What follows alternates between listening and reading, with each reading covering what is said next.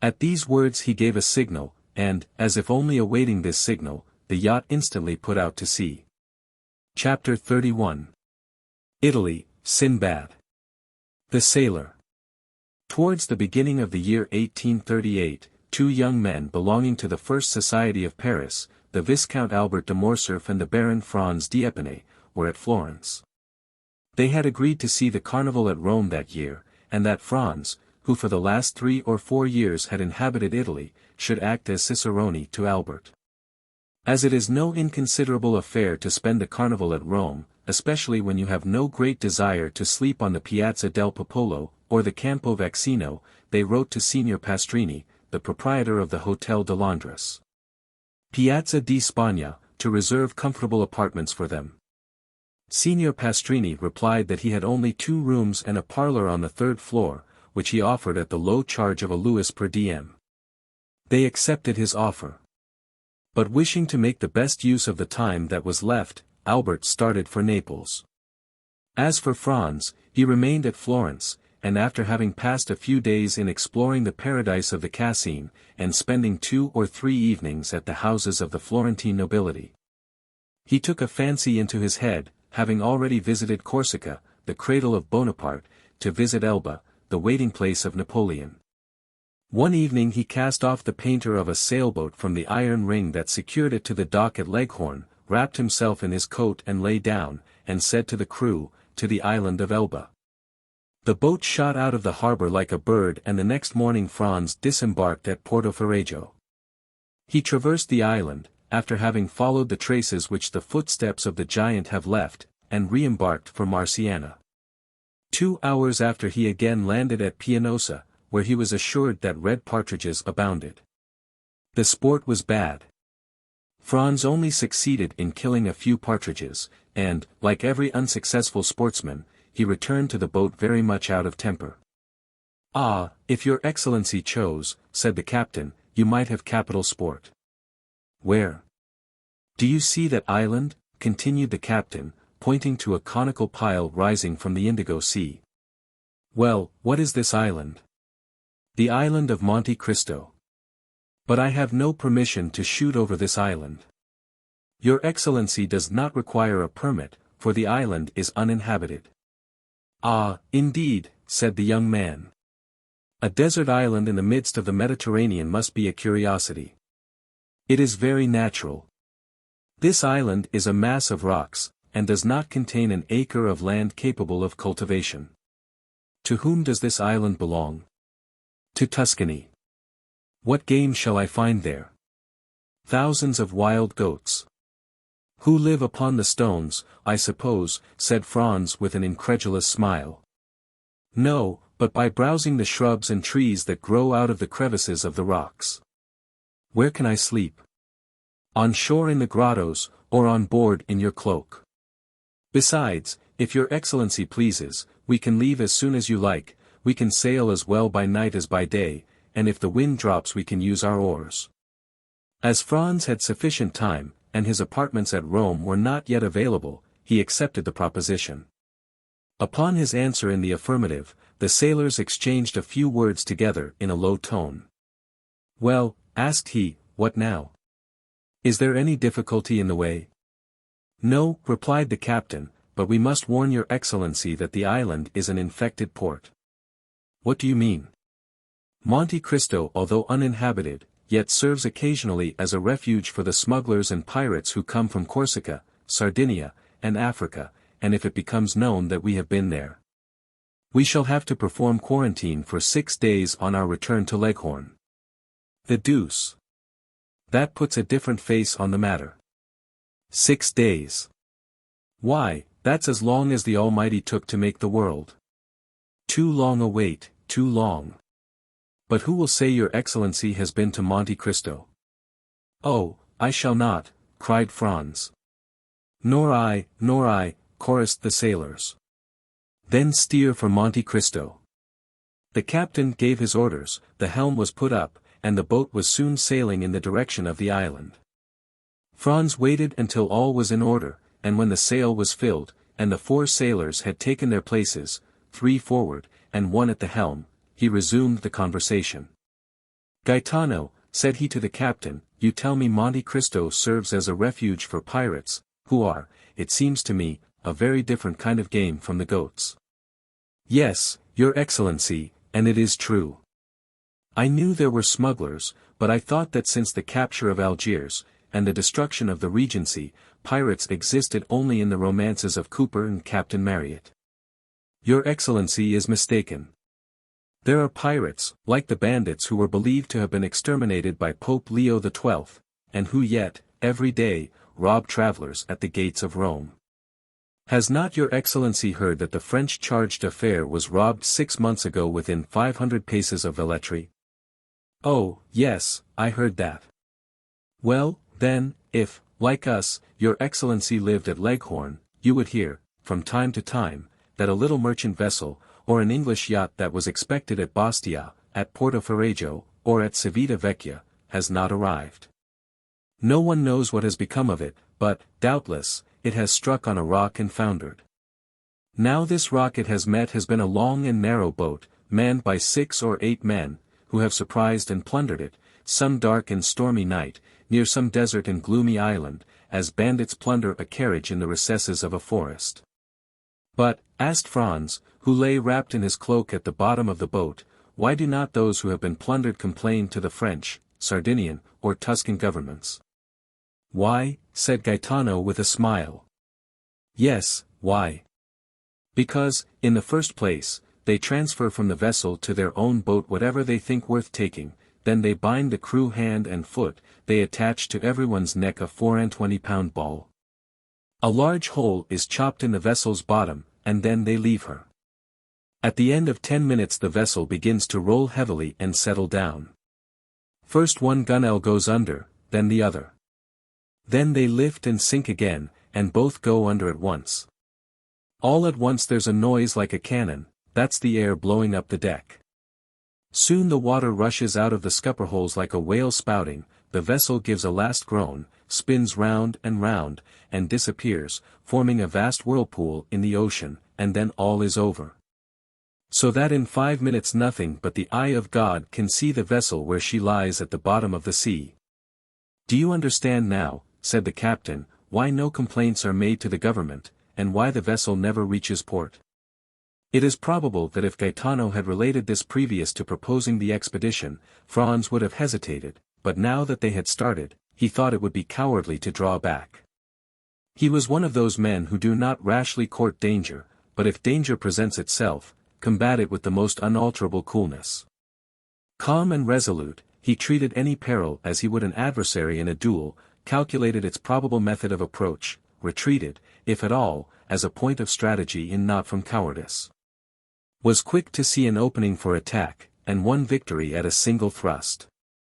Bah, said he, I have traveled through Sicily and Calabria, I have sailed 2 months in the archipelago, and yet I never saw even the shadow of a bandit or a pirate. I did not tell your excellency this to deter you from your project, replied Gaetano, but you questioned me, and I have answered, that's all. Yes, and your conversation is most interesting. And as I wish to enjoy it as long as possible, steer for Monte Cristo. The wind blew strongly, the boat made 6 or 7 knots an hour, and they were rapidly reaching the end of their voyage. As they drew near the island seemed to lift from the sea, and the air was so clear that they could already distinguish the rocks heaped on one another, like cannon balls in an arsenal, with green bushes and trees growing in the crevices. As for the sailors, although they appeared perfectly tranquil yet it was evident that they were on the alert, and that they carefully watched the glassy surface over which they were sailing, and on which a few fishing boats, with their white sails, were alone visible. They were within 15 miles of Monte Cristo when the sun began to set behind Corsica, whose mountains appeared against the sky, showing their rugged peaks in bold relief. This mass of rock, like the giant Adamastor, rose dead ahead, a formidable barrier, and intercepting the light that gilded its massive peaks so that the voyagers were in shadow. Little by little the shadow rose higher and seemed to drive before it the last rays of the expiring day. At last the reflection rested on the summit of the mountain, where it paused an instant, like the fiery crest of a volcano, then gloom gradually covered the summit as it had covered the base. And the island now only appeared to be a grey mountain that grew continually darker. Half an hour after, the night was quite dark. Fortunately, the mariners were used to these latitudes, and knew every rock in the Tuscan archipelago. For in the midst of this obscurity Franz was not without uneasiness. Corsica had long since disappeared, and Monte Cristo itself was invisible. But the sailors seemed, like the lynx, to see in the dark, and the pilot who steered did not evince the slightest hesitation. An hour had passed since the sun had set, when Franz fancied he saw, at a quarter of a mile to the left, a dark mass, but he could not precisely make out what it was. And fearing to excite the mirth of the sailors by mistaking a floating cloud for land, he remained silent. Suddenly a great light appeared on the strand. Land might resemble a cloud, but the fire was not a meteor. "What is this light?" asked he. "Hush," said the captain, "it is a fire." "But you told me the island was uninhabited." "I said there were no fixed habitations on it, but I said also that it served sometimes as a harbor for smugglers." "And for pirates?" "And for pirates," returned Gaetano, repeating Franz's words. "It is for that reason I have given orders to pass the island, for, as you see, the fire is behind us." "But this fire," continued Franz. "It seems to me rather reassuring than otherwise. Men who did not wish to be seen would not light a fire." "Oh, that goes for nothing," said Gaetano. "If you can guess the position of the island in the darkness, you will see that the fire cannot be seen from the side or from Pianosa, but only from the sea." "You think, then, this fire indicates the presence of unpleasant neighbors?" "That is what we must find out," returned Gaetano, fixing his eyes on this terrestrial star. "How can you find out?" "You shall see." Gaetano consulted with his companions, and after 5 minutes' discussion a maneuver was executed which caused the vessel to tack about. They returned the way they had come, and in a few minutes the fire disappeared, hidden by an elevation of the land. The pilot again changed the course of the boat, which rapidly approached the island, and was soon within 50 paces of it. Gaetano lowered the sail, and the boat came to rest. All this was done in silence, and from the moment that their course was changed not a word was spoken. Gaetano, who had proposed the expedition, had taken all the responsibility on himself. The 4 sailors fixed their eyes on him, while they got out their oars and held themselves in readiness to row away, which, thanks to the darkness, would not be difficult. As for Franz, he examined his arms with the utmost coolness. He had 2 double-barreled guns and a rifle. He loaded them, looked at the priming, and waited quietly. During this time the captain had thrown off his vest and shirt, and secured his trousers round his waist. His feet were naked, so he had no shoes and stockings to take off. After these preparations he placed his finger on his lips, and lowering himself noiselessly into the sea, swam towards the shore with such precaution that it was impossible to hear the slightest sound. He could only be traced by the phosphorescent line in his wake. This track soon disappeared. It was evident that he had touched the shore. Everyone on board remained motionless for half an hour, when the same luminous track was again observed, and the swimmer was soon on board. "Well," exclaimed Franz and the sailors in unison. "They are Spanish smugglers," said he. "They have with them 2 Corsican bandits." "And what are these Corsican bandits doing here with Spanish smugglers?" "Alas," returned the captain with an accent of the most profound pity, "we ought always to help one another. Very often the bandits are hard-pressed by gendarmes or carbineers. Well, they see a vessel, and good fellows like us on board, they come and demand hospitality of us. You can't refuse help to a poor hunted devil. We receive them, and for greater security we stand out to sea. This costs us nothing, and saves the life, or at least the liberty, of a fellow creature, who on the first occasion returns the service by pointing out some safe spot where we can land our goods without interruption." "Ah!" said Franz, "then you are a smuggler occasionally, Gaetano?" "Your Excellency, we must live somehow," returned the other, smiling impenetrably. "Then you know the men who are now on Monte Cristo?" "Oh, yes, we sailors are like Freemasons, and recognize each other by signs." And do you think we have nothing to fear if we land? Nothing at all, smugglers are not thieves. But these two Corsican bandits? Said Franz, calculating the chances of peril. It is not their fault that they are bandits, but that of the authorities. How so? Because they are pursued for having made a stiff, as if it was not in a Corsican's nature to revenge himself. What do you mean by having made a stiff, having assassinated a man, said Franz, continuing his investigation. I mean that they have killed an enemy, which is a very different thing, returned the captain.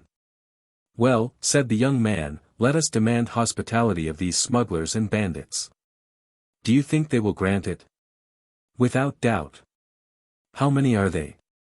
4, and the 2 bandits make 6. Just our number, so that if they prove troublesome, we shall be able to hold them in check, so, for the last time, steer to Monte Cristo. Yes, but your excellency will permit us to take all due precautions. By all means, be as wise as Nestor and as prudent as Ulysses, I do more than permit, I exhort you. Silence, then, said Gaetano. Everyone obeyed. For a man who, like Franz, viewed his position in its true light, it was a grave one. He was alone in the darkness with sailors whom he did not know, and who had no reason to be devoted to him. Who knew that he had several thousand francs in his belt, and who had often examined his weapons, which were very beautiful, if not with envy, at least with curiosity. On the other hand, he was about to land, without any other escort than these men, on an island which had, indeed, a very religious name, but which did not seem to Franz likely to afford him much hospitality, thanks to the smugglers and bandits. The history of the scuttled vessels, which had appeared improbable during the day, seemed very probable at night. Placed as he was between 2 possible sources of danger, he kept his eye on the crew, and his gun in his hand.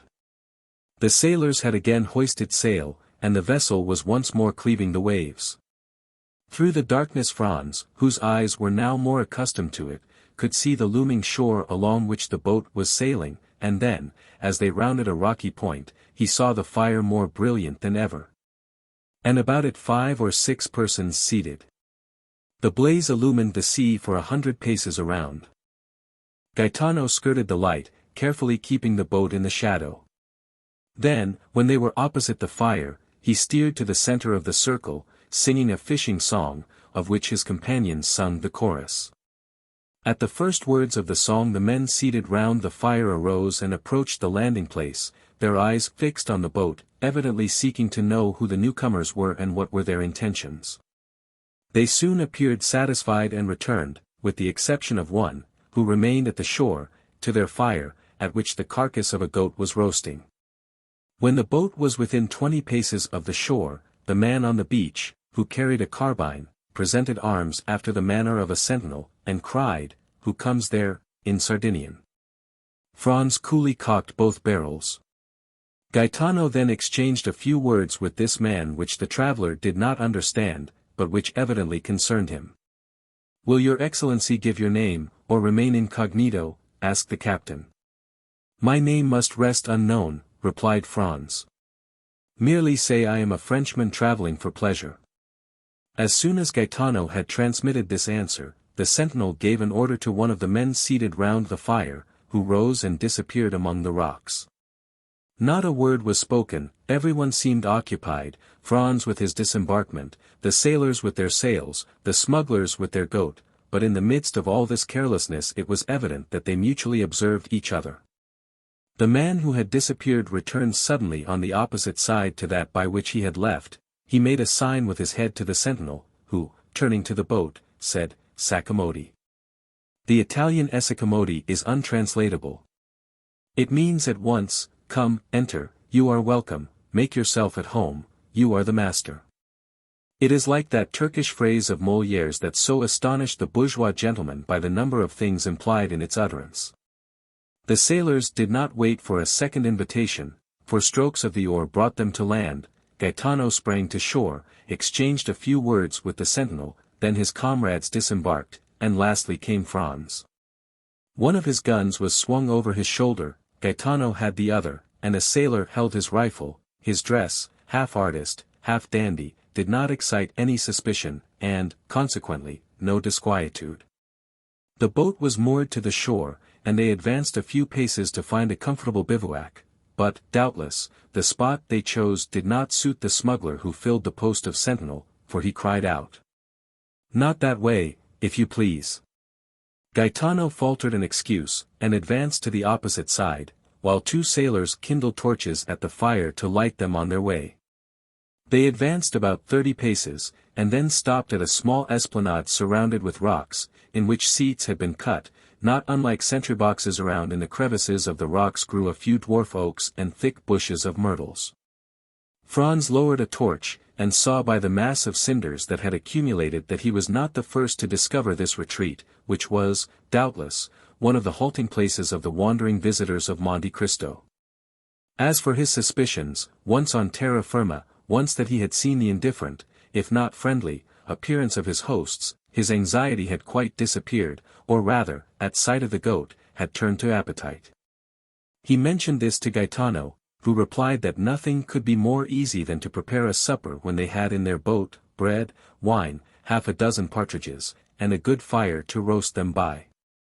Besides, added he, if the smell of their roast meat tempts you, I will go and offer them 2 of our birds for a slice.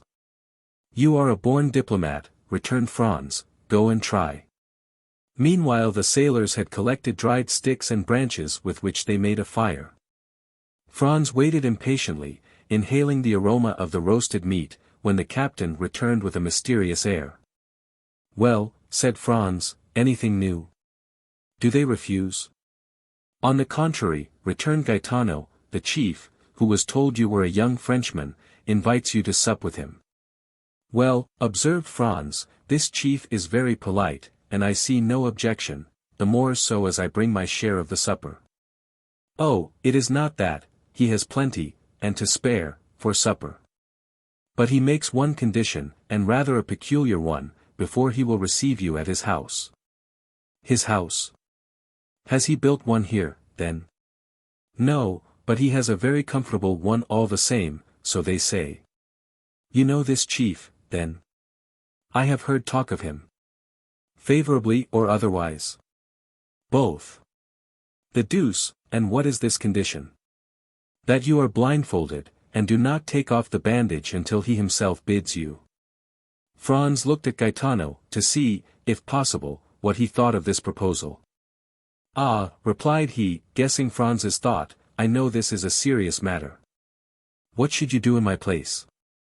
I, who have nothing to lose, I should go. You would accept? Yes, were it only out of curiosity. There is something very peculiar about this chief, then. Listen, said Gaetano, lowering his voice, I do not know if what they say is true. He stopped to see if anyone was near. What do they say? That this chief inhabits a cavern to which the Pitti Palace is nothing. What nonsense, said Franz, reseating himself. It is no nonsense, it is quite true.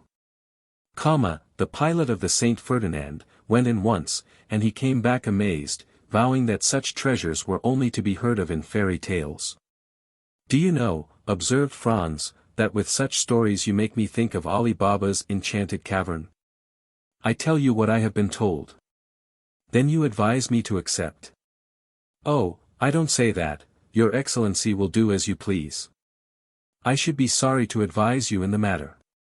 Franz pondered the matter for a few moments, concluded that a man so rich could not have any intention of plundering him of what little he had, and seeing only the prospect of a good supper, accepted. Gaetano departed with the reply. Franz was prudent, and wished to learn all he possibly could concerning his host.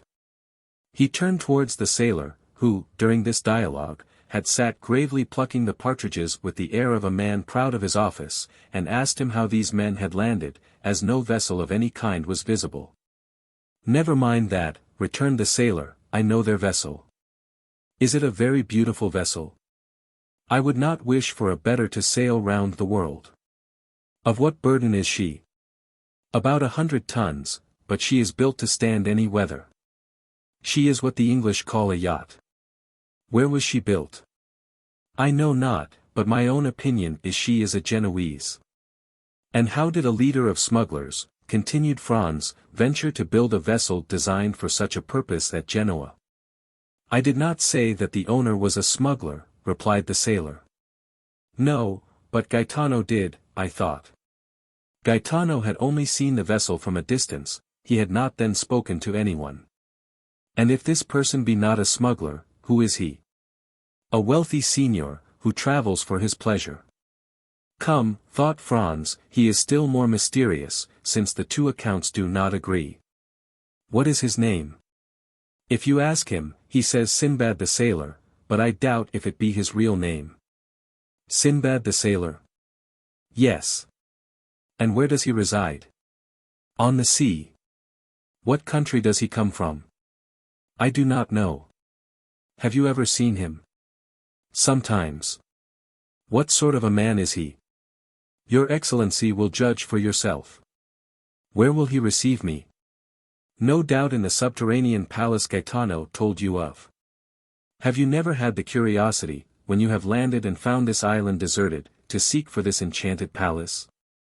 Oh, yes, more than once, but always in vain. We examined the grotto all over, but we never could find the slightest trace of any opening. They say that the door is not opened by a key, but a magic word. Decidedly, muttered Franz, this is an Arabian Nights adventure.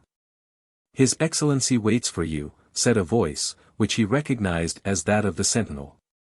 He was accompanied by two of the yacht's crew. Franz drew his handkerchief from his pocket, and presented it to the man who had spoken to him. Without uttering a word, they bandaged his eyes with a care that showed their apprehensions of his committing some indiscretion. Afterwards he was made to promise that he would not make the least attempt to raise the bandage. He promised. Then his two guides took his arms, and he went on, guided by them, and preceded by the sentinel. After going about 30 paces, he smelt the appetizing odor of the kid that was roasting, and knew thus that he was passing the bivouac. They then led him on about 50 paces farther, evidently advancing towards that part of the shore where they would not allow Gaetano to go, a refusal he could now comprehend. Presently, by a change in the atmosphere, he knew that they were entering a cave. After going on for a few seconds more he heard a crackling, and it seemed to him as though the atmosphere again changed, and became balmy and perfumed. At length his feet touched on a thick and soft carpet, and his guides let go their hold of him. There was a moment's silence, and then a voice, in excellent French, although, with a foreign accent, said, "Welcome, sir. I beg you will remove your bandage." It may be supposed, then, Franz did not wait for a repetition of this permission, but took off the handkerchief, and found himself in the presence of a man from 38 to 40 years of age, dressed in a Tunisian costume, that is to say, a red cap with a long blue silk tassel, a vest of black cloth embroidered with gold, pantaloons of deep red, large and full gaiters of the same color, embroidered with gold like the vest, and yellow slippers. He had a splendid cashmere round his waist, and a small sharp and crooked cangier was passed through his girdle. Although of a paleness that was almost livid, this man had a remarkably handsome face, his eyes were penetrating and sparkling.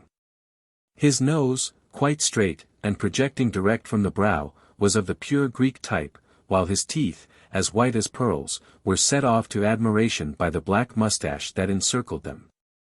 His pallor was so peculiar, that it seemed to pertain to one who had been long entombed, and who was incapable of resuming the healthy glow and hue of life. He was not particularly tall, but extremely well made, and, like the men of the south, had small hands and feet. But what astonished Franz, who had treated Gaetano's description as a fable, was the splendor of the apartment in which he found himself. The entire chamber was lined with crimson brocade, worked with flowers of gold. In a recess was a kind of divan, surmounted with a stand of Arabian swords in silver scabbards, and the handles resplendent with gems. From the ceiling hung a lamp of Venetian glass, of beautiful shape and color, while the feet rested on a Turkey carpet, in which they sunk to the instep. Tapestry hung before the door by which Franz had entered, and also in front of another door, leading into a second apartment which seemed to be brilliantly illuminated. The host gave Franz time to recover from his surprise, and, moreover, returned look for look, not even taking his eyes off him. "Sir," he said, after a pause, "1,000 excuses for the precaution taken in your introduction hither.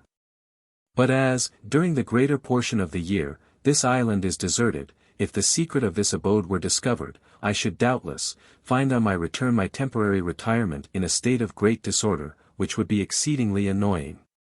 Not for the loss it occasioned me, but because I should not have the certainty I now possess of separating myself from all the rest of mankind at pleasure.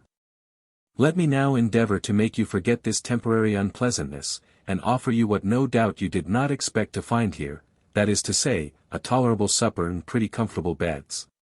"Ma foi, my dear sir," replied Franz, "make no apologies. I have always observed that they bandage people's eyes who penetrate enchanted palaces, for instance, those of Raoul in the Huguenots, and really I have nothing to complain of, for what I see makes me think of the wonders of the Arabian Nights. Alas! I may say with Lucullus, if I could have anticipated the honor of your visit, I would have prepared for it. But such as is my hermitage, it is at your disposal, such as is my supper, it is yours to share, if you will. Ali, is the supper ready?" At this moment the tapestry moved aside, and a Nubian, black as ebony, and dressed in a plain white tunic, made a sign to his master that all was prepared in the dining-room. "Now," said the unknown to Franz, "I do not know if you are of my opinion, but I think nothing is more annoying than to remain 2 or 3 hours together without knowing by name or appellation how to address one another. Pray observe, that I too much respect the laws of hospitality to ask your name or title. I only request you to give me one by which I may have the pleasure of addressing you.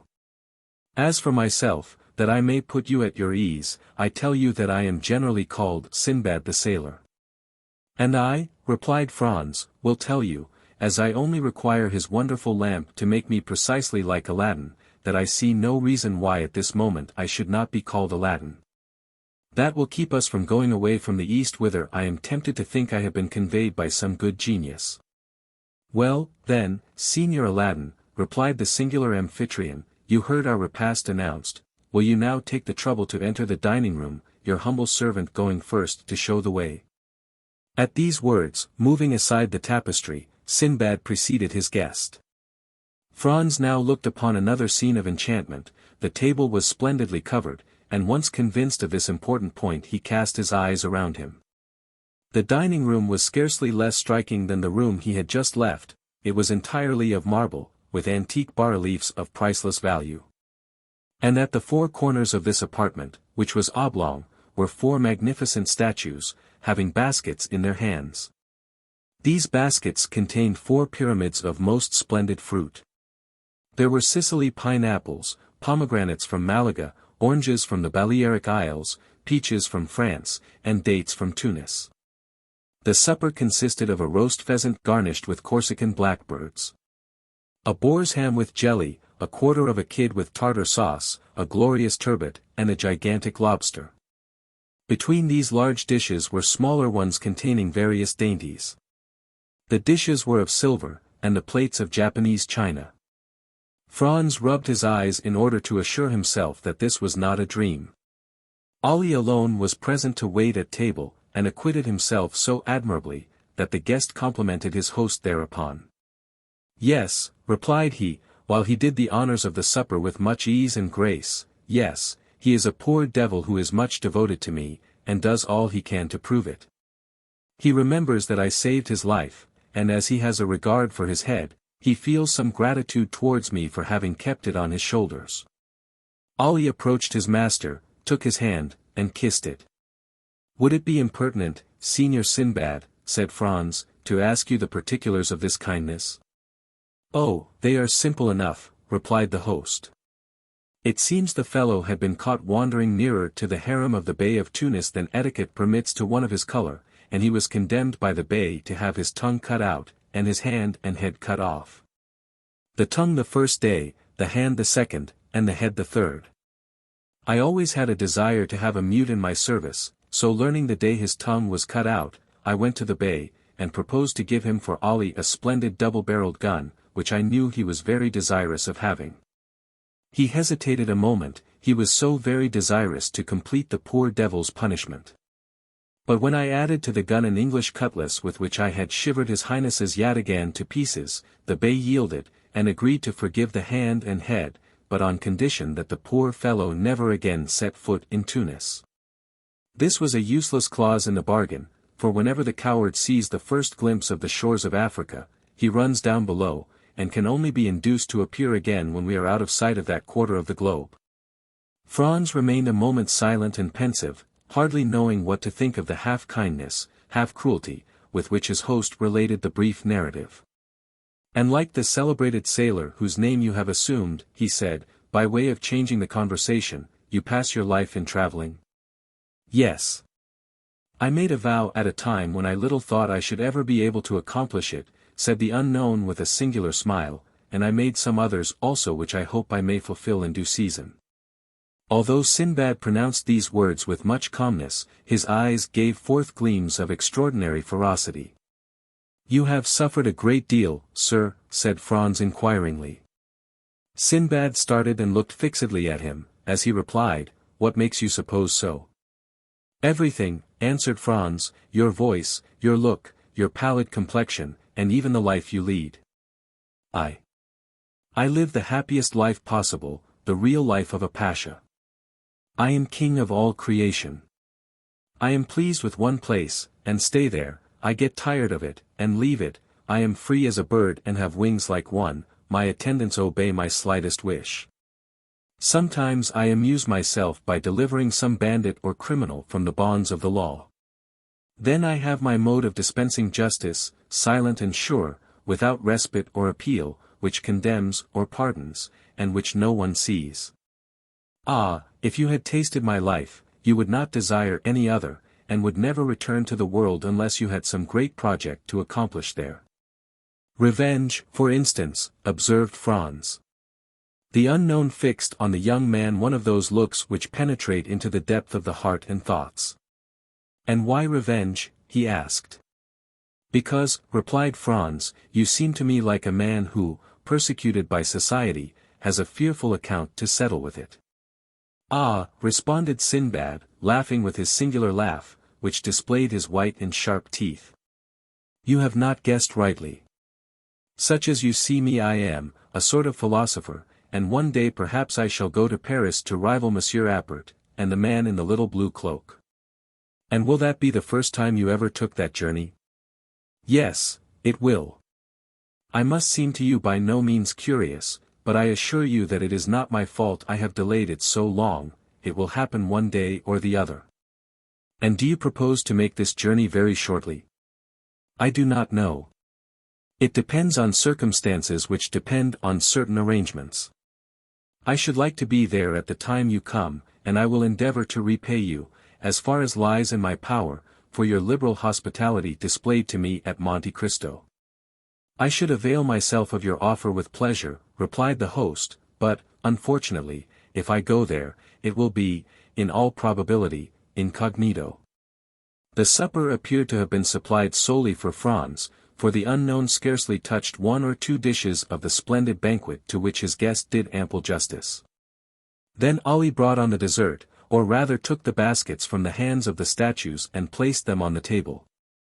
Between the two baskets he placed a small silver cup with a silver cover. The care with which Ali placed this cup on the table roused Franz's curiosity. He raised the cover and saw a kind of greenish paste, something like preserved angelica, but which was perfectly unknown to him. He replaced the lid, as ignorant of what the cup contained as he was before he had looked at it, and then casting his eyes towards his host he saw him smile at his disappointment. You cannot guess, said he, what there is in that small vase, can you? No, I really cannot. Well, then, that green preserve is nothing less than the ambrosia which Hebe served at the table of Jupiter. But, replied Franz, this ambrosia, no doubt, in passing through mortal hands has lost its heavenly appellation and assumed a human name. In vulgar phrase, what may you term this composition, for which, to tell the truth, I do not feel any particular desire. Ah, thus it is that our material origin is revealed, cried Sinbad.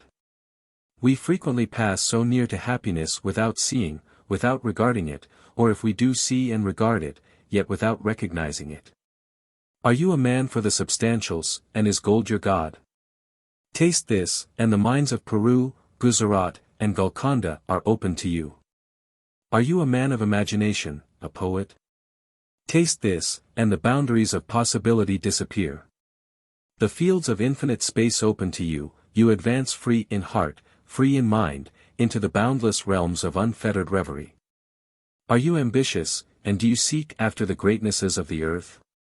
Taste this, and in an hour you will be a king, not a king of a petty kingdom hidden in some corner of Europe like France, Spain, or England, but king of the world, king of the universe, king of creation. Without bowing at the feet of Satan, you will be king and master of all the kingdoms of the earth. Is it not tempting what I offer you, and is it not an easy thing, since it is only to do thus? Look! At these words he uncovered the small cup which contained the substance so lauded, took a teaspoonful of the magic sweetmeat, raised it to his lips, and swallowed it slowly with his eyes half shut and his head bent backwards. Franz did not disturb him whilst he absorbed his favorite sweetmeat, but when he had finished, he inquired. What, then, is this precious stuff? Did you ever hear, he replied, of the old man of the mountain, who attempted to assassinate Philippe Auguste? Of course I have. Well, you know he reigned over a rich valley which was overhung by the mountain whence he derived his picturesque name. In this valley were magnificent gardens planted by Hassan ben Sabah, and in these gardens isolated pavilions. Into these pavilions he admitted the elect, and there, says Marco Polo, gave them to eat a certain herb, which transported them to paradise, in the midst of ever-blooming shrubs, ever-ripe fruit, and ever-lovely virgins. What these happy persons took for reality was but a dream. But it was a dream so soft, so voluptuous, so enthralling, that they sold themselves body and soul to him who gave it to them, and obedient to his orders as to those of a deity, struck down the designated victim, died in torture without a murmur. Believing that the death they underwent was but a quick transition to that life of delights of which the holy herb, now before you, had given them a slight foretaste. Then, cried Franz, it is hashish.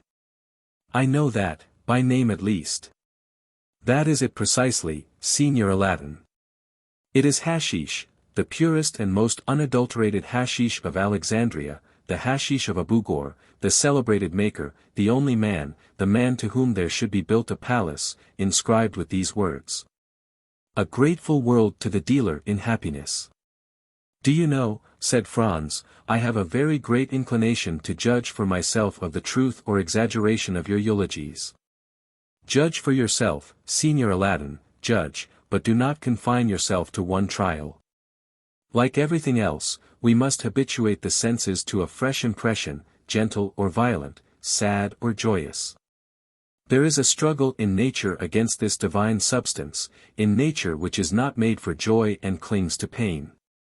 Nature subdued must yield in the combat, the dream must succeed to reality, and then the dream reigns supreme, then the dream becomes life, and life becomes the dream. But what changes occur? It is only by comparing the pains of actual being with the joys of the assumed existence, that you would desire to live no longer, but to dream thus forever. When you return to this mundane sphere from your visionary world, you would seem to leave a Neapolitan spring for a Lapland winter, to quit paradise for earth, heaven for hell.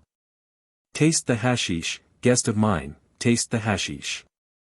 Franz's only reply was to take a teaspoonful of the marvelous preparation, about as much in quantity as his host had eaten, and lift it to his mouth.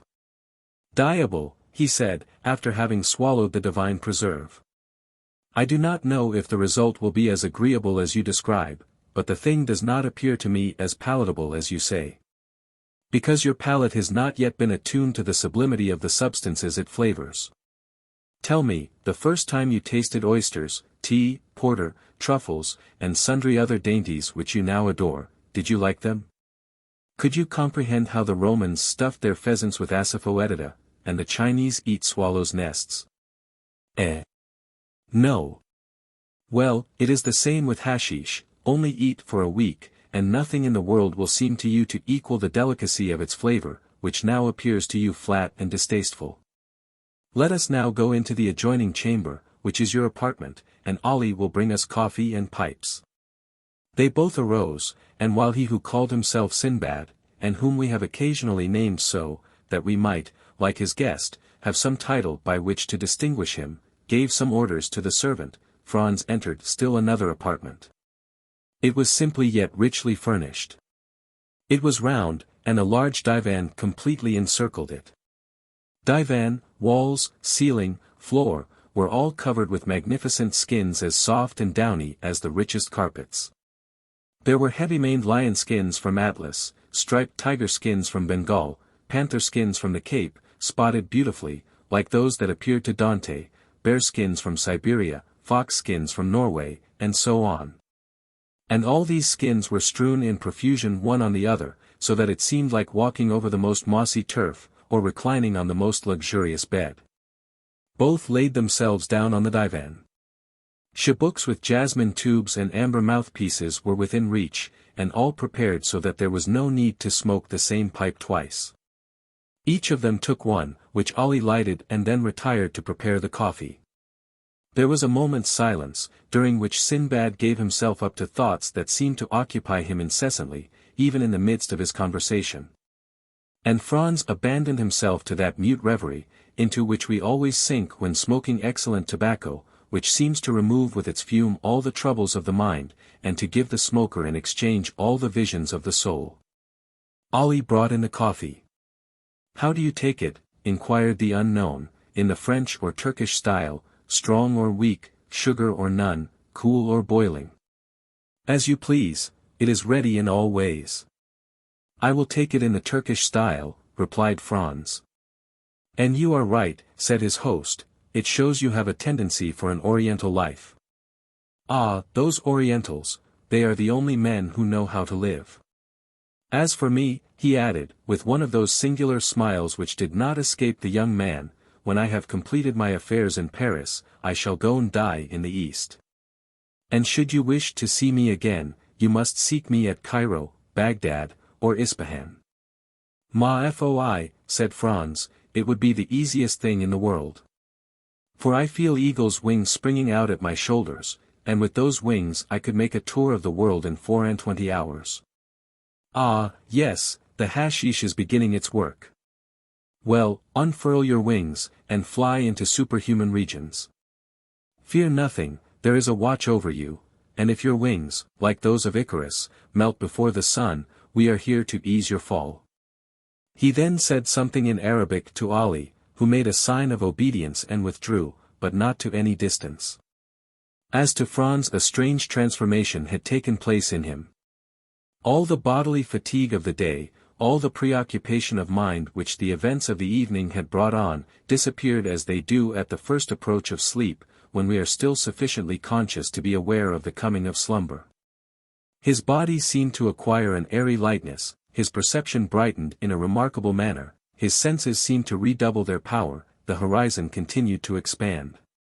But it was not the gloomy horizon of vague alarms, and which he had seen before he slept, but a blue, transparent, unbounded horizon, with all the blue of the ocean, all the spangles of the sun, all the perfumes of the summer breeze.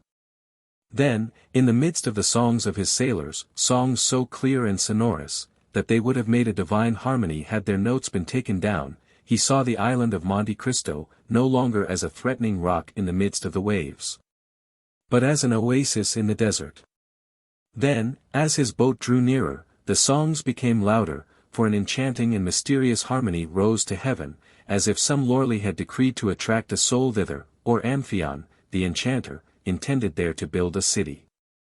At length the boat touched the shore, but without effort, without shock, as lips touch lips, and he entered the grotto amidst continued strains of most delicious melody. He descended, or rather seemed to descend, several steps, inhaling the fresh and balmy air, like that which may be supposed to reign around the grotto of Circe, formed from such perfumes as set the mind a-dreaming, and such fires as burn the very senses. And he saw again all he had seen before his sleep, from Sinbad, his singular host, to Ali, the mute attendant. Then all seemed to fade away and become confused before his eyes, like the last shadows of the magic lantern before it is extinguished, and he was again in the chamber of statues. Lighted only by one of those pale and antique lamps which watch in the dead of the night over the sleep of pleasure. They were the same statues, rich in form, in attraction, and poesy, with eyes of fascination, smiles of love, and bright and flowing hair. They were Phryne, Cleopatra, Messalina, those three celebrated courtesans. Then among them glided like a pure ray, like a Christian angel in the midst of Olympus, one of those chaste figures, those calm shadows, those soft visions, which seemed to veil its virgin brow before these marble wantons. Then the three statues advanced towards him with looks of love, and approached the couch on which he was reposing, their feet hidden in their long white tunics, their throats bare, hair flowing like waves. And assuming attitudes which the gods could not resist, but which saints withstood, and looks inflexible and ardent like those with which the serpent charms the bird. And then he gave way before looks that held him in a torturing grasp and delighted his senses as with a voluptuous kiss. It seemed to Franz that he closed his eyes, and in a last look about him saw the vision of modesty completely veiled. And then followed a dream of passion like that promised by the prophet to the elect. Lips of stone turned to flame, breasts of ice became like heated lava, so that to Franz, yielding for the first time to the sway of the drug, love was a sorrow and voluptuousness a torture, as burning mouths were pressed to his thirsty lips. And he was held in cool serpent-like embraces. The more he strove against this unhallowed passion the more his senses yielded to its thrall, and at length, weary of a struggle that taxed his very soul, he gave way and sank back breathless and exhausted beneath the kisses of these marble goddesses, and the enchantment of his marvelous dream. Chapter 32. The Waking. When Franz returned to himself, he seemed still to be in a dream. He thought himself in a sepulchre, into which a ray of sunlight in pity scarcely penetrated. He stretched forth his hand, and touched stone. He rose to his seat, and found himself lying on his bournus in a bed of dry heather, very soft and odoriferous. The vision had fled, and as if the statues had been but shadows from the tomb, they had vanished at his waking. He advanced several paces towards the point whence the light came, and to all the excitement of his dream succeeded the calmness of reality. He found that he was in a grotto, went towards the opening, and through a kind of fanlight saw a blue sea and an azure sky. The air and water were shining in the beams of the morning sun, on the shore the sailors were sitting, chatting and laughing. And at 10 yards from them the boat was at anchor, undulating gracefully on the water. There for some time he enjoyed the fresh breeze which played on his brow, and listened to the dash of the waves on the beach, that left against the rocks a lace of foam as white as silver.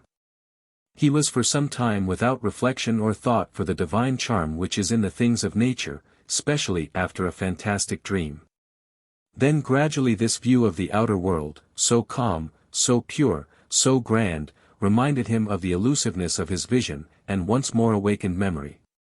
He recalled his arrival on the island, his presentation to a smuggler chief, a subterranean palace full of splendor, an excellent supper, and a spoonful of hashish.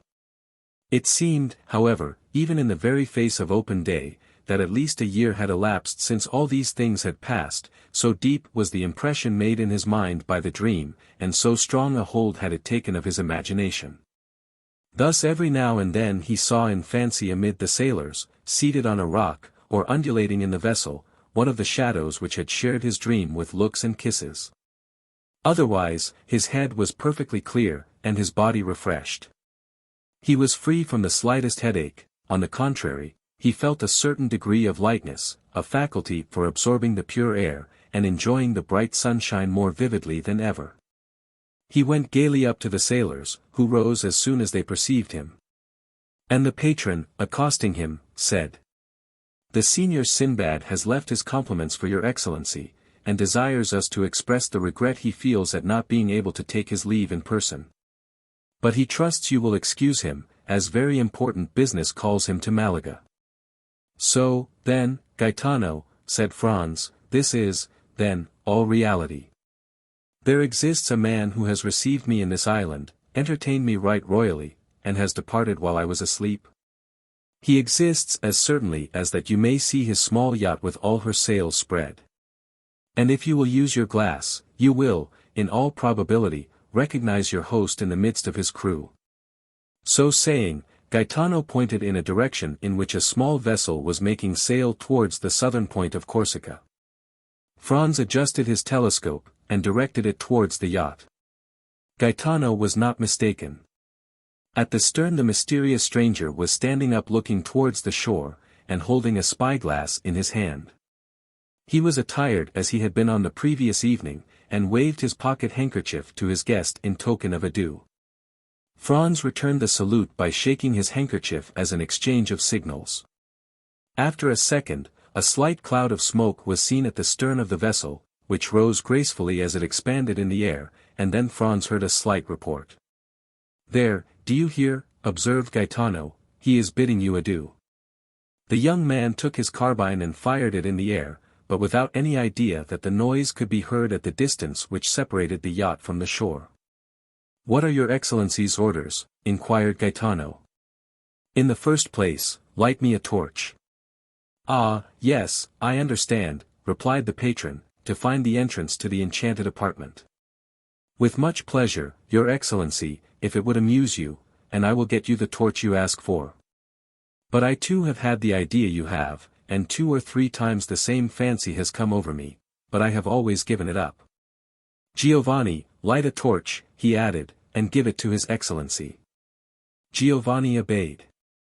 Franz took the lamp, and entered the subterranean grotto, followed by Gaetano. He recognized the place where he had awaked by the bed of heather that was there. But it was in vain that he carried his torch all round the exterior surface of the grotto. He saw nothing, unless that, by traces of smoke, others had before him attempted the same thing, and, like him, in vain. Yet he did not leave a foot of this granite wall, as impenetrable as futurity, without strict scrutiny. He did not see a fissure without introducing the blade of his hunting sword into it, or a projecting point on which he did not lean and press in the hopes it would give way. All was vain. And he lost 2 hours in his attempts, which were at last utterly useless. At the end of this time he gave up his search, and Gaetano smiled. When Franz appeared again on the shore, the yacht only seemed like a small white speck on the horizon. He looked again through his glass, but even then he could not distinguish anything. Gaetano reminded him that he had come for the purpose of shooting goats, which he had utterly forgotten. He took his fowling piece, and began to hunt over the island with the air of a man who is fulfilling a duty, rather than enjoying a pleasure, and at the end of a quarter of an hour he had killed a goat and 2 kids. These animals, though wild and agile as chamois, were too much like domestic goats, and Franz could not consider them as game. Moreover, other ideas, much more enthralling, occupied his mind. Since, the evening before, he had really been the hero of one of the tales of the 1001 Nights, and he was irresistibly attracted towards the grotto. Then, in spite of the failure of his first search, he began a second, after having told Gaetano to roast one of the 2 kids. The second visit was a long one, and when he returned the kid was roasted and the repast ready. Franz was sitting on the spot where he was on the previous evening when his mysterious host had invited him to supper, and he saw the little yacht, now like a seagull on the wave, continuing her flight towards Corsica. "Why," he remarked to Gaetano, "you told me that Signor Sinbad was going to Malaga, while it seems he is in the direction of Porto Vecchio."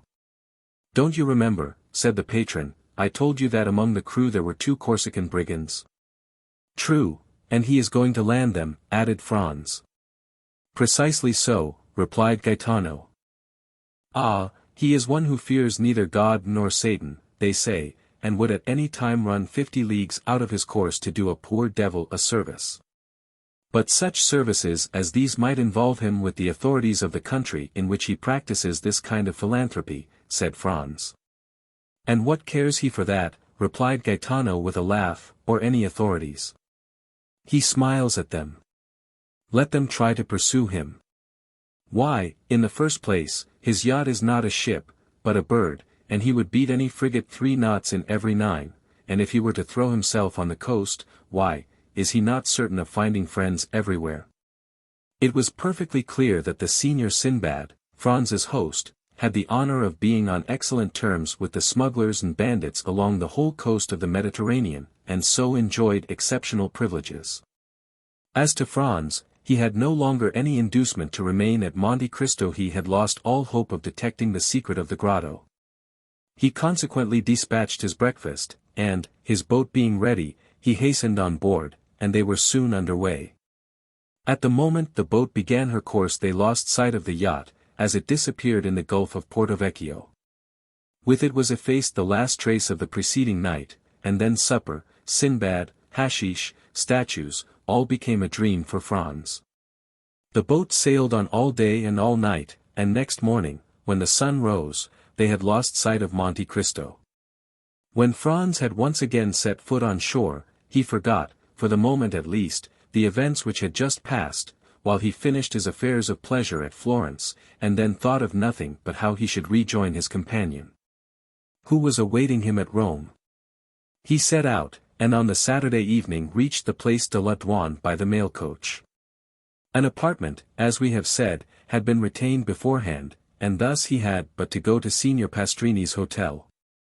But this was not so easy a matter, for the streets were thronged with people, and Rome was already a prey to that low and feverish murmur which precedes all great events.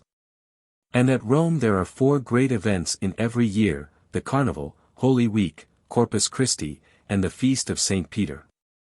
All the rest of the year the city is in that state of dull apathy, between life and death, which renders it similar to a kind of station between this world and the next, a sublime spot, a resting place full of poetry and character. And at which Franz had already halted 5 or 6 times, and at each time found it more marvelous and striking. At last he made his way through the mob, which was continually increasing and getting more and more turbulent, and reached the hotel. On his first inquiry he was told, with the impertinence peculiar to hired hackney coachmen and innkeepers with their houses full, that there was no room for him at the Hotel de Londres. Then he sent his card to Signor Pastrini, and asked for Albert de Morcerf. This plan succeeded. And Signor Pastrini himself ran to him, excusing himself for having made his Excellency wait, scolding the waiters, taking the candlestick from the porter, who was ready to pounce on the traveller and was about to lead him to Albert, when Morcerf himself appeared. The apartment consisted of 2 small rooms and a parlour. The 2 rooms looked on to the street, a fact which Signor Pastrini commented upon as an inappreciable advantage. The rest of the floor was hired by a very rich gentleman who was supposed to be a Sicilian or Maltese, but the host was unable to decide to which of the 2 nations the traveller belonged. "Very good, Signor Pastrini," said Franz. "But we must have some supper instantly, and a carriage for tomorrow and the following days." "As to supper," replied the landlord, "you shall be served immediately, but as for the carriage—" "What as to the carriage?" exclaimed Albert. "Come, come, Signor Pastrini, no joking, we must have a carriage." "Sir," replied the host, "we will do all in our power to procure you one, this is all I can say." "And when shall we know?" inquired Franz. "Tomorrow morning," answered the innkeeper. "Oh, the deuce! Then we shall pay the more, that's all, I see plainly enough. At Drake's or Aaron's one pays 25 lire for common days, and 30 or 35 lire a day more for Sundays and feast days. Add 5 lire a day more for extras, that will make 40, and there's an end of it. I am afraid if we offer them double that we shall not procure a carriage. Then they must put horses to mine. It is a little worse for the journey, but that's no matter. There are no horses." Albert looked at Franz like a man who hears a reply he does not understand. "Do you understand that, my dear Franz, no horses?" he said, "but can't we have post horses? They have been all hired this fortnight, and there are none left but those absolutely requisite for posting." "What are we to say to this?" asked Franz. "I say, that when a thing completely surpasses my comprehension, I am accustomed not to dwell on that thing, but to pass to another. Is supper ready, Signor Pastrini?" "Yes, Your Excellency." "Well, then, let us sup. But the carriage and horses?" said Franz. Be easy, my dear boy, they will come in due season, it is only a question of how much shall be charged for them. Morcerf then, with that delighted philosophy which believes that nothing is impossible to a full purse or well-lined pocketbook, supped, went to bed, slept soundly, and dreamed he was racing all over Rome at carnival time in a coach with 6 horses. Chapter 33. Roman Bandits. The next morning Franz woke first, and instantly rang the bell. The sound had not yet died away when Signor Pastrini himself entered. Well, Excellency, said the landlord triumphantly, and without waiting for Franz to question him, I feared yesterday, when I would not promise you anything, that you were too late, there is not a single carriage to be had, that is. For the 3 last days. Yes, returned Franz, for the very 3 days it is most needed. What is the matter, said Albert, entering, no carriage to be had. Just so, returned Franz, you have guessed it. Well, your eternal city is a nice sort of place. That is to say, Excellency, replied Pastrini, who was desirous of keeping up the dignity of the capital of the Christian world in the eyes of his guest, that there are no carriages to be had from Sunday to Tuesday evening. But from now till Sunday you can have 50 if you please. Ah, that is something, said Albert, today is Thursday, and who knows what may arrive between this and Sunday. 10 or 12,000 travelers will arrive, replied Franz, which will make it still more difficult.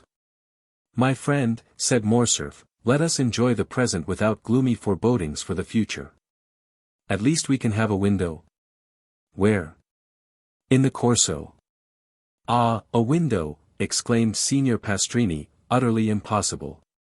There was only one left on the 5th floor of the Doria Palace, and that has been let to a Russian prince for 20 sequins a day. The 2 young men looked at each other with an air of stupefaction.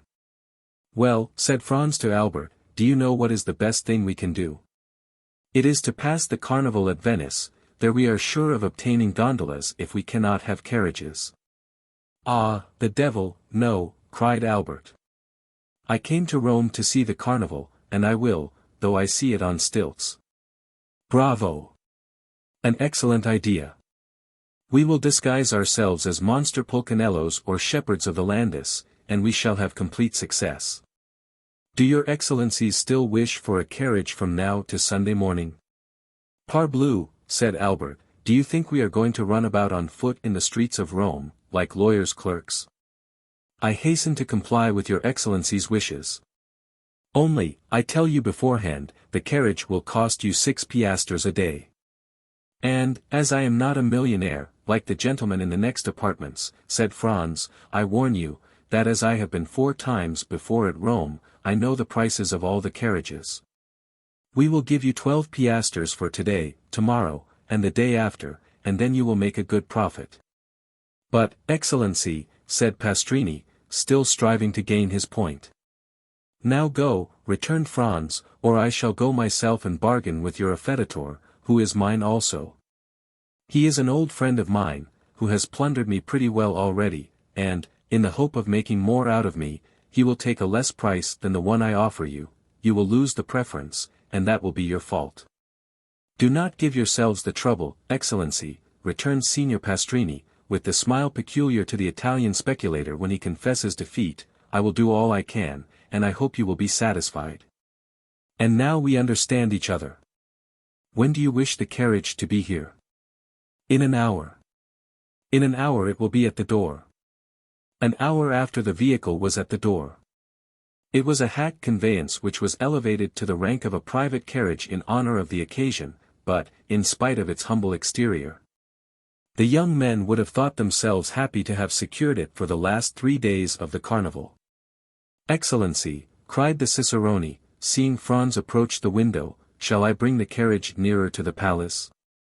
Accustomed as Franz was to the Italian phraseology, his first impulse was to look round him, but these words were addressed to him.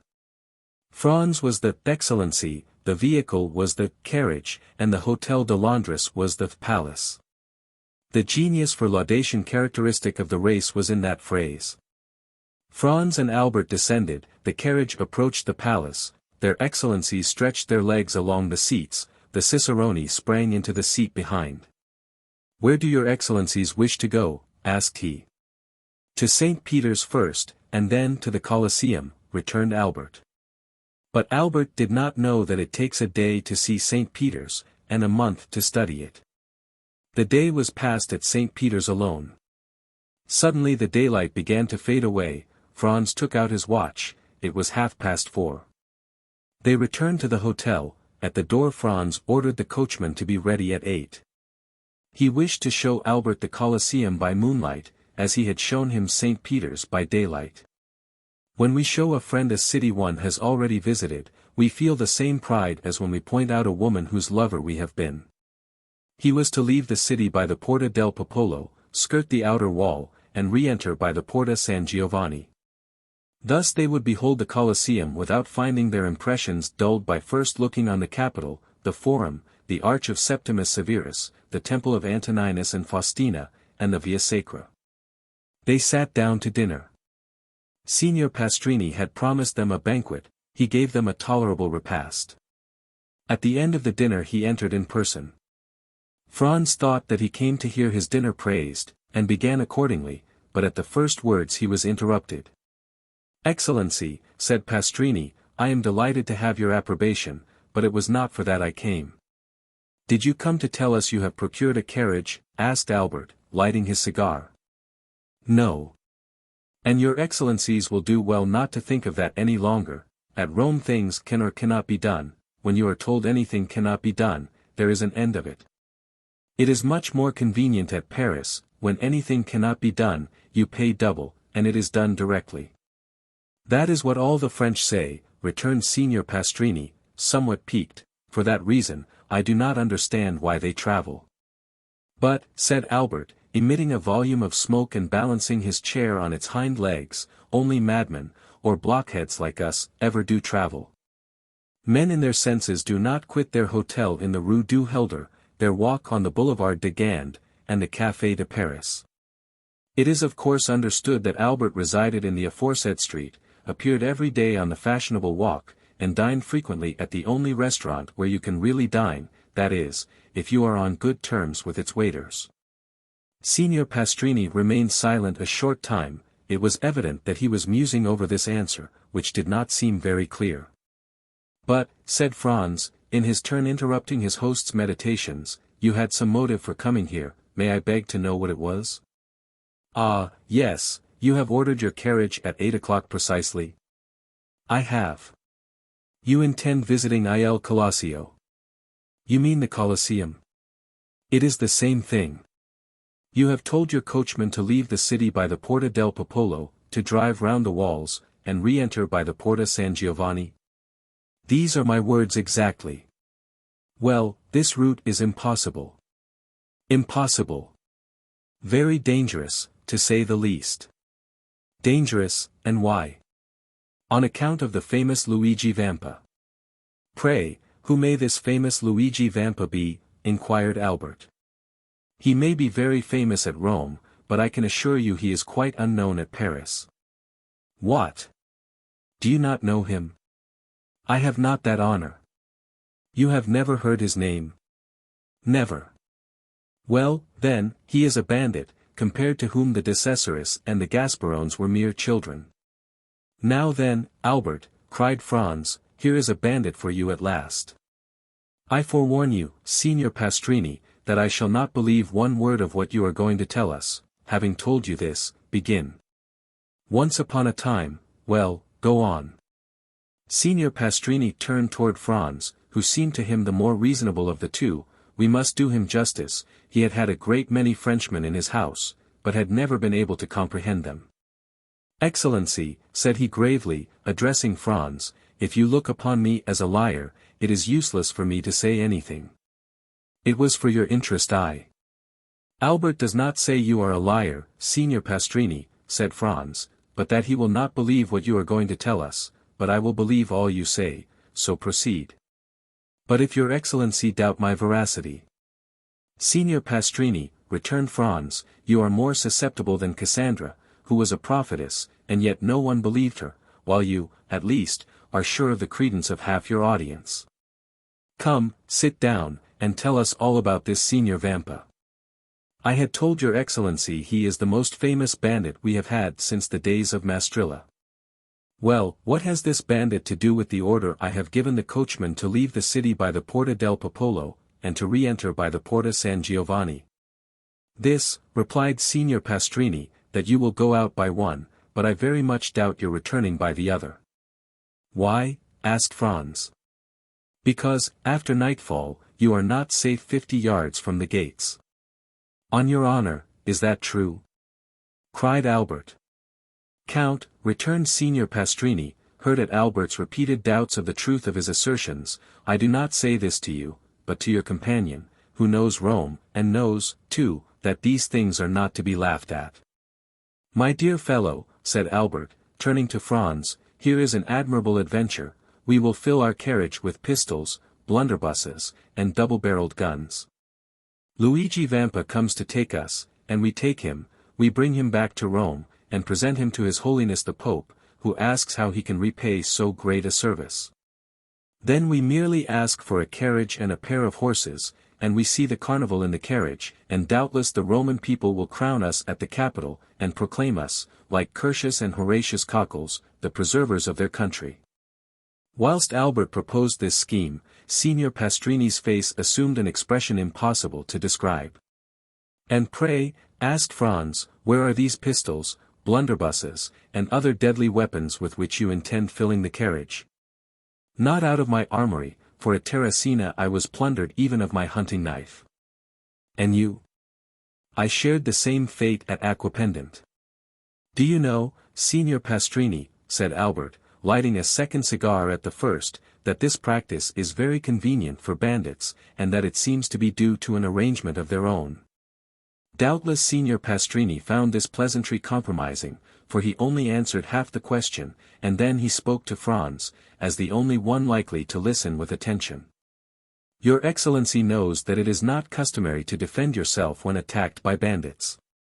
What, cried Albert, whose courage revolted at the idea of being plundered tamely, not make any resistance? No, for it would be useless.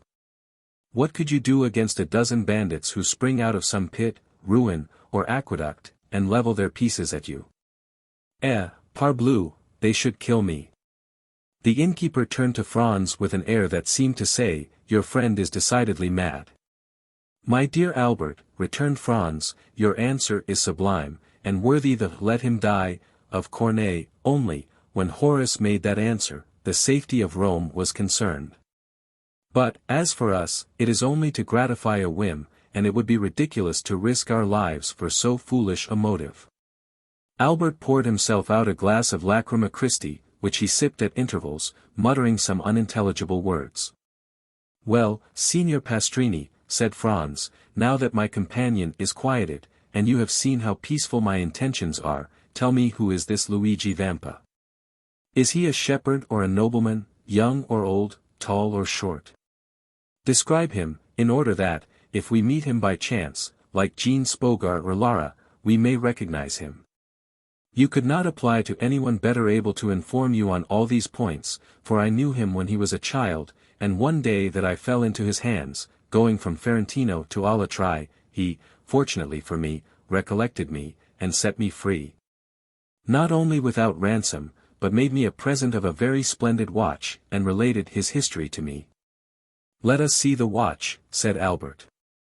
Signor Pastrini drew from his fob a magnificent brigand, bearing the name of its maker, of Parisian manufacture, and a count's coronet. Here it is, said he. Peste, returned Albert, I compliment you on it. I have its fellow, he took his watch from his waistcoat pocket, and it cost me 3,000 francs. Let us hear the history, said Franz, motioning Signor Pastrini to seat himself. Your Excellencies permit it? Asked the host. Pardieu! Cried Albert, you are not a preacher, to remain standing. The host sat down, after having made each of them a respectful bow, which meant that he was ready to tell them all they wished to know concerning Luigi Vampa. You tell me, said Franz, at the moment Signor Pastrini was about to open his mouth, that you knew Luigi Vampa when he was a child. he is still a young man, then. A young man? He is only 22, he will gain himself a reputation. What do you think of that, Albert, at 22 to be thus famous? Yes, and at his age, Alexander, Caesar, and Napoleon, who have all made some noise in the world, were quite behind him. So, continued Franz, the hero of this history is only 22. Scarcely so much. Is he tall or short? Of the middle height, about the same stature as his Excellency, returned the host, pointing to Albert. Thanks for the comparison, said Albert, with a bow. Go on, Signor Pastrini, continued Franz, smiling at his friend's susceptibility. To what class of society does he belong? He was a shepherd boy attached to the farm of the Count of San Felice, situated between Palestrina and the Lake of Gabri. He was born at Pampinara, and entered the Count's service when he was 5 years old. His father was also a shepherd, who owned a small flock, and lived by the wool and the milk, which he sold at Rome when quite a child. The little Vampa displayed a most extraordinary precocity. One day, when he was 7 years old, he came to the curate of Palestrina, and asked to be taught to read.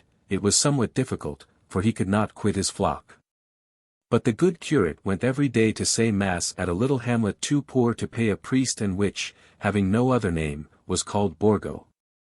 He told Luigi that he might meet him on his return, and that then he would give him a lesson, warning him that it would be short, and that he must profit as much as possible by it. The child accepted joyfully. Every day Luigi led his flock to graze on the road that leads from Palestrina to Borgo. Every day, at 9 o'clock in the morning, the priest and the boy sat down on a bank by the wayside, and the little shepherd took his lesson out of the priest's breviary. At the end of 3 months he had learned to read. This was not enough, he must now learn to write. The priest had a writing teacher at Rome make 3 alphabets, one large, one middling, and one small. And pointed out to him that by the help of a sharp instrument he could trace the letters on a slate, and thus learn to write. The same evening, when the flock was safe at the farm, the little Luigi hastened to the smith at Palestrina, took a large nail, heated and sharpened it, and formed a sort of stylus. The next morning he gathered an armful of pieces of slate and began. At the end of 3 months he had learned to write. The curate, astonished at his quickness and intelligence, made him a present of pens, paper, and a penknife. This demanded new effort, but nothing compared to the first. At the end of a week he wrote as well with this pen as with the stylus. The curate related the incident to the Count of San Felice, who sent for the little shepherd, made him read and write before him, ordered his attendant to let him eat with the domestics, and to give him 2 piastres a month. With this, Luigi purchased books and pencils. He applied his imitative powers to everything, and, like Giotto, when young, he drew on his slate sheep, houses, and trees. Then, with his knife, he began to carve all sorts of objects in wood. It was thus that Pinelli, the famous sculptor, had commenced. A girl of 6 or 7, that is, a little younger than Vampa, tended sheep on a farm near Palestrina. She was an orphan, born at Valmontone and was named Teresa. The 2 children met, sat down near each other, let their flocks mingle together, played, laughed, and conversed together. In the evening they separated the Count of San Felice's flock from those of Baron Cervetri, and the children returned to their respective farms, promising to meet the next morning. The next day they kept their word, and thus they grew up together. Vampa was 12, and Teresa 11. And yet their natural disposition revealed itself. Beside his taste for the fine arts, which Luigi had carried as far as he could in his solitude, he was given to alternating fits of sadness and enthusiasm, was often angry and capricious, and always sarcastic. None of the lads of Pampinara, Palestrina, or Valmontone had been able to gain any influence over him or even to become his companion. His disposition, always inclined to exact concessions rather than to make them, kept him aloof from all friendships. Teresa alone ruled by a look, a word, a gesture, this impetuous character, which yielded beneath the hand of a woman, and which beneath the hand of a man might have broken, but could never have been bended. Teresa was lively and gay, but coquettish to excess. The 2 piastres that Luigi received every month from the Count of San Felice steward, and the price of all the little carvings in wood he sold at Rome, were expended in earrings, necklaces, and gold hairpins. So that, thanks to her friend's generosity, Teresa was the most beautiful and the best attired peasant near Rome. The 2 children grew up together, passing all their time with each other, and giving themselves up to the wild ideas of their different characters. Thus, in all their dreams, their wishes, and their conversations, Vampa saw himself the captain of a vessel, general of an army, or governor of a province. Teresa saw herself rich, superbly attired, and attended by a train of liveried domestics. Then, when they had thus passed the day in building castles in the air, they separated their flocks, and descended from the elevation of their dreams to the reality of their humble position. One day the young shepherd told the count's steward that he had seen a wolf come out of the Sabine mountains, and prowl around his flock. The steward gave him a gun. This was what Vampa longed for. This gun had an excellent barrel, made at Brescia, and carrying a ball with the precision of an English rifle, but one day the count broke the stock, and had then cast the gun aside. This, however, was nothing to a sculptor like Vampa. He examined the broken stock, calculated what change it would require to adapt the gun to his shoulder, and made a fresh stock, so beautifully carved that it would have fetched 15 or 20 piastres, had he chosen to sell it. But nothing could be farther from his thoughts. For a long time a gun had been the young man's greatest ambition. In every country where independence has taken the place of liberty, the first desire of a manly heart is to possess a weapon, which at once renders him capable of defense or attack, and, by rendering its owner terrible, often makes him feared. From this moment Vampa devoted all his leisure time to perfecting himself in the use of his precious weapon.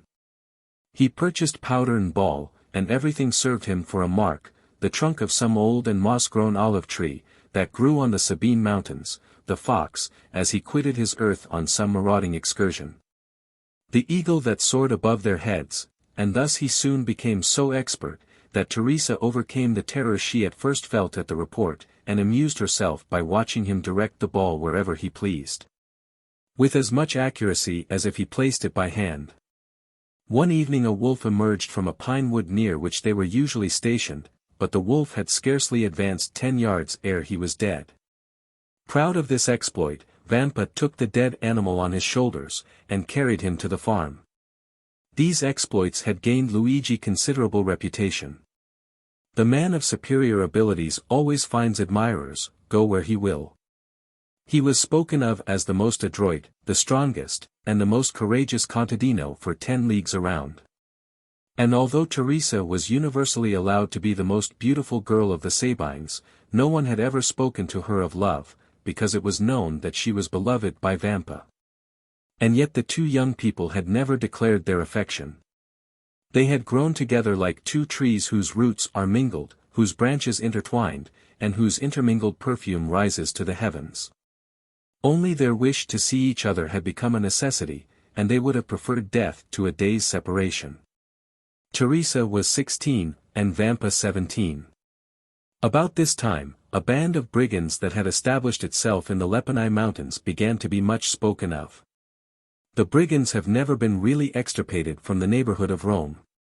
Sometimes a chief is wanted, but when a chief presents himself he rarely has to wait long for a band of followers. The celebrated Cucumetto, pursued in the Abruzzo, driven out of the kingdom of Naples, where he had carried on a regular war, had crossed the Garigliano, like Manfred, and had taken refuge on the banks of the Amasine between Sannino and Juperno. He strove to collect a band of followers, and followed the footsteps of Decessoris and Gasparone, whom he hoped to surpass. Many young men of Palestrina, Frascati, and Pampinara had disappeared. Their disappearance at first caused much disquietude. But it was soon known that they had joined Cucumetto. After some time Cucumetto became the object of universal attention. The most extraordinary traits of ferocious daring and brutality were related of him. One day he carried off a young girl, the daughter of a surveyor of Frosinone. The bandits' laws are positive. A young girl belongs first to him who carries her off, then the rest draw lots for her, and she is abandoned to their brutality until death relieves her sufferings. When their parents are sufficiently rich to pay a ransom, a messenger is sent to negotiate. The prisoner is hostage for the security of the messenger. Should the ransom be refused, the prisoner is irrevocably lost. The young girl's lover was in Cucumetto's troop. His name was Carlini. When she recognized her lover, the poor girl extended her arms to him, and believed herself safe. But Carlini felt his heart sink, for he but too well knew the fate that awaited her. However, as he was a favorite with Cucumetto, as he had for 3 years faithfully served him, and as he had saved his life by shooting a dragoon who was about to cut him down, he hoped the chief would have pity on him. He took Cucumetto one side, while the young girl, seated at the foot of a huge pine that stood in the center of the forest, made a veil of her picturesque headdress to hide her face from the lascivious gaze of the bandits. There he told the chief all, his affection for the prisoner, their promises of mutual fidelity, and how every night, since he had been near, they had met in some neighboring ruins. It so happened that night that Cucumetto had sent Carlini to a village, so that he had been unable to go to the place of meeting. Cucumetto had been there, however, by accident, as he said, and had carried the maiden off. Carlini besought his chief to make an exception in Rita's favor, as her father was rich, and could pay a large ransom. Cucumetto seemed to yield to his friend's entreaties, and bade him find a shepherd to send to Rita's father at Frosinone. Carlini flew joyfully to Rita, telling her she was saved, and bidding her write to her father, to inform him what had occurred, and that her ransom was fixed at 300 piastres.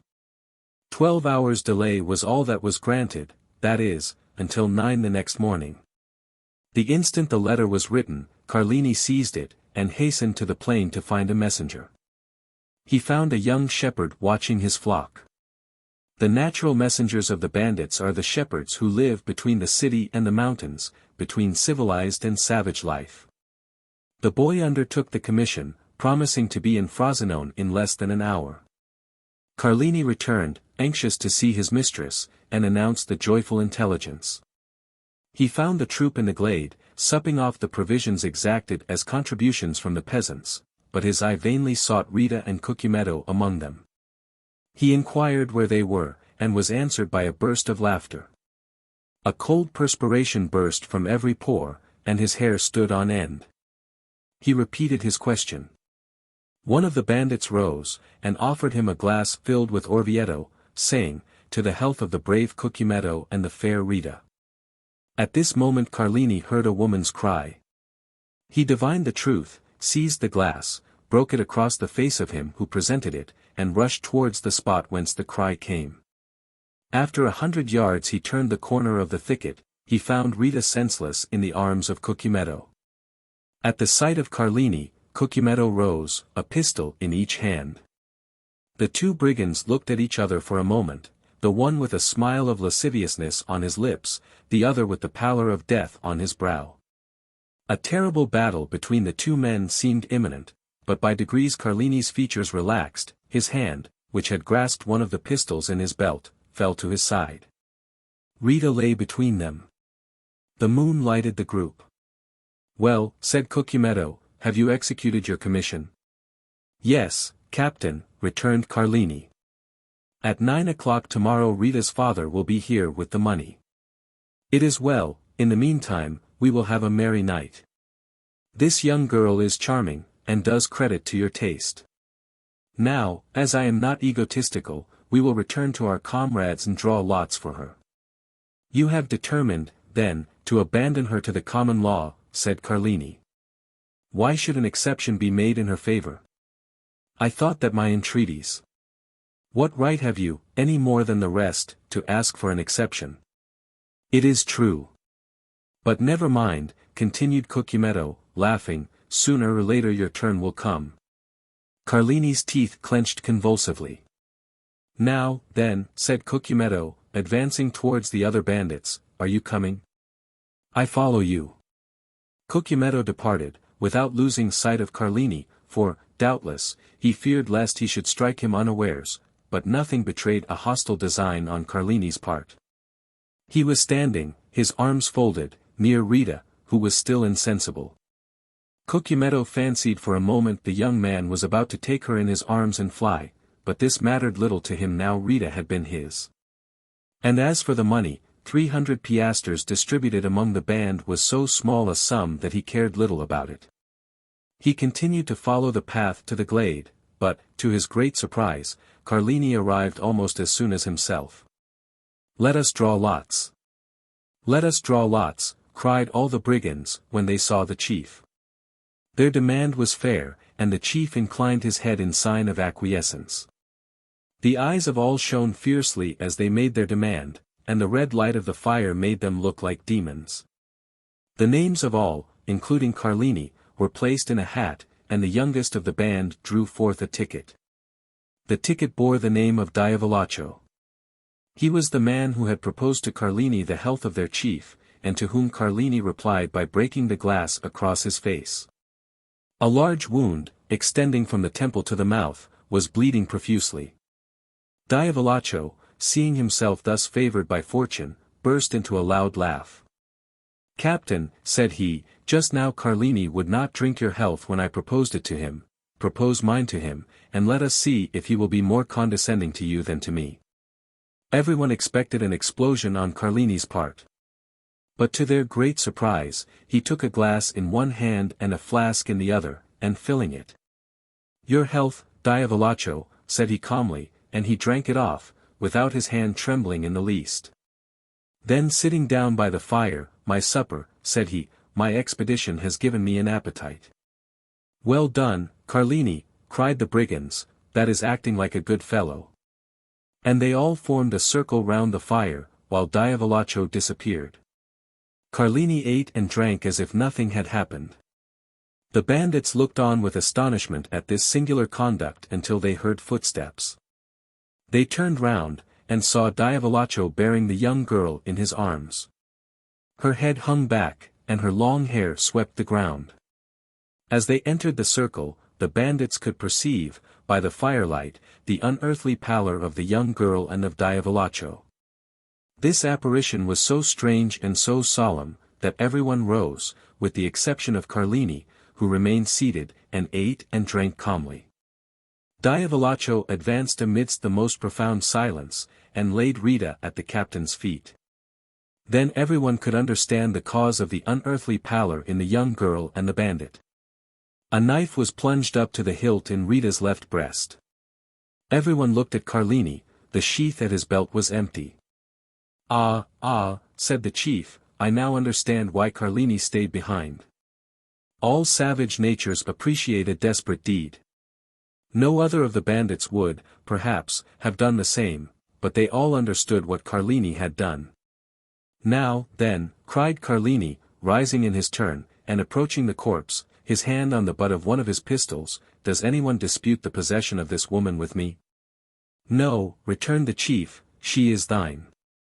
Carlini raised her in his arms, and carried her out of the circle of firelight. Cucumetto placed his sentinels for the night, and the bandits wrapped themselves in their cloaks, and lay down before the fire. At midnight the sentinel gave the alarm, and in an instant all were on the alert. It was Rita's father, who brought his daughter's ransom in person. "Here," said he, to Cucumetto, "here are 300 piastres, give me back my child." But the chief, without taking the money, made a sign to him to follow. The old man obeyed. They both advanced beneath the trees, through whose branches streamed the moonlight.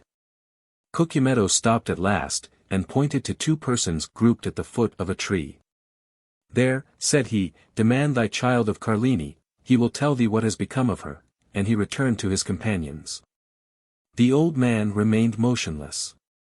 He felt that some great and unforeseen misfortune hung over his head. At length he advanced toward the group, the meaning of which he could not comprehend. As he approached, Carlini raised his head, and the forms of two persons became visible to the old man's eyes.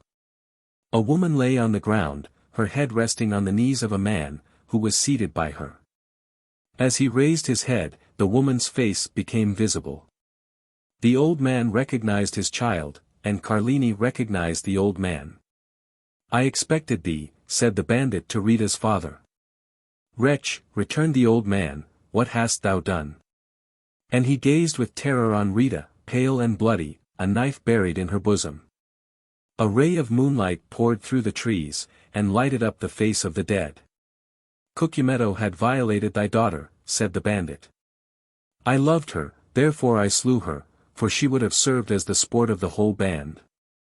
The old man spoke not, and grew pale as death. Now, continued Carlini, if I have done wrongly, avenge her. And withdrawing the knife from the wound in Rita's bosom, he held it out to the old man with one hand, while with the other he tore open his vest. Thou hast done well, returned the old man in a hoarse voice, embrace me, my son. Carlini threw himself, sobbing like a child, into the arms of his mistress's father. These were the first tears the man of blood had ever wept. Now, said the old man, aid me to bury my child. Carlini fetched 2 pickaxes. And the father and the lover began to dig at the foot of a huge oak, beneath which the young girl was to repose. When the grave was formed, the father embraced her first, and then the lover. Afterwards, one taking the head, the other the feet, they placed her in the grave. Then they knelt on each side of the grave, and said the prayers of the dead. Then, when they had finished, they cast the earth over the corpse, until the grave was filled. Then, extending his hand, the old man said, I thank you, my son, and now leave me alone. Yet, replied Carlini. Leave me, I command you.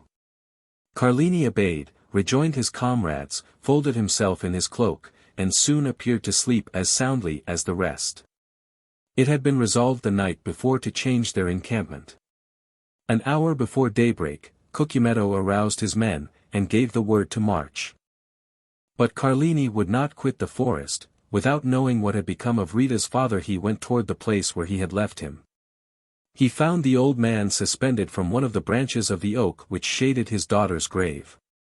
He then took an oath of bitter vengeance over the dead body of the one and the tomb of the other. But he was unable to complete this oath, for 2 days afterwards, in an encounter with the Roman carbineers, Carlini was killed. There was some surprise, however, that, as he was with his face to the enemy, he should have received a ball between his shoulders. That astonishment ceased when one of the brigands remarked to his comrades that Cucumetto was stationed 10 paces in Carlini's rear when he fell. On the morning of the departure from the forest of Frosinone he had followed Carlini in the darkness, and heard this oath of vengeance, and, like a wise man, anticipated it. They told 10 other stories of this bandit chief, each more singular than the other. Thus, from Fondi to Perugia, everyone trembles at the name of Cucumetto. These narratives were frequently the theme of conversation between Luigi and Teresa. The young girl trembled very much at hearing the stories, but Vampa reassured her with a smile, tapping the butt of his good fowling piece, which threw its ball so well. And if that did not restore her courage, he pointed to a crow, perched on some dead branch, took aim, touched the trigger, and the bird fell dead at the foot of the tree. Time passed on, and the 2 young people had agreed to be married when Vampa should be 20 and Teresa 19 years of age. They were both orphans, and had only their employers' leave to ask, which had been already sought and obtained. One day when they were talking over their plans for the future, they heard 2 or 3 reports of firearms, and then suddenly a man came out of the wood, near which the 2 young persons used to graze their flocks, and hurried towards them. When he came within hearing, he exclaimed, I am pursued, can you conceal me? They knew full well that this fugitive must be a bandit. But there is an innate sympathy between the Roman brigand and the Roman peasant, and the latter is always ready to aid the former. Vampa, without saying a word, hastened to the stone that closed up the entrance to their grotto, drew it away, made a sign to the fugitive to take refuge there, in a retreat unknown to everyone, closed the stone upon him. And then went and resumed his seat by Teresa. Instantly afterwards 4 carbineers, on horseback, appeared on the edge of the wood. 3 of them appeared to be looking for the fugitive, while the 4th dragged a brigand prisoner by the neck. The 3 carbineers looked about carefully on every side, saw the young peasants, and galloping up, began to question them. They had seen no one. That is very annoying, said the brigadier, for the man we are looking for is the chief. Cucumetto, cried Luigi and Teresa at the same moment. Yes, replied the brigadier, and as his head is valued at 1,000 Roman crowns, there would have been 500 for you, if you had helped us to catch him. The two young persons exchanged looks. The brigadier had a moment's hope. 500 Roman crowns are 3,000 lire, and 3,000 lire are a fortune for two poor orphans who are going to be married. Yes, it is very annoying, said Vampa, but we have not seen him. Then the carbineers scoured the country in different directions, but in vain. Then, after a time, they disappeared. Vampa then removed the stone, and Cucumetto came out. Through the crevices in the granite he had seen the two young peasants talking with the carbineers, and guessed the subject of their parley. He had read in the countenances of Luigi and Teresa their steadfast resolution not to surrender him, and he drew from his pocket a purse full of gold, which he offered to them. But Vampa raised his head proudly. As to Teresa, her eyes sparkled when she thought of all the fine gowns and gay jewelry she could buy with this purse of gold. Cucumetto was a cunning fiend, and had assumed the form of a brigand instead of a serpent, and this look from Teresa showed to him that she was a worthy daughter of Eve, and he returned to the forest, pausing several times on his way, under the pretext of saluting his protectors. Several days elapsed, and they neither saw nor heard of Cucumetto. The time of the carnival was at hand. The Count of San Felice announced a grand masked ball, to which all that were distinguished in Rome were invited. Teresa had a great desire to see this ball. Luigi asked permission of his protector, the steward, that she and he might be present amongst the servants of the house. This was granted. The ball was given by the Count for the particular pleasure of his daughter Carmela, whom he adored. Carmela was precisely the age and figure of Teresa, and Teresa was as handsome as Carmela. On the evening of the ball Teresa was attired in her best, her most brilliant ornaments in her hair, and gayest glass beads. She was in the costume of the women of Frascati. Luigi wore the very picturesque garb of the Roman peasant at holiday time. They both mingled, as they had leave to do, with the servants and peasants. The festa was magnificent. Not only was the villa brilliantly illuminated, but thousands of colored lanterns were suspended from the trees in the garden. And very soon the palace overflowed to the terraces, and the terraces to the garden walks. At each cross path was an orchestra, and tables spread with refreshments. The guests stopped, formed quadrilles, and danced in any part of the grounds they pleased. Carmela was attired like a woman of Cennino. Her cap was embroidered with pearls, the pins in her hair were of gold and diamonds, her girdle was of Turkey silk, with large embroidered flowers, her bodice and skirt were of cashmere, her apron of Indian muslin. And the buttons of her corset were of jewels. Two of her companions were dressed, the one as a woman of Nettuno, and the other as a woman of Lauricchia. For young men of the richest and noblest families of Rome accompanied them with that Italian freedom which has not its parallel in any other country in the world. They were attired as peasants of Albano, Velletri, Civita Castellana, and Sora. We need hardly add that these peasant costumes, like those of the young women, were brilliant with gold and jewels. Carmela wished to form a quadrille, but there was one lady wanting. Carmela looked all around her, but not one of the guests had a costume similar to her own, or those of her companions. The Count of San Felice pointed out Teresa, who was hanging on Luigi's arm in a group of peasants. "Will you allow me, father?" said Carmela. "Certainly," replied the Count. "Are we not in carnival time?" Carmela turned towards the young man who was talking with her, and saying a few words to him, pointed with her finger to Teresa. The young man looked, bowed in obedience, and then went to Teresa, and invited her to dance in a quadrille directed by the Count's daughter. Teresa felt a flush pass over her face. She looked at Luigi, who could not refuse his assent. Luigi slowly relinquished Teresa's arm, which he had held beneath his own, and Teresa, accompanied by her elegant cavalier, took her appointed place with much agitation in the aristocratic quadrille. Certainly, in the eyes of an artist, the exact and strict costume of Teresa had a very different character from that of Carmela and her companions. And Teresa was frivolous and coquettish, and thus the embroidery and muslins, the cashmere waist-girdles, all dazzled her, and the reflection of sapphires and diamonds almost turned her giddy brain. Luigi felt a sensation hitherto unknown arising in his mind. It was like an acute pain which gnawed at his heart, and then thrilled through his whole body. He followed with his eye each movement of Teresa and her cavalier. When their hands touched, he felt as though he should swoon, every pulse beat with violence, and it seemed as though a bell were ringing in his ears. When they spoke, although Teresa listened timidly and with downcast eyes to the conversation of her cavalier, as Luigi could read in the ardent looks of the good-looking young man that his language was that of praise. It seemed as if the whole world was turning round with him, and all the voices of hell were whispering in his ears ideas of murder and assassination.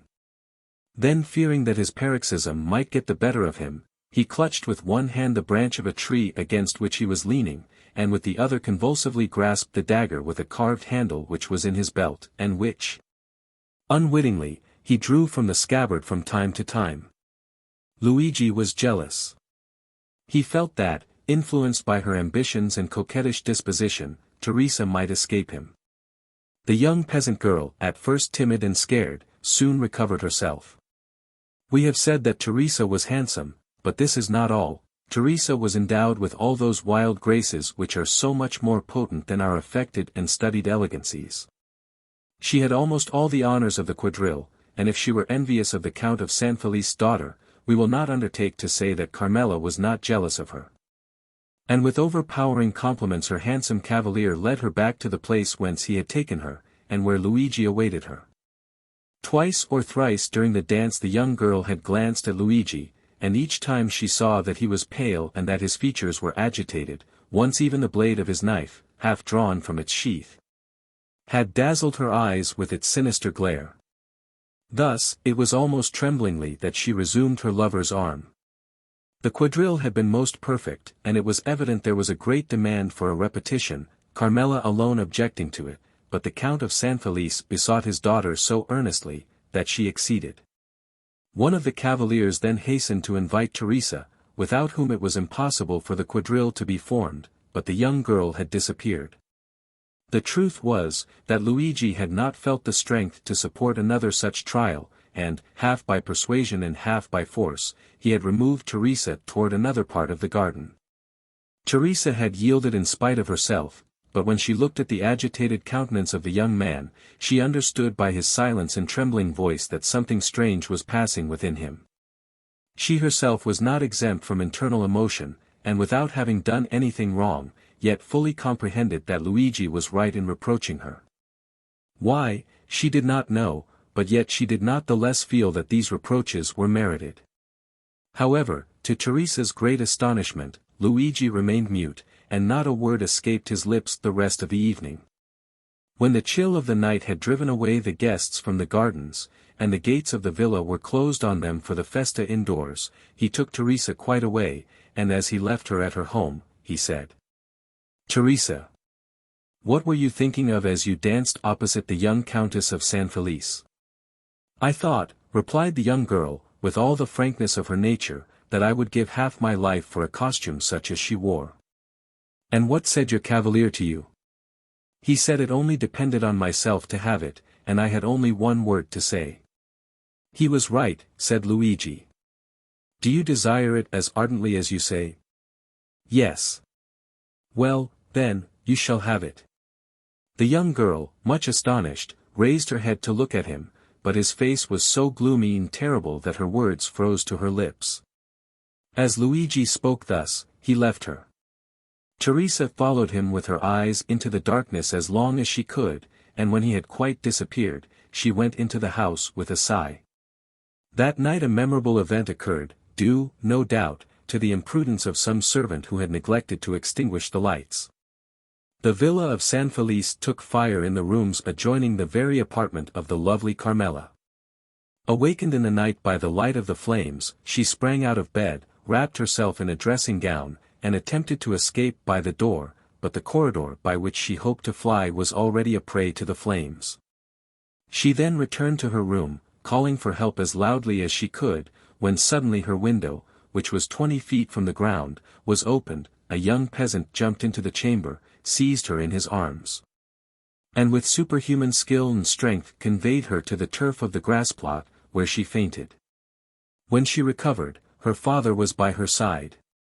All the servants surrounded her, offering her assistance. An entire wing of the villa was burnt down, but what of that, as long as Carmela was safe and uninjured? Her preserver was everywhere sought for, but he did not appear. He was inquired after, but no one had seen him. Carmela was greatly troubled that she had not recognized him. As the Count was immensely rich, accepting the danger Carmela had run, and the marvelous manner in which she had escaped, made that appear to him rather a favor of Providence than a real misfortune. The loss occasioned by the conflagration was to him but a trifle. The next day, at the usual hour, the two young peasants were on the borders of the forest. Luigi arrived first. He came toward Teresa in high spirits, and seemed to have completely forgotten the events of the previous evening. The young girl was very pensive, but seeing Luigi so cheerful, she on her part assumed a smiling air, which was natural to her when she was not excited or in a passion. Luigi took her arm beneath his own, and led her to the door of the grotto. Then he paused. The young girl, perceiving that there was something extraordinary, looked at him steadfastly.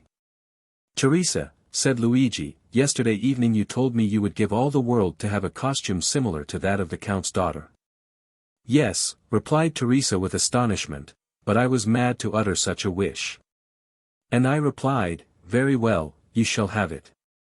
"Yes," replied the young girl, whose astonishment increased at every word uttered by Luigi, "but of course your reply was only to please me." "I have promised no more than I have given you, Teresa," said Luigi proudly. "Go into the grotto and dress yourself."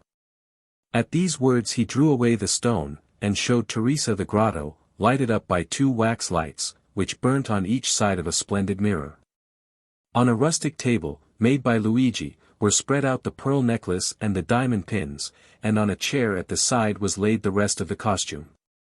Teresa uttered a cry of joy, and, without inquiring whence this attire came, or even thanking Luigi, darted into the grotto, transformed into a dressing-room. Luigi pushed the stone behind her, for on the crest of a small adjacent hill which cut off the view toward Palestrina, he saw a traveller on horseback, stopping a moment, as if uncertain of his road, and thus presenting against the blue sky that perfect outline which is peculiar to distant objects in southern climes. When he saw Luigi, he put his horse into a gallop and advanced toward him. Luigi was not mistaken. The traveller, who was going from Palestrina to Tivoli, had mistaken his way. The young man directed him. But as at a distance of 1/4 of a mile the road again divided into 3 ways, and on reaching these the traveller might again stray from his route, he begged Luigi to be his guide. Luigi threw his cloak on the ground, placed his carbine on his shoulder, and freed from his heavy covering, preceded the traveller with the rapid step of a mountaineer, which a horse can scarcely keep up with. In 10 minutes Luigi and the traveller reached the crossroads. On arriving there, with an air as majestic as that of an emperor, he stretched his hand towards that one of the roads which the traveller was to follow. "That is your road, Excellency, and now you cannot again mistake." "And here is your recompense," said the traveller, offering the young herdsman some small pieces of money. "Thank you," said Luigi, drawing back his hand. "I render a service, I do not sell it."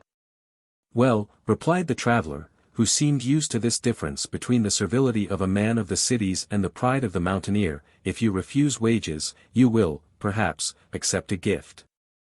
"Ah, yes, that is another thing." "Then," said the traveller, "take these 2 Venetian sequins and give them to your bride, to make herself a pair of earrings." "And then do you take this poniard," said the young herdsman. "You will not find one better carved between Albano and Civita Castellana." "I accept it," answered the traveller, "but then the obligation will be on my side, for this poniard is worth more than 2 sequins. For a dealer perhaps. But for me, who engraved it myself, it is hardly worth a piastre." "What is your name?" inquired the traveller. "Luigi Vampa," replied the shepherd, with the same air as he would have replied, Alexander, king of Macedon. And yours? I, said the traveller, am called Sinbad the sailor. Franz d'Épinay started with surprise. Sinbad the sailor, he said. Yes, replied the narrator, that was the name which the traveller gave to Vampa as his own. Well, and what may you have to say against this name, inquired Albert. It is a very pretty name, and the adventures of the gentleman of that name amused me very much in my youth, I must confess. Franz said no more. The name of Sinbad the sailor, as may well be supposed, awakened in him a world of recollections, as had the name of the Count of Monte Cristo on the previous evening. Proceed, said he to the host. Vampa put the 2 sequins haughtily into his pocket, and slowly returned by the way he had gone. As he came within 200 or 300 paces of the grotto, he thought he heard a cry. He listened to know whence this sound could proceed. A moment afterwards he thought he heard his own name pronounced distinctly. The cry proceeded from the grotto. He bounded like a chamois, cocking his carbine as he went, and in a moment reached the summit of a hill opposite to that on which he had perceived the traveller. 3 cries for help came more distinctly to his ear. He cast his eyes around him and saw a man carrying off Teresa, as Nessus, the centaur, carried Diana. This man, who was hastening towards the wood, was already 3/4 of the way on the road from the grotto to the forest. Vampa measured the distance. The man was at least 200 paces in advance of him, and there was not a chance of overtaking him. The young shepherd stopped, as if his feet had been rooted to the ground. Then he put the butt of his carbine to his shoulder, took aim at the ravisher, followed him for a second in his track, and then fired. The ravisher stopped suddenly, his knees bent under him, and he fell with Teresa in his arms. The young girl rose instantly, but the man lay on the earth struggling in the agonies of death. Vampa then rushed towards Teresa. For at 10 paces from the dying man her legs had failed her, and she had dropped on her knees, so that the young man feared that the ball that had brought down his enemy, had also wounded his betrothed. Fortunately, she was unscathed, and it was fright alone that had overcome Teresa. When Luigi had assured himself that she was safe and unharmed, he turned towards the wounded man. He had just expired, with clenched hands, his mouth in a spasm of agony, and his hair on end in the sweat of death. His eyes remained open and menacing. Vampa approached the corpse, and recognized Cucumetto.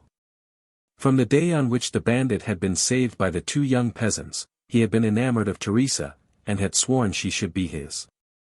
From that time he had watched them, and profiting by the moment when her lover had left her alone, had carried her off, and believed he at length had her in his power, when the ball, directed by the unerring skill of the young herdsman, had pierced his heart. Vampa gazed on him for a moment without betraying the slightest emotion. While, on the contrary, Teresa, shuddering in every limb, dared not approach the slain ruffian but by degrees, and threw a hesitating glance at the dead body over the shoulder of her lover. Suddenly Vampa turned toward his mistress. "Ah," said he, "good, good. You are dressed, it is now my turn to dress myself." Teresa was clothed from head to foot in the garb of the Count of San Felice's daughter.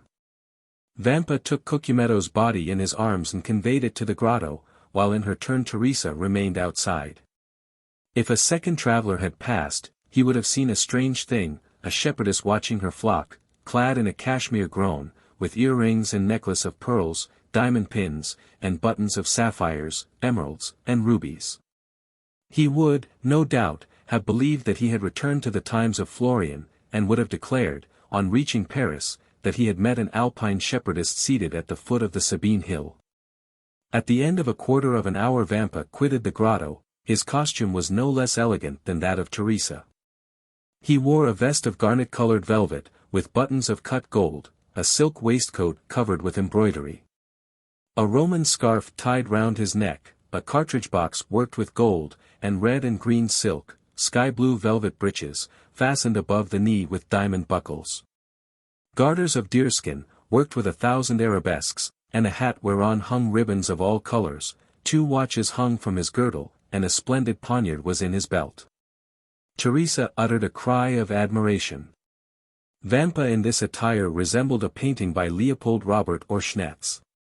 He had assumed the entire costume of Cucumetto. The young man saw the effect produced on his betrothed, and a smile of pride passed over his lips. "Now," he said to Teresa, "are you ready to share my fortune, whatever it may be?" "Oh, yes," exclaimed the young girl enthusiastically. "And follow me wherever I go?" "To the world's end." "Then take my arm, and let us on. We have no time to lose." The young girl did so without questioning her lover as to where he was conducting her, for he appeared to her at this moment as handsome, proud, and powerful as a god. They went towards the forest, and soon entered it. We need scarcely say that all the paths of the mountain were known to Vampa. He therefore went forward without a moment's hesitation, although there was no beaten track, but he knew his path by looking at the trees and bushes, and thus they kept on advancing for nearly an hour and a half. At the end of this time they had reached the thickest part of the forest. A torrent, whose bed was dry, led into a deep gorge. Vampa took this wild road, which, enclosed between two ridges, and shadowed by the tufted umbrage of the pines, seemed, but for the difficulties of its descent, that path to Avernus of which Virgil speaks. Teresa had become alarmed at the wild and deserted look of the plain around her, and pressed closely against her guide, not uttering a syllable. But as she saw him advance with even step and composed countenance, she endeavored to repress her emotion. Suddenly, about 10 paces from them, a man advanced from behind a tree and aimed at Vampa. "Not another step," he said, "or you are a dead man." "What, then?" said Vampa, raising his hand with a gesture of disdain, while Teresa, no longer able to restrain her alarm, clung closely to him. "Do wolves rend each other?" "Who are you?" inquired the sentinel. "I am Luigi Vampa, shepherd of the San Felice farm." "What do you want?" "I would speak with your companions who are in the glade at Rocca Bianca." "Follow me, then," said the sentinel. "Or, as you know your way, go first." Vampa smiled disdainfully at this precaution on the part of the bandit, went before Teresa, and continued to advance with the same firm and easy step as before. At the end of 10 minutes the bandit made them a sign to stop. The two young persons obeyed. Then the bandit thrice imitated the cry of a crow answered this signal. "Good," said the sentry, "you may now go on." Luigi and Teresa again set forward. As they went on, Teresa clung tremblingly to her lover at the sight of weapons and the glistening of carbines through the trees. The retreat of Rocca Bianca was at the top of a small mountain, which no doubt in former days had been a volcano, an extinct volcano before the days when Remus and Romulus had deserted Alba to come and found the city of Rome. Teresa and Luigi reached the summit, and all at once found themselves in the presence of 20 bandits. "Here is a young man who seeks and wishes to speak to you," said the sentinel. "What has he to say?" inquired the young man who was in command in the chief's absence. "I wish to say that I am tired of a shepherd's life," was Vampa's reply. "Ah, I understand," said the lieutenant, "and you seek admittance into our ranks?" "Welcome!" cried several bandits from Ferracino, Pampinara, and Anagni, who had recognized Luigi Vampa. "Yes, but I came to ask something more than to be your companion." "And what may that be?" inquired the bandits with astonishment. "I come to ask to be your captain," said the young man. The bandits shouted with laughter. "And what have you done to aspire to this honor?" demanded the lieutenant. "I have killed your chief, Cucumetto, whose dress I now wear. And I set fire to the Villa San Felice to procure a wedding dress for my betrothed." An hour afterwards Luigi Vampa was chosen captain, vice Cucumetto, deceased. "Well, my dear Albert," said Franz, turning towards his friend. "What think you of citizen Luigi Vampa?" "I say he is a myth," replied Albert, "and never had an existence." "And what may a myth be?" inquired Pastrini. "The explanation would be too long, my dear landlord," replied Franz. "And you say that Signor Vampa exercises his profession at this moment in the environs of Rome? And with a boldness of which no bandit before him ever gave an example." Then the police have vainly tried to lay hands on him. Why, you see, he has a good understanding with the shepherds in the plains, the fishermen of the Tiber, and the smugglers of the coast. They seek for him in the mountains, and he is on the waters. They follow him on the waters, and he is on the open sea, then they pursue him, and he has suddenly taken refuge in the islands, at Giglio, Gianutri, or Monte Cristo. And when they hunt for him there, he reappears suddenly at Albano, Tivoli, or Lauriccia. And how does he behave towards travelers? Alas! His plan is very simple. It depends on the distance he may be from the city, whether he gives 8 hours, 12 hours, or a day wherein to pay their ransom, and when that time has elapsed he allows another hour's grace. At the 60th minute of this hour, if the money is not forthcoming, he blows out the prisoner's brains with a pistol shot, or plants his dagger in his heart, and that settles the account.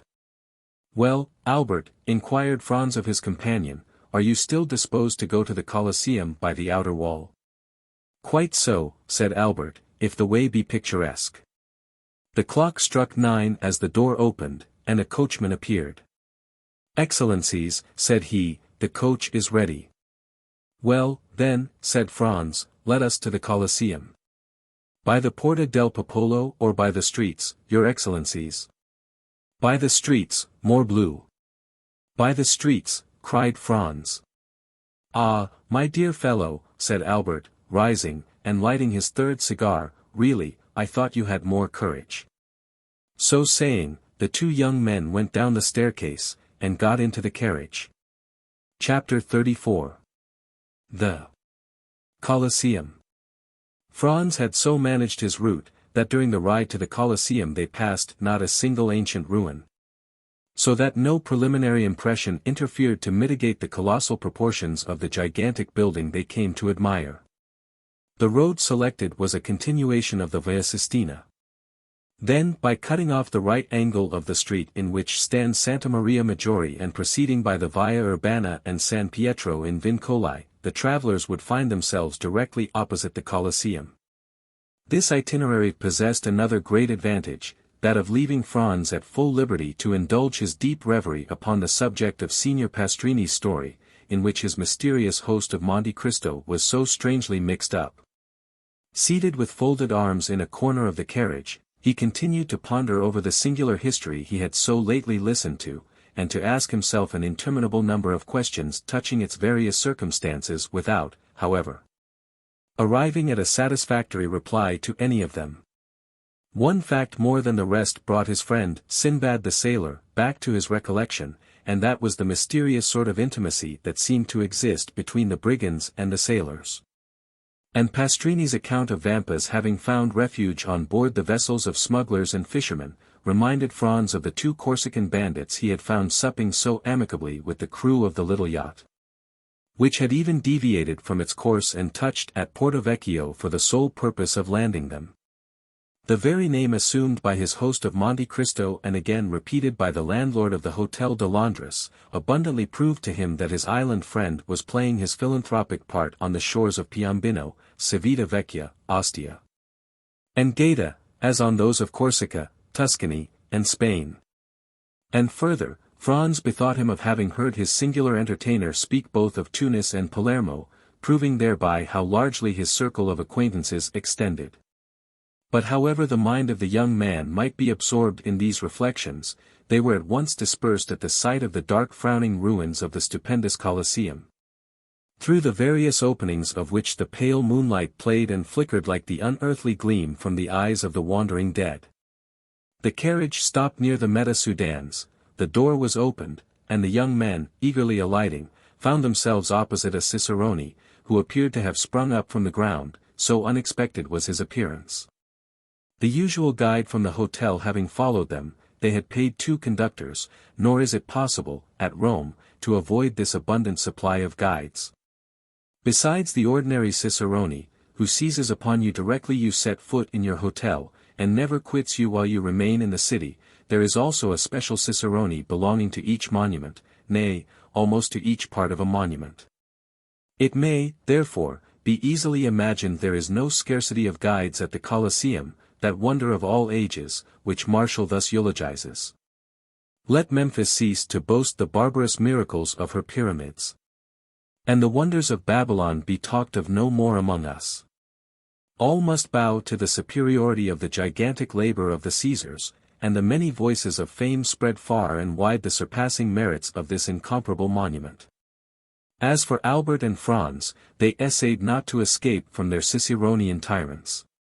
And, indeed, it would have been so much the more difficult to break their bondage, as the guides alone are permitted to visit these monuments with torches in their hands.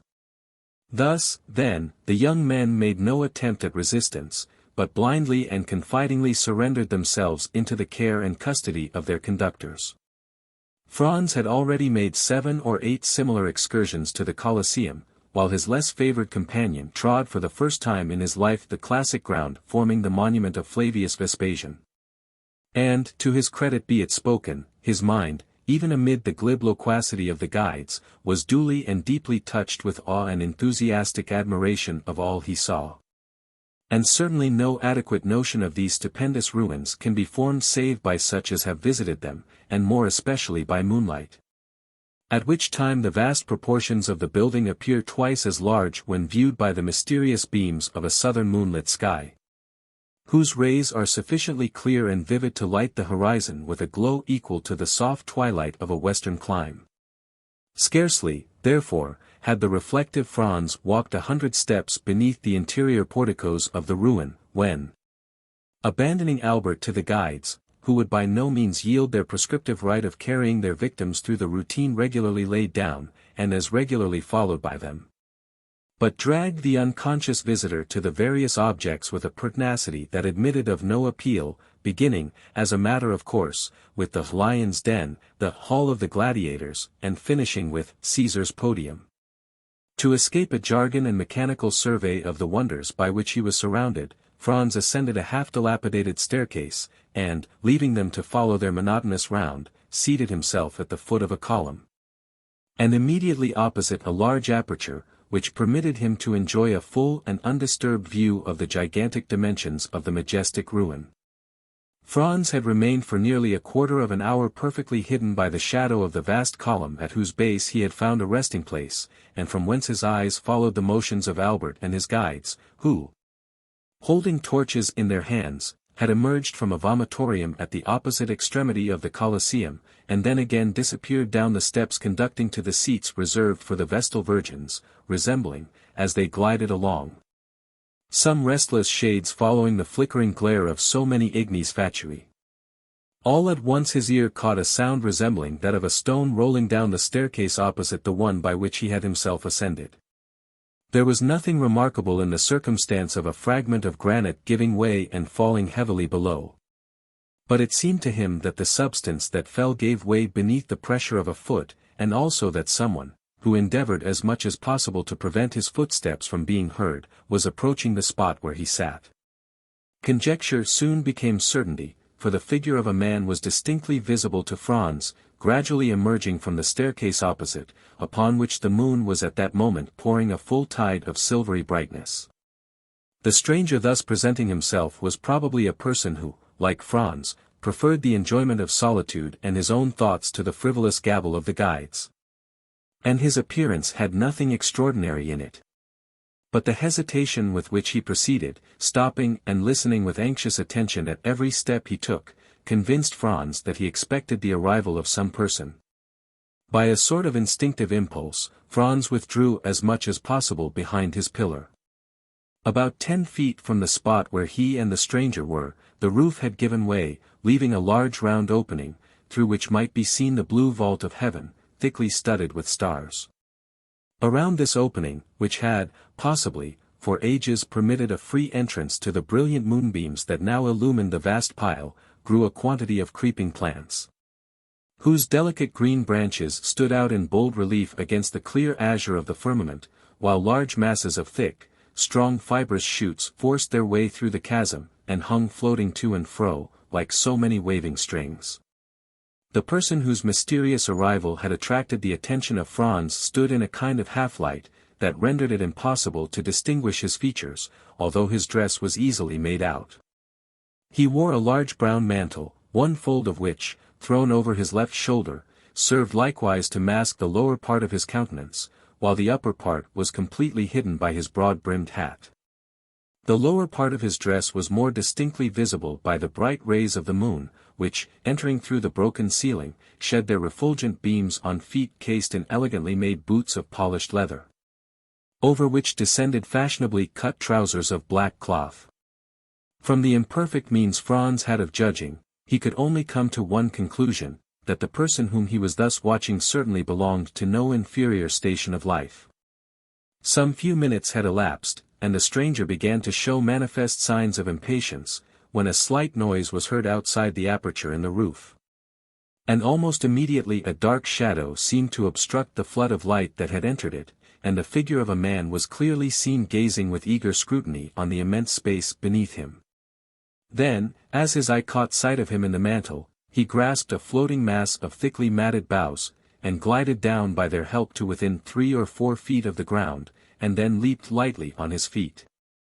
The man who had performed this daring act with so much indifference wore the Transtever costume. "I beg your Excellency's pardon for keeping you waiting," said the man, in the Roman dialect, "but I don't think I'm many minutes after my time. 10 o'clock has just struck by the clock of St. John Lateran." "Say not a word about being late," replied the stranger in purest Tuscan, "'tis I who am too soon. But even if you had caused me to wait a little while, I should have felt quite sure that the delay was not occasioned by any fault of yours." "Your Excellency is perfectly right in so thinking," said the man. "I came here direct from the castle of St. Angelo, and I had an immense deal of trouble before I could get a chance to speak to Beppo." "And who is Beppo?" "Oh, Beppo is employed in the prison, and I give him so much a year to let me know what is going on within His Holiness's castle." "Indeed. You are a provident person, I see." "Why, you see, no one knows what may happen. Perhaps some of these days I may be entrapped, like poor Peppino, and may be very glad to have some little nibbling mouse to gnaw the meshes of my net, and so help me out of prison." "Briefly, what did you learn?" "That 2 executions of considerable interest will take place the day after tomorrow at 2 o'clock, as is customary at Rome at the commencement of all great festivals. One of the culprits will be Mazzilato. He is an atrocious villain, who murdered the priest who brought him up, and deserves not the smallest pity. The other sufferer is sentenced to be decapitato, and he, your Excellency, is poor Peppino. The fact is, that you have inspired not only the pontifical government, but also the neighboring states, with such extreme fear, that they are glad of all opportunity of making an example. But Peppino did not even belong to my band. He was merely a poor shepherd, whose only crime consisted in furnishing us with provisions. Which makes him your accomplice to all intents and purposes. But mark the distinction with which he is treated. Instead of being knocked on the head as you would be if once they caught hold of you, he is simply sentenced to be guillotined, by which means, too, the amusements of the day are diversified, and there is a spectacle to please every spectator. Without reckoning the wholly unexpected one I am preparing to surprise them with." "My good friend," said the man in the cloak, "excuse me for saying that you seem to me precisely in the mood to commit some wild or extravagant act. Perhaps I am. But one thing I have resolved on, and that is, to stop at nothing to restore a poor devil to liberty, who has got into this scrape solely from having served me. I should hate and despise myself as a coward did I desert the brave fellow in his present extremity." "And what do you mean to do?" "To surround the scaffold with 20 of my best men, who, at a signal from me, will rush forward directly Peppino is brought for execution, and, by the assistance of their stilettos, drive back the guard, and carry off the prisoner. That seems to me as hazardous as uncertain, and convinces me that my scheme is far better than yours." "And what is your Excellency's project?" "Just this. I will so advantageously bestow 2,000 piastres, that the person receiving them shall obtain a respite till next year for Peppino, and during that year, another skillfully placed 1,000 piastres will afford him the means of escaping from his prison." "And do you feel sure of succeeding?" "Pardieu!" exclaimed the man in the cloak, suddenly expressing himself in French. "What did your Excellency say?" inquired the other. I said, my good fellow, that I would do more single-handed by the means of gold than you and all your troop could effect with stilettos, pistols, carbines, and blunderbusses included. Leave me, then, to act, and have no fears for the result. At least, there can be no harm in myself and party being in readiness, in case your excellency should fail. None whatever. Take what precautions you please, if it is any satisfaction to you to do so. But rely upon my obtaining the reprieve I seek. Remember, the execution is fixed for the day after tomorrow, and that you have but 1 day to work in. And what of that? Is not a day divided into 24 hours, each hour into 60 minutes, and every minute subdivided into 60 seconds? Now in 86,400 seconds very many things can be done. And how shall I know whether your excellency has succeeded or not? Oh, that is very easily arranged. I have engaged the 3 lower windows at the Café Rospoli. Should I have obtained the requisite pardon for Peppino, the 2 outside windows will be hung with yellow damasks, and the center with white, having a large cross in red marked on it. And whom will you employ to carry the reprieve to the officer directing the execution? Send one of your men, disguised as a penitent friar, and I will give it to him. His dress will procure him the means of approaching the scaffold itself, and he will deliver the official order to the officer, who, in his turn, will hand it to the executioner. In the meantime, it will be as well to acquaint Peppino with what we have determined on, if it be only to prevent his dying of fear or losing his senses, because in either case a very useless expense will have been incurred. Your Excellency, said the man, you are fully persuaded of my entire devotion to you, are you not? Nay, I flatter myself that there can be no doubt of it, replied the cavalier in the cloak. Well, then, only fulfill your promise of rescuing Peppino, and henceforward you shall receive not only devotion, but the most absolute obedience from myself and those under me that one human being can render to another. Have a care how far you pledge yourself, my good friend, for I may remind you of your promise at some, perhaps, not very distant period, when I, in my turn, may require your aid and influence. Let that day come sooner or later, your Excellency will find me what I have found you in this my heavy trouble. And if from the other end of the world you but write me word to do such or such a thing, you may regard it as done, for done it shall be, on the word and faith of. Hush, interrupted the stranger, I hear a noise. 'Tis some travelers, who are visiting the Colosseum by torchlight. 'Twere better we should not be seen together, those guides are nothing but spies, and might possibly recognize you. And, however I may be honored by your friendship, my worthy friend, if once the extent of our intimacy were known, I am sadly afraid both my reputation and credit would suffer thereby. Well, then, if you obtain the reprieve? The middle window at the Café Rospoli will be hung with white damask, bearing a red cross. And if you fail? Then all 3 windows will have yellow draperies. And then?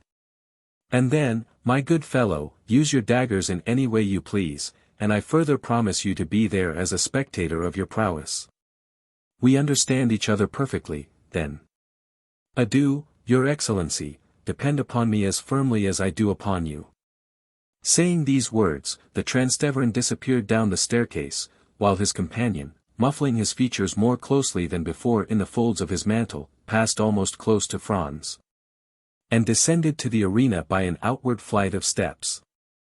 The next minute Franz heard himself called by Albert, who made the lofty building re-echo with the sound of his friend's name. Franz, however, did not obey the summons till he had satisfied himself that the 2 men whose conversation he had overheard were at a sufficient distance to prevent his encountering them in his descent. In 10 minutes after the strangers had departed, Franz was on the road to the Piazza di Spagna, listening with studied indifference to the learned dissertation delivered by Albert, after the manner of Pliny and Calpurnius. Touching the iron-pointed nets used to prevent the ferocious beasts from springing on the spectators. Franz let him proceed without interruption, and, in fact, did not hear what was said. He longed to be alone, and free to ponder over all that had occurred. One of the 2 men, whose mysterious meeting in the Colosseum he had so unintentionally witnessed, was an entire stranger to him, but not so the other. And though Franz had been unable to distinguish his features, from his being either wrapped in his mantle or obscured by the shadow.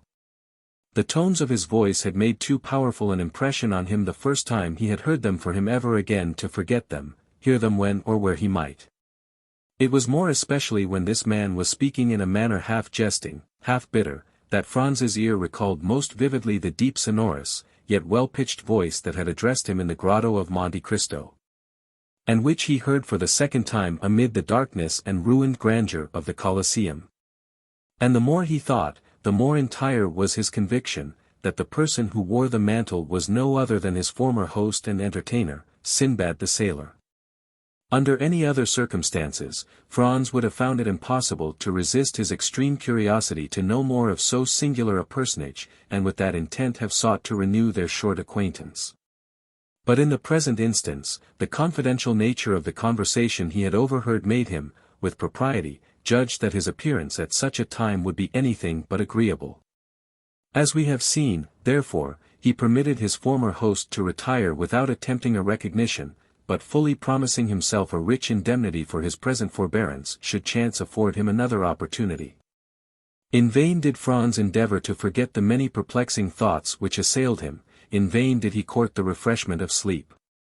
Slumber refused to visit his eyelids, and the night was passed in feverish contemplation of the chain of circumstances tending to prove the identity of the mysterious visitant to the Colosseum with the inhabitant of the Grotto of Monte Cristo.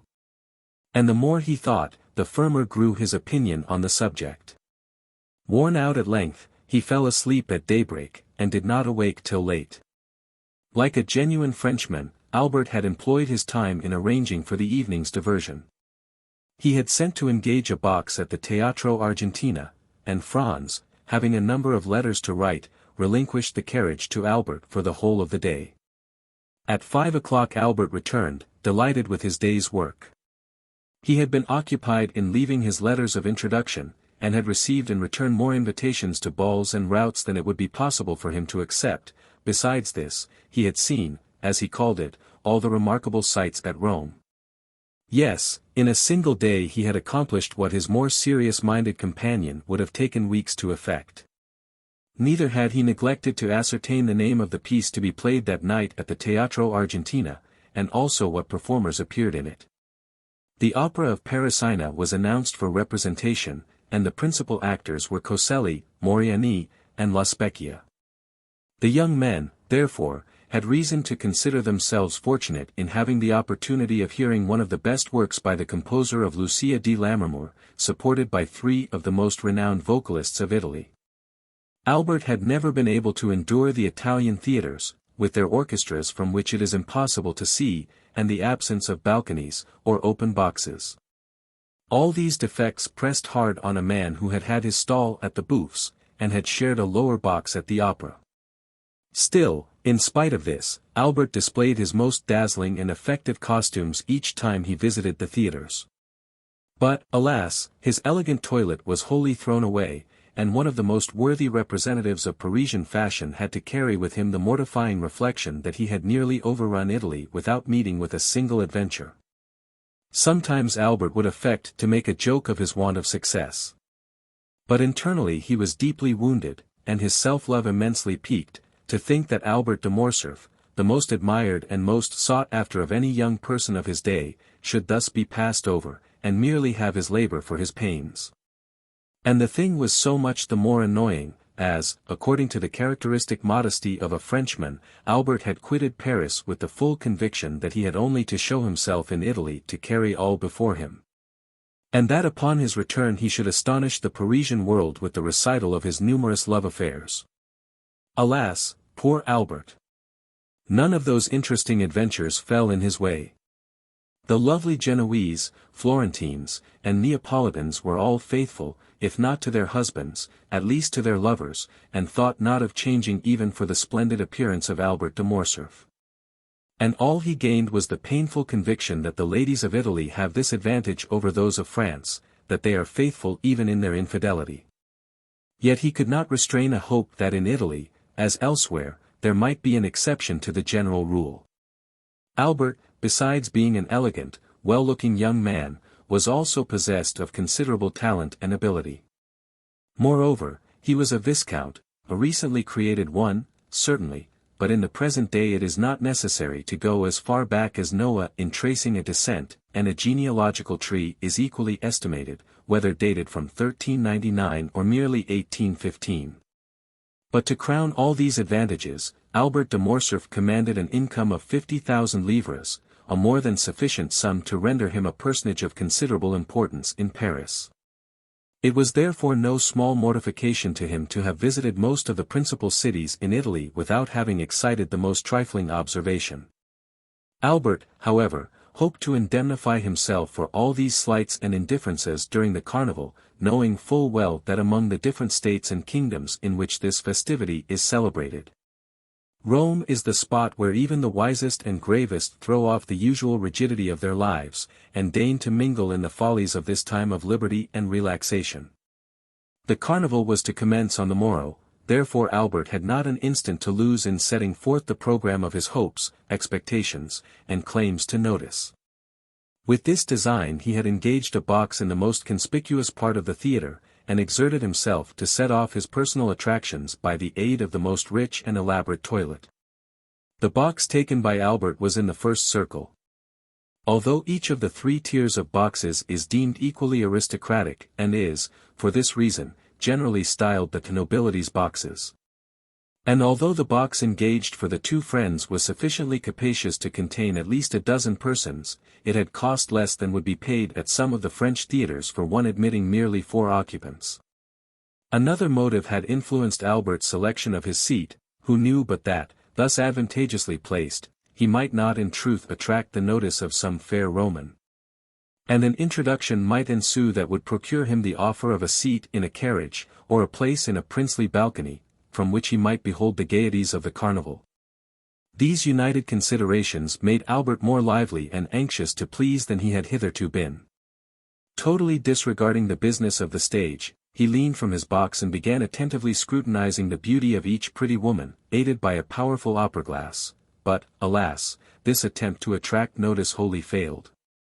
Not even curiosity had been excited, and it was but too apparent that the lovely creatures, into whose good graces he was desirous of stealing, were all so much engrossed with themselves, their lovers, or their own thoughts, that they had not so much as noticed him or the manipulation of his glass. The truth was, that the anticipated pleasures of the carnival, with the Holy Week that was to succeed it, so filled every fair breast, as to prevent the least attention being bestowed even on the business of the stage. The actors made their entries and exits unobserved or unthought of. At certain conventional moments, the spectators would suddenly cease their conversation, or rouse themselves from their musings, to listen to some brilliant effort of Moriani's, a well-executed recitative by Coselli, or to join in loud applause at the wonderful powers of La Specchia. But that momentary excitement over, they quickly relapsed into their former state of preoccupation or interesting conversation. Towards the close of the first act, the door of a box which had been hitherto vacant was opened. A lady entered to whom Franz had been introduced in Paris, where indeed, he had imagined she still was. The quick eye of Albert caught the involuntary start with which his friend beheld the new arrival, and, turning to him, he said hastily, "Do you know the woman who has just entered that box?" "Yes, what do you think of her?" "Oh, she is perfectly lovely, what a complexion! And such magnificent hair! Is she French?" "No, a Venetian." "And her name is?" "Countess G." "Ah, I know her by name," exclaimed Albert. "She is said to possess as much wit and cleverness as beauty. I was to have been presented to her when I met her at Madame Villefort's ball." "Shall I assist you in repairing your negligence?" asked Franz. "My dear fellow, are you really on such good terms with her as to venture to take me to her box?" "Why, I have only had the honor of being in her society and conversing with her 3 or 4 times in my life. But you know that even such an acquaintance as that might warrant my doing what you ask." At that instant, the Countess perceived Franz, and graciously waved her hand to him, to which he replied by a respectful inclination of the head. "Upon my word," said Albert, "you seem to be on excellent terms with the beautiful Countess." "You are mistaken in thinking so," returned Franz calmly. But you merely fall into the same error which leads so many of our countrymen to commit the most egregious blunders, I mean that of judging the habits and customs of Italy and Spain by our Parisian notions. Believe me, nothing is more fallacious than to form any estimate of the degree of intimacy you may suppose existing among persons by the familiar terms they seem upon. There is a similarity of feeling at this instant between ourselves and the Countess, nothing more. Is there, indeed, my good fellow? Pray tell me, is it sympathy of heart? No, of taste, continued Franz gravely. And in what manner has this congeniality of mine been evinced? By the Countess's visiting the Colosseum, as we did last night, by moonlight and nearly alone. You were with her, then? I was. And what did you say to her? Oh, we talked of the illustrious dead of whom that magnificent ruin is a glorious monument. Upon my word, cried Albert, you must have been a very entertaining companion alone, or all but alone, with a beautiful woman in such a place of sentiment as the Colosseum, and yet to find nothing better to talk about than the dead. All I can say is, if ever I should get such a chance, the living should be my theme. And you will probably find your theme ill-chosen. But, said Albert, breaking in upon his discourse, never mind the past, let us only remember the present. Are you not going to keep your promise of introducing me to the fair subject of our remarks? Certainly, directly the curtain falls on the stage. What a confounded long time this first act lasts. I believe, on my soul, that they never mean to finish it. Oh, yes, they will, only listen to that charming finale. How exquisitely Coselli sings his part. But what an awkward, inelegant fellow he is. Well, then, what do you say to La Specchia? Did you ever see anything more perfect than her acting? Why, you know, my dear fellow, when one has been accustomed to Malibran and Sontag, such singers as these don't make the same impression on you they perhaps do on others. At least, you must admire Moriani's style and execution. I never fancied men of his dark, ponderous appearance singing with a voice like a woman's. My good friend, said Franz, turning to him, while Albert continued to point his glass at every box in the theatre, you seem determined not to approve, you are really too difficult to please. The curtain at length fell on the performances, to the infinite satisfaction of the Viscount of Morcerf, who seized his hat, rapidly passed his fingers through his hair, arranged his cravat and wristbands, and signified to Franz that he was waiting for him to lead the way. Franz, who had mutely interrogated the Countess, and received from her a gracious smile in token that he would be welcome, sought not to retard the gratification of Albert's eager impatience, but began at once the tour of the house. Closely followed by Albert, who availed himself of the few minutes required to reach the opposite side of the theatre to settle the height and smoothness of his collar, and to arrange the lappets of his coat. This important task was just completed as they arrived at the Countess's box. At the knock, the door was immediately opened, and the young man who was seated beside the Countess, in obedience to the Italian custom, instantly rose and surrendered his place to the strangers, who, in turn, would be expected to retire upon the arrival of other visitors. Franz presented Albert as one of the most distinguished young men of the day, both as regarded his position in society and extraordinary talents. Nor did he say more than the truth, for in Paris and the circle in which the Viscount moved, he was looked upon and cited as a model of perfection. Franz added that his companion, deeply grieved at having been prevented the honor of being presented to the Countess during her sojourn in Paris, was most anxious to make up for it, and had requested him, Franz, to remedy the past misfortune by conducting him to her box, and concluded by asking pardon for his presumption in having taken it upon himself to do so. The Countess, in reply, bowed gracefully to Albert, and extended her hand with cordial kindness to Franz. Then, inviting Albert to take the vacant seat beside her, she recommended Franz to take the next best, if he wished to view the ballet, and pointed to the one behind her own chair. Albert was soon deeply engrossed in discoursing upon Paris and Parisian matters, speaking to the Countess of the various persons they both knew there. Franz perceived how completely he was in his element, and, unwilling to interfere with the pleasure he so evidently felt, took up Albert's glass, and began in his turn to survey the audience. Sitting alone, in the front of a box immediately opposite, but situated on the third row, was a woman of exquisite beauty, dressed in a Greek costume, which evidently, from the ease and grace with which she wore it, was her national attire. Behind her, but in deep shadow, was the outline of a masculine figure, but the features of this latter personage it was not possible to distinguish. Franz could not forbear breaking in upon the apparently interesting conversation passing between the Countess and Albert, to inquire of the former if she knew who was the fair Albanian opposite. Since beauty such as hers was well worthy of being observed by either sex. "All I can tell about her," replied the Countess, "is, that she has been at Rome since the beginning of the season, for I saw her where she now sits the very first night of the season, and since then she has never missed a performance. Sometimes she is accompanied by the person who is now with her, and at others she is merely attended by a black servant." "And what do you think of her personal appearance?" "Oh, I consider her perfectly lovely. She is just my idea of what Medora must have been." Franz and the Countess exchanged a smile, and then the latter resumed her conversation with Albert, while Franz returned to his previous survey of the house and company. The curtain rose on the ballet, which was one of those excellent specimens of the Italian school, admirably arranged and put on the stage by Henri, who has established for himself a great reputation throughout Italy for his taste and skill in the choreographic art, one of those masterly productions of grace, method, and elegance in which the whole corps de ballet, from the principal dancers to the humblest supernumerary, are all engaged on the stage at the same time. And 150 persons may be seen exhibiting the same attitude, or elevating the same arm or leg with a simultaneous movement, that would lead you to suppose that but one mind, one act of volition, influenced the moving mass.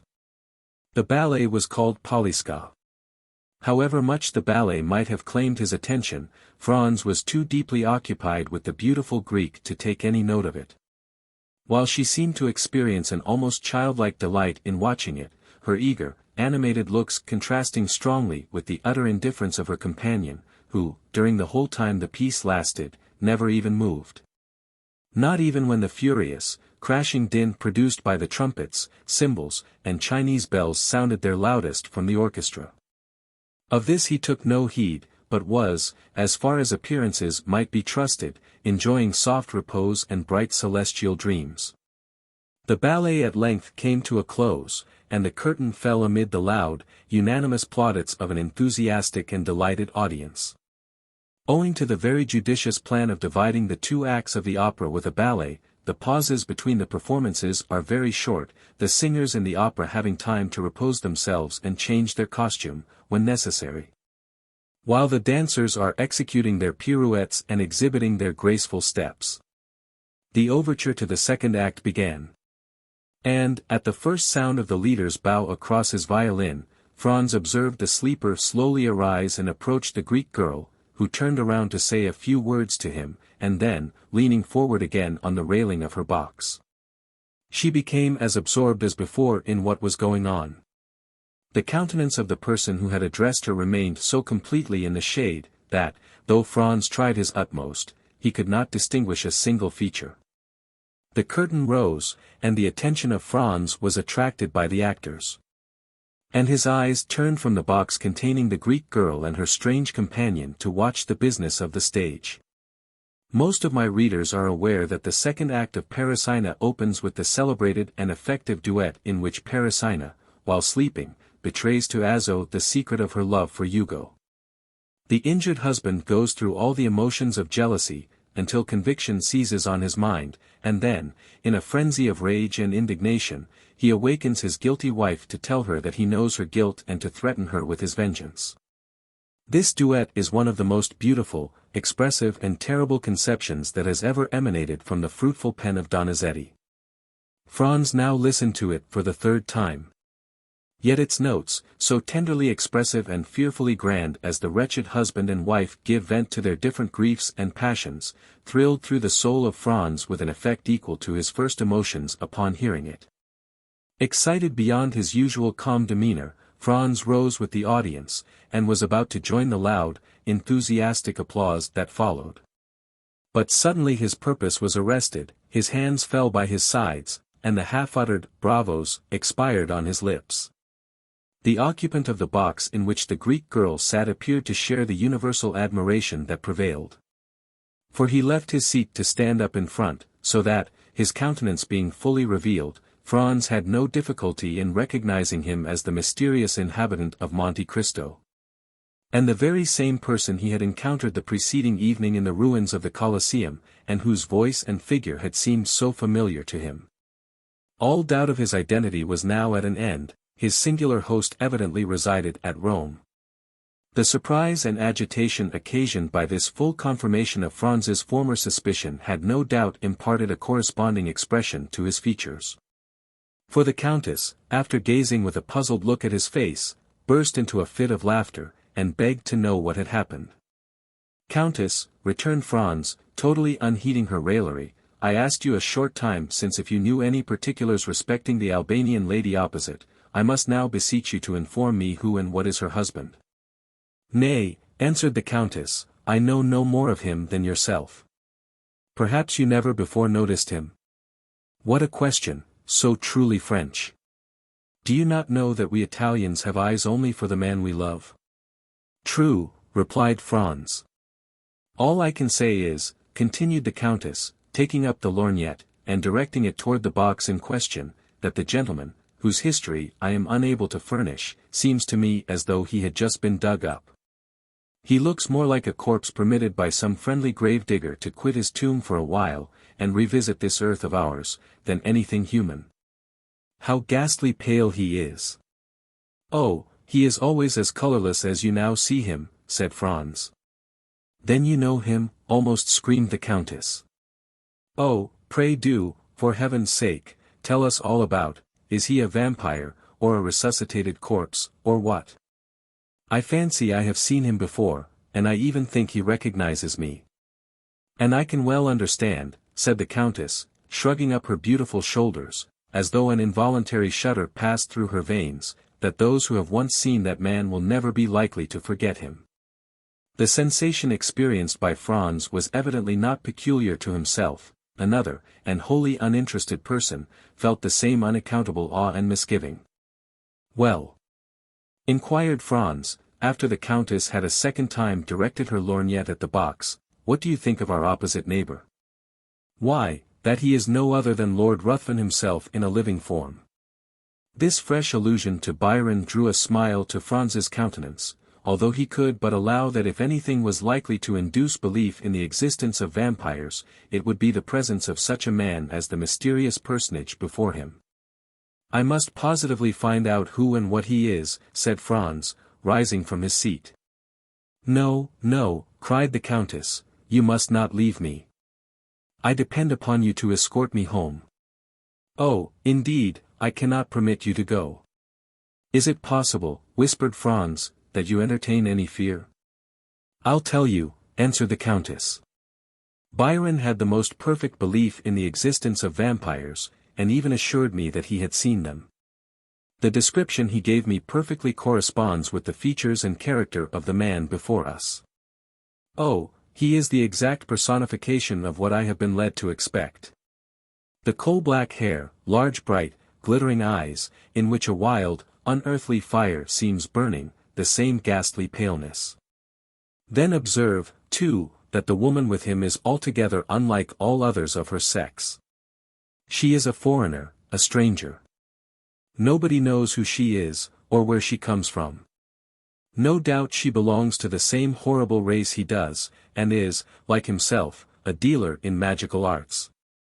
I entreat of you not to go near him, at least tonight.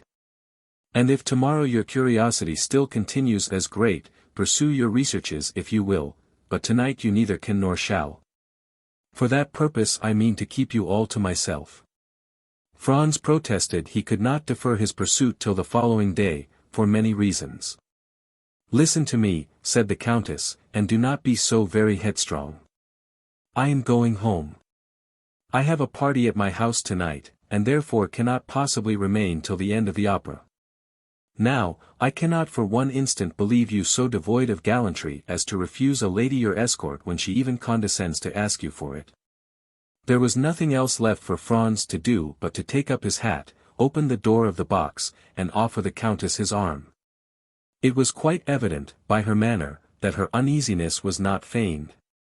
And Franz himself could not resist a feeling of superstitious dread, so much the stronger in him, as it arose from a variety of corroborative recollections, while the terror of the Countess sprang from an instinctive belief, originally created in her mind by the wild tales she had listened to till she believed them truths. Franz could even feel her arm tremble as he assisted her into the carriage. Upon arriving at her hotel, Franz perceived that she had deceived him when she spoke of expecting company. On the contrary, her own return before the appointed hour seemed greatly to astonish the servants. "Excuse my little subterfuge," said the Countess, in reply to her companion's half-reproachful observation on the subject. "But that horrid man had made me feel quite uncomfortable, and I longed to be alone, that I might compose my startled mind." Franz essayed to smile. "Nay," said she, "do not smile. It ill accords with the expression of your countenance, and I am sure it does not spring from your heart. However, promise me one thing." "What is it?" "Promise me, I say."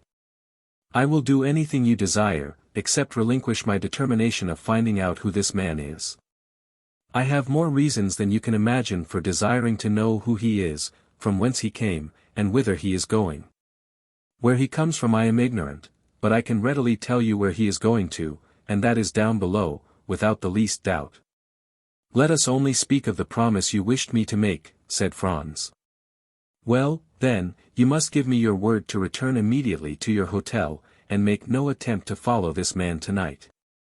There are certain affinities between the persons we quit and those we meet afterwards. For heaven's sake, do not serve as a conductor between that man and me. Pursue your chase after him tomorrow as eagerly as you please, but never bring him near me, if you would not see me die of terror. And now, good night.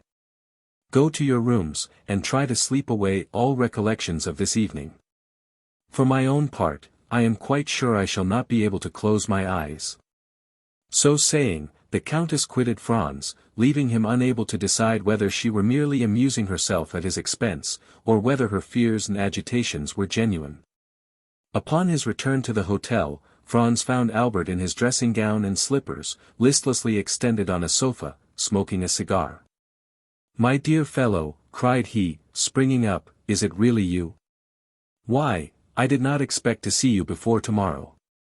"My dear Albert," replied Franz, "I am glad of this opportunity to tell you, once and forever, that you entertain a most erroneous notion concerning Italian women. I should have thought the continual failures you have met with in all your own love affairs might have taught you better by this time. Upon my soul, these women would puzzle the very devil to read them aright. Why, here, they give you their hand, they press yours in return, they keep up a whispering conversation, permit you to accompany them home. Why, if a Parisian were to indulge in a quarter of these marks of flattering attention, her reputation would be gone forever. And the very reason why the women of this fine country, where sounds the SI, as Dante writes, put so little restraint on their words and actions, is because they live so much in public, and have really nothing to conceal. Besides, you must have perceived that the Countess was really alarmed." "At what?" "At the sight of that respectable gentleman sitting opposite to us in the same box with the lovely Greek girl. Now, for my part, I met them in the lobby after the conclusion of the piece, and hang me, if I can guess where you took your notions of the other world from. I can assure you that this hobgoblin of yours is a deuced fine-looking fellow, admirably dressed. Indeed, I feel quite sure, from the cut of his clothes, they are made by a first-rate Paris tailor, probably Blin or Human. He was rather too pale, certainly, but then, you know, paleness is always looked upon as a strong proof of aristocratic descent and distinguished breeding." Franz smiled. For he well remembered that Albert particularly prided himself on the entire absence of color in his own complexion. "Well, that tends to confirm my own ideas," said Franz, that the Countess's suspicions were destitute alike of sense and reason. "Did he speak in your hearing? And did you catch any of his words?" "I did, but they were uttered in the Romaic dialect." I knew that from the mixture of Greek words. I don't know whether I ever told you that when I was at college I was rather strong in Greek. He spoke the Romaic language, did he? I think so. That settles it, murmured Franz. 'Tis he, past all doubt. What do you say? Nothing, nothing. But tell me, what were you thinking about when I came in? Oh, I was arranging a little surprise for you. Indeed. Of what nature? Why, you know it is quite impossible to procure a carriage. Certainly. And I also know that we have done all that human means afforded to endeavor to get one. Now, then, in this difficulty a bright idea has flashed across my brain. Franz looked at Albert as though he had not much confidence in the suggestions of his imagination. I tell you what, M. Franz, cried Albert, you deserve to be called out for such a misgiving and incredulous glance as that you were pleased to bestow on me just now. And I promise to give you the satisfaction of a gentleman if your scheme turns out as ingenious as you assert. Well, then, hearken to me. I listen. You agree, do you not, that obtaining a carriage is out of the question? I do. Neither can we procure horses. True, we have offered any sum, but have failed. Well, now, what do you say to a cart? I dare say such a thing might be had. Very possibly. And a pair of oxen? As easily found as the cart. Then you see, my good fellow, with a cart and a couple of oxen our business can be managed. The cart must be tastefully ornamented. And if you and I dress ourselves as Neapolitan reapers, we may get up a striking tableau, after the manner of that splendid picture by Leopold Robert. It would add greatly to the effect if the Countess would join us in the costume of a peasant from Pozzoli or Sorrento. Our group would then be quite complete, more especially as the Countess is quite beautiful enough to represent a Madonna. Well, said Franz, this time, M. Albert, I am bound to give you credit for having hit upon a most capital idea. And quite a national one, too, replied Albert with gratified pride. A mere mask borrowed from our own festivities. Ha, ha, ye Romans! You thought to make us, unhappy strangers, trot at the heels of your processions, like so many Lazzaroni, because no carriages or horses are to be had in your beggarly city. But you don't know us. When we can't have one thing we invent another.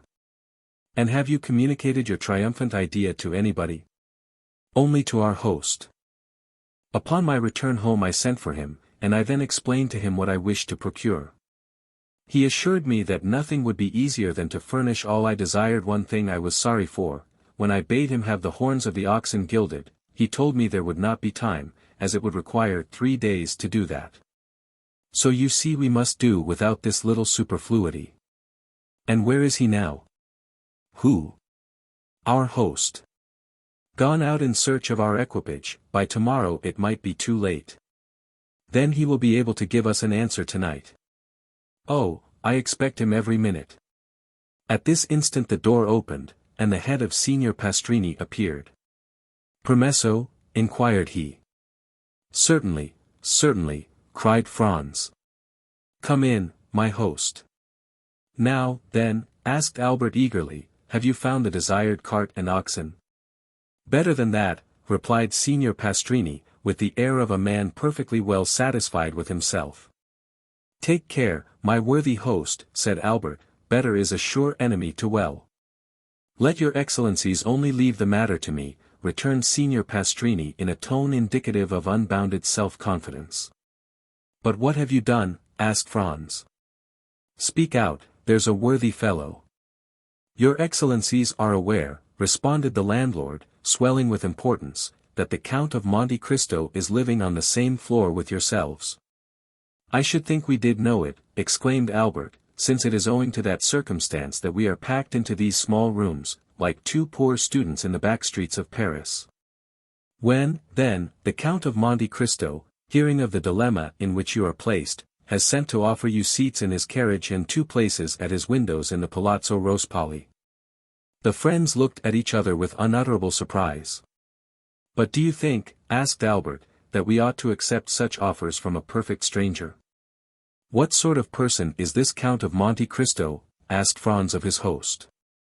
"A very great nobleman, but whether Maltese or Sicilian I cannot exactly say, but this I know, that he is noble as a Borghese and rich as a gold mine." "It seems to me," said Franz, speaking in an undertone to Albert, "that if this person merited the high panegyrics of our landlord, he would have conveyed his invitation through another channel, and not permitted it to be brought to us in this unceremonious way. He would have written, or—" At this instant someone knocked at the door. "Come in," said Franz. A servant, wearing a livery of considerable style and richness, appeared at the threshold, and, placing 2 cards in the landlord's hands, who forthwith presented them to the 2 young men, he said, "Please to deliver these. From the Count of Monte Cristo to Vicomte Albert de Morcerf N.M. Franz d'Épinay."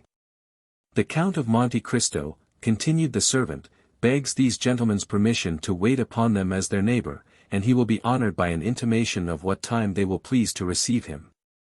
"Faith, Franz," whispered Albert, "there is not much to find fault with here."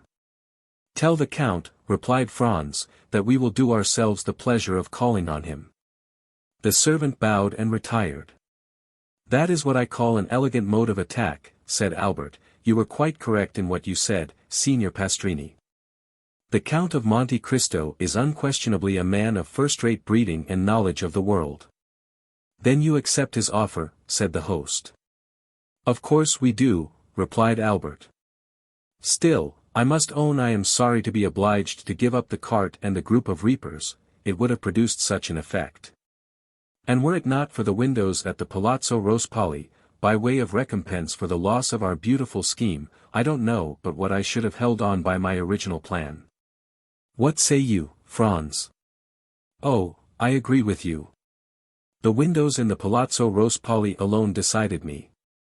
The truth was, that the mention of 2 places in the Palazzo Rospoli had recalled to Franz the conversation he had overheard the preceding evening in the ruins of the Colosseum between the mysterious unknown and the Transteverin, in which the stranger in the cloak had undertaken to obtain the freedom of a condemned criminal. And if this muffled-up individual proved, as Franz felt sure he would, the same as the person he had just seen in the Teatro Argentina, then he should be able to establish his identity, and also to prosecute his researches respecting him with perfect facility and freedom. Franz passed the night in confused dreams respecting the 2 meetings he had already had with his mysterious tormentor, and in waking speculations as to what the morrow would produce. The next day must clear up every doubt. And unless his near neighbor and would-be friend, the Count of Monte Cristo, possessed the ring of Gyges, and by its power was able to render himself invisible, it was very certain he could not escape this time. 8 o'clock found Franz up and dressed, while Albert, who had not the same motives for early rising, was still soundly asleep. The first act of Franz was to summon his landlord, who presented himself with his accustomed obsequiousness. "Pray, Signor Pastrini," asked Franz, "is not some execution appointed to take place today?" "Yes, your Excellency, but if your reason for inquiry is that you may procure a window to view it from, you are much too late." "Oh, no," answered Franz, "I had no such intention, and even if I had felt a wish to witness the spectacle, I might have done so from Monte Pincio, could I not?" "Ah!" exclaimed mine host, "I did not think it likely your Excellency would have chosen to mingle with such a rabble as are always collected on that hill, which, indeed, they consider as exclusively belonging to themselves." "Very possibly I may not go," answered Franz, "but in case I feel disposed, give me some particulars of today's executions." "What particulars would your Excellency like to hear?" "Why, the number of persons condemned to suffer, their names, and description of the death they are to die." "That happens just lucky, your Excellency. Only a few minutes ago they brought me the tavelettas." "What are they?"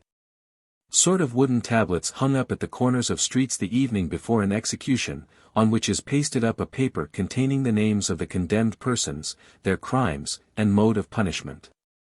The reason for so publicly announcing all this is, that all good and faithful Catholics may offer up their prayers for the unfortunate culprits, and, above all, beseech of heaven to grant them a sincere repentance.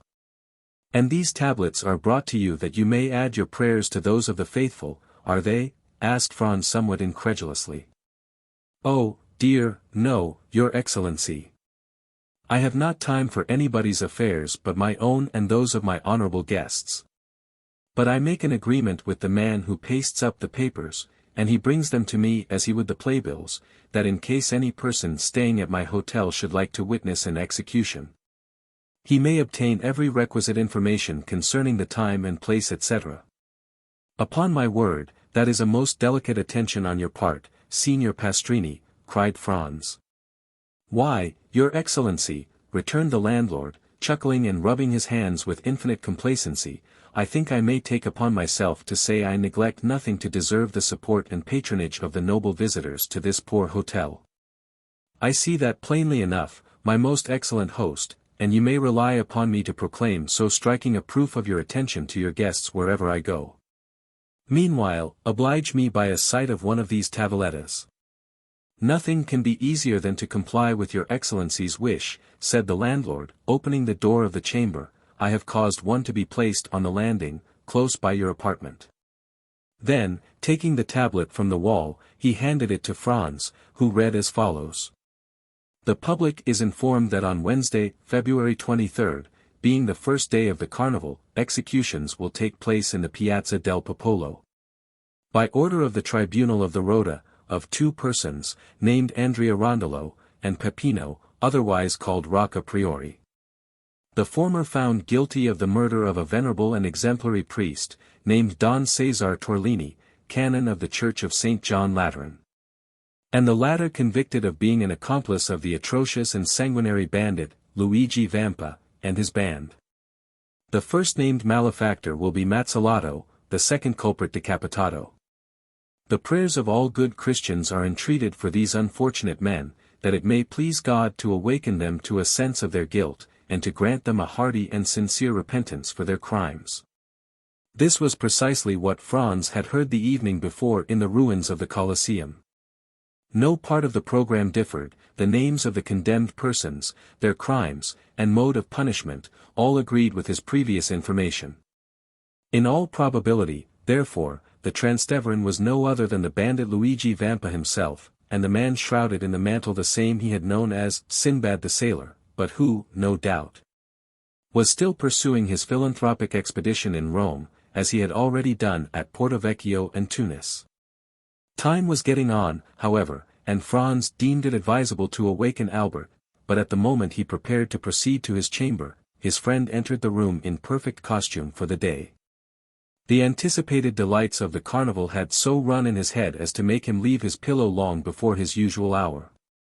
Now, my excellent Signor Pastrini, said Franz, addressing his landlord, since we are both ready, do you think we may proceed at once to visit the Count of Monte Cristo?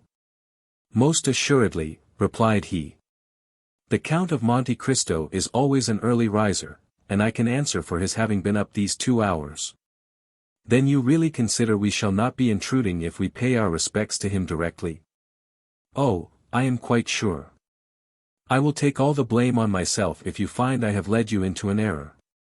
Well, then, if it be so, are you ready, Albert? Perfectly. Let us go and return our best thanks for his courtesy. Yes, let us do so. The landlord preceded the friends across the landing, which was all that separated them from the apartments of the Count, rang at the bell, and, upon the door being opened by a servant, said, I Signori Francisci. The domestic bowed respectfully, and invited them to enter. They passed through 2 rooms, furnished in a luxurious manner they had not expected to see under the roof of Signor Pastrini, and were shown into an elegantly fitted-up drawing-room.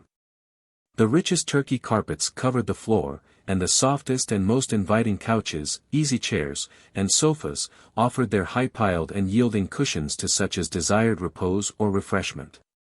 Splendid paintings by the first masters were ranged against the walls, intermingled with magnificent trophies of war, while heavy curtains of costly tapestry were suspended before the different doors of the room. If your excellencies will please to be seated, said the man, I will let the Count know that you are here.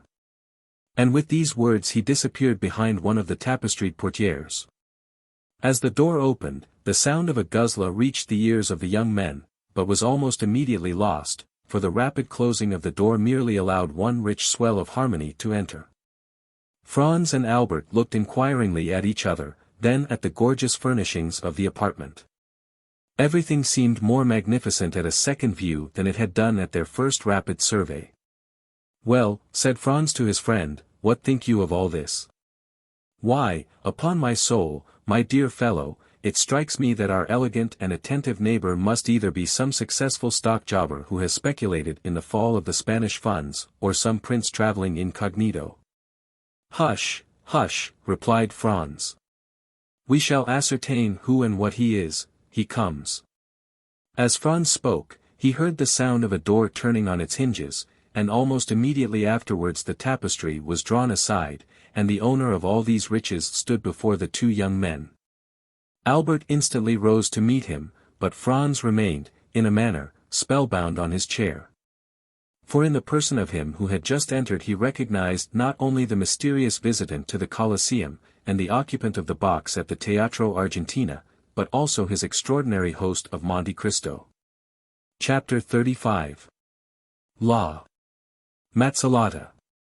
"Gentlemen," said the Count of Monte Cristo as he entered, "I pray you excuse me for suffering my visit to be anticipated, but I feared to disturb you by presenting myself earlier at your apartments. Besides, you sent me word that you would come to me, and I have held myself at your disposal." "Franz and I have to thank you 1,000 times, Count," returned Albert.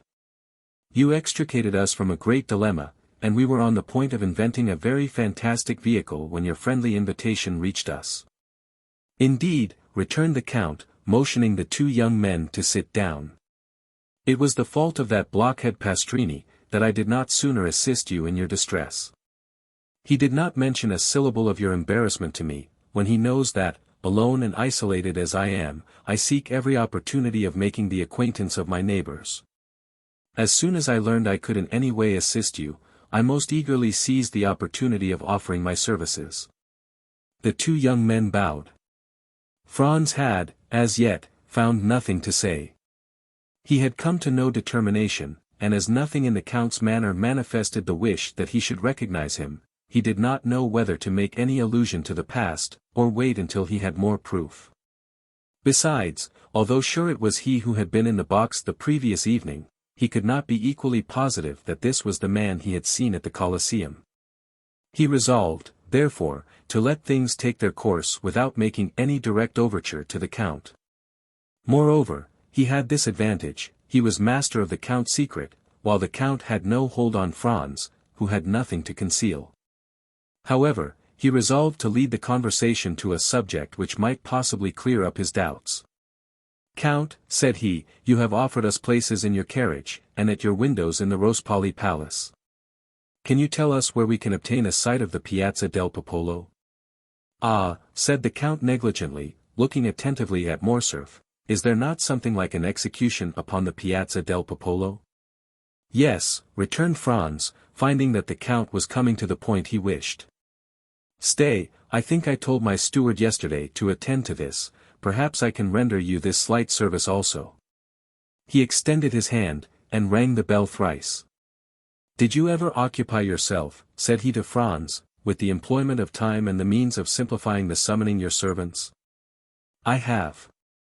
When I ring once, it is for my valet, twice, for my majordomo, thrice, for my steward, thus I do not waste a minute or a word. Here he is." A man of about 45 or 50 entered, exactly resembling the smuggler who had introduced Franz into the cavern, but he did not appear to recognize him. It was evident he had his orders. "Monsieur Bertuccio," said the Count, "you have procured me windows looking on the Piazza del Popolo, as I ordered you yesterday." "Yes, Excellency," returned the steward, "but it was very late."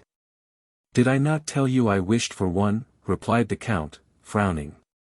"And your Excellency has one, which was let to Prince Lobaneff, but I was obliged to pay 100. That will do, Monsieur Bertuccio. Spare these gentlemen all such domestic arrangements. You have the window, that is sufficient. Give orders to the coachman, and be in readiness on the stairs to conduct us to it." The steward bowed, and was about to quit the room. "Ah," continued the Count, "be good enough to ask Pastrini if he has received the tavoletta, and if he can send us an account of the execution." "There is no need to do that," said Franz, taking out his tablets. "For I saw the account, and copied it down." "Very well, you can retire, Bertuccio, I need you no longer. Let us know when breakfast is ready. These gentlemen," added he, turning to the two friends, "will, I trust, do me the honor to breakfast with me." "But, my dear Count," said Albert, "we shall abuse your kindness." "Not at all, on the contrary, you will give me great pleasure.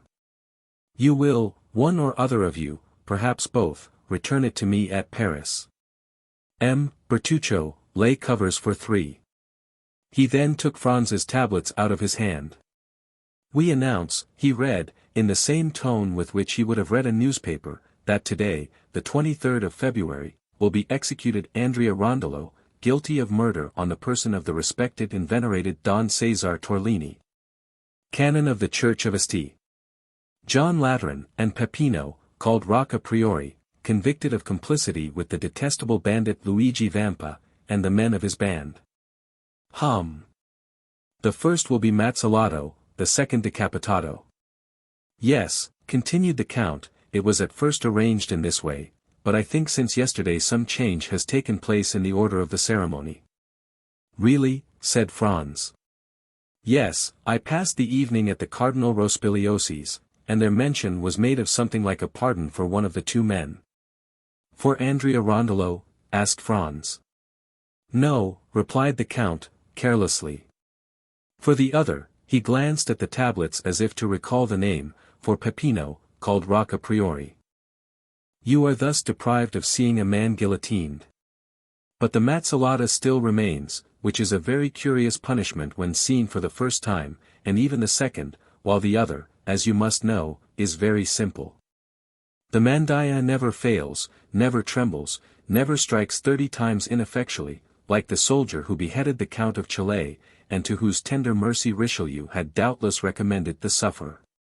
Ah," added the Count, in a contemptuous tone, "do not tell me of European punishments, they are in the infancy, or rather the old age, of cruelty." "Really, Count," replied Franz, "one would think that you had studied the different tortures of all the nations of the world." "There are, at least, few that I have not seen," said the Count coldly. "And you took pleasure in beholding these dreadful spectacles?" "My first sentiment was horror, the second indifference, the third curiosity." "Curiosity, that is a terrible word." "Why so?" "In life, our greatest preoccupation is death. Is it not then, curious to study the different ways by which the soul and body can part? And how, according to their different characters, temperaments, and even the different customs of their countries, different persons bear the transition from life to death, from existence to annihilation? As for myself, I can assure you of one thing, the more men you see die, the easier it becomes to die yourself, and in my opinion, death may be a torture, but it is not an expiation." "I do not quite understand you," replied Franz. "Pray explain your meaning, for you excite my curiosity to the highest pitch." "Listen," said the Count, and deep hatred mounted to his face, as the blood would to the face of any other. "If a man had by unheard of and excruciating tortures destroyed your father, your mother, your betrothed, a being who, when torn from you, left a desolation, a wound that never closes, in your breast, do you think the reparation that society gives you is sufficient when it interposes the knife of the guillotine between the base of the occiput and the trapezial muscles of the murderer, and allows him who has caused us years of moral sufferings to escape with a few moments of physical pain?" "Yes, I know," said Franz, "that human justice is insufficient to console us, she can give blood in return for blood, that is all, but you must demand from her only what it is in her power to grant. I will put another case to you," continued the Count, "that where society, attacked by the death of a person, avenges death by death. But are there not 1,000 tortures by which a man may be made to suffer without society taking the least cognizance of them, or offering him even the insufficient means of vengeance, of which we have just spoken? Are there not crimes for which the impalement of the Turks, the augurs of the Persians, the stake and the brand of the Iroquois Indians, are inadequate tortures, and which are unpunished by society? Answer me, do not these crimes exist? Yes, answered Franz, and it is to punish them that dueling is tolerated. Ah, dueling, cried the Count, a pleasant manner, upon my soul, of arriving at your end when that end is vengeance. A man has carried off your mistress, a man has seduced your wife, a man has dishonored your daughter. He has rendered the whole life of one who had the right to expect from heaven that portion of happiness God has promised to every one of his creatures, an existence of misery and infamy. And you think you are avenged because you send a ball through the head, or pass a sword through the breast, of that man who has planted madness in your brain, and despair in your heart. And remember, moreover, that it is often he who comes off victorious from the strife, absolved of all crime in the eyes of the world. No, no, continued the Count, had I to avenge myself, it is not thus I would take revenge. Then you disapprove of dueling? You would not fight a duel? Asked Albert in his turn, astonished at this strange theory. Oh, yes, replied the Count, understand me, I would fight a duel for a trifle, for an insult, for a blow. And the more so that, thanks to my skill in all bodily exercises, and the indifference to danger I have gradually acquired, I should be almost certain to kill my man. Oh, I would fight for such a cause. But in return for a slow, profound, eternal torture, would give back the same, were it possible. An eye for an eye, a tooth for a tooth, as the Orientalists say, are masters in everything, those favored creatures who have formed for themselves a life of dreams and a paradise of realities. But, said Franz to the Count, with this theory, which renders you at once judge and executioner of your own cause, it would be difficult to adopt a course that would forever prevent your falling under the power of the law. Hatred is blind, rage carries you away, and he who pours out vengeance runs the risk of tasting a bitter draught. Yes, if he be poor and inexperienced, not if he be rich and skillful. Besides, the worst that could happen to him would be the punishment of which we have already spoken, and which the philanthropic French Revolution has substituted for being torn to pieces by horses or broken on the wheel. What matters this punishment, as long as he is avenged? On my word, I almost regret that in all probability this miserable Peppino will not be beheaded, as you might have had an opportunity then of seeing how short a time the punishment lasts, and whether it is worth even mentioning. But, really this is a most singular conversation for the carnival, gentlemen. How did it arise? Ah, I recollect, you asked for a place at my window, you shall have it. But let us first sit down to table, for here comes the servant to inform us that breakfast is ready. As he spoke, a servant opened one of the 4 doors of the apartment, saying, Al suo accomodo. The 2 young men arose and entered the breakfast room. During the meal, which was excellent, and admirably served, Franz looked repeatedly at Albert, in order to observe the impressions which he doubted not had been made on him by the words of their entertainer.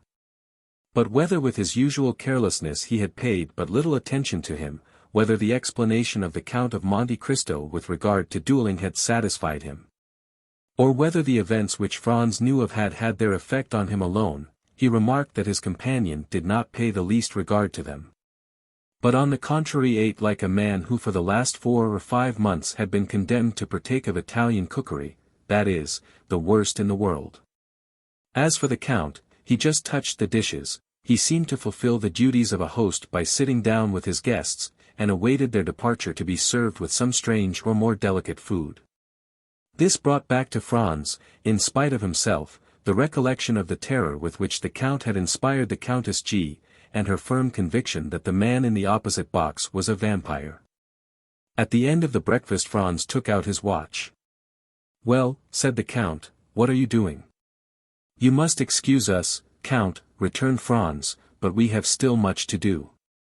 What may that be? We have no masks, and it is absolutely necessary to procure them. Do not concern yourself about that, we have, I think, a private room in the Piazza del Popolo. I will have whatever costumes you choose brought to us, and you can dress there. After the execution, cried Franz. Before or after, whichever you please. opposite the scaffold. The scaffold forms part of the fate. Count, I have reflected on the matter, said Franz. I thank you for your courtesy, but I shall content myself with accepting a place in your carriage and at your window at the Rospoli Palace. And I leave you at liberty to dispose of my place at the Piazza del Popolo. But I warn you, you will lose a very curious sight, returned the Count. You will describe it to me, replied Franz, and the recital from your lips will make as great an impression on me as if I had witnessed it. I have more than once intended witnessing an execution, but I have never been able to make up my mind, and you, Albert? I, replied the Viscount, I saw Castaing executed, but I think I was rather intoxicated that day, for I had quitted college the same morning, and we had passed the previous night at a tavern. Besides, it is no reason because you have not seen an execution at Paris, that you should not see one anywhere else. When you travel, it is to see everything. Think what a figure you will make when you are asked, how do they execute at Rome? And you reply, I do not know. And, besides, they say that the culprit is an infamous scoundrel, who killed with a log of wood a worthy canon who had brought him up like his own son. Diable! When a churchman is killed, it should be with a different weapon than a log, especially when he has behaved like a father. If you went to Spain, would you not see the bullfights? Well, suppose it is a bullfight you are going to see. Recollect the ancient Romans of the circus, and the sports where they killed 300 lions and 100 men. Think of the 80,000 applauding spectators, the sage matrons who took their daughters, and the charming vestals who made with the thumb of their white hands the fatal sign that said, Come, dispatch the dying. Shall you go, then, Albert? Asked Franz. Ma-foi, yes, like you, I hesitated, but the Count's eloquence decides me. Let us go, then, said Franz, since you wish it, but on our way to the Piazza del Popolo, I wish to pass through the Corso. Is this possible, Count? On foot, yes, in a carriage, no. I will go on foot, then. Is it important that you should go that way? Yes, there is something I wish to see. Well, we will go by the Corso. We will send the carriage to wait for us on the Piazza del Popolo, by the Via del Babuino, for I shall be glad to pass, myself, through the Corso, to see if some orders I have given have been executed. Excellency, said a servant, opening the door, a man in the dress of a penitent wishes to speak to you. Ah! Yes, returned the Count, I know who he is. Gentlemen, will you return to the salon?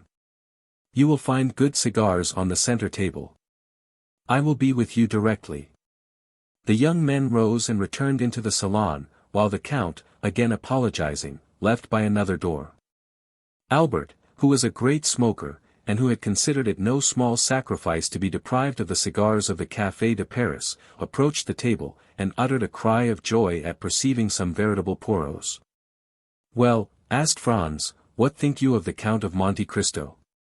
What do I think, said Albert, evidently surprised at such a question from his companion. I think he is a delightful fellow, who does the honors of his table admirably. Who has travelled much, read much, is, like Brutus, of the Stoic school, and moreover, added he, sending a volume of smoke up towards the ceiling, that he has excellent cigars. Such was Albert's opinion of the Count, and as Franz well knew that Albert professed never to form an opinion except upon long reflection, he made no attempt to change it. But, said he, did you observe one very singular thing? What? How attentively he looked at you. At me? Yes. Albert reflected. Ah, replied he, sighing, that is not very surprising. I have been more than a year absent from Paris, and my clothes are of a most antiquated cut. The Count takes me for a provincial. The first opportunity you have, undeceive him, I beg, and tell him I am nothing of the kind. Franz smiled, an instant after the Count entered. I am now quite at your service, gentlemen, said he. The carriage is going one way to the Piazza del Popolo, and we will go another, and, if you please, by the Corso. Take some more of these cigars, M. de Morcerf. With all my heart, returned Albert, Italian cigars are horrible. When you come to Paris, I will return all this. I will not refuse, I intend going there soon, and since you allow me, I will pay you a visit. Come, we have not any time to lose, it is 12:30, let us set off. All three descended. The coachman received his master's orders, and drove down the Via del Babuino. While the three gentlemen walked along the Piazza di Spagna and the Via Frattina, which led directly between the Fiano and Rospoli palaces, Franz's attention was directed towards the windows of that last palace. For he had not forgotten the signal agreed upon between the man in the mantle and the Transtever peasant. "Which are your windows?" asked he of the count, with as much indifference as he could assume. "The three last," returned he, with a negligence evidently unaffected, for he could not imagine with what intention the question was put. Franz glanced rapidly towards the three windows. The side windows were hung with yellow damask, and the center one with white damask and a red cross. The man in the mantle had kept his promise to the Transteverin, and there could now be no doubt that he was the count. The three windows were still untenanted. Preparations were making on every side. Chairs were placed, scaffolds were raised, and windows were hung with flags. The masks could not appear, the carriages could not move about, but the masks were visible behind the windows, the carriages, and the doors. Franz, Albert, and the count continued to descend the Corso. As they approached the Piazza del Popolo, the crowd became more dense, and above the heads of the multitude two objects were visible, the obelisk, surmounted by a cross, which marks the center of the square, and in front of the obelisk.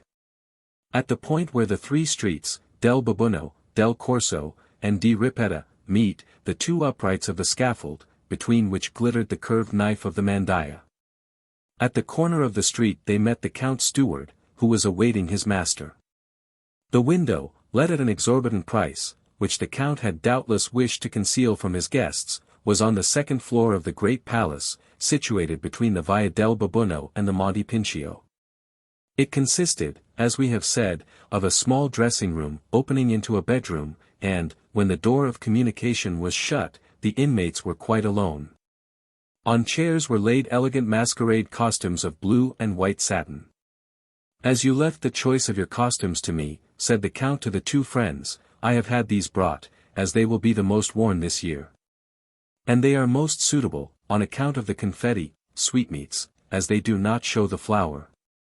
Franz heard the words of the count but imperfectly, and he perhaps did not fully appreciate this new attention to their wishes. For he was wholly absorbed by the spectacle that the Piazza del Popolo presented, and by the terrible instrument that was in the center. It was the first time Franz had ever seen a guillotine. We say guillotine, because the Roman mandaia is formed on almost the same model as the French instrument.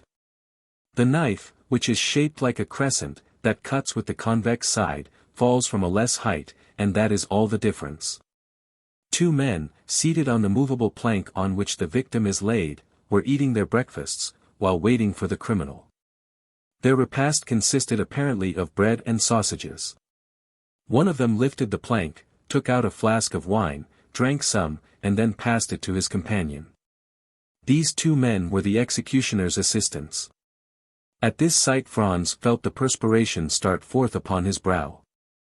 The prisoners, transported the previous evening from the Carcere Neuve to the little church of Santa Maria del Popolo, had passed the night, each accompanied by two priests, in a chapel closed by a grating, before which were two sentinels, who were relieved at intervals. A double line of carbineers, placed on each side of the door of the church, reached to the scaffold, and formed a circle around it, leaving a path about 10 feet wide, and around the guillotine a space of nearly 100 feet. All the rest of the square was paved with heads. Many women held their infants on their shoulders, and thus the children had the best view. The Monte Pincio seemed a vast amphitheater filled with spectators. The balconies of the two churches at the corner of the Via del Babuino and the Via di Ripetta were crammed, the steps even seemed a parti-colored sea, that was impelled towards the portico, every niche in the wall held its living statue. What the count said was true, the most curious spectacle in life is that of death. And yet, Instead of the silence and the solemnity demanded by the occasion, laughter and jests arose from the crowd. It was evident that the execution was, in the eyes of the people, only the commencement of the carnival. Suddenly the tumult ceased, as if by magic, and the doors of the church opened. A brotherhood of penitents, clothed from head to foot in robes of grey sackcloth, with holes for the eyes, and holding in their hands lighted tapers, appeared first. The chief marched at the head. Behind the penitents came a man of vast stature and proportions. He was naked, with the exception of cloth drawers at the left side of which hung a large knife in a sheath, and he bore on his right shoulder a heavy iron sledge-hammer. This man was the executioner. He had, moreover, sandals bound on his feet by cords. Behind the executioner came, in the order in which they were to die, first Peppino and then Andrea. Each was accompanied by 2 priests. Neither had his eyes bandaged. Peppino walked with a firm step, doubtless aware of what awaited him. Andrea was supported by 2 priests. Each of them, from time to time, kissed the crucifix the confessor held out to them. At this sight alone Franz felt his legs tremble under him. He looked at Albert, he was as white as his shirt, and mechanically cast away his cigar, although he had not half smoked it.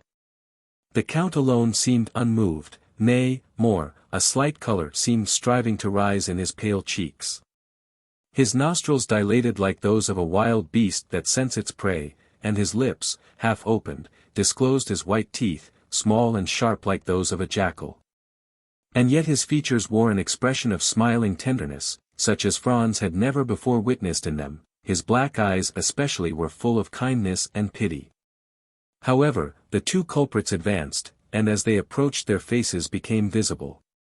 Peppino was a handsome young man of 4 or 25, bronzed by the sun. He carried his head erect, and seemed on the watch to see on which side his liberator would appear. Andrea was short and fat, his visage, marked with brutal cruelty, did not indicate age, he might be 30. In prison he had suffered his beard to grow, his head fell on his shoulder, his legs bent beneath him, and his movements were apparently automatic and unconscious. "I thought," said Franz to the Count, "that you told me there would be but 1 execution." "I told you true," replied he coldly. "And yet here are 2 culprits."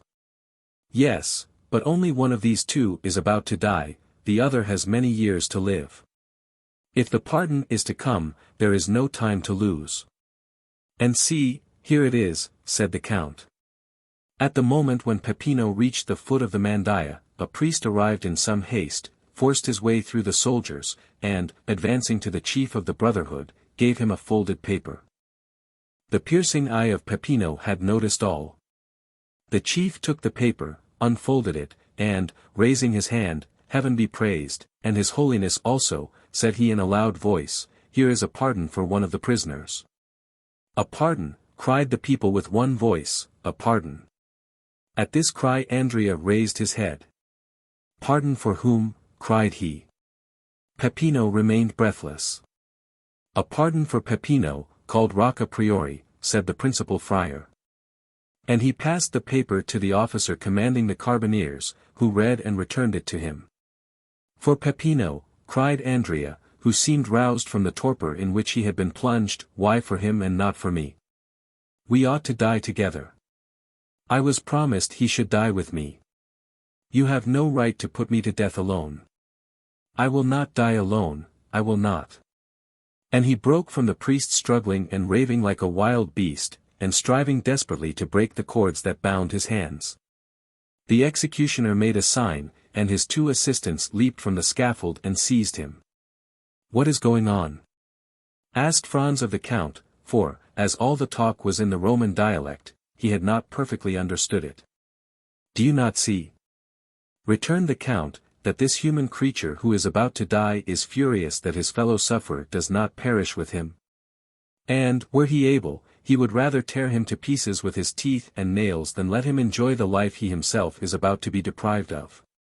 "Oh, man, race of crocodiles," cried the Count, extending his clenched hands towards the crowd, "how well do I recognize you there, and that at all times you are worthy of yourselves.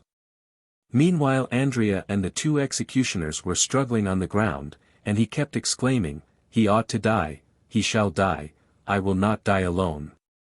"Look, look," cried the Count, seizing the young men's hands.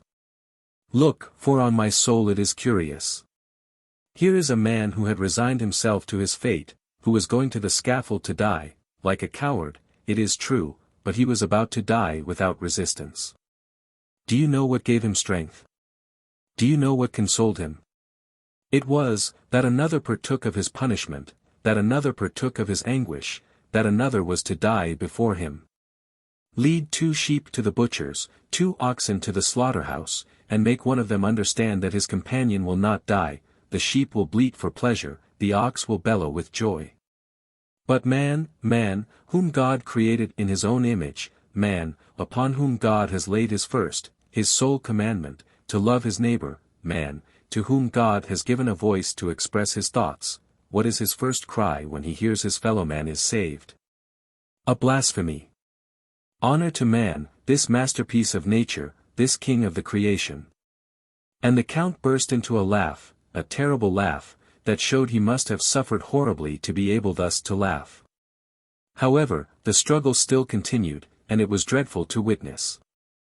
The 2 assistants carried Andrea up to the scaffold, the people all took part against Andrea, and 20,000 voices cried, "Put him to death! Put him to death!" Franz sprang back, but the Count seized his arm, and held him before the window. "What are you doing?" said he. "Do you pity him? If you heard the cry of mad dog, you would take your gun, you would unhesitatingly shoot the poor beast, who, after all, was only guilty of having been bitten by another dog. And yet you pity a man who, without being bitten by one of his race, has yet murdered his benefactor. And who, now unable to kill anyone, because his hands are bound, wishes to see his companion in captivity perish. No, look, look." The recommendation was needless. Franz was fascinated by the horrible spectacle. The 2 assistants had borne Andrea to the scaffold, and there, in spite of his struggles, his bites, and his cries, had forced him to his knees. During this time the executioner had raised his mace, and signed to them to get out of the way. The criminal strove to rise, but, ere he had time, the mace fell on his left temple. A dull and heavy sound was heard, and the man dropped like an ox on his face, and then turned over on his back. The executioner let fall his mace, drew his knife, and with one stroke opened his throat, and mounting on his stomach, stamped violently on it with his feet. At every stroke a jet of blood sprang from the wound. This time Franz could contain himself no longer, but sank, half fainting, into a seat. Albert, with his eyes closed, was standing grasping the window curtains. The Count was erect and triumphant, like the avenging angel. Chapter 36. The Carnival at Rome. When Franz recovered his senses, he saw Albert drinking a glass of water, of which, to judge from his pallor, he stood in great need, and the Count, who was assuming his masquerade costume. He glanced mechanically towards the piazza, the scene was wholly changed, scaffold, executioners, victims, all had disappeared, only the people remained, full of noise and excitement. The bell of Monte Cristo, which only sounds on the Pope's decease and the opening of the Carnival, was ringing a joyous peal. "Well," asked he of the Count, "what has, then, happened?" "Nothing," replied the Count. "Only, as you see, the Carnival has commenced. Make haste and dress yourself." "In fact," said Franz, "this horrible scene has passed away like a dream." "It is but a dream, a nightmare, that has disturbed you." "Yes, that I have suffered." "But the culprit?" "That is a dream also, only he has remained asleep, while you have awakened, and who knows which of you is the most fortunate." "But Peppino, what has become of him?" "Peppino is a lad of sense, who, unlike most men, who are happy in proportion as they are noticed, was delighted to see that the general attention was directed towards his companion. He profited by this distraction to slip away among the crowd, without even thanking the worthy priests who accompanied him. Decidedly man is an ungrateful and egotistical animal. But dress yourself, C.M. de Morcerf sets you the example. Albert was drawing on the satin pantaloon over his black trousers and varnished boots. "Well, Albert," said Franz, "do you feel much inclined to join the revels? Come, answer frankly." "Ma foi, no," returned Albert. "But I am really glad to have seen such a sight, and I understand what the Count said, that when you have once habituated yourself to a similar spectacle, it is the only one that causes you any emotion. Without reflecting that this is the only moment in which you can study character," said the Count, "on the steps of the scaffold death tears off the mask that has been worn through life, and the real visage is disclosed. It must be allowed that Andrea was not very handsome, the hideous scoundrel. Come, dress yourselves, gentlemen, dress yourselves." Franz felt it would be ridiculous not to follow his two companions' example. He assumed his costume, and fastened on the mask that scarcely equaled the pallor of his own face. Their toilet finished, they descended, the carriage awaited them at the door, filled with sweetmeats and bouquets. They fell into the line of carriages. It is difficult to form an idea of the perfect change that had taken place. Instead of the spectacle of gloomy and silent death, the Piazza del Popolo presented a spectacle of gay and noisy mirth and revelry. A crowd of masks flowed in from all sides, emerging from the doors, descending from the windows. From every street and every corner drove carriages filled with clowns, harlequins, dominoes, mummers, pantomimists, Transteverins, knights, and peasants, screaming, fighting, gesticulating, throwing eggs filled with flour, confetti, nosegays. Attacking, with their sarcasms and their missiles, friends and foes, companions and strangers, indiscriminately, and no one took offense, or did anything but laugh. Franz and Albert were like men who, to drive away a violent sorrow, have recourse to wine, and who, as they drink and become intoxicated, feel a thick veil drawn between the past and the present. They saw, or rather continued to see, the image of what they had witnessed, but little by little the general vertigo seized them, and they felt themselves obliged to take part in the noise and confusion. A handful of confetti that came from a neighboring carriage, and which, while it covered Morcerf and his two companions with dust, pricked his neck and that portion of his face uncovered by his mask like 100 pins, incited him to join in the general combat, in which all the masks around him were engaged. He rose in his turn, and seizing handfuls of confetti and sweetmeats, with which the carriage was filled, cast them with all the force and skill he was master of. The strife had fairly begun, and the recollection of what they had seen half an hour before was gradually effaced from the young men's minds, so much were they occupied by the gay and glittering procession they now beheld. As for the Count of Monte Cristo, he had never for an instant shown any appearance of having been moved. Imagine the large and splendid Corso, bordered from one end to the other with lofty palaces, with their balconies hung with carpets, and their windows with flags.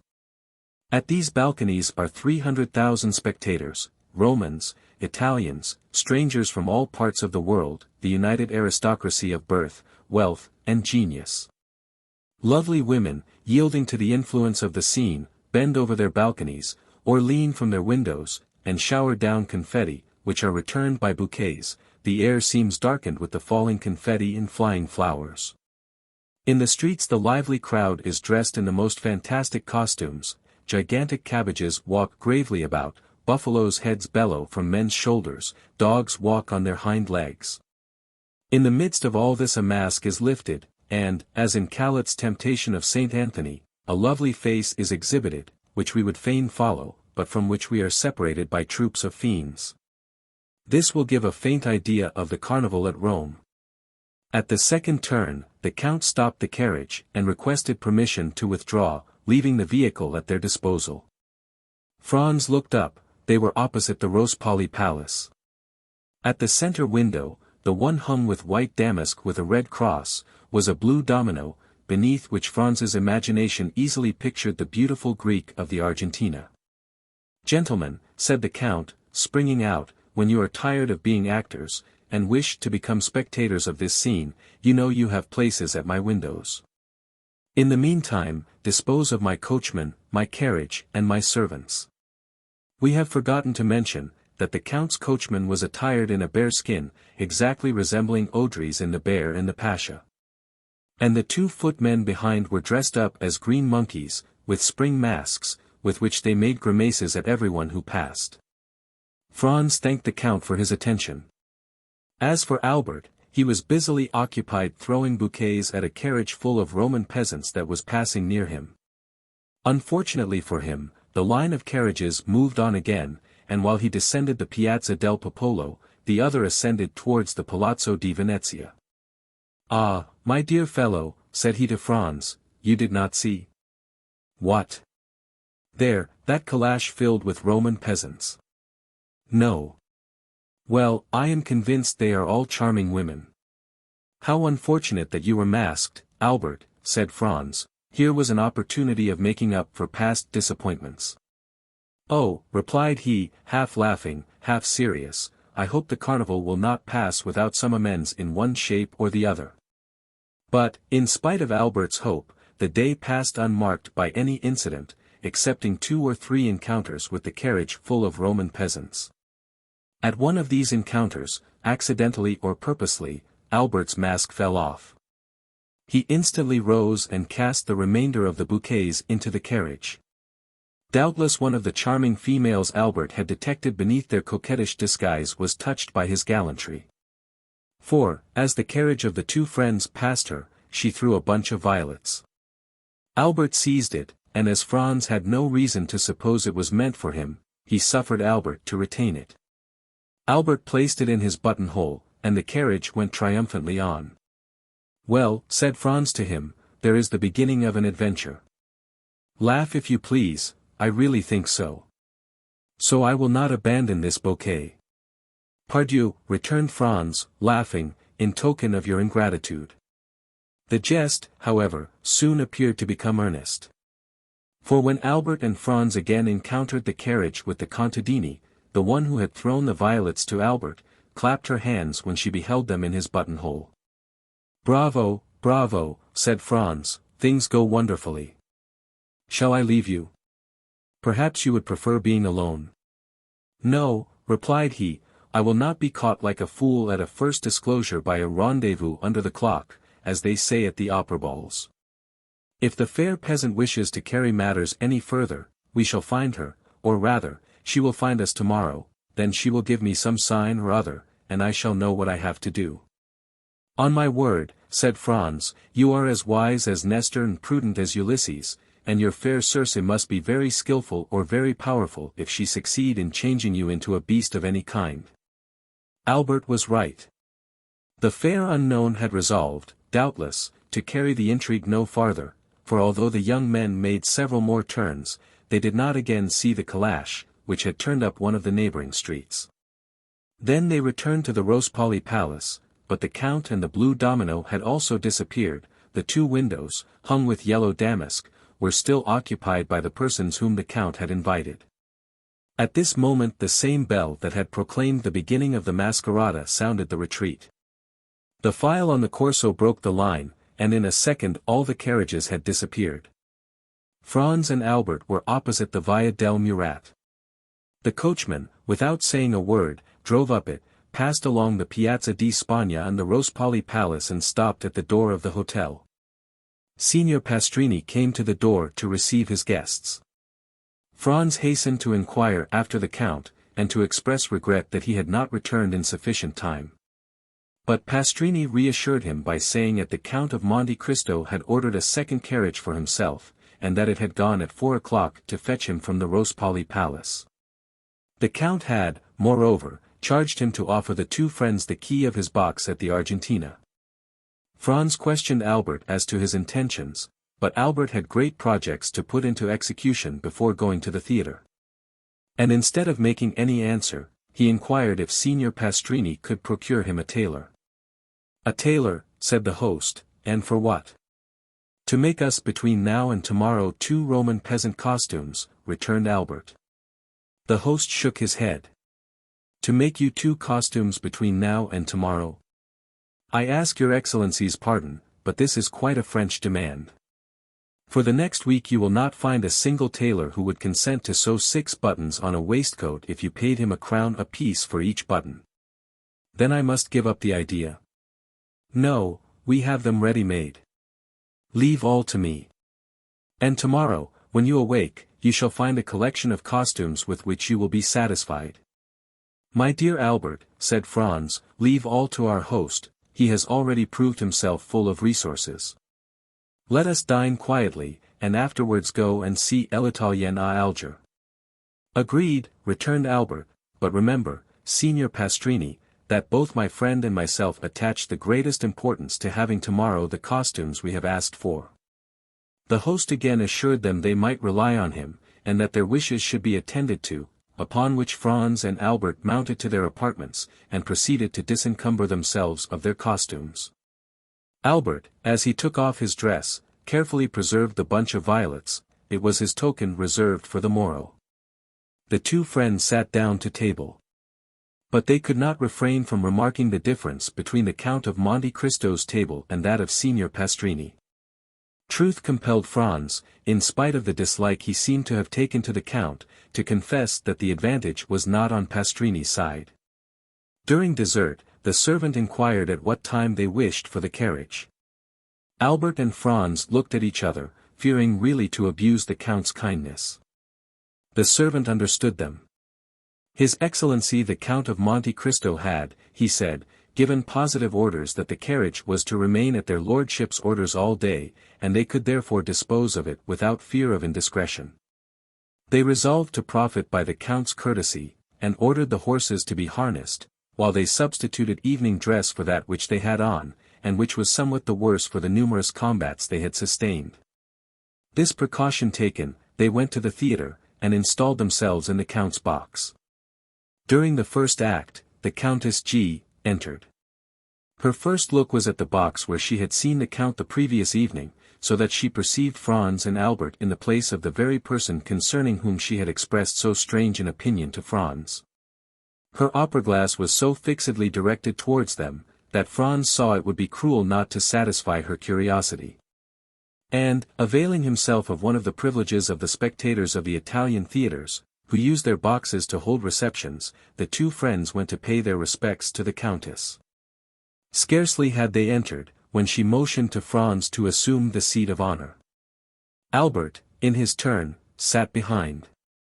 Well, said she, hardly giving Franz time to sit down, it seems you have nothing better to do than to make the acquaintance of this new Lord Ruthven, and you are already the best friends in the world. Without being so far advanced as that, my dear Countess, returned Franz, I cannot deny that we have abused his good nature all day. All day? Yes, this morning we breakfasted with him. We rode in his carriage all day, and now we have taken possession of his box. You know him, then? Yes, and no. How so? It is a long story. Tell it to me. It would frighten you too much. So much the more reason. At least wait until the story has a conclusion. Very well, I prefer complete histories, but tell me how you made his acquaintance. Did anyone introduce you to him? No, it was he who introduced himself to us. When? Last night, after we left you. Through what medium? The very prosaic one of our landlord. He is staying, then, at the Hôtel de Londres with you. Not only in the same hotel, but on the same floor. What is his name? For, of course, you know. The Count of Monte Cristo. That is not a family name. No, it is the name of the island he has purchased. And he is a count.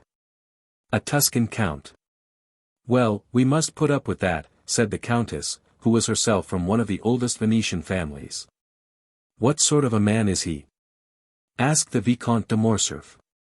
You hear, M. de Morcerf, I am referred to you, said the Countess.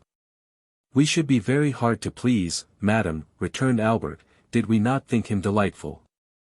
A friend of 10 years' standing could not have done more for us, or with a more perfect courtesy. Come, observed the Countess, smiling, I see my vampire is only some millionaire, who has taken the appearance of Lara in order to avoid being confounded with Mde Rothschild, and you have seen her? Her. The beautiful Greek of yesterday. No, we heard, I think, the sound of her guzla, but she remained perfectly invisible.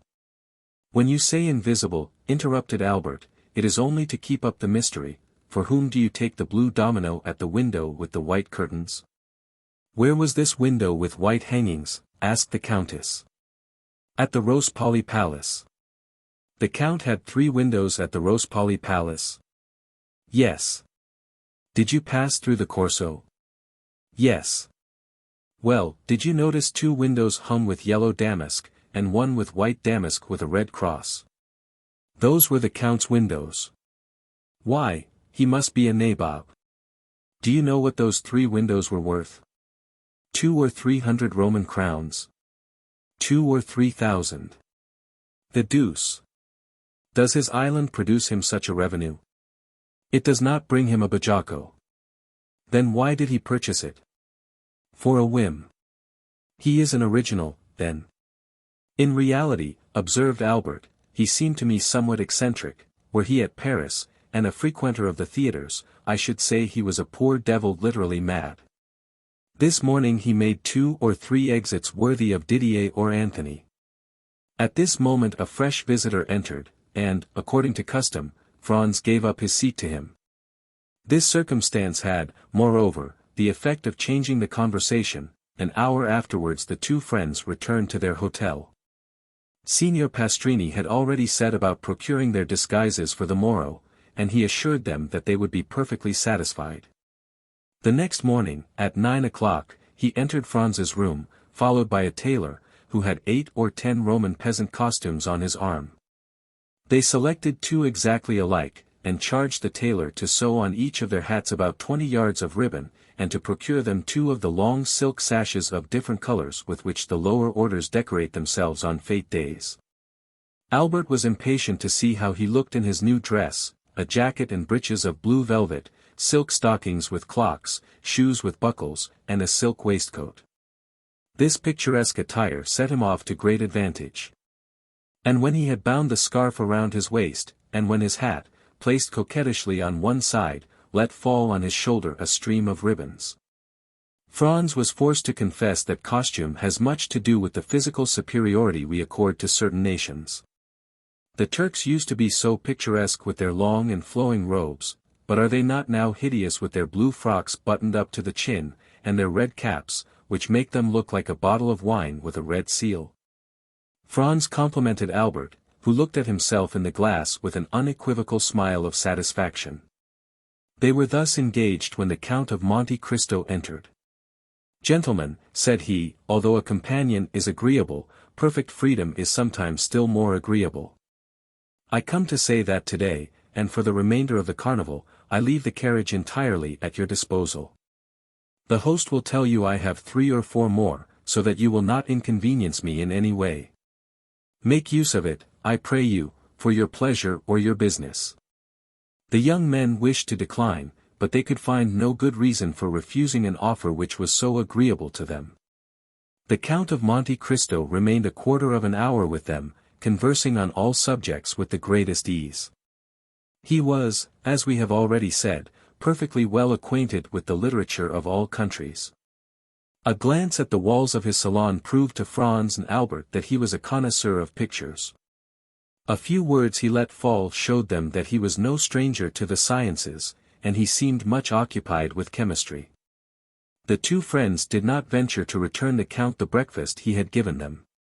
It would have been too absurd to offer him in exchange for his excellent table the very inferior one of Signor Pastrini. They told him so frankly, and he received their excuses with the air of a man who appreciated their delicacy. Albert was charmed with the Count's manners, and he was only prevented from recognizing him for a perfect gentleman by reason of his varied knowledge. The permission to do what he liked with the carriage pleased him above all, for the fair peasants had appeared in a most elegant carriage the preceding evening, and Albert was not sorry to be upon an equal footing with them. At 1:30 they descended. The coachman and footman had put on their livery over their disguises, which gave them a more ridiculous appearance than ever, and which gained them the applause of Franz and Albert. Albert had fastened the faded bunch of violets to his buttonhole. At the first sound of the bell they hastened into the Corso by the Via Vittoria. At the second turn, a bunch of fresh violets, thrown from a carriage filled with harlequins, indicated to Albert that, like himself and his friend, the peasants had changed their costume also. And whether it was the result of chance, or whether a similar feeling had possessed them both, while he had donned their costume, they had assumed his. Albert placed the fresh bouquet in his buttonhole, but he kept the faded one in his hand. And when he again met the calash, he raised it to his lips, an action which seemed greatly to amuse not only the fair lady who had thrown it, but her joyous companions also. The day was as gay as the preceding one, perhaps even more animated and noisy. The Count appeared for an instant at his window, but when they again passed he had disappeared. It is almost needless to say that the flirtation between Albert and the fair peasant continued all day. In the evening, on his return, Franz found a letter from the embassy, informing him that he would have the honor of being received by His Holiness the next day. At each previous visit he had made to Rome, he had solicited and obtained the same favor. And incited as much by a religious feeling as by gratitude, he was unwilling to quit the capital of the Christian world without laying his respectful homage at the feet of one of St. Peter's successors who has set the rare example of all the virtues. He did not then think of the carnival, for in spite of his condescension and touching kindness, one cannot incline oneself without awe before the venerable and noble old man called Gregory XVI. On his return from the Vatican, Franz carefully avoided the Corso. He brought away with him a treasure of pious thoughts, to which the mad gaiety of the maskers would have been profanation. At 5:10 Albert entered overjoyed. The harlequin had reassumed her peasant's costume, and as she passed she raised her mask. She was charming. Franz congratulated Albert, who received his congratulations with the air of a man conscious that they are merited. He had recognized by certain unmistakable signs, that his fair incognita belonged to the aristocracy. He had made up his mind to write to her the next day. Franz remarked, while he gave these details, that Albert seemed to have something to ask of him, but that he was unwilling to ask it. He insisted upon it, declaring beforehand that he was willing to make any sacrifice the other wished. Albert let himself be pressed just as long as friendship required, and then avowed to Franz that he would do him a great favor by allowing him to occupy the carriage alone the next day. Albert attributed to Franz's absence the extreme kindness of the fair peasant in raising her mask. Franz was not sufficiently egotistical to stop Albert in the middle of an adventure that promised to prove so agreeable to his curiosity and so flattering to his vanity. He felt assured that the perfect indiscretion of his friend would duly inform him of all that happened. And as, during 3 years that he had traveled all over Italy, a similar piece of good fortune had never fallen to his share, Franz was by no means sorry to learn how to act on such an occasion. He therefore promised Albert that he would content himself the morrow with witnessing the carnival from the windows of the Rospoli Palace. The next morning he saw Albert pass and repass, holding an enormous bouquet, which he doubtless meant to make the bearer of his amorous epistle. This belief was changed into certainty when Franz saw the bouquet, conspicuous by a circle of white camellias, in the hand of a charming harlequin dressed in rose-colored satin. The evening was no longer joy, but delirium. Albert nothing doubted but that the fair unknown would reply in the same manner. Franz anticipated his wishes by saying that the noise fatigued him, and that he should pass the next day in writing and looking over his journal.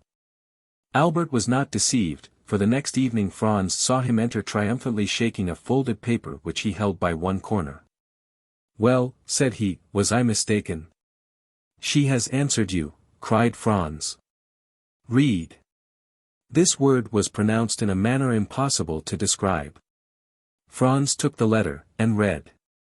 "Tuesday evening, at 7 o'clock, descend from your carriage opposite the Via dei Pontefici, and follow the Roman peasant who snatches your torch from you. When you arrive at the first step of the church of San Giacomo, be sure to fasten a knot of rose-colored ribbons to the shoulder of your harlequin costume, in order that you may be recognized. Until then you will not see me. Constancy and discretion." "Well," asked he, when Franz had finished, "what do you think of that?" I think that the adventure is assuming a very agreeable appearance. I think so, also, replied Albert. And I very much fear you will go alone to the Duke of Bracciano's ball. Franz and Albert had received that morning an invitation from the celebrated Roman banker. Take care, Albert, said Franz. All the nobility of Rome will be present, and if your fair incognita belong to the higher class of society, she must go there.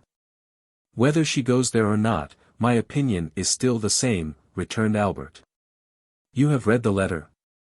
Yes. You know how imperfectly the women of the mezzo ceto are educated in Italy. This is the name of the lower class. Yes. Well, read the letter again.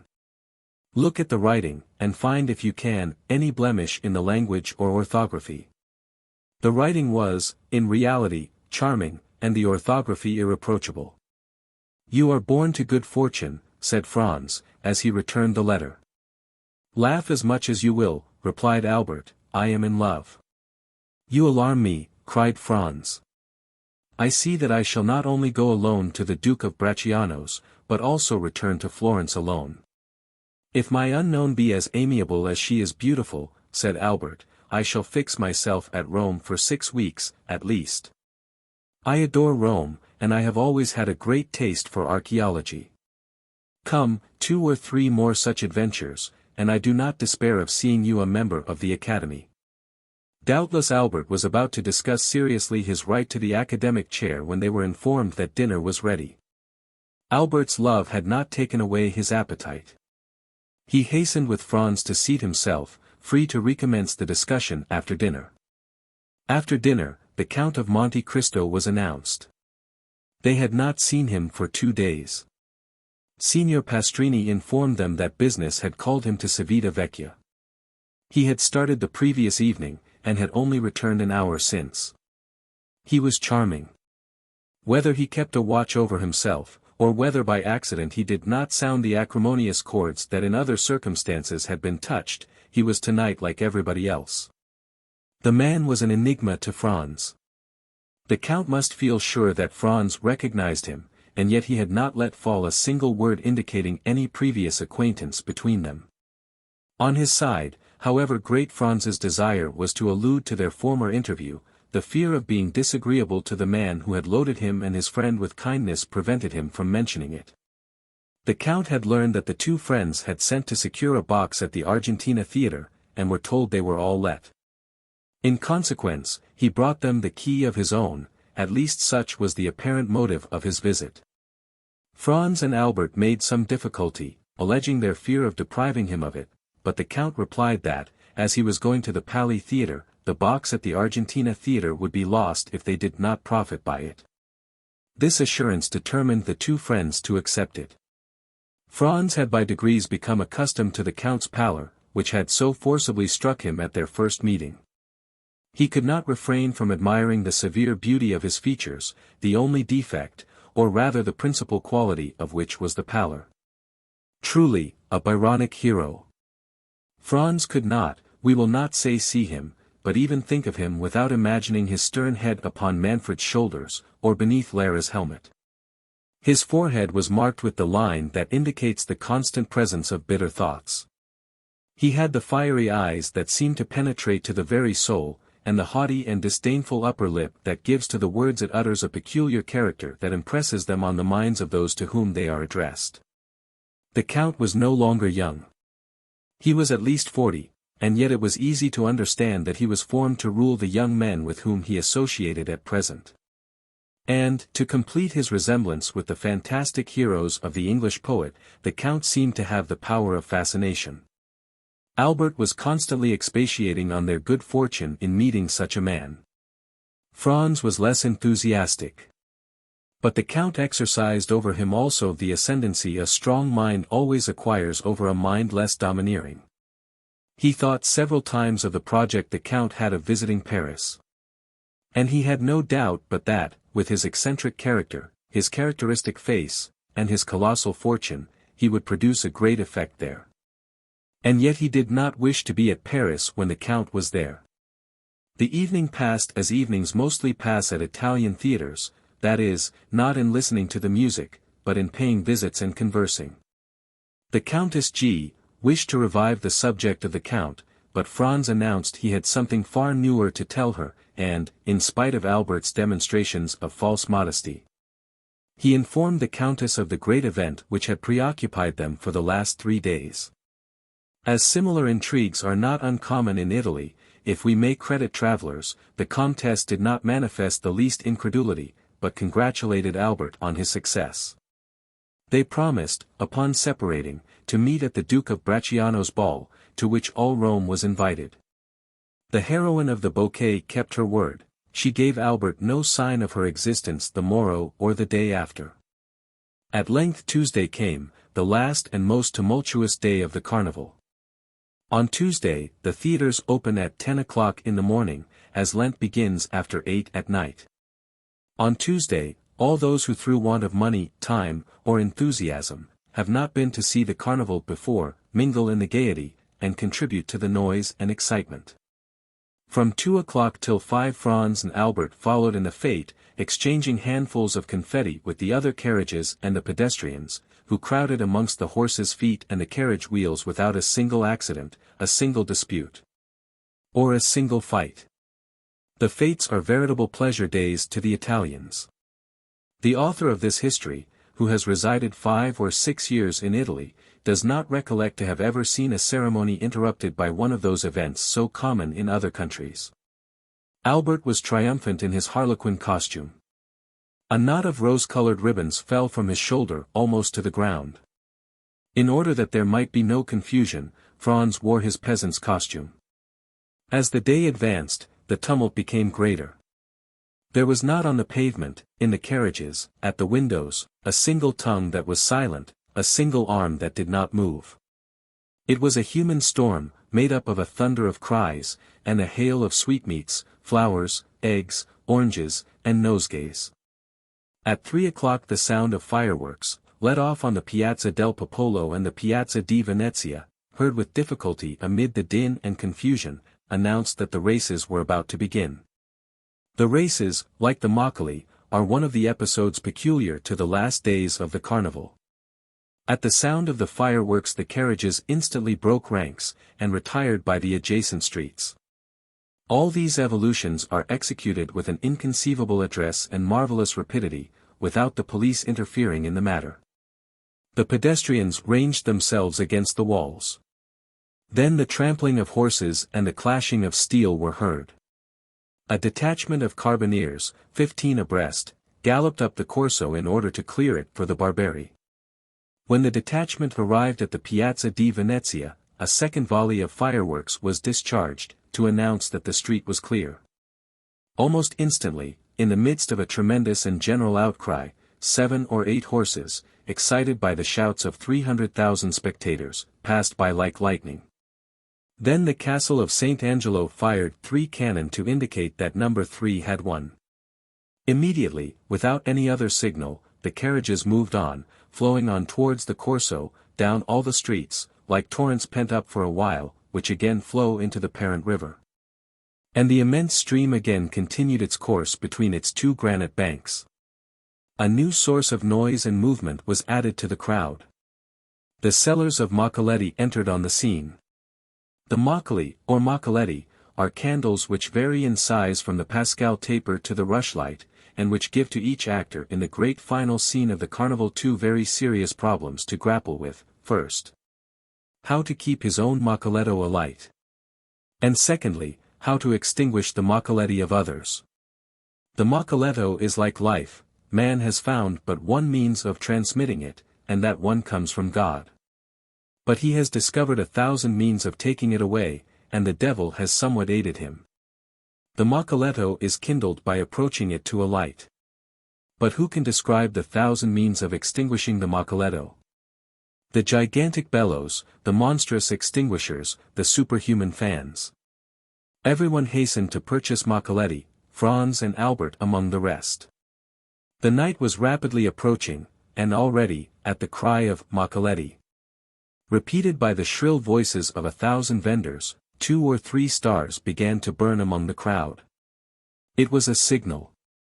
At the end of 10 minutes 50,000 lights glittered, descending from the Palazzo di Venezia to the Piazza del Popolo, and mounting from the Piazza del Popolo to the Palazzo di Venezia.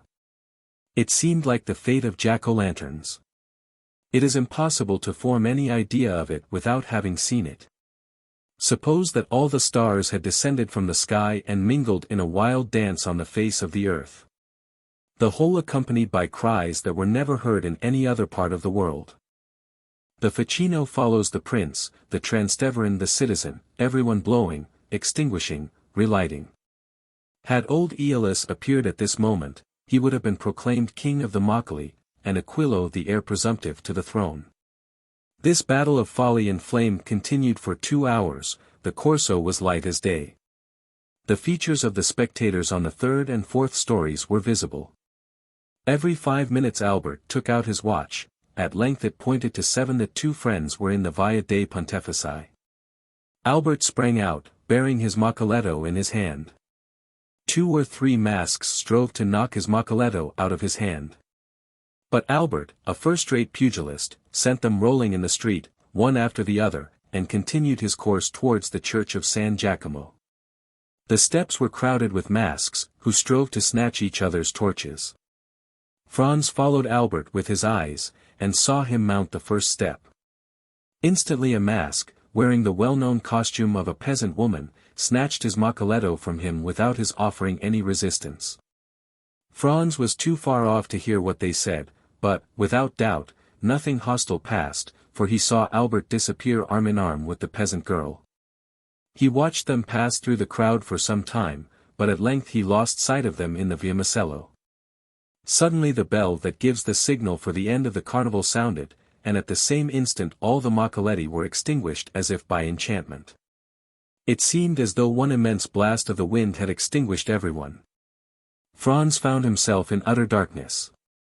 No sound was audible save that of the carriages that were carrying the maskers home, nothing was visible save a few lights that burnt behind the windows.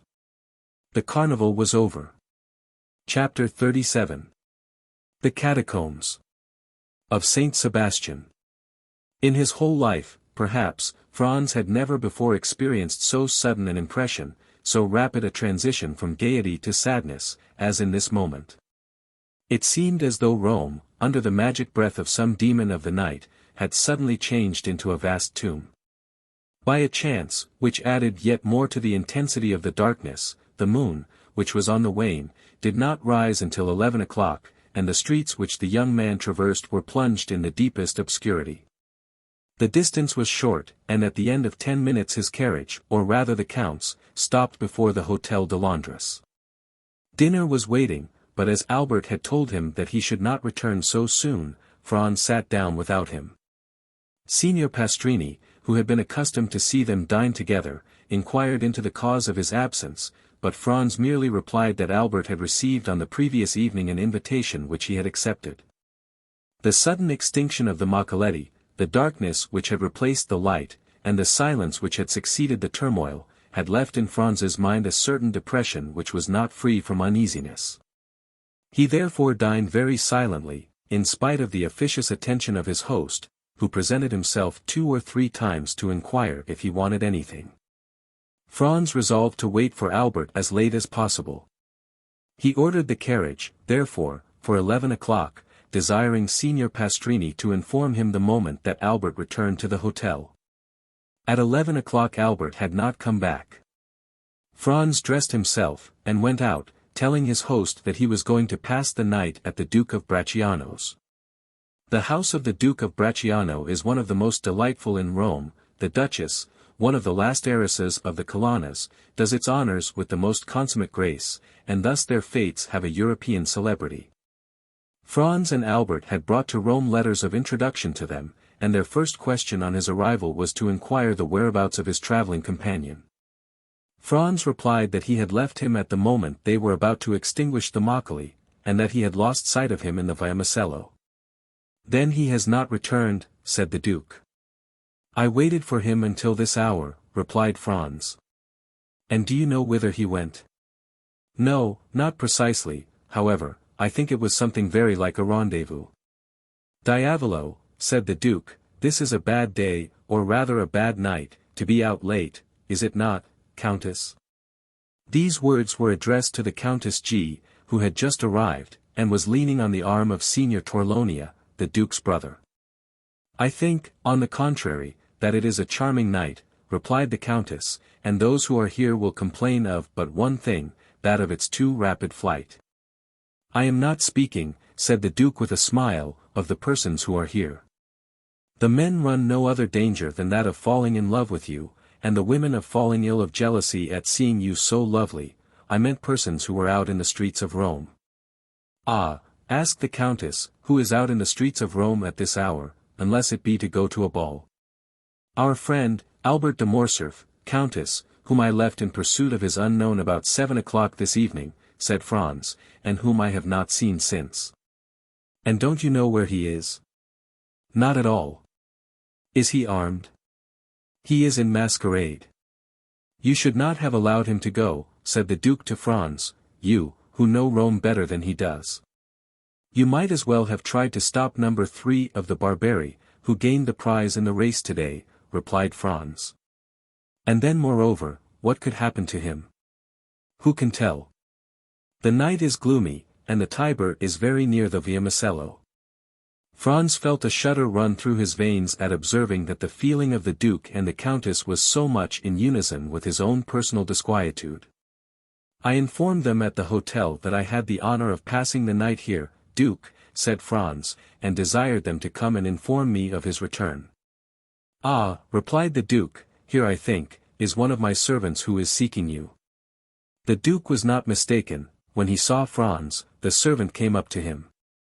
"Your Excellency," he said, "the master of the Hôtel de Londres has sent to let you know that a man is waiting for you with a letter from the Viscount of Morcerf."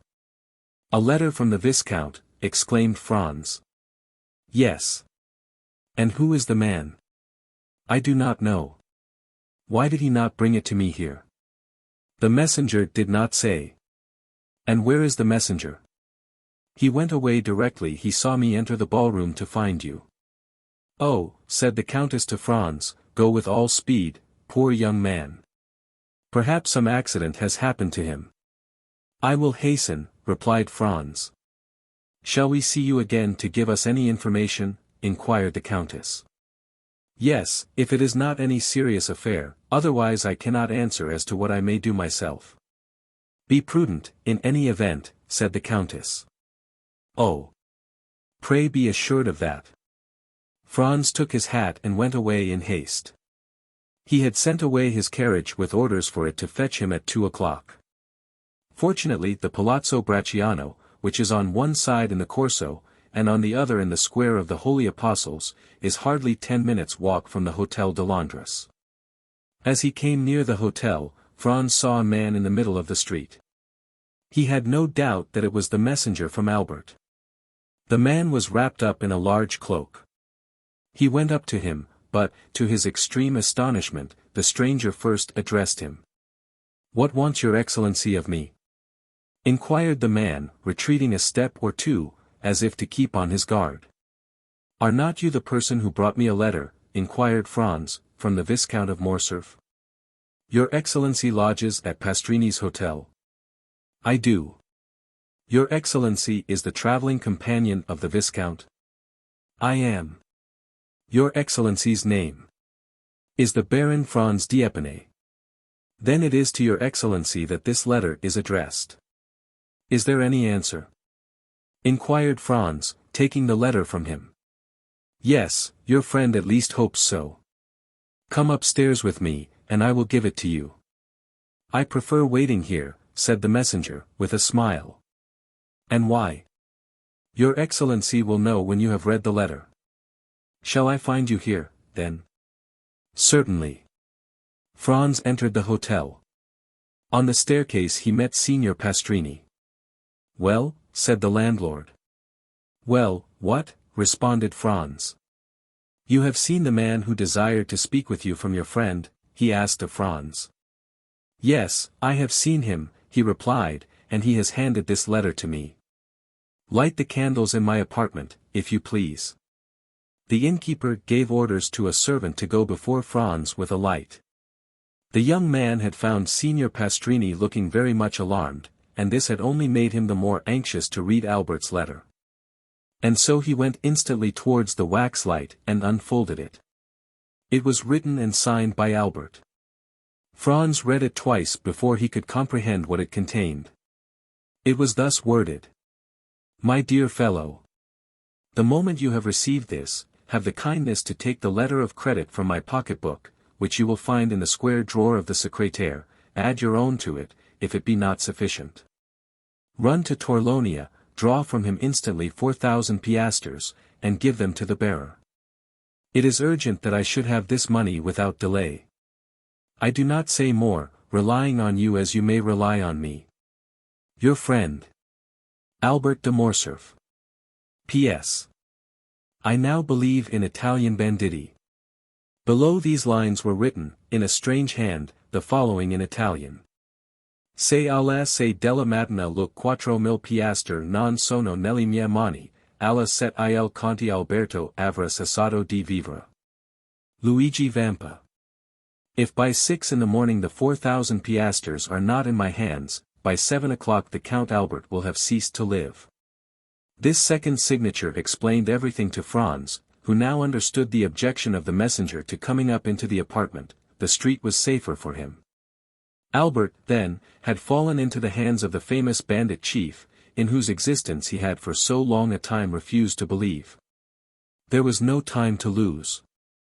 He hastened to open the secrétaire, and found the pocketbook in the drawer, and in it the letter of credit. There were in all 6,000 piastres, but of these 6,000 Albert had already expended 3,000.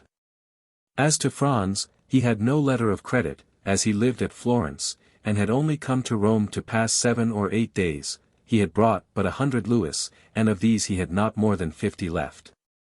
Thus 700 or 800 piastres were wanting to them both to make up the sum that Albert required. True, he might in such a case rely on the kindness of Signor Torlonia.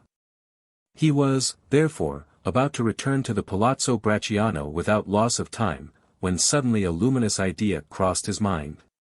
He remembered the Count of Monte Cristo. Franz was about to ring for Signor Pastrini, when that worthy presented himself. My dear sir, he said, hastily, do you know if the Count is within? Yes, your Excellency, he has this moment returned. Is he in bed? I should say no. Then ring at his door, if you please, and request him to be so kind as to give me an audience. Signor Pastrini did as he was desired, and returning 5 minutes after, he said. The Count awaits your Excellency. Franz went along the corridor, and a servant introduced him to the Count. He was in a small room which Franz had not yet seen, and which was surrounded with divans. The Count came towards him. Well, what good wind blows you hither at this hour? Said he, have you come to sup with me? It would be very kind of you. No, I have come to speak to you of a very serious matter. A serious matter, said the Count, looking at Franz with the earnestness usual to him, and what may it be? Are we alone? Yes, replied the Count, going to the door, and returning. Franz gave him Albert's letter. Read that, he said. The Count read it. Well, well, said he. Did you see the postscript? I did, indeed. Se alle se della mattina look 4.000 piastre non sono nelle mie mani, alla set il Conte Alberto avrà cessato di vivere. Luigi Vampa. What think you of that? Inquired Franz. Have you the money he demands? Yes, all but 800 piastres. The Count went to his secrétaire, opened it, and pulling out a drawer filled with gold, said to Franz, I hope you will not offend me by applying to anyone but myself. You see, on the contrary, I come to you first and instantly, replied Franz. And I thank you, have what you will, and he made a sign to Franz to take what he pleased. Is it absolutely necessary, then, to send the money to Luigi Vampa? Asked the young man, looking fixedly in his turn at the Count. Judge for yourself, replied he. The postscript is explicit. I think that if you would take the trouble of reflecting, you could find a way of simplifying the negotiation, said Franz. How so? Returned the Count, with surprise. If we were to go together to Luigi Vampa, I am sure he would not refuse you Albert's freedom. What influence can I possibly have over a bandit? Have you not just rendered him a service that can never be forgotten? What is that? Have you not saved Peppino's life? Well, well, said the Count, who told you that?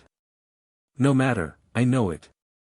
The Count knit his brows, and remained silent an instant.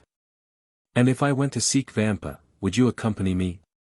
If my society would not be disagreeable. Be it so. It is a lovely night, and a walk without Rome will do us both good.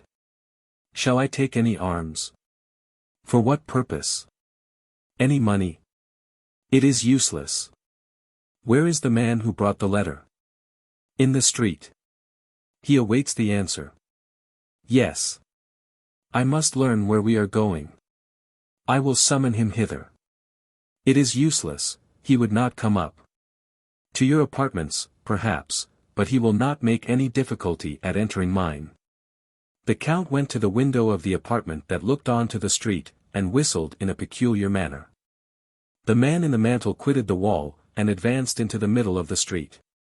Salite, said the Count, in the same tone in which he would have given an order to his servant.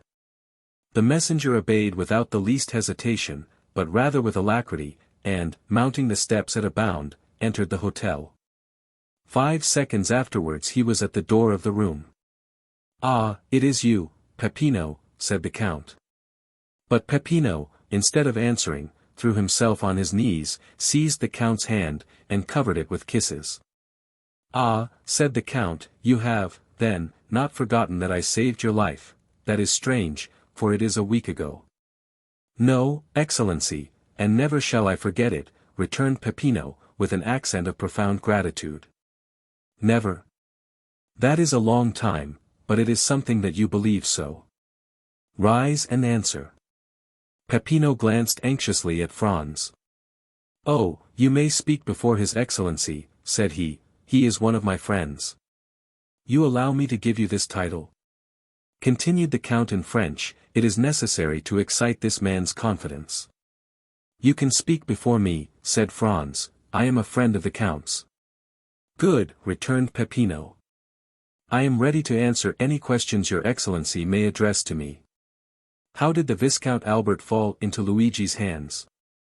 Excellency, the Frenchman's carriage passed several times the one in which was Teresa. The chief's mistress? Yes. The Frenchman threw her a bouquet, Teresa returned it, all this with the consent of the chief, who was in the carriage. What? Cried Franz, was Luigi Vampa in the carriage with the Roman peasants? It was he who drove, disguised as the coachman, replied Peppino. Well, said the Count. Well, then, the Frenchman took off his mask, Teresa, with the chief's consent, did the same. The Frenchman asked for a rendezvous. Teresa gave him one, only, instead of Teresa, it was Beppo who was on the steps of the church of San Giacomo. What, exclaimed Franz, the peasant girl who snatched his mocoletto from him. Was a lad of 15, replied Peppino. But it was no disgrace to your friend to have been deceived, Beppo has taken in plenty of others. And Beppo led him outside the walls, said the Count. Exactly so, a carriage was waiting at the end of the Via Macello. Beppo got in, inviting the Frenchman to follow him, and he did not wait to be asked twice. He gallantly offered the right-hand seat to Beppo, and sat by him. Beppo told him he was going to take him to a villa a league from Rome. The Frenchman assured him he would follow him to the end of the world. The coachman went up the Via di Ripetta and the Porta San Paolo. And when they were 200 yards outside, as the Frenchman became somewhat too forward, Beppo put a brace of pistols to his head, the coachman pulled up and did the same. At the same time, 4 of the band, who were concealed on the banks of the Almo, surrounded the carriage. The Frenchman made some resistance, and nearly strangled Beppo, but he could not resist 5 armed men, and was forced to yield.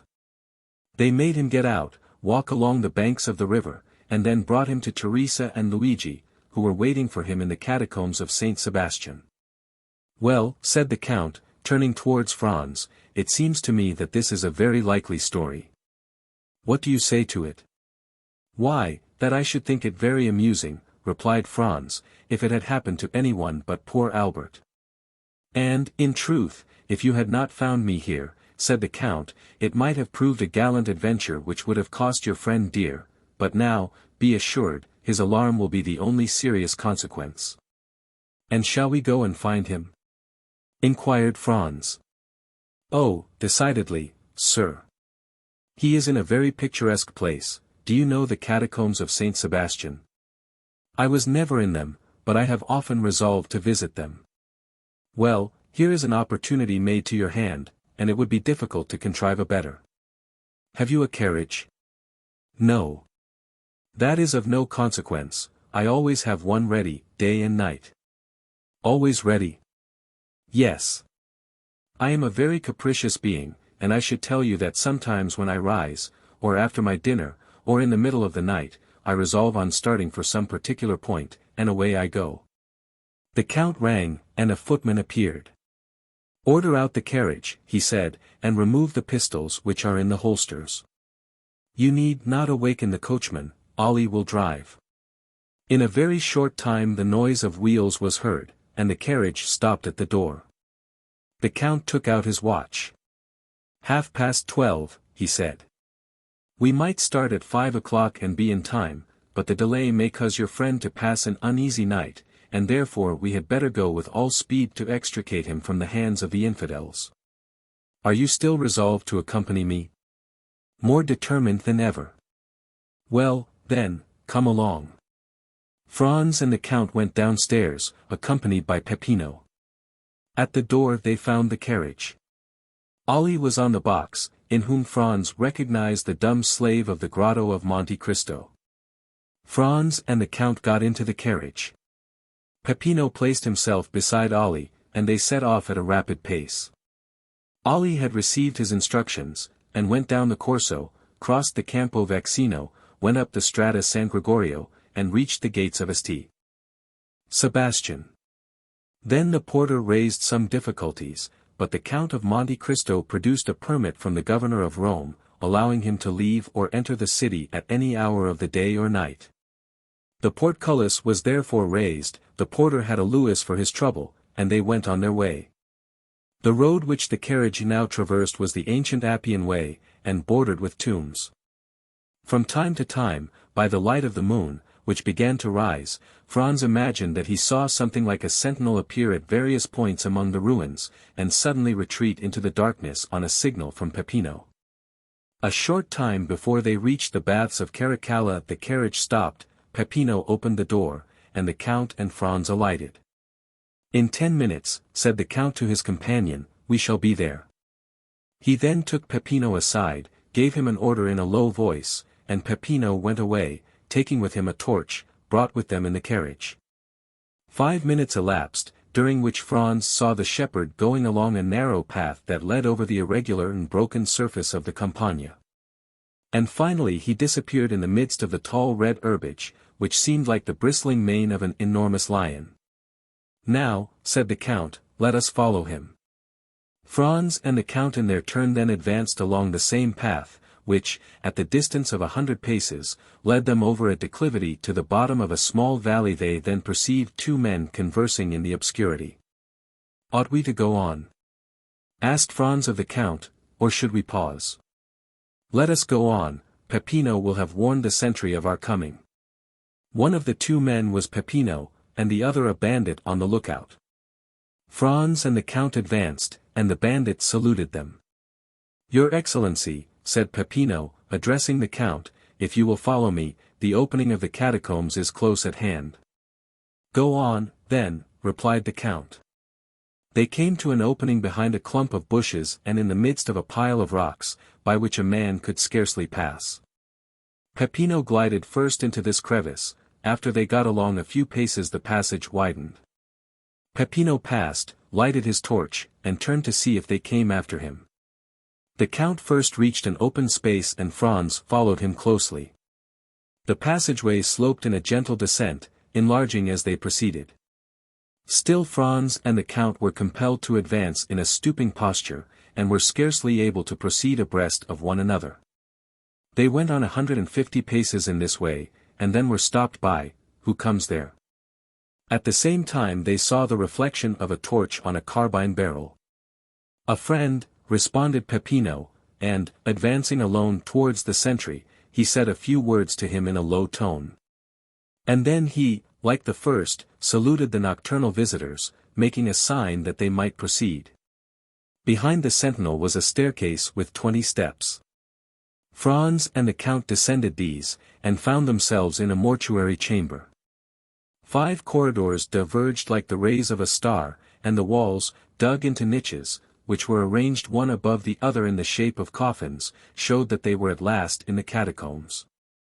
Down one of the corridors, whose extent it was impossible to determine, rays of light were visible. The Count laid his hand on Franz's shoulder.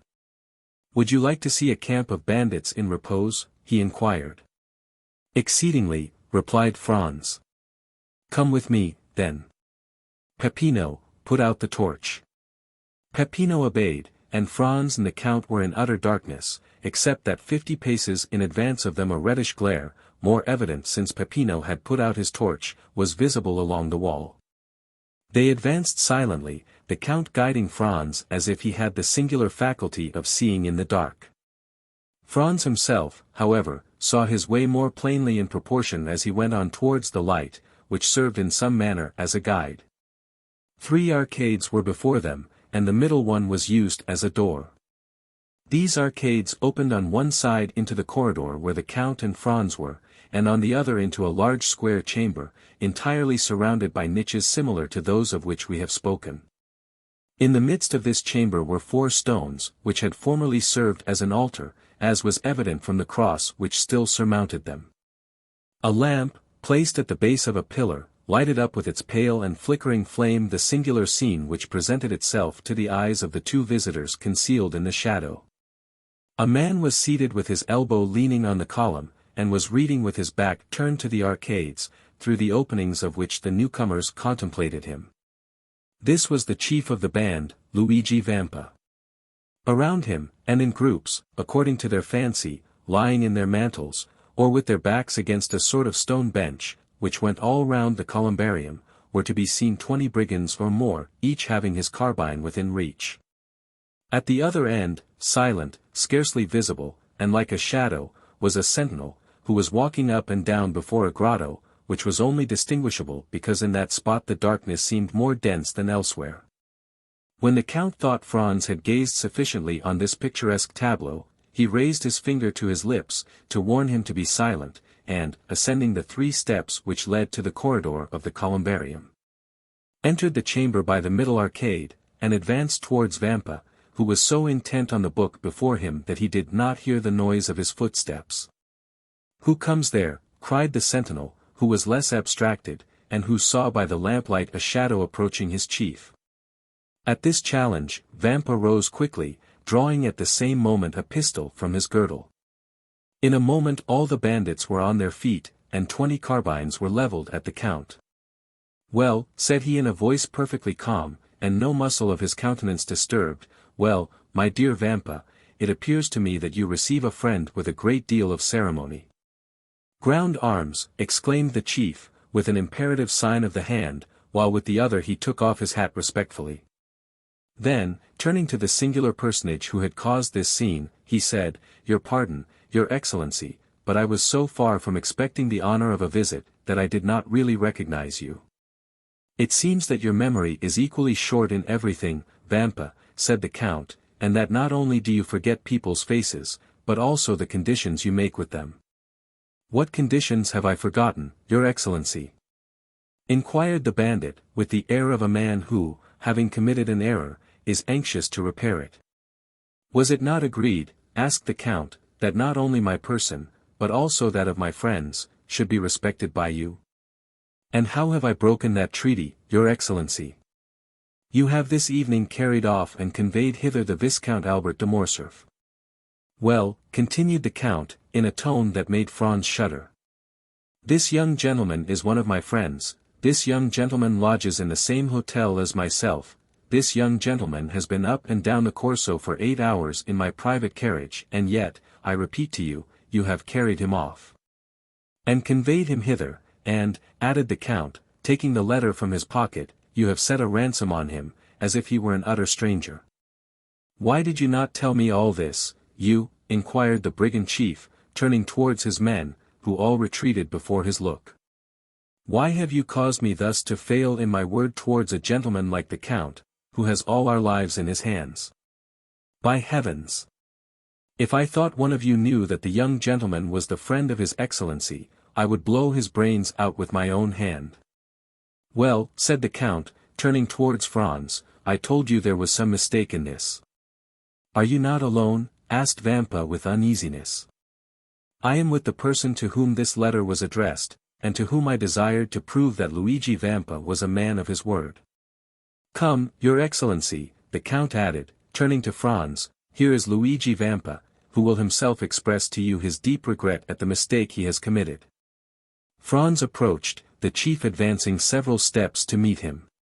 Welcome among us, your Excellency, he said to him, you heard what the Count just said, and also my reply. Let me add that I would not for the 4,000 piastres at which I had fixed your friend's ransom, that this had happened. But, said Franz, looking round him uneasily, where is the Viscount? I do not see him. Nothing has happened to him, I hope, said the Count frowningly. The prisoner is there, replied Vampa, pointing to the hollow space in front of which the bandit was on guard, and I will go myself and tell him he is free. The chief went towards the place he had pointed out as Albert's prison, and Franz and the Count followed him. What is the prisoner doing? Inquired Vampa of the sentinel. Ma foi, captain, replied the sentry, I do not know. For the last hour I have not heard him stir. Come in, your Excellency, said Vampa. The Count and Franz ascended 7 or 8 steps after the chief, who drew back a bolt and opened a door. Then, by the gleam of a lamp, similar to that which lighted the columbarium, Albert was to be seen wrapped up in a cloak which one of the bandits had lent him, lying in a corner in profound slumber. Come, said the Count, smiling with his own peculiar smile, not so bad for a man who is to be shot at 7 o'clock tomorrow morning. Vampa looked at Albert with a kind of admiration, he was not insensible to such a proof of courage. You are right, your Excellency, he said, this must be one of your friends. Then going to Albert, he touched him on the shoulder, saying, will your Excellency please to awaken? Albert stretched out his arms, rubbed his eyelids, and opened his eyes. Oh, said he, is it you, Captain? You should have allowed me to sleep. I had such a delightful dream. I was dancing the galop at Torlonia's with the Countess G. Then he drew his watch from his pocket, that he might see how time sped. 1:30 only, said he. Why the devil do you rouse me at this hour? To tell you that you are free, your Excellency. My dear fellow, replied Albert, with perfect ease of mind, remember, for the future, Napoleon's maxim, never awaken me but for bad news. If you had let me sleep on, I should have finished my gallop, and have been grateful to you all my life. So, then, they have paid my ransom? No, your Excellency. Well, then, how am I free? A person to whom I can refuse nothing has come to demand you. Come hither. Yes, hither. Really? Then that person is a most amiable person. Albert looked around and perceived Franz. What, said he, is it you, my dear Franz, whose devotion and friendship are thus displayed? No, not I, replied Franz, but our neighbor, the Count of Monte Cristo. Oh, my dear Count, said Albert gaily, arranging his cravat and wristbands, you are really most kind, and I hope you will consider me as under eternal obligations to you, in the first place for the carriage, and in the next for this visit. And he put out his hand to the Count, who shuddered as he gave his own, but who nevertheless did give it. The bandit gazed on this scene with amazement. He was evidently accustomed to see his prisoners tremble before him, and yet here was one whose gay temperament was not for a moment altered. As for Franz, he was enchanted at the way in which Albert had sustained the national honor in the presence of the bandit. My dear Albert, he said, if you will make haste, we shall yet have time to finish the night at Torlonia's. You may conclude your interrupted gallop, so that you will owe no ill will to Signor Luigi, who has, indeed, throughout this whole affair acted like a gentleman. You are decidedly right, and we may reach the palazzo by 2 o'clock. Signor Luigi, continued Albert, is there any formality to fulfill before I take leave of your Excellency? None, sir, replied the bandit, you are as free as air. Well, then, a happy and merry life to you. Come, gentlemen, come. And Albert, followed by Franz and the Count, descended the staircase, crossed the square chamber, where stood all the bandits, hat in hand. Peppino, said the brigand chief, give me the torch. What are you going to do? Inquired the Count. I will show you the way back myself, said the captain, that is the least honor that I can render to your Excellency. And taking the lighted torch from the hands of the herdsman, he preceded his guests, not as a servant who performs an act of civility, but like a king who precedes ambassadors. On reaching the door, he bowed. And now, your Excellency, added he, allow me to repeat my apologies, and I hope you will not entertain any resentment at what has occurred. No, my dear Vampa, replied the Count.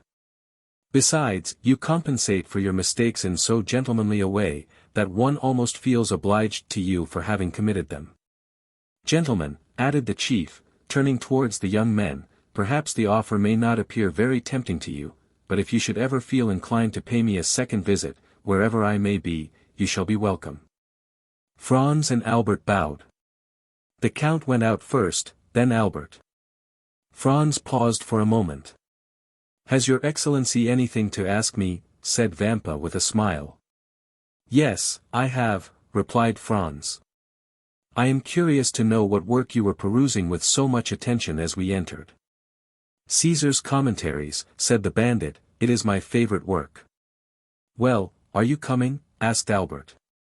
Yes, replied Franz, here I am, and he, in his turn, left the caves. They advanced to the plain. Ah, your pardon, said Albert, turning round, will you allow me, Captain? And he lighted his cigar at Vampa's torch. Now, my dear Count, he said, let us on with all the speed we may. I am enormously anxious to finish my night at the Duke of Bracciano's. They found the carriage where they had left it. The Count said a word in Arabic to Ali, and the horses went on at great speed. It was just 2 o'clock by Albert's watch when the two friends entered into the dancing room. Their return was quite an event, but as they entered together, all uneasiness on Albert's account ceased instantly. Madam, said the Viscount of Morcerf, advancing towards the Countess, yesterday you were so condescending as to promise me a gallop. I am rather late in claiming this gracious promise, but here is my friend, whose character for veracity you well know, and he will assure you the delay arose from no fault of mine. And as at this moment the orchestra gave the signal for the waltz, Albert put his arm round the waist of the Countess, and disappeared with her in the whirl of dancers. In the meanwhile Franz was considering the singular shudder that had passed over the Count of Monte Cristo at the moment when he had been, in some sort, forced to give his hand to Albert. Chapter 38. The Rendezvous. The first words that Albert uttered to his friend, on the following morning, contained a request that Franz would accompany him on a visit to the Count. True, the young man had warmly and energetically thanked the Count on the previous evening, but services such as he had rendered could never be too often acknowledged. Franz, who seemed attracted by some invisible influence towards the Count, in which terror was strangely mingled, felt an extreme reluctance to permit his friend to be exposed alone to the singular fascination that this mysterious personage seemed to exercise over him, and therefore made no objection to Albert's request. But at once accompanied him to the desired spot, and, after a short delay, the Count joined them in the salon. My dear Count, said Albert, advancing to meet him, permit me to repeat the poor thanks I offered last night, and to assure you that the remembrance of all I owe to you will never be effaced from my memory. Believe me, as long as I live, I shall never cease to dwell with grateful recollection on the prompt and important service you rendered me, and also to remember that to you I am indebted even for my life. My very good friend and excellent neighbor, replied the Count, with a smile, you really exaggerate my trifling exertions.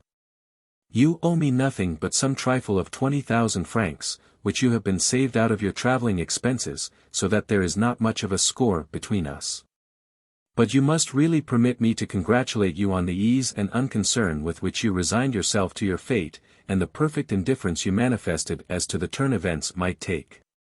Upon my word, said Albert, I deserve no credit for what I could not help, namely, a determination to take everything as I found it, and to let those bandits see, that although men get into troublesome scrapes all over the world, there is no nation but the French that can smile even in the face of grim death himself. All that, however, has nothing to do with my obligations to you, and I now come to ask you whether, in my own person, my family, or connections, I can in any way serve you. My father, the Comte de Morcerf, although of Spanish origin, possesses considerable influence, both at the court of France and Madrid, and I unhesitatingly place the best services of myself, and all to whom my life is dear, at your disposal.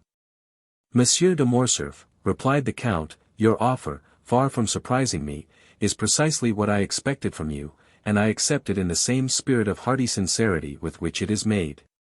Nay, I will go still further, and say that I had previously made up my mind to ask a great favour at your hands. Oh, pray name it. I am wholly a stranger to Paris, it is a city I have never yet seen. Is it possible, exclaimed Albert, that you have reached your present age without visiting the finest capital in the world? I can scarcely credit it. Nevertheless, it is quite true. Still, I agree with you in thinking that my present ignorance of the first city in Europe is a reproach to me in every way, and calls for immediate correction. But, in all probability, I should have performed so important, so necessary a duty, as that of making myself acquainted with the wonders and beauties of your justly celebrated capital. Had I known any person who would have introduced me into the fashionable world, but unfortunately I possessed no acquaintance there, and, of necessity, was compelled to abandon the idea. So distinguished an individual as yourself, cried Albert, could scarcely have required an introduction. You are most kind. But as regards myself, I can find no merit I possess, save that, as a millionaire, I might have become a partner in the speculations of M. Uguado and M. Rothschild. But as my motive in travelling to your capital would not have been for the pleasure of dabbling in stocks, I stayed away till some favourable chance should present itself of carrying my wish into execution. Your offer, however, smooths all difficulties, and I have only to ask you, my dear M. de Morcerf, these words were accompanied by a most peculiar smile, whether you undertake, upon my arrival in France, to open to me the doors of that fashionable world of which I know no more than a Huron or a native of Cochin China. Oh, that I do, and with infinite pleasure, answered Albert. And so much the more readily as a letter received this morning from my father summons me to Paris, in consequence of a treaty of marriage, my dear Franz, do not smile, I beg of you, with a family of high standing. And connected with the very cream of Parisian society.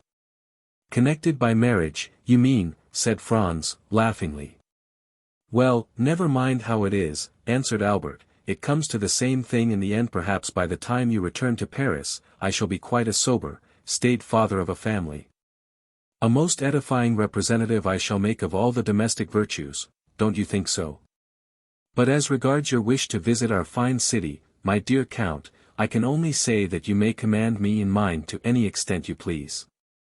Then it is settled, said the Count, and I give you my solemn assurance that I only waited an opportunity like the present to realize plans that I have long meditated. Franz did not doubt that these plans were the same concerning which the Count had dropped a few words in the Grotto of Monte Cristo, and while the Count was speaking the young man watched him closely, hoping to read something of his purpose in his face, but his countenance was inscrutable, especially when, as in the present case, it was veiled in a sphinx-like smile. But tell me now, Count, exclaimed Albert, delighted at the idea of having to chaperone so distinguished a person as Monte Cristo.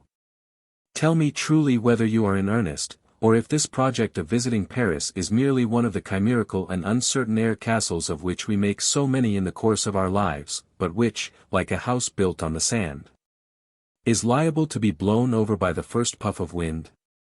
I pledge you my honor, returned the Count, that I mean to do as I have said, both inclination and positive necessity compel me to visit Paris. When do you propose going thither? Have you made up your mind when you shall be there yourself? Certainly I have, in a fortnight or 3 weeks' time, that is to say, as fast as I can get there. Nay, said the Count, I will give you 3 months ere I join you. You see I make an ample allowance for all delays and difficulties. And in 3 months' time, said Albert, you will be at my house. Shall we make a positive appointment for a particular day and hour? Inquired the Count.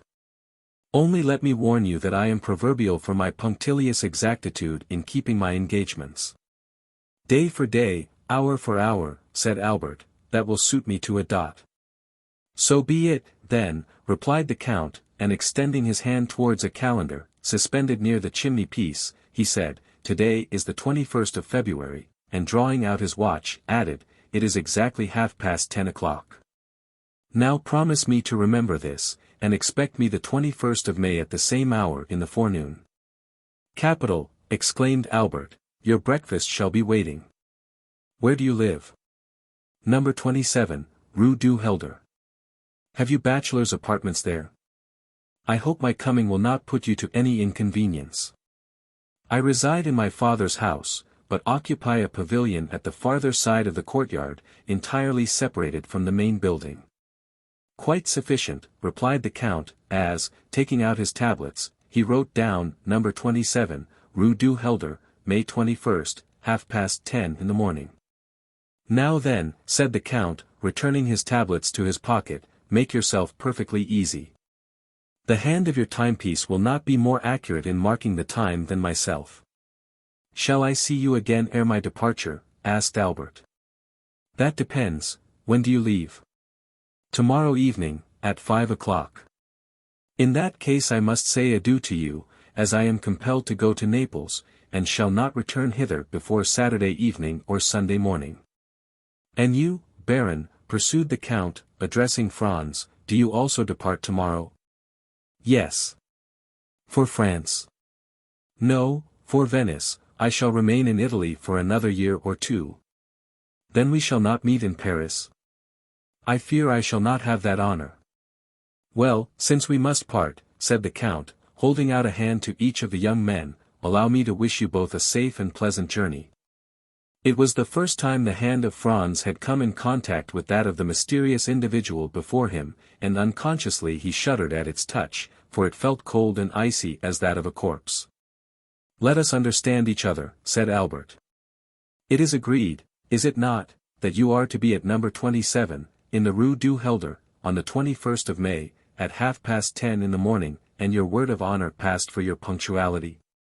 The 21st of May, at 10:30 in the morning, Rue du Helder, number 27, replied the Count.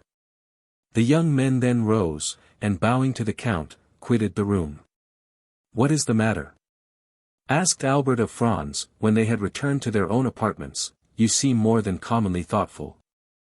I will confess to you, Albert, replied Franz, the Count is a very singular person, and the appointment you have made to meet him in Paris fills me with 1,000 apprehensions. My dear fellow, exclaimed Albert, what can there possibly be in that to excite uneasiness? Why, you must have lost your senses. Whether I am in my senses or not, answered Franz, that is the way I feel. Listen to me, Franz, said Albert. I am glad that the occasion has presented itself for saying this to you, for I have noticed how cold you are in your bearing towards the Count, while he, on the other hand, has always been courtesy itself to us. Have you anything particular against him? Possibly. Did you ever meet him previously to coming hither? I have. And where? Will you promise me not to repeat a single word of what I am about to tell you? I promise. Upon your honor? Upon my honor. Then listen to me. Franz then related to his friend the history of his excursion to the island of Monte Cristo and of his finding a party of smugglers there, and the 2 Corsican bandits with them. He dwelt with considerable force and energy on the almost magical hospitality he had received from the Count, and the magnificence of his entertainment in the Grotto of the 1001 Nights. He recounted, with circumstantial exactitude, all the particulars of the supper, the hashish, the statues, the dream, and how, at his awakening, there remained no proof or trace of all these events, save the small yacht, seen in the distant horizon driving under full sail toward Porto Vecchio. Then he detailed the conversation overheard by him at the Colosseum, between the Count and Vampa, in which the Count had promised to obtain the release of the bandit Peppino, an engagement which, as our readers are aware, he most faithfully fulfilled. At last he arrived at the adventure of the preceding night, and the embarrassment in which he found himself placed by not having sufficient cash by 600 or 700 piastres to make up the sum required. And finally of his application to the Count and the picturesque and satisfactory result that followed. Albert listened with the most profound attention. "Well," said he, when Franz had concluded, "what do you find to object to in all you have related?" "The Count is fond of travelling, and, being rich, possesses a vessel of his own. Go but to Portsmouth or Southampton, and you will find the harbours crowded with the yachts belonging to such of the English as can afford the expense, and have the same liking for this amusement. Now, by way of having a resting place during his excursions, avoiding the wretched cookery, which has been trying its best to poison me during the last 4 months, while you have manfully resisted its effects for as many years, and obtaining a bed on which it is possible to slumber, Monte Cristo has furnished for himself a temporary abode where you first found him. But, to prevent the possibility of the Tuscan government taking a fancy to his enchanted palace, and thereby depriving him of the advantages naturally expected from so large an outlay of capital, he has wisely enough purchased the island, and taken its name. Just ask yourself, my good fellow, whether there are not many persons of our acquaintance who assume the names of lands and properties they never in their lives were masters of." "But," said Franz, "the Corsican bandits that were among the crew of his vessel?" "Why, really the thing seems to me simple enough. Nobody knows better than yourself that the bandits of Corsica are not rogues or thieves, but purely and simply fugitives, driven by some sinister motive from their native town or village, and that their fellowship involves no disgrace or stigma. For my own part, I protest that, should I ever go to Corsica, my first visit, ere even I presented myself to the mayor or prefect, should be to the bandits of Colomba, if I could only manage to find them. For, on my conscience, they are a race of men I admire greatly." "Still," persisted Franz, "I suppose you will allow that such men as Vampa and his band are regular villains, who have no other motive than plunder when they seize your person.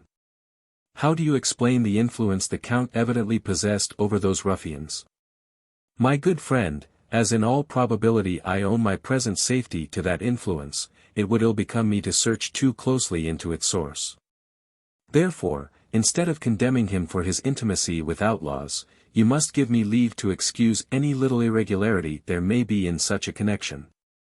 Not altogether for preserving my life, for my own idea was that it never was in much danger, but certainly for saving me 4,000 piastres, which, being translated, means neither more nor less than 24,000 livres of our money, a sum at which, most assuredly, I should never have been estimated in France, proving most indisputably," added Albert with a laugh, "that no prophet is honored in his own country." "Talking of countries," replied Franz, "of what country is the Count, what is his native tongue, whence does he derive his immense fortune? And what were those events of his early life, a life as marvellous as unknown, that have tinctured his succeeding years with so dark and gloomy a misanthropy? Certainly these are questions that, in your place, I should like to have answered." "My dear Franz," replied Albert, "when, upon receipt of my letter, you found the necessity of asking the Count's assistance, you promptly went to him, saying, 'My friend Albert de Morcerf is in danger, help me to deliver him.' Was not that nearly what you said?" "It was." "Well, then, did he ask you, who is Albert de Morcerf? How does he come by his name, his fortune? What are his means of existence? What is his birthplace? Of what country is he a native? Tell me, did he put all these questions to you?" "I confess he asked me none." "No. He merely came and freed me from the hands of Signor Vampa, where, I can assure you, in spite of all my outward appearance of ease and unconcern, I did not very particularly care to remain. Now, then, Franz, when, for services so promptly and unhesitatingly rendered, he but asks me in return to do for him what is done daily for any Russian prince or Italian nobleman who may pass through Paris, merely to introduce him into society, would you have me refuse? My good fellow, you must have lost your senses to think it possible I could act with such cold-blooded policy. And this time it must be confessed that, contrary to the usual state of affairs in discussions between the young men, the effective arguments were all on Albert's side. Well, said Franz with a sigh, do as you please, my dear Viscount, for your arguments are beyond my powers of refutation. Still, in spite of all, you must admit that this Count of Monte Cristo is a most singular personage. He is a philanthropist, answered the other, and no doubt his motive in visiting Paris is to compete for the Monthyon prize, given, as you are aware, to whoever shall be proved to have most materially advanced the interests of virtue and humanity. If my vote and interest can obtain it for him, I will readily give him the one and promise the other. And now, my dear Franz, let us talk of something else. Come, shall we take our luncheon, and then pay a last visit to St. Peter's? Franz silently assented, and the following afternoon, at 5:30, the young men parted. Albert de Morcerf to return to Paris, and Franz d'Épinay to pass a fortnight at Venice. But, ere he entered his travelling carriage, Albert, fearing that his expected guest might forget the engagement he had entered into, placed in the care of a waiter at the hotel a card to be delivered to the Count of Monte Cristo, on which, beneath the name of Viscount Albert de Morcerf, he had written in pencil, 27, Rue du Helder, on the May 21st, 10:30 a.m. Chapter 39. The Guests. In the house in the Rue du Helder, where Albert had invited the Count of Monte Cristo, everything was being prepared on the morning of the 21st of May to do honor to the occasion. Albert de Morcerf inhabited a pavilion situated at the corner of a large court, and directly opposite another building, in which were the servants' apartments. 2 windows only of the pavilion faced the street. 3 other windows looked into the court, and 2 at the back into the garden. Between the court and the garden, built in the heavy style of the imperial architecture, was the large and fashionable dwelling of the Count and Countess of Morcerf. A high wall surrounded the whole of the property, surmounted at intervals by vases filled with flowers, and broken in the center by a large gate of gilded iron, which served as the carriage entrance.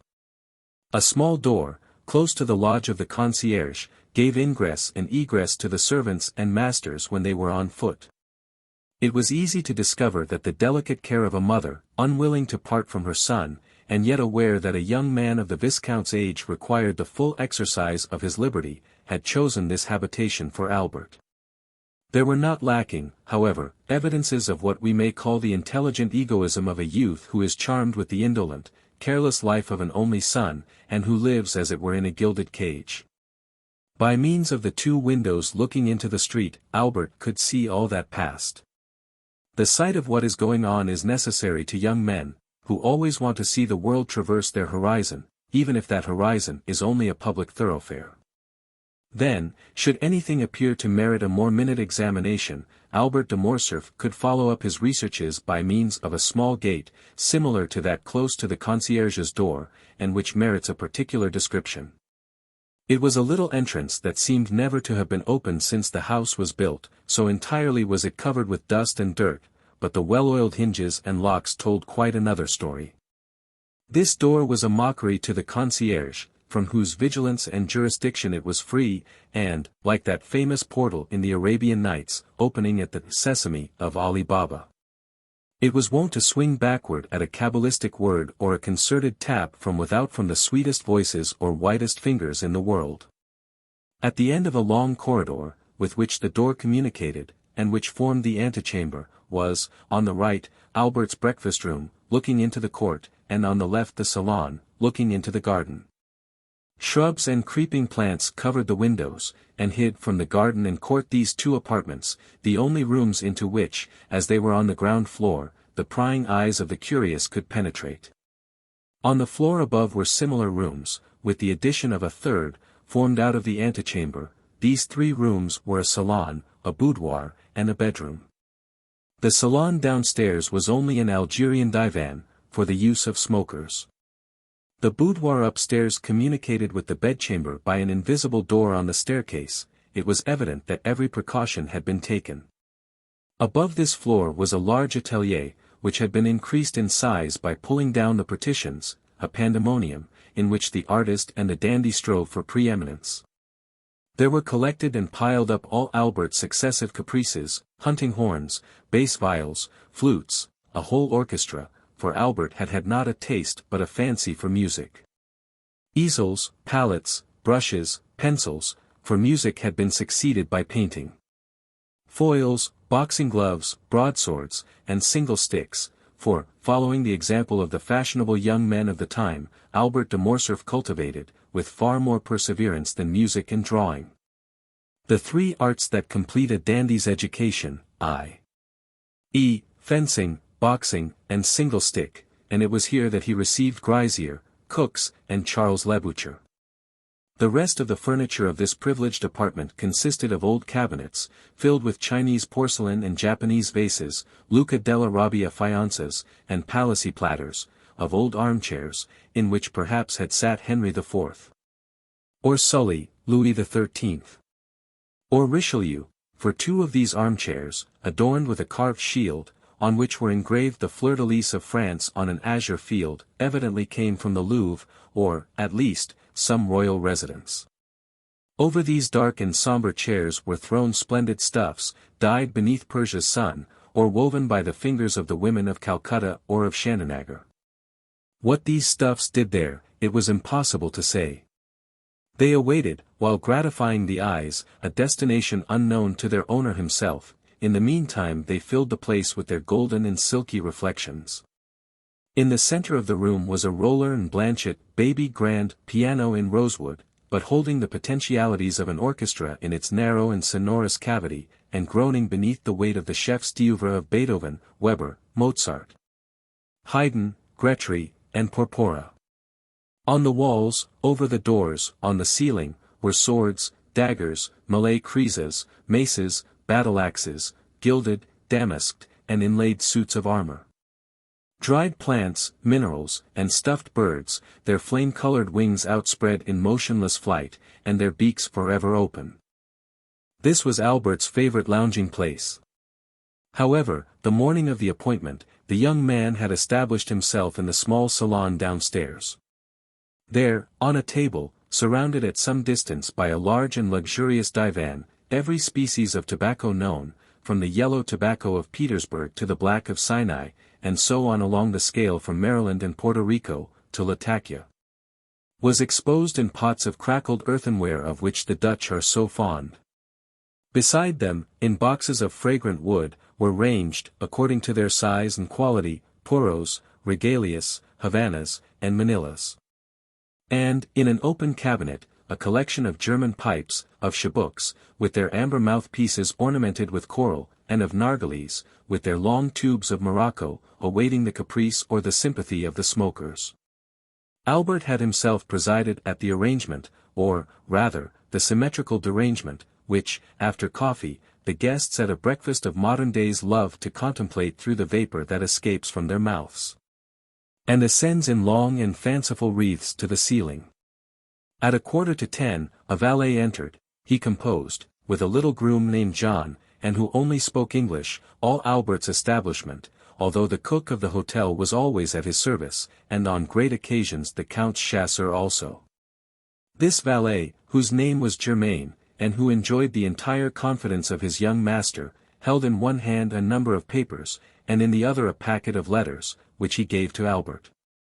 Albert glanced carelessly at the different missives, selected 2 written in a small and delicate hand, and enclosed in scented envelopes, opened them and perused their contents with some attention. "How did these letters come?" said he.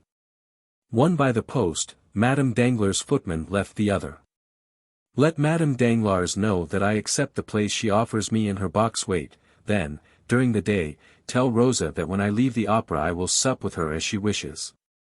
Take her 6 bottles of different wine, Cyprus, sherry, and Malaga, and a barrel of Ostend oysters, get them at Borel's, and be sure you say they are for me. At what o'clock, sir, do you breakfast? What time is it now? 10:15. Very well, at 10:30. Debray will, perhaps, be obliged to go to the minister, and besides, Albert looked at his tablets, it is the hour I told the Count, May 21st, at 10:30. And though I do not much rely upon his promise, I wish to be punctual. Is the Countess up yet? If you wish, I will inquire. Yes, ask her for one of her liqueur cellarettes, mine is incomplete. And tell her I shall have the honor of seeing her about 3 o'clock, and that I request permission to introduce someone to her. The valet left the room. Albert threw himself on the divan, tore off the cover of 2 or 3 of the papers, looked at the theatre announcements, made a face seeing they gave an opera, and not a ballet. Hunted vainly amongst the advertisements for a new tooth powder of which he had heard, and threw down, one after the other, the 3 leading papers of Paris, muttering. These papers become more and more stupid every day.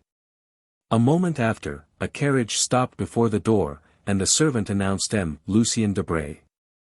A tall young man, with light hair, clear grey eyes, and thin and compressed lips, dressed in a blue coat with beautifully carved gold buttons, a white neckcloth, and a tortoiseshell eyeglass suspended by a silken thread, and which, by an effort of the superciliary and zygomatic muscles, he fixed in his eye, entered, with a half-official air, without smiling or speaking.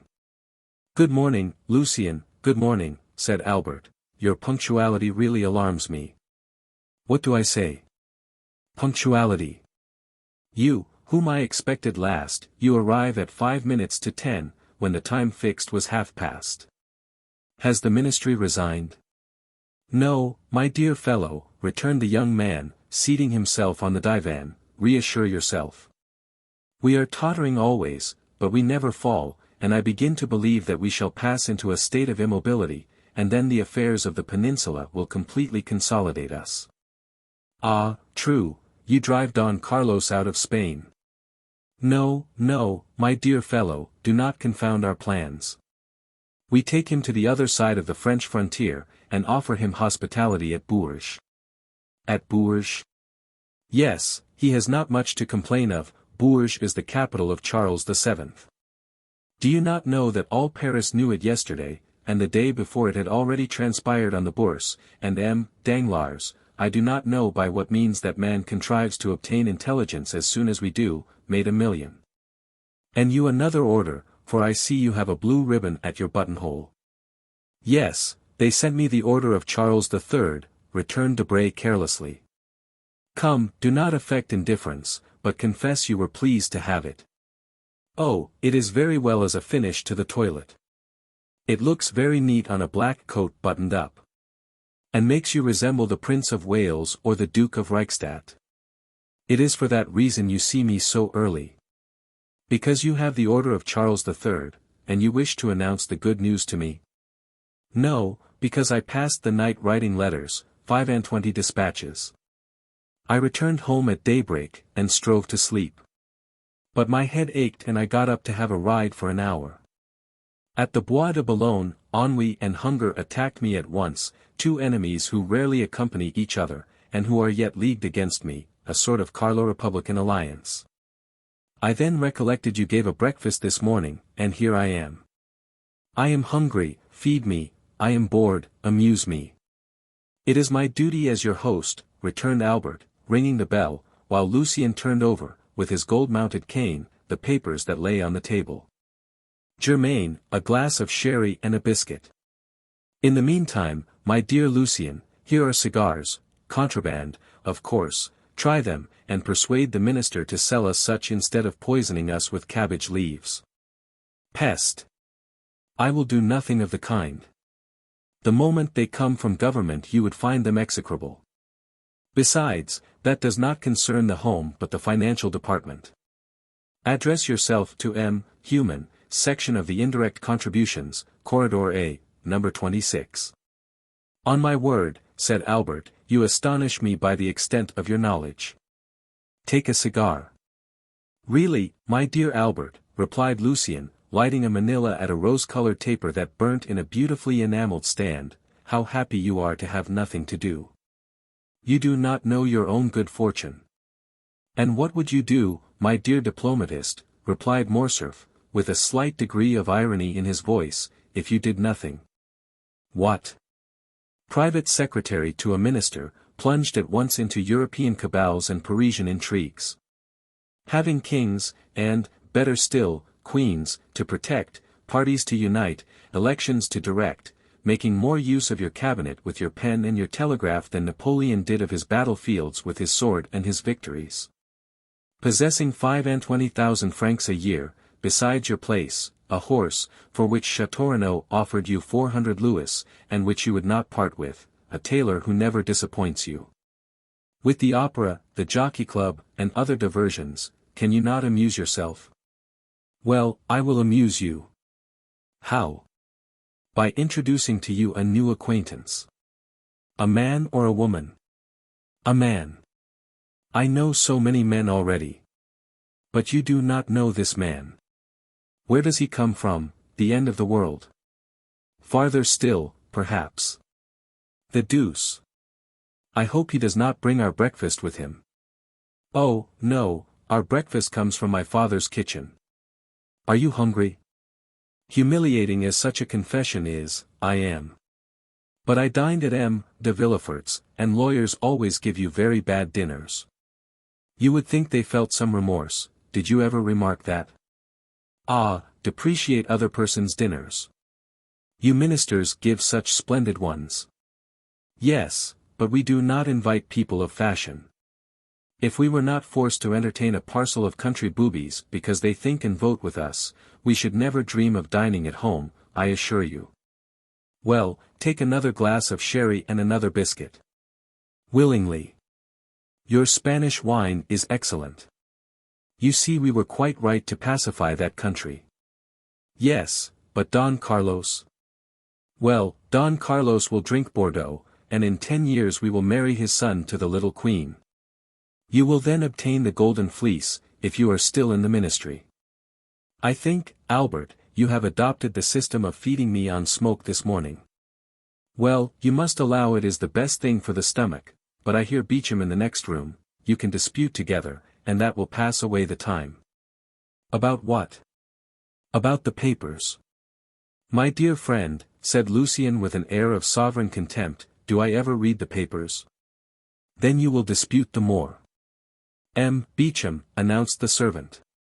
Come in, said Albert, rising and advancing to meet the young man. Here is Debray, who detests you without reading you, so he says. He is quite right, returned Beauchamp, for I criticize him without knowing what he does. Good day, Commander. Ah, you know that already, said the private secretary, smiling and shaking hands with him. Pardieu. And what do they say of it in the world? In which world? We have so many worlds in the year of grace 1838. In the entire political world, of which you are one of the leaders. They say that it is quite fair, and that sowing so much red, you ought to reap a little blue. Come, that is not bad, said Lucien. Why do you not join our party, my dear Beauchamp? With your talents you would make your fortune in 3 or 4 years. I only await one thing before following your advice, that is, a minister who will hold office for 6 months. My dear Albert, one word, for I must give poor Lucien a respite. Do we breakfast or dine? I must go to the chamber, for our life is not an idle one. You only breakfast, I await 2 persons, and the instant they arrive we shall sit down to table. Chapter 40. The breakfast. And what sort of persons do you expect to breakfast? Said Beauchamp. A gentleman, and a diplomatist. Then we shall have to wait 2 hours for the gentleman, and 3 for the diplomatist. I shall come back to dessert. Keep me some strawberries, coffee, and cigars. I shall take a cutlet on my way to the chamber. Do not do anything of the sort, for were the gentleman a Montmorency, and the diplomatist a Metternich, we will breakfast at 11. In the meantime, follow Debray's example, and take a glass of sherry and a biscuit. Be it so, I will stay, I must do something to distract my thoughts. You are like Debray, and yet it seems to me that when the minister is out of spirits, the opposition ought to be joyous. Ah, you do not know with what I am threatened. I shall hear this morning that M. Danglars make a speech at the Chamber of Deputies, and at his wife's this evening I shall hear the tragedy of a peer of France. The devil take the constitutional government, and since we had our choice, as they say, at least, how could we choose that? I understand, you must lay in a stock of hilarity. Do not run down M. Danglars' speeches, said Debray. He votes for you, for he belongs to the opposition. Pardieu, that is exactly the worst of all. I am waiting until you send him to speak at the Luxembourg, to laugh at my ease. My dear friend, said Albert to Beauchamp, it is plain that the affairs of Spain are settled, for you are most desperately out of humor this morning. Recollect that Parisian gossip has spoken of a marriage between myself and Eugénie Danglars. I cannot in conscience, therefore, let you run down the speeches of a man who will one day say to me, Vicomte, you know I give my daughter 2 millions. Ah, this marriage will never take place, said Beauchamp. The king has made him a baron, and can make him a peer, but he cannot make him a gentleman, and the Count of Morcerf is too aristocratic to consent, for the paltry sum of 2 million francs, to a mésalliance. The Viscount of Morcerf can only wed a marchioness. But 2 million francs make a nice little sum, replied Morcerf. It is the social capital of a theatre on the boulevard, or a railroad from the Jardin des Plantes to La Râpée. Never mind what he says, Morcerf, said Debray, do you marry her? You marry a money-bag label, it is true, well, but what does that matter? It is better to have a blazon less and a figure more on it. You have 7 martlets on your arms. Give 3 to your wife, and you will still have 4, that is 1 more than M. de Guise had, who so nearly became King of France, and whose cousin was Emperor of Germany. On my word, I think you are right, Lucien, said Albert absently.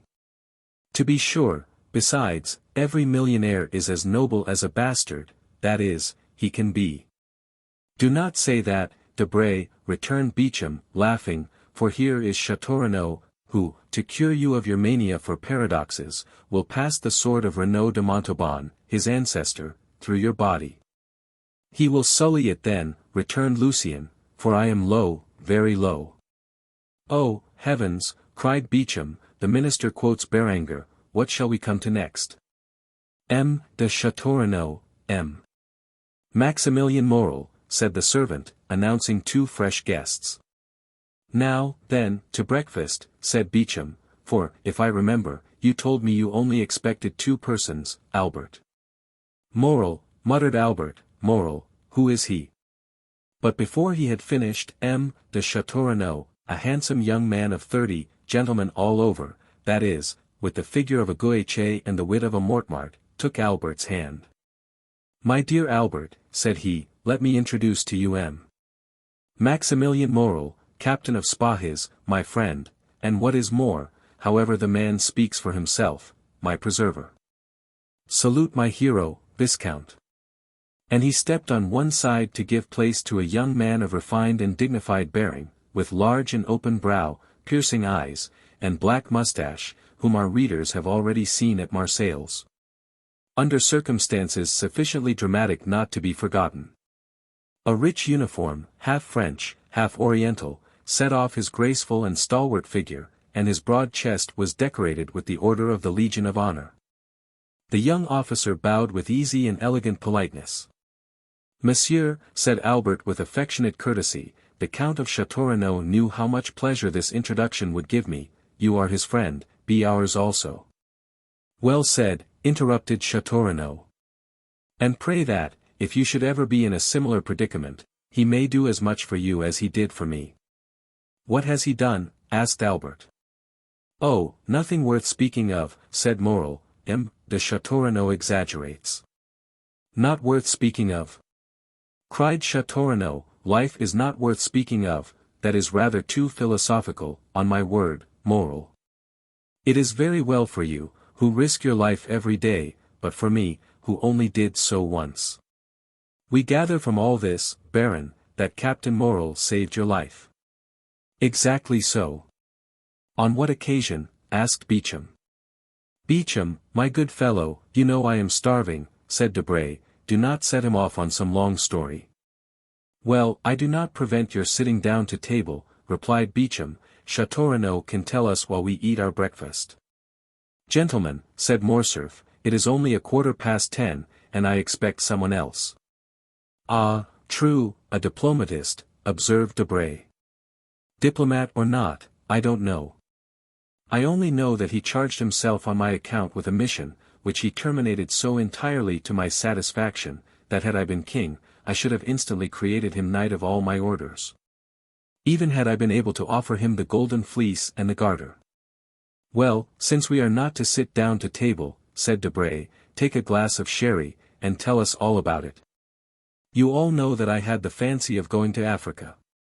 It is a road your ancestors have traced for you, said Albert gallantly. Yes. But I doubt that your object was like theirs, to rescue the Holy Sepulchre. You are quite right, Beauchamp, observed the young aristocrat. It was only to fight as an amateur.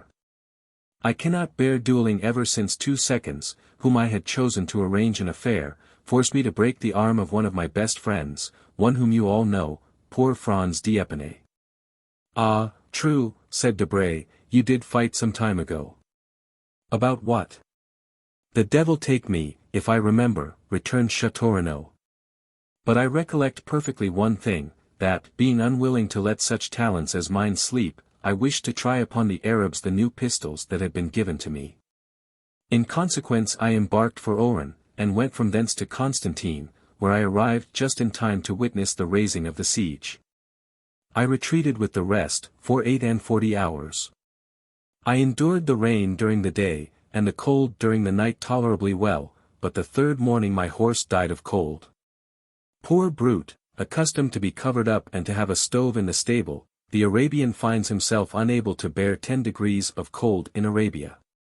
That's why you want to purchase my English horse, said Debray, you think he will bear the cold better.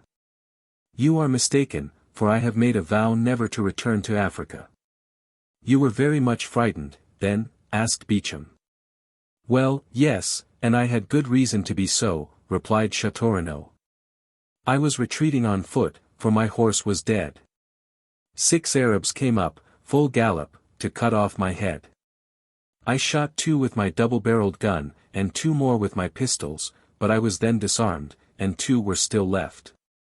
One seized me by the hair, that is why I now wear it so short, for no one knows what may happen, the other swung a yataghan, and I already felt the cold steel on my neck, when this gentleman whom you see here charged them. Shot the one who held me by the hair, and cleft the skull of the other with his saber. He had assigned himself the task of saving a man's life that day, chance caused that man to be myself. When I am rich I will order a statue of Chance from Clagman or Marichetti. Yes, said Morrel, smiling, it was the 5th of September, the anniversary of the day on which my father was miraculously preserved. Therefore, as far as it lies in my power, I endeavor to celebrate it by some heroic action, interrupted Château. I was chosen. But that is not all, after rescuing me from the sword, he rescued me from the cold, not by sharing his cloak with me, like Saint Martin, but by giving me the whole, then from hunger by sharing with me, guess what? A Strasbourg pie, asked Beauchamp. No, his horse, of which we each of us ate a slice with a hearty appetite. It was very hard. The horse, said Morcerf, laughing. No, the sacrifice, returned Château, asked Debray if he would sacrifice his English steed for a stranger. Not for a stranger, said Debray, but for a friend I might, perhaps. I divined that you would become mine, Count, replied Morrel. Besides, as I had the honor to tell you, heroism or not, sacrifice or not, that day I owed an offering to bad fortune in recompense for the favors good fortune had on other days granted to us. The history to which M. Morrel alludes, continued Château, is an admirable one, which he will tell you some day when you are better acquainted with him, today let us fill our stomachs, and not our memories. What time do you breakfast, Albert? At 10:30. Precisely, asked Debray, taking out his watch. Oh, you will give me 5 minutes' grace, replied Morcerf, for I also expect a preserver. Of whom? Of myself, cried Morcerf, parbleu. Do you think I cannot be saved as well as anyone else, and that there are only Arabs who cut off heads? Our breakfast is a philanthropic one, and we shall have at table, at least, I hope so, 2 benefactors of humanity. What shall we do? Said Debray, we have only 1 Monthyon prize. Well, it will be given to someone who has done nothing to deserve it, said Beauchamp. That is the way the Academy mostly escapes from the dilemma. And where does he come from? Asked Debray. You have already answered the question once, but so vaguely that I venture to put it a second time. Really, said Albert, I do not know. When I invited him 3 months ago, he was then at Rome, but since that time who knows where he may have gone. And you think him capable of being exact? Demanded Debray. I think him capable of everything. Well, with the 5 minutes' grace, we have only 10 left. I will profit by them to tell you something about my guest. I beg pardon, interrupted Beauchamp, are there any materials for an article in what you are going to tell us? Yes, and for a most curious one. Go on, then, for I see I shall not get to the chamber this morning, and I must make up for it. I was at Rome during the last carnival. We know that, said Beauchamp. Yes, but what you do not know is that I was carried off by bandits. There are no bandits, cried Debray. Yes there are, and most hideous, or rather most admirable ones, for I found them ugly enough to frighten me. Come, my dear Albert, said Debray, confess that your cook is behindhand, that the oysters have not arrived from Ostend or Marennes, and that, like Madame de Maintenon, you are going to replace the dish by a story say so at once. We are sufficiently well-bred to excuse you, and to listen to your history, fabulous as it promises to be. And I say to you, fabulous as it may seem, I tell it as a true one from beginning to end. The brigands had carried me off, and conducted me to a gloomy spot, called the Catacombs of Saint Sebastian. I know it, said Château, I narrowly escaped catching a fever there. And I did more than that, replied Morcerf, for I caught one. I was informed that I was prisoner until I paid the sum of 4,000 Roman crowns, about 24,000 francs. Unfortunately, I had not above 1,500. I was at the end of my journey and of my credit. I wrote to Franz, and were he here he would confirm every word. I wrote then to Franz that if he did not come with the 4,000 crowns before 6. At 10 minutes past I should have gone to join the blessed saints and glorious martyrs in whose company I had the honor of being. And Signor Luigi Vampa, such was the name of the chief of these bandits, would have scrupulously kept his word. But Franz did come with the 4,000 crowns, said Château. A man whose name is Franz d'Épinay or Albert de Morcerf has not much difficulty in procuring them. No, he arrived accompanied simply by the guest I am going to present to you. Ah, this gentleman is a Hercules killing Cacus, a Perseus freeing Andromeda. No, he is a man about my own size. Armed to the teeth. He had not even a knitting needle. But he paid your ransom. He said 2 words to the chief and I was free. And they apologized to him for having carried you off, said Beauchamp. Just so. Why, he is a second Ariosto. No, his name is the Count of Monte Cristo. There is no Count of Monte Cristo, said Debray. I do not think so, added Château, with the air of a man who knows the whole of the European nobility perfectly. Does anyone know anything of a Count of Monte Cristo? He comes possibly from the Holy Land, and one of his ancestors possessed Calvary, as the Mortemarts did the Dead Sea. I think I can assist your researches, said Maximilian. Monte Cristo is a little island I have often heard spoken of by the old sailors my father employed, a grain of sand in the center of the Mediterranean, an atom in the infinite. Precisely, cried Albert. Well, he of whom I speak is the lord and master of this grain of sand, of this atom. He has purchased the title of count somewhere in Tuscany. He is rich, then? I believe so. But that ought to be visible. That is what deceives you, Debray. I do not understand you. Have you read the Arabian Nights? What a question. Well, do you know if the persons you see there are rich or poor, if their sacks of wheat are not rubies or diamonds? They seem like poor fishermen, and suddenly they open some mysterious cavern filled with the wealth of the Indies. Which means that my Count of Monte Cristo is one of those fishermen. He has even a name taken from the book, since he calls himself Sinbad the Sailor, and has a cave filled with gold. And you have seen this cavern, Morcerf? Asked Beauchamp. No, but Franz has, for heaven's sake, not a word of this before him. Franz went in with his eyes blindfolded, and was waited on by mutes and by women to whom Cleopatra was a painted strumpet. Only he is not quite sure about the women, for they did not come in until after he had taken hashish, so that what he took for women might have been simply a row of statues. The two young men looked at Morcerf as if to say, "Are you mad, or are you laughing at us?" "And I also," said Morel thoughtfully, "have heard something like this from an old sailor named Penelon." "Ah," cried Albert, "it is very lucky that M. Morel comes to aid me. You are vexed, are you not, that he thus gives a clue to the labyrinth?" "My dear Albert," said Debray, "what you tell us is so extraordinary." "Ah, because your ambassadors and your consuls do not tell you of them, they have no time. They are too much taken up with interfering in the affairs of their countrymen who travel. Now you get angry, and attack our poor agents. How will you have them protect you? The chamber cuts down their salaries every day, so that now they have scarcely any. Will you be ambassador, Albert? I will send you to Constantinople. No, lest on the first demonstration I make in favor of Mehemet Ali, the Sultan send me the bowstring, and make my secretary strangle me." "You say very true," responded Debray. "Yes," said Albert, "but this has nothing to do with the existence of the Count of Monte Cristo." "Pardieu! Everyone exists." "Doubtless, but not in the same way.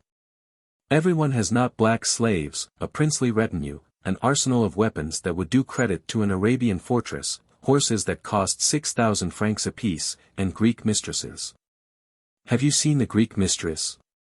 "I have both seen and heard her. I saw her at the theatre, and heard her one morning when I breakfasted with the Count." "He eats, then?" "Yes, but so little, it can hardly be called eating. He must be a vampire. Laugh, if you will." The Countess G., who knew Lord Ruthven, declared that the Count was a vampire. "Ah, capital," said Beauchamp. "For a man not connected with newspapers, here is the pendant to the famous sea serpent of the Constitutional. Wild eyes, the iris of which contracts or dilates at pleasure," said Debray, "facial angle strongly developed, magnificent forehead, livid complexion, black beard, sharp and white teeth, politeness unexceptionable." "Just so, Lucien," returned Morcerf, "you have described him feature for feature." "Yes, keen and cutting politeness. This man has often made me shudder. And one day when we were viewing an execution, I thought I should faint, more from hearing the cold and calm manner in which he spoke of every description of torture, than from the sight of the executioner and the culprit." "Did he not conduct you to the ruins of the Colosseum and suck your blood?" asked Beauchamp. "Or, having delivered you, make you sign a flaming parchment, surrendering your soul to him as Esau did his birthright?" Rail on at your ease, gentlemen," said Morcerf, somewhat piqued. "When I look at you Parisians, idlers on the Boulevard de Gand or the Bois de Boulogne, and think of this man, it seems to me we are not of the same race." "I am highly flattered," returned Beauchamp. "At the same time," added Château, "your Count of Monte Cristo is a very fine fellow, always accepting his little arrangements with the Italian banditti." "There are no Italian banditti," said Debray. "No vampire," cried Beauchamp. "No Count of Monte Cristo," added Debray. "There is 10:30 striking, Albert." Confess you have dreamed this, and let us sit down to breakfast, continued Beauchamp. But the sound of the clock had not died away when Germain announced, His Excellency the Count of Monte Cristo. The involuntary start everyone gave proved how much Morcerf's narrative had impressed them, and Albert himself could not wholly refrain from manifesting sudden emotion. He had not heard a carriage stop in the street, or steps in the antechamber. The door had itself opened noiselessly. The Count appeared, dressed with the greatest simplicity, but the most fastidious dandy could have found nothing to cavil at in his toilet. Every article of dress, hat, coat, gloves, and boots, was from the first makers. He seemed scarcely 35. But what struck everybody was his extreme resemblance to the portrait Debray had drawn. The Count advanced, smiling, into the center of the room, and approached Albert, who hastened towards him holding out his hand in a ceremonial manner. Punctuality, said Monte Cristo, is the politeness of kings, according to one of your sovereigns, I think, but it is not the same with travelers. However, I hope you will excuse the 2 or 3 seconds I am behindhand. 500 leagues are not to be accomplished without some trouble, and especially in France, where, it seems, it is forbidden to beat the postilions. My dear Count, replied Albert, I was announcing your visit to some of my friends, whom I had invited in consequence of the promise you did me the honor to make, and whom I now present to you. They are the Count of Château, whose nobility goes back to the 12 peers, and whose ancestors had a place at the Round Table, M. Lucien Debray, private secretary to the Minister of the Interior, M. Beauchamp, an editor of a paper, and the terror of the French government, but of whom, in spite of his national celebrity, you perhaps have not heard in Italy, since his paper is prohibited there, and M. Maximilian Morel, captain of Spies. At this name the Count, who had hitherto saluted everyone with courtesy, but at the same time with coldness and formality, stepped a pace forward, and a slight tinge of red colored his pale cheeks. You wear the uniform of the new French conquerors, monsieur, said he, it is a handsome uniform. No one could have said what caused the Count's voice to vibrate so deeply, and what made his eye flash, which was in general so clear, lustrous, and limpid when he pleased. You have never seen our Africans, Count, said Albert. Never, replied the Count, who was by this time perfectly master of himself again. Well, beneath this uniform beats one of the bravest and noblest hearts in the whole army. Oh, M. de Morcerf, interrupted Morel. Let me go on, Captain. And we have just heard, continued Albert, of a new deed of his, and so heroic a one, that, although I have seen him today for the first time, I request you to allow me to introduce him as my friend. At these words it was still possible to observe in Monte Cristo the concentrated look, changing color, and slight trembling of the eyelid that show emotion. Ah, you have a noble heart, said the Count, so much the better. This exclamation, which corresponded to the Count's own thought rather than to what Albert was saying, surprised everybody, and especially Morel, who looked at Monte Cristo with wonder. But, at the same time, the intonation was so soft that, however strange the speech might seem, it was impossible to be offended at it. Why should he doubt it, said Beauchamp to Château. In reality, replied the latter, who, with his aristocratic glance and his knowledge of the world, had penetrated at once all that was penetrable in Monte Cristo, Albert has not deceived us, for the Count is a most singular being. What say you, Morel? Ma foi, he has an open look about him that pleases me, in spite of the singular remark he has made about me. Gentlemen, said Albert, Germain informs me that breakfast is ready. My dear Count, allow me to show you the way. They passed silently into the breakfast room, and everyone took his place. Gentlemen, said the Count, seating himself, permit me to make a confession which must form my excuse for any improprieties I may commit. I am a stranger, and a stranger to such a degree, that this is the first time I have ever been at Paris. The French way of living is utterly unknown to me, and up to the present time I have followed the Eastern customs, which are entirely in contrast to the Parisian. I beg you, therefore, to excuse if you find anything in me too Turkish, too Italian, or too Arabian. Now, then, let us breakfast. With what an air he says all this, muttered Beauchamp, decidedly he is a great man. A great man in his own country, added Debray. A great man in every country, Debray, said Château. The Count was, it may be remembered, a most temperate guest. Albert remarked this, expressing his fears lest, at the outset, the Parisian mode of life should displease the traveller in the most essential point. My dear Count, said he, I fear one thing, and that is, that the fare of the Rue du Helder is not so much to your taste as that of the Piazza di Spagna. I ought to have consulted you on the point, and have had some dishes prepared expressly. Did you know me better, returned the Count, smiling, you would not give one thought of such a thing for a traveller like myself, who has successively lived on macaroni at Naples, polenta at Milan, olla podrida at Valencia, polo at Constantinople, curry in India, and swallows' nests in China. I eat everywhere, and of everything, only I eat but little, and today, that you reproach me with my want of appetite, is my day of appetite, for I have not eaten since yesterday morning. What, cried all the guests, you have not eaten for 24 hours? No, replied the Count, I was forced to go out of my road to obtain some information near Nîmes, so that I was somewhat late, and therefore I did not choose to stop. And you ate in your carriage? Asked Morcerf. No, I slept, as I generally do when I am weary without having the courage to amuse myself, or when I am hungry without feeling inclined to eat. But you can sleep when you please, monsieur, said Morrel. Yes. You have a recipe for it? An infallible one. That would be invaluable to us in Africa, who have not always any food to eat, and rarely anything to drink. Yes, said Monte Cristo.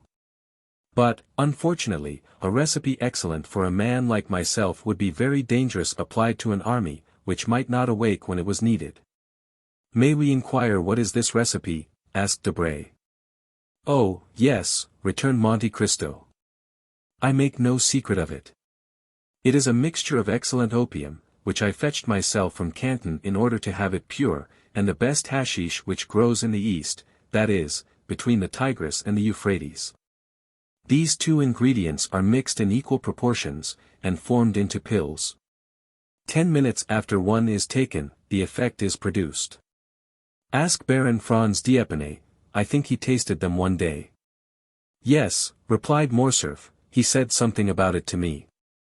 But, said Beauchamp, who, as became a journalist, was very incredulous, you always carry this drug about you? Always. Would it be an indiscretion to ask to see those precious pills? Continued Beauchamp, hoping to take him at a disadvantage. No, monsieur, returned the Count. And he drew from his pocket a marvellous casket, formed out of a single emerald and closed by a golden lid which unscrewed and gave passage to a small greenish-colored pellet about the size of a pea. This ball had an acrid and penetrating odor. There were 4 or 5 more in the emerald, which would contain about a dozen. The casket passed around the table, but it was more to examine the admirable emerald than to see the pills that it passed from hand to hand. And is it your cook who prepares these pills? Asked Beauchamp. Oh, no, monsieur, replied Monte Cristo, I do not thus betray my enjoyments to the vulgar. I am a tolerable chemist, and prepare my pills myself. This is a magnificent emerald, and the largest I have ever seen, said Château, although my mother has some remarkable family jewels. I had 3 similar ones, returned Monte Cristo.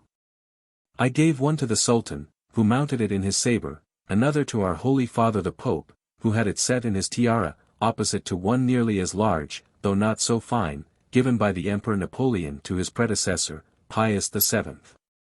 I kept the third for myself, and I had it hollowed out, which reduced its value, but rendered it more commodious for the purpose I intended. Everyone looked at Monte Cristo with astonishment. He spoke with so much simplicity that it was evident he spoke the truth, or that he was mad. However, the sight of the emerald made them naturally inclined to the former belief. And what did these 2 sovereigns give you in exchange for these magnificent presents? Asked Debray. The Sultan, the liberty of a woman, replied the Count, the Pope, the life of a man. So that once in my life I have been as powerful as if heaven had brought me into the world on the steps of a throne. And it was Peppino you saved, was it not? Cried Morcerf. It was for him that you obtained pardon? Perhaps, returned the Count, smiling. My dear Count, you have no idea what pleasure it gives me to hear you speak thus, said Morcerf. I had announced you beforehand to my friends as an enchanter of the Arabian Nights, a wizard of the Middle Ages. But the Parisians are so subtle in paradoxes that they mistake for caprices of the imagination the most incontestable truths, when these truths do not form a part of their daily existence. For example, here is Debray who reads, and Beauchamp who prints, every day, a member of the Jockey Club has been stopped and robbed on the boulevard, for persons have been assassinated in the Rue Saint-Denis or the Faubourg Saint-Germain. 10, 15, or 20 thieves have been arrested in a café on the Boulevard du Temple, or in the Thermes de Julien, and yet these same men deny the existence of the bandits in the Maremma, the Campagna di Romana, or the Pontine Marshes. Tell them yourself that I was taken by bandits, and that without your generous intercession I should now have been sleeping in the catacombs of St. Sebastian, instead of receiving them in my humble abode in the Rue du Helder. Ah, said Monte Cristo, you promised me never to mention that circumstance. It was not I who made that promise, cried Morcerf, it must have been someone else whom you have rescued in the same manner, and whom you have forgotten. Pray speak of it, for I shall not only, I trust, relate the little I do know, but also a great deal I do not know. It seems to me, returned the Count, smiling, that you played a sufficiently important part to know as well as myself what happened. Well, you promise me, if I tell all I know, to relate, in your turn, all that I do not know. That is but fair, replied Monte Cristo. Well, said Morcerf, for 3 days I believed myself the object of the attentions of a mask, whom I took for a descendant of Tullia or Poppaea, while I was simply the object of the attentions of a contadina. And I say contadina to avoid saying peasant girl. What I know is, that, like a fool, a greater fool than he of whom I spoke just now, I mistook for this peasant girl a young bandit of 15 or 16, with a beardless chin and slim waist, and who, just as I was about to imprint a chaste salute on his lips, placed a pistol to my head, and, aided by 7 or 8 others, led, or rather dragged me, to the catacombs of St. Sebastian, where I found a highly educated brigand chief perusing Caesar's commentaries, and who deigned to leave off reading to inform me, that unless the next morning, before 6 o'clock, 4,000 piastres were paid into his account at his banker's, at 6:15 I should have ceased to exist. The letter is still to be seen, for it is in Franz d'Épinay's possession, signed by me, and with a postscript of M. Luigi Vampa. This is all I know, but I know not, Count, how you contrive to inspire so much respect in the bandits of Rome who ordinarily have so little respect for anything. I assure you, Franz and I were lost in admiration. Nothing more simple, returned the Count. I had known the famous Vampa for more than 10 years. When he was quite a child, and only a shepherd, I gave him a few gold pieces for showing me my way, and he, in order to repay me, gave me a poniard, the hilt of which he had carved with his own hand, and which you may have seen in my collection of arms. In after years, whether he had forgotten this interchange of presents, which ought to have cemented our friendship, or whether he did not recollect me, he sought to take me, but, on the contrary, it was I who captured him in a dozen of his band. I might have handed him over to Roman justice, which is somewhat expeditious, and which would have been particularly so with him, but I did nothing of the sort, I suffered him and his band to depart. With the condition that they should sin no more, said Beauchamp, laughing. I see they kept their promise. No, monsieur, returned Monte Cristo, upon the simple condition that they should respect myself and my friends. Perhaps what I am about to say may seem strange to you, who are socialists, and vaunt humanity and your duty to your neighbor, but I never seek to protect a society which does not protect me, and which I will even say, generally occupies itself about me only to injure me. And thus by giving them a low place in my esteem, and preserving a neutrality towards them, it is society and my neighbor who are indebted to me. Bravo, cried Château. You are the first man I ever met sufficiently courageous to preach egotism. Bravo, Count, bravo. It is frank, at least, said Morrel. But I am sure that the Count does not regret having once deviated from the principles he has so boldly avowed. How have I deviated from those principles, monsieur? Asked Monte Cristo, who could not help looking at Morrel with so much intensity, that 2 or 3 times the young man had been unable to sustain that clear and piercing glance. Why, it seems to me, replied Morrel, that in delivering M. de Morcerf, whom you did not know, you did good to your neighbor and to society. Of which he is the brightest ornament, said Beauchamp, drinking off a glass of champagne. My dear Count, cried Morcerf, you are at fault, you, one of the most formidable logicians I know, and you must see it clearly proved that instead of being an egotist, you are a philanthropist. Ah, you call yourself Oriental, Levantine, Maltese, Indian, Chinese, your family name is Monte Cristo. Sinbad the Sailor is your baptismal appellation, and yet the first day you set foot in Paris you instinctively display the greatest virtue, or rather the chief defect, of us eccentric Parisians, that is, you assume the vices you have not. And conceal the virtues you possess. My dear Vicomte, returned Monte Cristo, I do not see, in all I have done, anything that merits, either from you or these gentlemen, the pretended eulogies I have received. You were no stranger to me, for I knew you from the time I gave up 2 rooms to you, invited you to breakfast with me, lent you one of my carriages, witnessed the carnival in your company, and saw with you from a window in the Piazza del Popolo the execution that affected you so much that you nearly fainted. I will appeal to any of these gentlemen, could I leave my guest in the hands of a hideous bandit, as you term him? Besides, you know, I had the idea that you could introduce me into some of the Paris salons when I came to France. You might some time ago have looked upon this resolution as a vague project, but today you see it was a reality, and you must submit to it under penalty of breaking your word. I will keep it, returned Morcerf. But I fear that you will be much disappointed, accustomed as you are to picturesque events and fantastic horizons. Amongst us you will not meet with any of those episodes with which your adventurous existence has so familiarized you.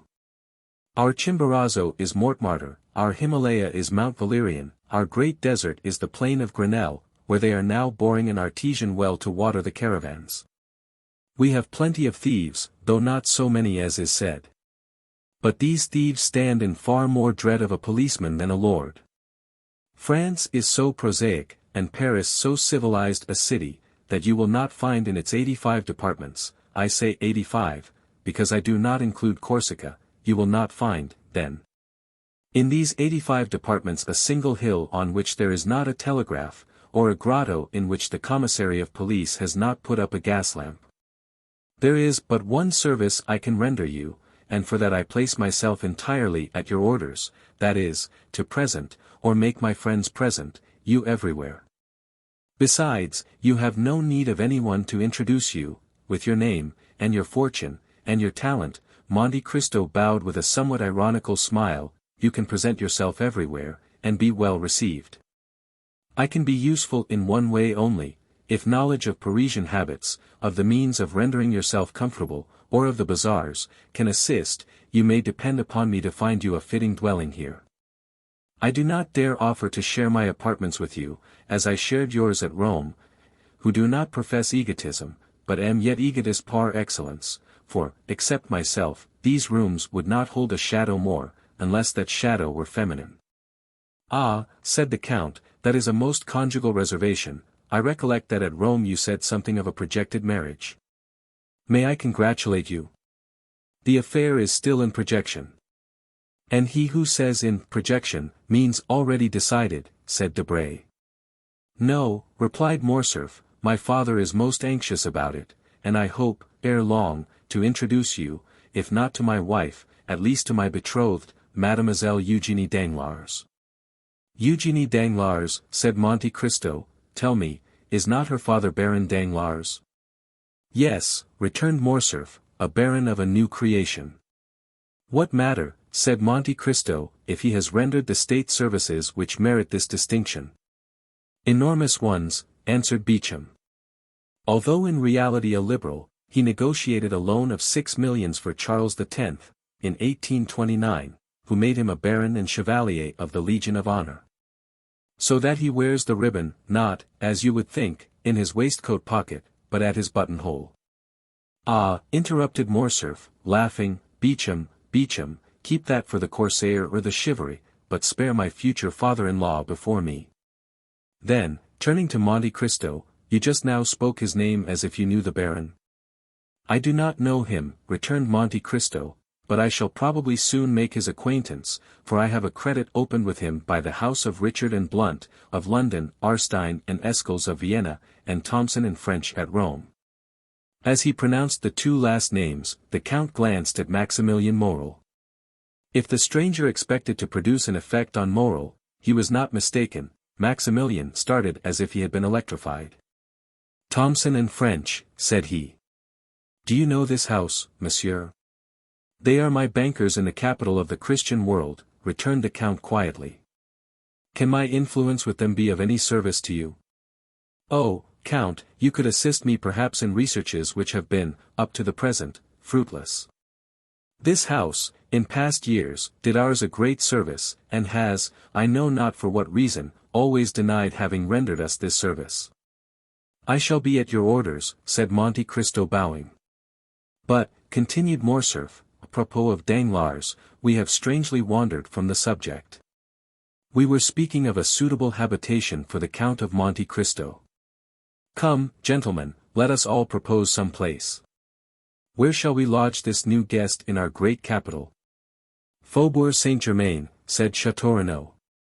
The Count will find there a charming hotel, with a court and garden. Bah! Château, returned Debray, you only know your dull and gloomy Faubourg Saint-Germain, do not pay any attention to him, Count, live in the Chaussée d'Antin, that's the real centre of Paris. Boulevard de l'Opéra, said Beauchamp. The second floor, a house with a balcony.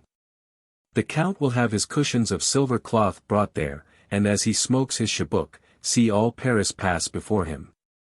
You have no idea, then, Morrel, asked Château. You do not propose anything. Oh, yes, returned the young man, smiling.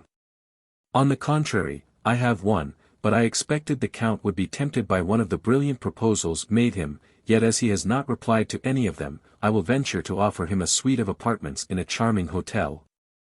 In the Pompadour style, that my sister has inhabited for a year, in the Rue Meslay. You have a sister? Asked the Count. Yes, monsieur, a most excellent sister. Married? Nearly 9 years. Happy? Asked the Count again. As happy as it is permitted to a human creature to be, replied Maximilien. She married the man she loved, who remained faithful to us in our fallen fortunes, Emmanuel Herbot. Monte Cristo smiled imperceptibly. I lived there during my leave of absence, continued Maximilien. And I shall be, together with my brother-in-law Emmanuel, at the disposition of the Count, whenever he thinks fit to honor us. 1 minute, cried Albert, without giving Monte Cristo the time to reply. Take care, you are going to immure a traveller, Sinbad the sailor, a man who comes to see Paris, you are going to make a patriarch of him. Oh, no, said Morrel. My sister is 25, my brother-in-law is 30, they are gay, young, and happy. Besides, the Count will be in his own house, and only see them when he thinks fit to do so. Thanks, monsieur, said Monte Cristo. I shall content myself with being presented to your sister and her husband, if you will do me the honor to introduce me, but I cannot accept the offer of any one of these gentlemen, since my habitation is already prepared. What? Cried Morcerf. You are, then, going to a hotel, that will be very dull for you. Was I so badly lodged at Rome? Said Monte Cristo smiling. Parbleu! At Rome you spent 50,000 piastres in furnishing your apartments, but I presume that you are not disposed to spend a similar sum every day. It is not that which deterred me, replied Monte Cristo. But as I determined to have a house to myself, I sent on my valet de chambre, and he ought by this time to have bought the house and furnished it. But you have, then, a valet de chambre who knows Paris, said Beauchamp. It is the first time he has ever been in Paris. He is black, and cannot speak, returned Monte Cristo. It is Ali, cried Albert, in the midst of the general surprise. Yes, Ali himself, my Nubian mute, whom you saw, I think, at Rome. Certainly, said Morcerf, I recollect him perfectly. But how could you charge a Nubian to purchase a house, and a mute to furnish it? He will do everything wrong. Undeceive yourself, monsieur, replied Monte Cristo. I am quite sure, that, on the contrary, he will choose everything as I wish. He knows my tastes, my caprices, my wants. He has been here a week, with the instinct of a hound, hunting by himself. He will arrange everything for me. He knew, that I should arrive today at 10 o'clock, he was waiting for me at 9 at the Barrière de Fontainebleau. He gave me this paper, it contains the number of my new abode, read it yourself, and Monte Cristo passed a paper to Albert. Ah, that is really original, said Beauchamp. And very princely, added Château. What, do you not know your house? Asked Debray.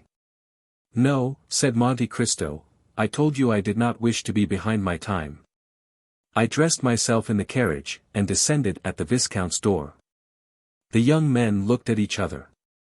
They did not know if it was a comedy Monte Cristo was playing, but every word he uttered had such an air of simplicity, that it was impossible to suppose what he said was false. Besides, why should he tell a falsehood? We must content ourselves, then, said Beauchamp, with rendering the Count all the little services in our power. I, in my quality of journalist, open all the theatres to him. Thanks, monsieur, returned Monte Cristo, my steward has orders to take a box at each theatre. Is your steward also a Nubian? Asked Debray. No, he is a countryman of yours, if a Corsican is a countryman of anyone's. But you know him, M. de Morcerf. Is it that excellent M. Bertuccio, who understands hiring windows so well? Yes, you saw him the day I had the honor of receiving you, he has been a soldier, a smuggler, in fact, everything. I would not be quite sure that he has not been mixed up with the police for some trifle, a stab with a knife, for instance. And you have chosen this honest citizen for your steward, said Debray. Of how much does he rob you every year? On my word, replied the Count, not more than another. I am sure he answers my purpose, knows no impossibility, and so I keep him. Then, continued Château, since you have an establishment, a steward, and a hotel in the Champs-Élysées, you only want a mistress. Albert smiled. He thought of the fair Greek he had seen in the Count's box at the Argentina and Valle theatres. I have something better than that, said Monte Cristo, I have a slave. You procure your mistresses from the opera, the vaudeville, or the varietés. I purchased mine at Constantinople, it cost me more, but I have nothing to fear. But you forget, replied Debray, laughing, that we are Franks by name and Franks by nature, as King Charles said, and that the moment she puts her foot in France your slave becomes free. Who will tell her?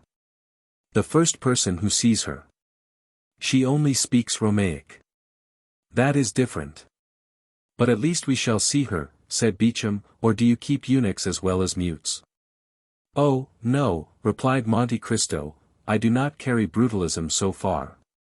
Everyone who surrounds me is free to quit me, and when they leave me will no longer have any need of me or anyone else, it is for that reason, perhaps, that they do not quit me.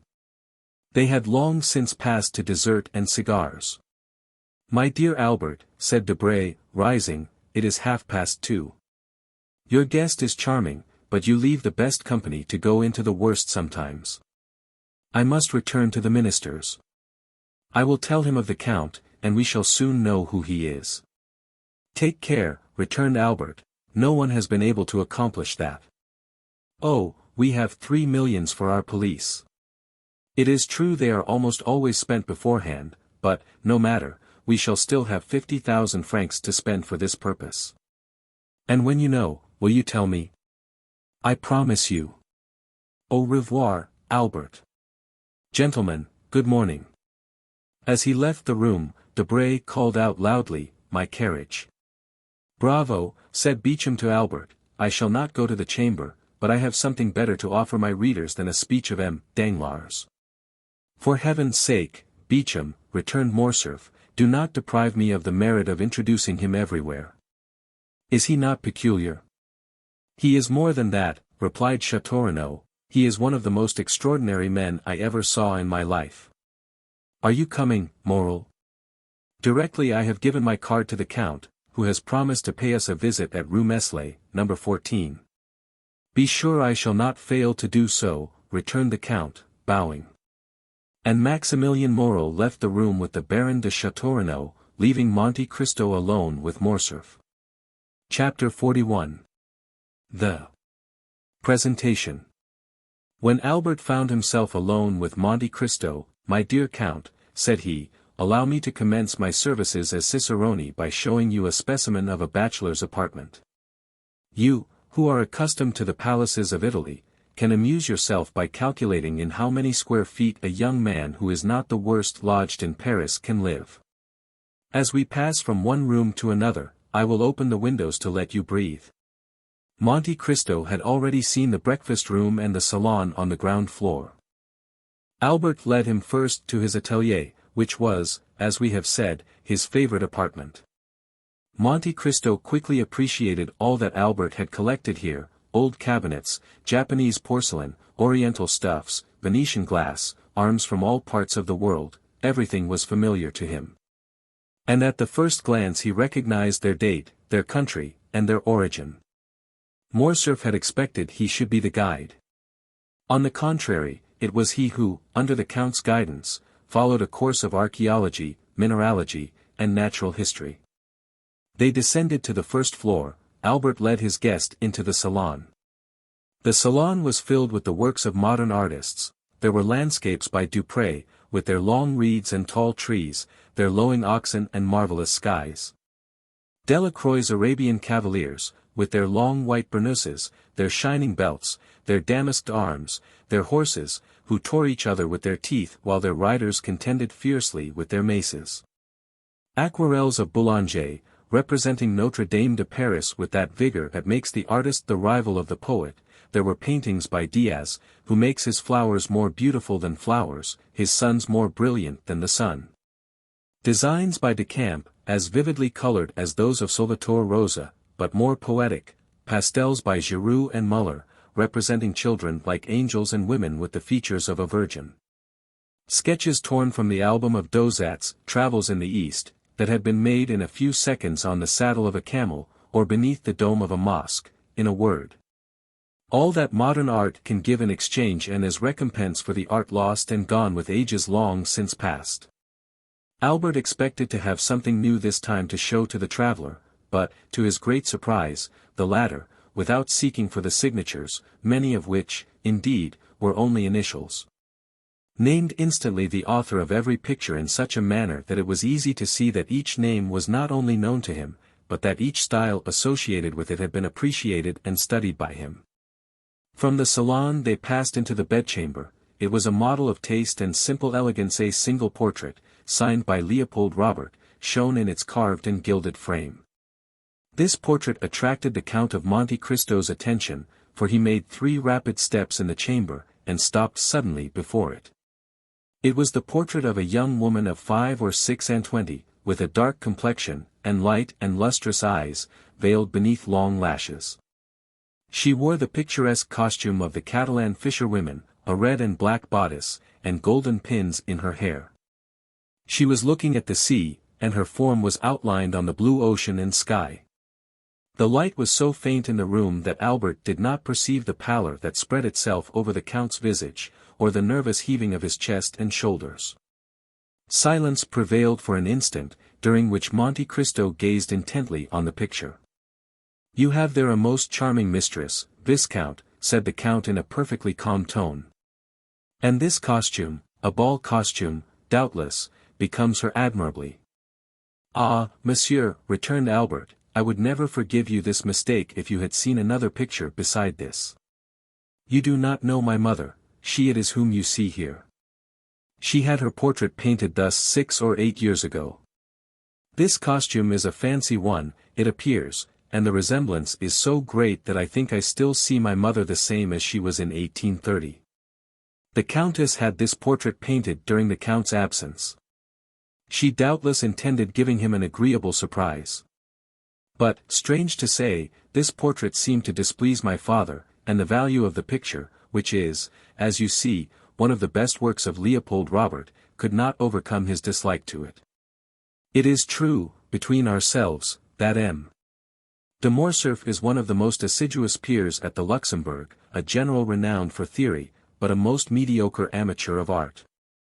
It is different with my mother, who paints exceedingly well, and who, unwilling to part with so valuable a picture, gave it to me to put here, where it would be less likely to displease M. de Morcerf, whose portrait, by Gros, I will also show you. Excuse my talking of family matters, but as I shall have the honor of introducing you to the Count, I tell you this to prevent you making any allusions to this picture. The picture seems to have a malign influence, for my mother rarely comes here without looking at it, and still more rarely does she look at it without weeping.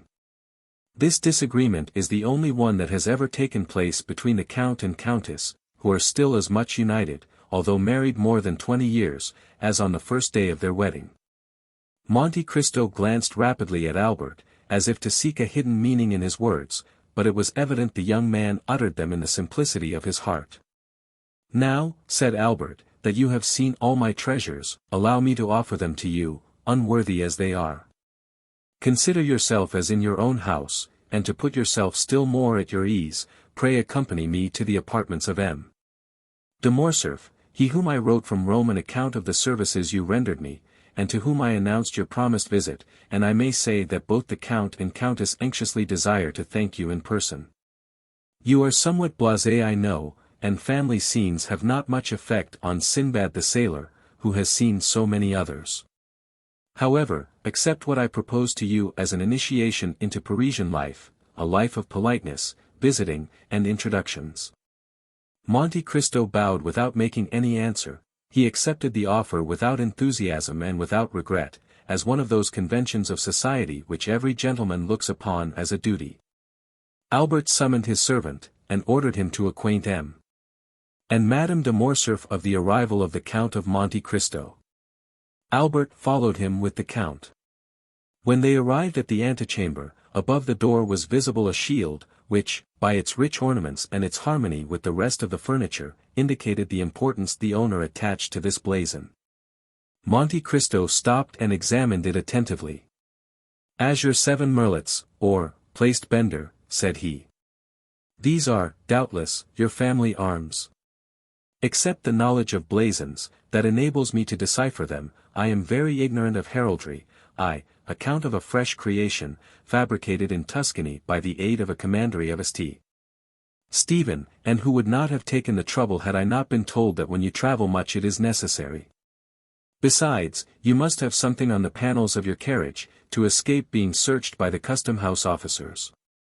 Excuse my putting such a question to you." "It is not indiscreet," returned Morcerf, with the simplicity of conviction. "You have guessed rightly. These are our arms, that is, those of my father, but they are, as you see, joined to another shield, which has gules, a silver tower, which are my mother's. By her side I am Spanish, but the family of Morcerf is French, and, I have heard, one of the oldest of the south of France." "Yes," replied Monte Cristo, "these blazons prove that. Almost all the armed pilgrims that went to the Holy Land took for their arms either a cross, in honor of their mission, or birds of passage, in sign of the long voyage they were about to undertake, and which they hoped to accomplish on the wings of faith. One of your ancestors had joined the Crusades, and supposing it to be only that of St. Louis, that makes you mount to the 13th century, which is tolerably ancient." "It is possible," said Morcerf. "My father has in his study a genealogical tree which will tell you all that, and on which I made commentaries that would have greatly edified de Hosier and Jaucourt. At present I no longer think of it, and yet I must tell you that we are beginning to occupy ourselves greatly with these things under our popular government." "Well, then, your government would do well to choose from the past something better than the things that I have noticed on your monuments, and which have no heraldic meaning whatever. As for you, Viscount, continued Monte Cristo to Morcerf, you are more fortunate than the government, for your arms are really beautiful, and speak to the imagination. Yes, you are at once from Provence and Spain. That explains, if the portrait you showed me be like, the dark hue I so much admired on the visage of the noble Catalan. It would have required the penetration of Oedipus or the Sphinx to have divined the irony the Count concealed beneath these words, apparently uttered with the greatest politeness. Morcerf thanked him with a smile, and pushed open the door above which were his arms, and which, as we have said, opened into the salon.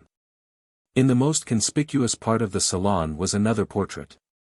It was that of a man, from 5 to 38, in the uniform of a general officer, wearing the double epaulet of heavy bullion, that indicates superior rank, the ribbon of the Legion of Honor around his neck, which showed he was a commander. And on the right breast, the star of a grand officer of the Order of the Saviour, and on the left that of the Grand Cross of Charles III. Which proved that the person represented by the picture had served in the wars of Greece and Spain, or, what was just the same thing as regarded decorations, had fulfilled some diplomatic mission in the two countries. Monte Cristo was engaged in examining this portrait with no less care than he had bestowed upon the other, when another door opened, and he found himself opposite to the Count of Morcerf in person. He was a man of 40 to 45 years, but he seemed at least 50, and his black mustache and eyebrows contrasted strangely with his almost white hair, which was cut short, in the military fashion. He was dressed in plain clothes, and wore at his buttonhole the ribbons of the different orders to which he belonged. He entered with a tolerably dignified step, and some little haste. Monte Cristo saw him advance towards him without making a single step. It seemed as if his feet were rooted to the ground, and his eyes on the Count of Morcerf. "Father," said the young man, "I have the honor of presenting to you the Count of Monte Cristo, the generous friend whom I had the good fortune to meet in the critical situation of which I have told you." "You are most welcome, monsieur," said the Count of Morcerf, saluting Monte Cristo with a smile, "and monsieur has rendered our house, in preserving its only heir, a service which ensures him our eternal gratitude." As he said these words, the Count of Morcerf pointed to a chair, while he seated himself in another opposite the window. Monte Cristo, in taking the seat Morcerf offered him, placed himself in such a manner as to remain concealed in the shadow of the large velvet curtains. And read on the careworn and livid features of the Count a whole history of secret griefs written in each wrinkle time had planted there.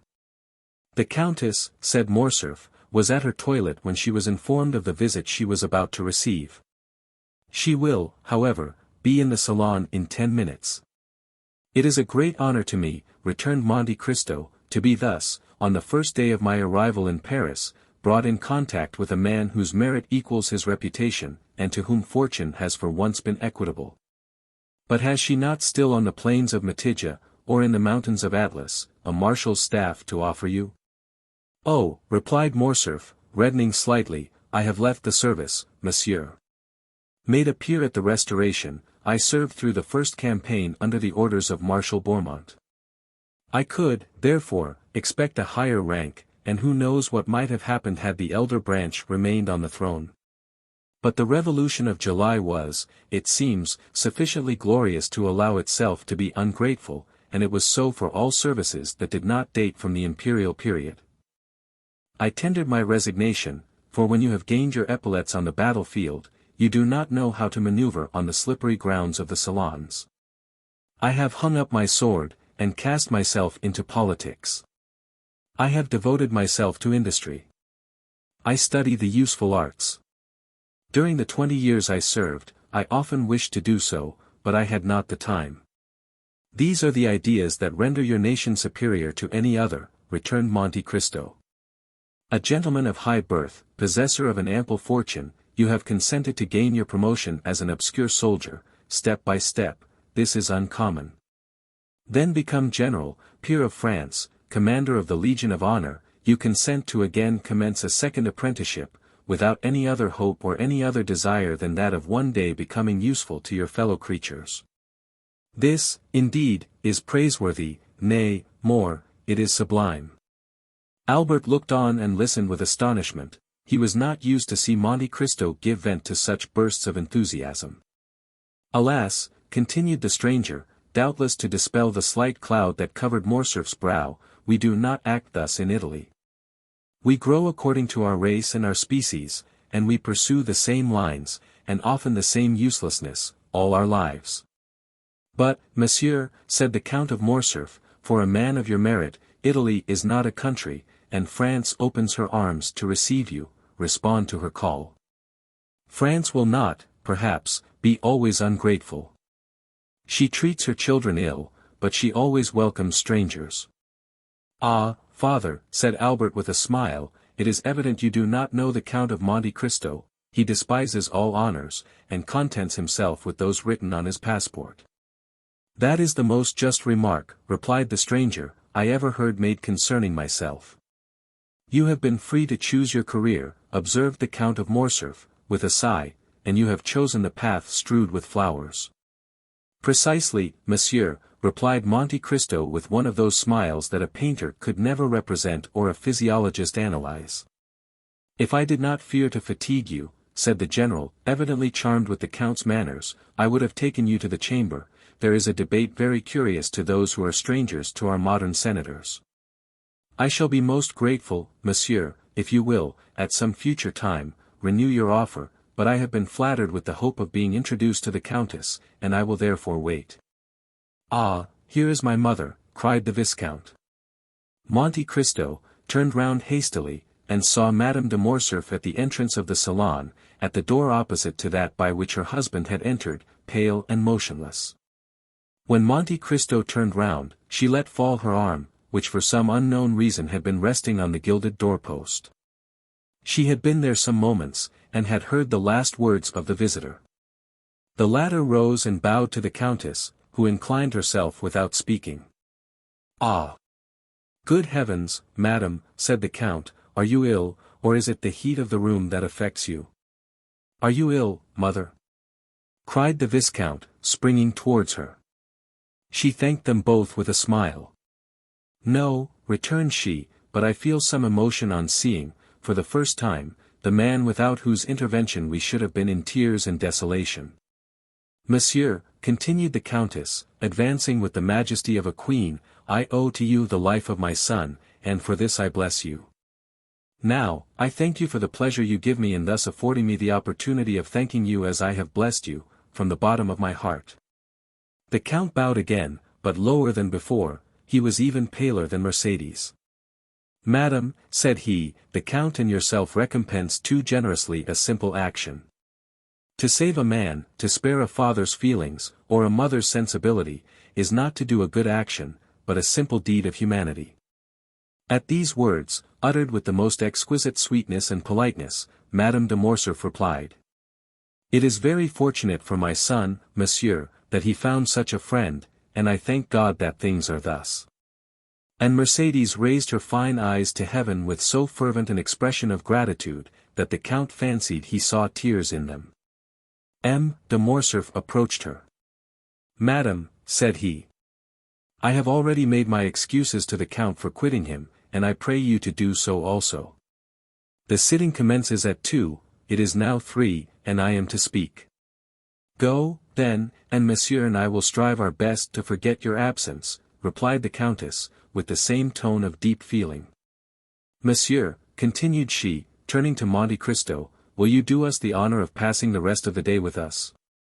Believe me, madam, I feel most grateful for your kindness, but I got out of my traveling carriage at your door this morning, and I am ignorant how I am installed in Paris, which I scarcely know.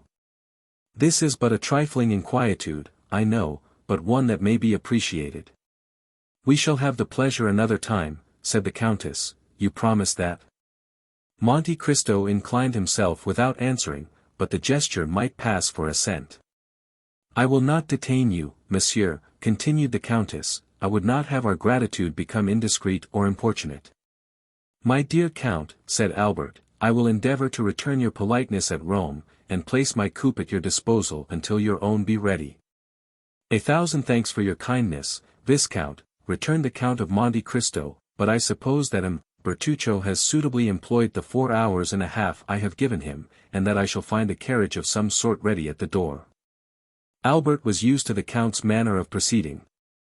He knew that, like Nero, he was in search of the impossible, and nothing astonished him, but wishing to judge with his own eyes how far the Count's orders had been executed, he accompanied him to the door of the house.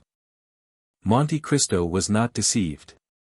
As soon as he appeared in the Count of Morcerf's antechamber, a footman, the same who at Rome had brought the Count's card to the two young men, and announced his visit, sprang into the vestibule. And when he arrived at the door the illustrious traveller found his carriage awaiting him. It was a coupe of Kohler's building, and with horses and harness for which Drake had, to the knowledge of all the lions of Paris, refused on the previous day 700 guineas. "Monsieur," said the Count to Albert, "I do not ask you to accompany me to my house, as I can only show you a habitation fitted up in a hurry, and I have, as you know, a reputation to keep up as regards not being taken by surprise. Give me, therefore, one more day before I invite you, I shall then be certain not to fail in my hospitality. If you ask me for a day, Count, I know what to anticipate, it will not be a house I shall see, but a palace. You have decidedly some genius at your control." "Ma foi, spread that idea," replied the Count of Monte Cristo, putting his foot on the velvet-lined steps of his splendid carriage, "and that will be worth something to me among the ladies." As he spoke, he sprang into the vehicle, the door was closed, but not so rapidly that Monte Cristo failed to perceive the almost imperceptible movement which stirred the curtains of the apartment in which he had left Madame de Morcerf. When Albert returned to his mother, he found her in the boudoir reclining in a large velvet armchair, the whole room so obscure that only the shining spangle, fastened here and there to the drapery, and the angles of the gilded frames of the pictures, showed with some degree of brightness in the gloom. Albert could not see the face of the Countess, as it was covered with a thin veil she had put on her head, and which fell over her features in misty folds, but it seemed to him as though her voice had altered. He could distinguish amid the perfumes of the roses and heliotropes in the flower stands, the sharp and fragrant odor of volatile salts, and he noticed in one of the chased cups on the mantelpiece the Countess's smelling bottle, taken from its shagreen case, and exclaimed in a tone of uneasiness, as he entered, "My dear mother, have you been ill during my absence?" "No, no, Albert, but you know these roses, tuberoses, and orange flowers throw out at first, before one is used to them, such violent perfumes." "Then, my dear mother," said Albert, putting his hand to the bell, "they must be taken into the antechamber. You are really ill, and just now were so pale as you came into the room." "Was I pale, Albert?" "Yes. A pallor that suits you admirably, mother, but which did not the less alarm my father and myself."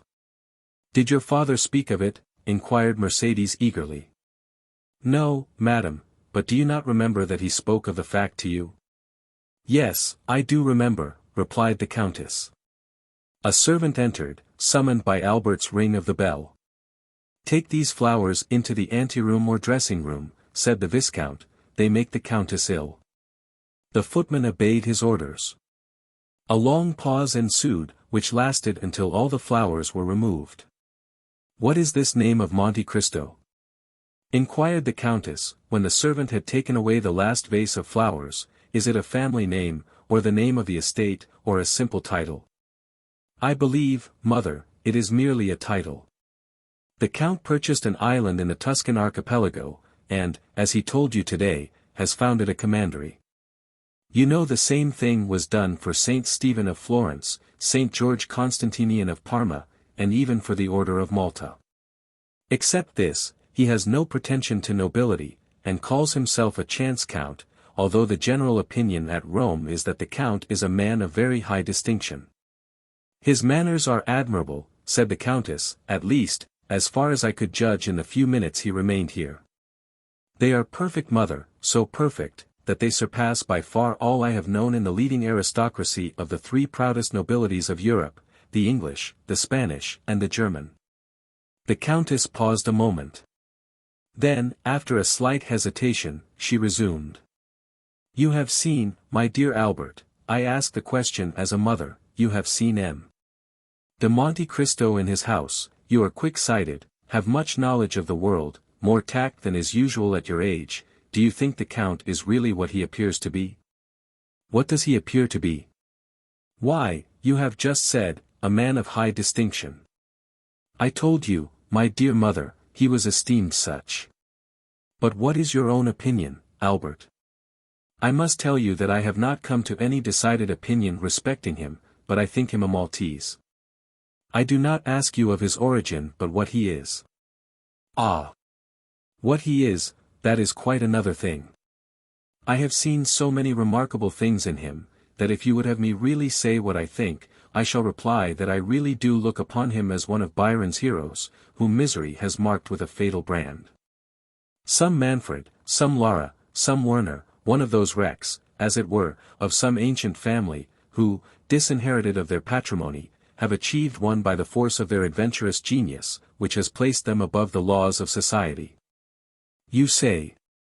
I say that Monte Cristo is an island in the midst of the Mediterranean, without inhabitants or garrison, the resort of smugglers of all nations, and pirates of every flag. Who knows whether or not these industrious worthies do not pay to their feudal lord some dues for his protection? That is possible, said the Countess, reflecting. Never mind, continued the young man, smuggler or not, you must agree, mother dear, as you have seen him, that the Count of Monte Cristo is a remarkable man, who will have the greatest success in the salons of Paris. Why, this very morning, in my rooms, he made his entrée amongst us by striking every man of us with amazement, not even excepting Château. And what do you suppose is the Count's age? Inquired Mercédès, evidently attaching great importance to this question. 35 or 36, mother. So young, it is impossible, said Mercédès, replying at the same time to what Albert said as well as to her own private reflection. It is the truth, however. 3 or 4 times he has said to me, and certainly without the slightest premeditation, at such a period I was 5 years old, at another 10 years old, at another 12, and I, induced by curiosity, which kept me alive to these details, have compared the dates, and never found him inaccurate. The age of this singular man, who is of no age, is then, I am certain, 35. Besides, mother, remark how vivid his eye, how raven-black his hair, and his brow, though so pale, is free from wrinkles. He is not only vigorous, but also young. The Countess bent her head, as if beneath a heavy wave of bitter thoughts. And has this man displayed a friendship for you, Albert? She asked with a nervous shudder. I am inclined to think so. And, do you like him? Why, he pleases me in spite of Franz d'Épinay, who tries to convince me that he is a being returned from the other world. The Countess shuddered. Albert, she said, in a voice which was altered by emotion, I have always put you on your guard against new acquaintances. Now you are a man, and are able to give me advice, yet I repeat to you, Albert, be prudent. Why, my dear mother, it is necessary, in order to make your advice turn to account, that I should know beforehand what I have to distrust.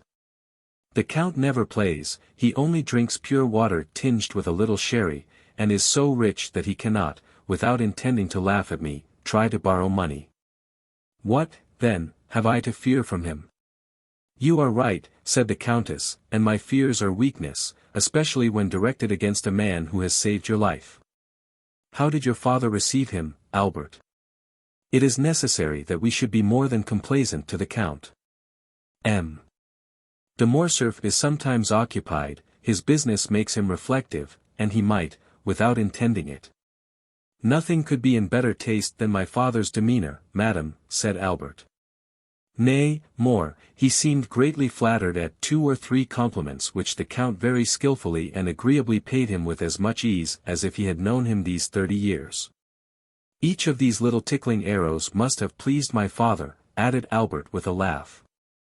And thus they parted the best possible friends, and M. de Morcerf even wished to take him to the chamber to hear the speakers. The Countess made no reply. She fell into so deep a reverie that her eyes gradually closed. The young man, standing up before her, gazed upon her with that filial affection which is so tender and endearing with children whose mothers are still young and handsome.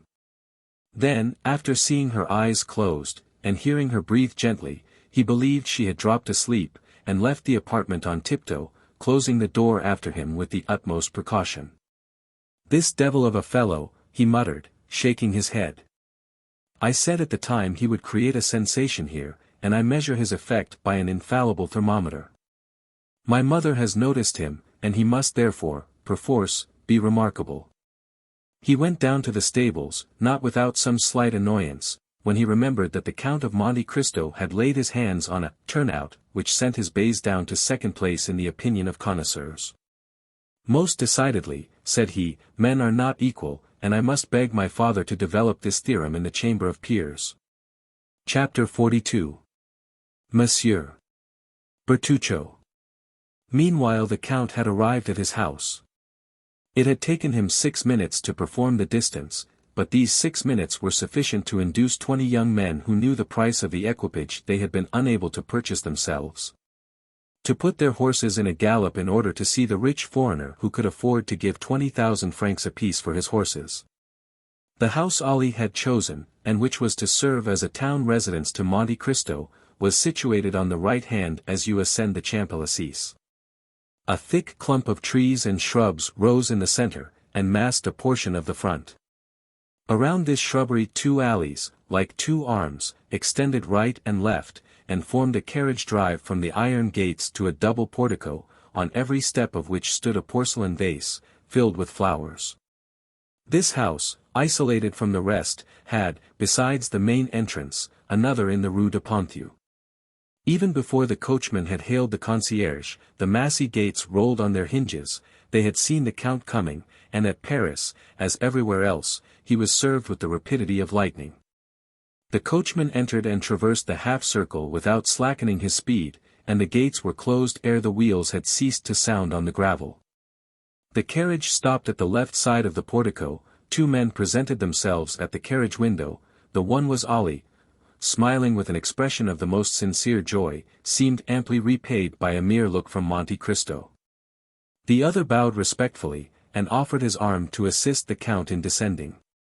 "Thanks, M. Bertuccio," said the Count, springing lightly up the 3 steps of the portico. "And the notary?" "He is in the small salon, Excellency," returned Bertuccio. "And the cards I ordered to be engraved as soon as you knew the number of the house." "Your Excellency, it is done already. I have been myself to the best engraver of the Palais Royal, who did the plate in my presence. The first card struck off was taken, according to your orders, to the Baron Danglars, Rue de la Chaussée-d'Antin, No. 7. The others are on the mantelpiece of your Excellency's bedroom." "Good, what o'clock is it?" 4 o'clock.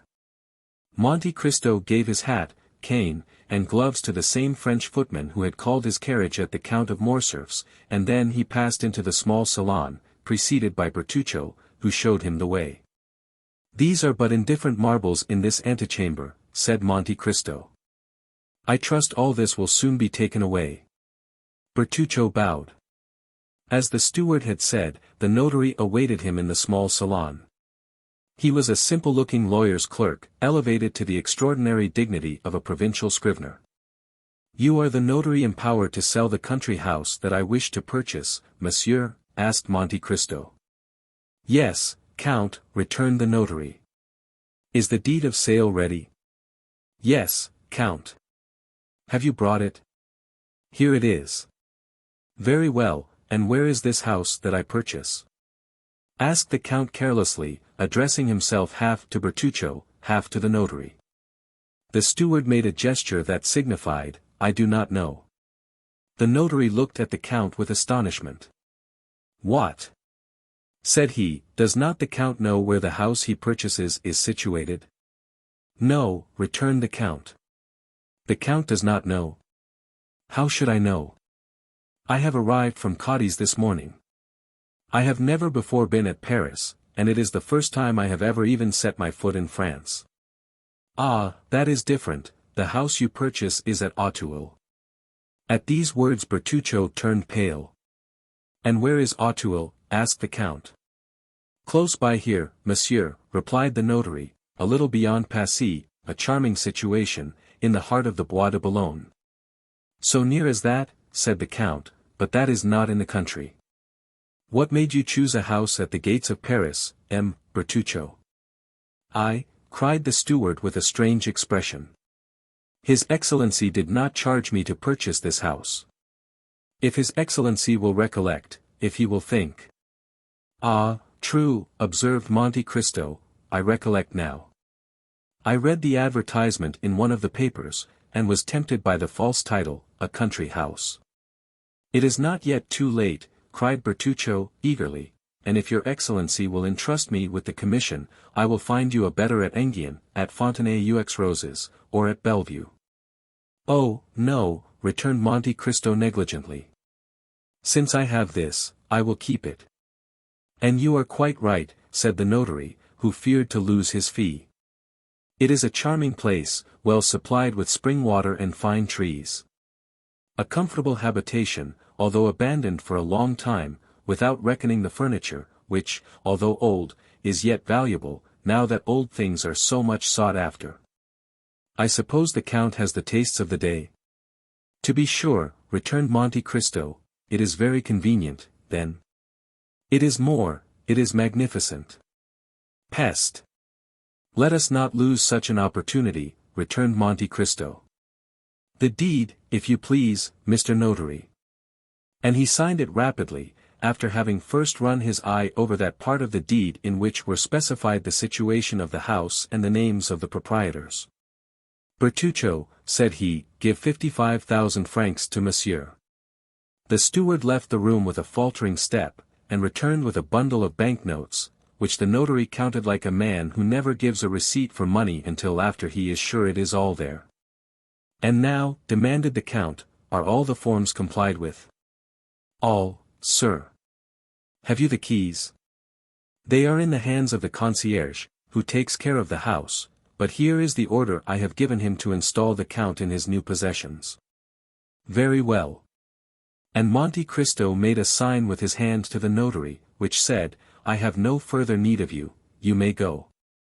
"But," observed the honest notary, "the Count is, I think, mistaken, it is only 50,000 francs, everything included." "And your fee?" "Is included in this sum." "But have you not come from Auteuil here?" "Yes, certainly."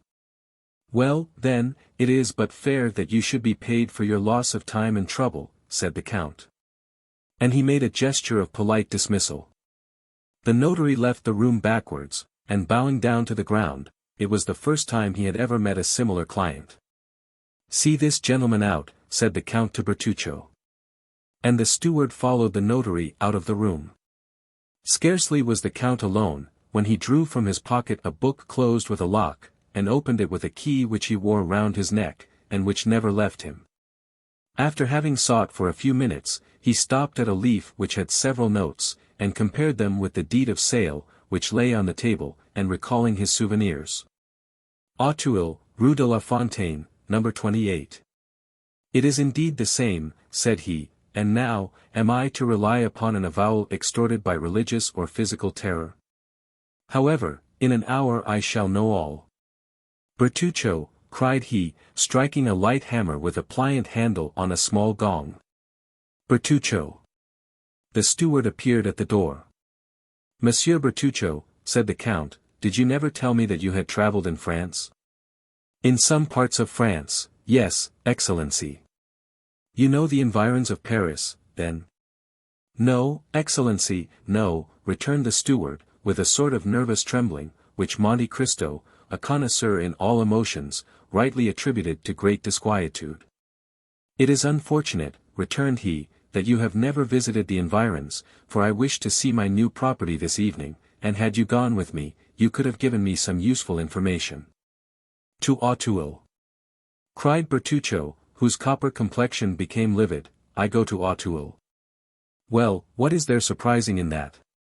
When I live at Auteuil, you must come there, as you belong to my service." Bertuccio hung down his head before the imperious look of his master, and remained motionless, without making any answer. "Why, what has happened to you? Are you going to make me ring a second time for the carriage?" asked Monte Cristo, in the same tone that Louis XIV.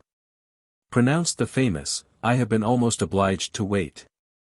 Bertuccio made but one bound to the antechamber, and cried in a hoarse voice. His Excellency's horses.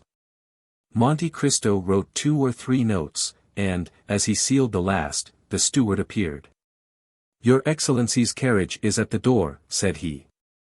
"Well, take your hat and gloves," returned Monte Cristo. "Am I to accompany you, your Excellency?" cried Bertuccio. "Certainly, you must give the orders, for I intend residing at the house." It was unexampled for a servant of the Count's to dare to dispute an order of his, so the steward, without saying a word, followed his master, who got into the carriage, and signed to him to follow, which he did, taking his place respectfully on the front seat. Chapter 43. The house at Auteuil. Monte Cristo noticed, as they descended the staircase, that Bertuccio signed himself in the Corsican manner. That is, had formed the sign of the cross in the air with his thumb, and as he seated himself in the carriage, muttered a short prayer. Anyone but a man of exhaustless thirst for knowledge would have had pity on seeing the steward's extraordinary repugnance for the Count's projected drive without the walls, but the Count was too curious to let Bertuccio off from this little journey. In 20 minutes they were at Auteuil. The steward's emotion had continued to augment as they entered the village. Bertuccio, crouched in the corner of the carriage, began to examine with a feverish anxiety every house they passed. "Tell them to stop at Rue de la Fontaine, number 28, said the Count, fixing his eyes on the steward, to whom he gave this order. Bertuccio's forehead was covered with perspiration.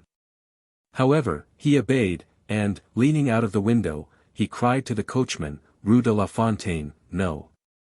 28, no 28 was situated at the extremity of the village. During the drive night had set in, and darkness gave the surroundings the artificial appearance of a scene on the stage. The carriage stopped, the footman sprang off the box and opened the door. "Well," said the Count, "you do not get out, M. Bertuccio, you are going to stay in the carriage, then? What are you thinking of this evening?" Bertuccio sprang out, and offered his shoulder to the Count, who, this time, leaned upon it as he descended the 3 steps of the carriage. "Knock," said the Count, "and announce me." Bertuccio knocked, the door opened, and the concierge appeared. "What is it?" asked he. "It is your new master, my good fellow," said the footman. And he held out to the concierge the notary's order. "The house is sold, then?" demanded the concierge, "and this gentleman is coming to live here?" "Yes, my friend," returned the Count, "and I will endeavor to give you no cause to regret your old master." "Oh, monsieur," said the concierge, "I shall not have much cause to regret him, for he came here but seldom. It is 5 years since he was here last, and he did well to sell the house, for it did not bring him in anything at all." "What was the name of your old master?" said Monte Cristo. "The Marquis of Saint-Méran." "Ah, I am sure he has not sold the house for what he gave for it." "The Marquis of Saint-Méran," returned the Count. "The name is not unknown to me." "The Marquis of Saint-Méran," and he appeared to meditate. "An old gentleman," continued the concierge, "a staunch follower of the Bourbons. He had an only daughter, who married M. de Villefort, who had been the king's attorney at Nîmes, and afterwards at Versailles." Monte Cristo glanced at Bertuccio, who became whiter than the wall against which he leaned to prevent himself from falling. "And is not this daughter dead?" demanded Monte Cristo. "I fancy I have heard so." "Yes, monsieur, 21 years ago, and since then we have not seen the poor Marquis 3 times. "Thanks, thanks," said Monte Cristo, judging from the steward's utter prostration that he could not stretch the cord further without danger of breaking it. "Give me a light." "Shall I accompany you, monsieur?" "No, it is unnecessary. Bertuccio will show me a light." And Monte Cristo accompanied these words by the gift of 2 gold pieces, which produced a torrent of thanks and blessings from the concierge. "Ah, monsieur," said he, after having vainly searched on the mantelpiece and the shelves, "I have not got any candles." "Take one of the carriage lamps, Bertuccio," said the Count, "and show me the apartments." The steward obeyed in silence, but it was easy to see, from the manner in which the hand that held the light trembled, how much it cost him to obey. They went over a tolerably large ground floor. A first floor consisted of a salon, a bathroom, and 2 bedrooms. Near one of the bedrooms they came to a winding staircase that led down to the garden. "Ah, here is a private staircase," said the Count, "that is convenient. Light me, M. Bertuccio, and go first, we will see where it leads to." "Monsieur," replied Bertuccio, "it leads to the garden." "And, pray, how do you know that?" "It ought to do so, at least." "Well, let us be sure of that." Bertuccio sighed, and went on first. The stairs did, indeed, lead to the garden. At the outer door the steward paused. "Go on, Monsieur Bertuccio," said the Count. But he who was addressed stood there, stupefied, bewildered, stunned. His haggard eyes glanced around, as if in search of the traces of some terrible event, and with his clenched hands he seemed striving to shut out horrible recollections. "Well," insisted the Count. "No, no," cried Bertuccio, setting down the lantern at the angle of the interior wall. "No, monsieur, it is impossible, I can go no farther." "What does this mean?" demanded the irresistible voice of Monte Cristo.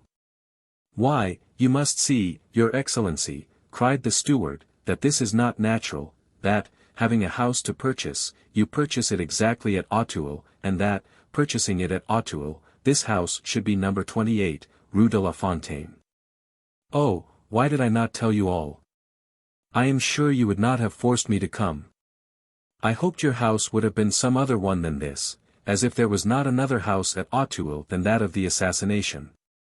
"What? Cried Monte Cristo, stopping suddenly, "what words do you utter? Devil of a man, Corsican that you are, always mysteries or superstitions. Come, take the lantern, and let us visit the garden. You are not afraid of ghosts with me, I hope." Bertuccio raised the lantern, and obeyed. The door, as it opened, disclosed a gloomy sky, in which the moon strove vainly to struggle through a sea of clouds that covered her with billows of vapor which she illumined for an instant, only to sink into obscurity. The steward wished to turn to the left. "No, no, monsieur," said Monte Cristo. "What is the use of following the alleys? Here is a beautiful lawn, let us go on straight forwards." Bertuccio wiped the perspiration from his brow, but obeyed. However, he continued to take the left hand. Monte Cristo, on the contrary, took the right hand. Arrived near a clump of trees, he stopped. The steward could not restrain himself. "Move, monsieur, move away, I entreat you. You are exactly in the spot." "What spot?" "Where he fell." "My dear Monsieur Bertuccio," said Monte Cristo, laughing, "control yourself, we are not at Sartine or at Corte. This is not a Corsican maquis but an English garden. Badly kept, I own, but still you must not calumniate it for that. Monsieur, I implore you do not stay there." "I think you are going mad, Bertuccio," said the Count coldly. "If that is the case, I warn you, I shall have you put in a lunatic asylum." "Alas!"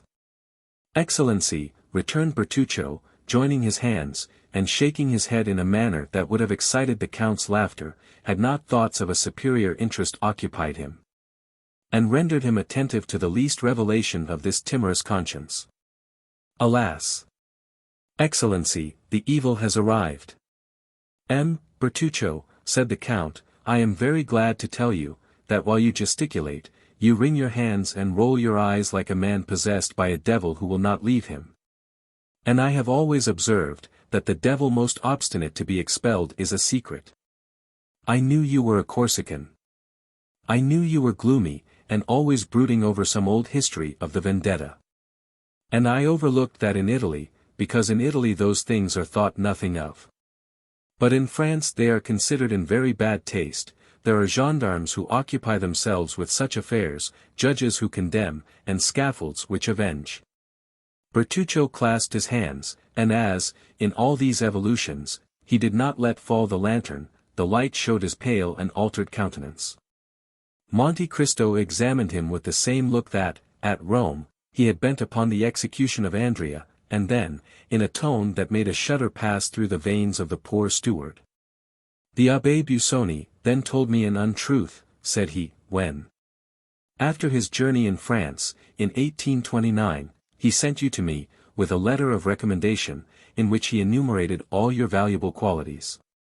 Well, I shall write to the Abbé, I shall hold him responsible for his protégé's misconduct, and I shall soon know all about this assassination. Only I warn you, that when I reside in a country, I conform to all its code, and I have no wish to put myself within the compass of the French laws for your sake. Oh, do not do that, Excellency. I have always served you faithfully, cried Bertuccio, in despair. I have always been an honest man, and, as far as lay in my power, I have done good. I do not deny it, returned the Count, but why are you thus agitated? It is a bad sign. A quiet conscience does not occasion such paleness in the cheeks, and such fever in the hands of a man. But, Your Excellency, replied Bertuccio hesitatingly, did not the Abbé Busoni, who heard my confession in the prison at Nîmes, tell you that I had a heavy burden upon my conscience? Yes. But as he said you would make an excellent steward, I concluded you had stolen, that was all. Oh, Your Excellency, returned Bertuccio in deep contempt. Or, as you are a Corsican, that you had been unable to resist the desire of making a stiff, as you call it. Yes, my good master, cried Bertuccio, casting himself at the Count's feet, it was simply vengeance, nothing else. I understand that, but I do not understand what it is that galvanizes you in this manner. But, monsieur, it is very natural, returned Bertuccio, since it was in this house that my vengeance was accomplished. What? My house? Oh, Your Excellency, it was not yours, then. Whose, then?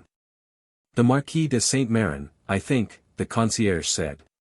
What had you to revenge on the Marquis de Saint-Méran? Oh, it was not on him, monsieur, it was on another. This is strange, returned Monte Cristo, seeming to yield to his reflections, that you should find yourself without any preparation in a house where the event happened that causes you so much remorse. Monsieur, said the steward, it is fatality, I am sure. First, you purchase a house at Auteuil, this house is the one where I have committed an assassination, you descend to the garden by the same staircase by which he descended. You stop at the spot where he received the blow, and 2 paces farther is the grave in which he had just buried his child. This is not chance, for chance, in this case, is too much like Providence. Well, amiable Corsican, let us suppose it is Providence. I always suppose anything people please, and, besides, you must concede something to diseased minds. Come, collect yourself, and tell me all. I have related it but once, and that was to the Abbé Busoni. Such things, continued Bertuccio, shaking his head, are only related under the seal of confession. Then, said the Count, I refer you to your confessor. Turn Chartreux or Trappist, and relate your secrets, but, as for me, I do not like anyone who is alarmed by such phantasms, and I do not choose that my servants should be afraid to walk in the garden of an evening. I confess I am not very desirous of a visit from the commissary of police, for, in Italy, justice is only paid when silent, in France she is paid only when she speaks. Peste! I thought you somewhat Corsican, a great deal smuggler, and an excellent steward, but I see you have other strings to your bow. You are no longer in my service, Monsieur Bertuccio. Oh, Your Excellency, Your Excellency! Cried the steward, struck with terror at this threat, if that is the only reason I cannot remain in your service, I will tell all, for if I quit you, it will only be to go to the scaffold. That is different, replied Monte Cristo. But if you intend to tell an untruth, reflect it were better not to speak at all. No, monsieur, I swear to you, by my hopes of salvation, I will tell you all, for the Abbé Busoni himself only knew a part of my secret. But, I pray you, go away from that plane tree. The moon is just bursting through the clouds, and there, standing where you do, and wrapped in that cloak that conceals your figure, you remind me of M. de Villefort. What? Cried Monte Cristo, it was M. de Villefort. Your Excellency knows him. The former royal attorney at Nîmes? Yes. Who married the Marquis of Saint-Mérin's daughter? Yes. Who enjoyed the reputation of being the most severe, the most upright, the most rigid magistrate on the bench? Well, monsieur, said Bertuccio, this man with this spotless reputation. Well, was a villain. Bah, replied Monte Cristo, impossible. It is as I tell you. Ah, really, said Monte Cristo. Have you proof of this? I had it. And you have lost it, how stupid. Yes, but by careful search it might be recovered. Really, returned the Count, relate it to me, for it begins to interest me. And the Count, humming an air from Lucia, went to sit down on a bench, while Bertuccio followed him, collecting his thoughts. Bertuccio remained standing before him. Chapter 44. The Vendetta. At what point shall I begin my story, Your Excellency? Asked Bertuccio. Where you please, returned Monte Cristo, since I know nothing at all of it. I thought the Abbé Busoni had told Your Excellency. Some particulars, doubtless, but that is 7 or 8 years ago, and I have forgotten them. Then I can speak without fear of tiring Your Excellency. Go on, Bertuccio, you will supply the want of the evening papers. The story begins in 1815. Ah, said Monte Cristo, 1815 is not yesterday. No, monsieur, and yet I recollect all things as clearly as if they had happened but then. I had a brother, an elder brother, who was in the service of the emperor. He had become lieutenant in a regiment composed entirely of Corsicans. This brother was my only friend, we became orphans, I at 5, he at 18. He brought me up as if I had been his son, and in 1814 he married. When the emperor returned from the island of Elba, my brother instantly joined the army, was slightly wounded at Waterloo, and retired with the army beyond the Loire. But that is the history of the 100 days, Bertuccio, said the Count. Unless I am mistaken, it has been already written. Excuse me, Excellency, but these details are necessary, and you promise to be patient. Go on, I will keep my word. One day we received a letter. I should tell you that we lived in the little village of Rogliano, at the extremity of Cap Corse. This letter was from my brother. He told us that the army was disbanded, and that he should return by Château, Clermont-Ferrand, Le Puy, and Nîmes. And, if I had any money, he prayed me to leave it for him at Nîmes, with an innkeeper with whom I had dealings. In the smuggling line, said Monte Cristo. Your Excellency. Everyone must live. Certainly, go on. I loved my brother tenderly, as I told Your Excellency, and I resolved not to send the money, but to take it to him myself. I possessed 1,000 francs. I left 500 with Assunta, my sister-in-law, and with the other 500 I set off for Nîmes. It was easy to do so, and as I had my boat and a lading to take in at sea, everything favored my project. But, after we had taken in our cargo, the wind became contrary, so that we were 4 or 5 days without being able to enter the Rhône. At last, however, we succeeded, and worked up to Arles. I left the boat between Bellegarde and Beaucaire, and took the road to Nîmes. We are getting to the story now. Yes, Your Excellency, excuse me, but, as you will see, I only tell you what is absolutely necessary. Just at this time the famous massacres took place in the south of France. 3 brigands, called Trestaillon, Truffamy, and Graf Fan, publicly assassinated everybody whom they suspected of Bonapartism. You have doubtless heard of these massacres, Your Excellency. Vaguely, I was far from France at that period. Go on.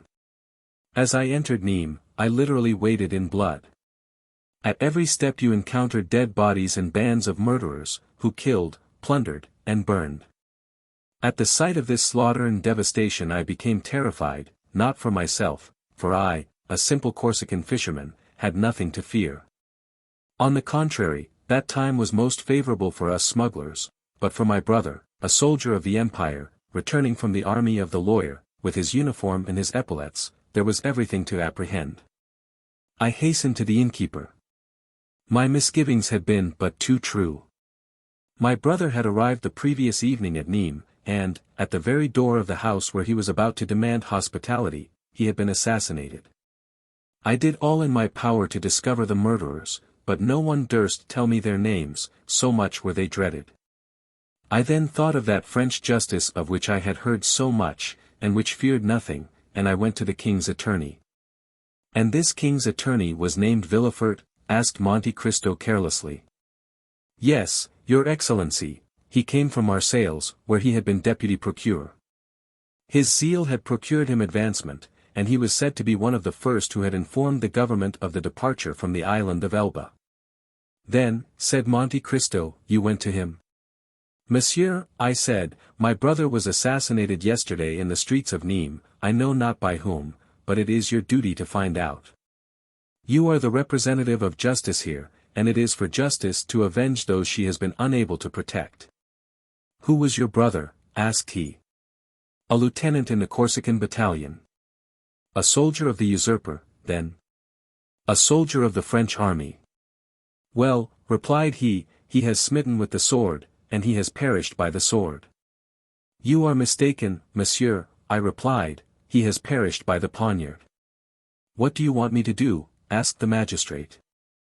I have already told you, avenge him. On whom? On his murderers. How should I know who they are? Order them to be sought for. Why, your brother has been involved in a quarrel, and killed in a duel.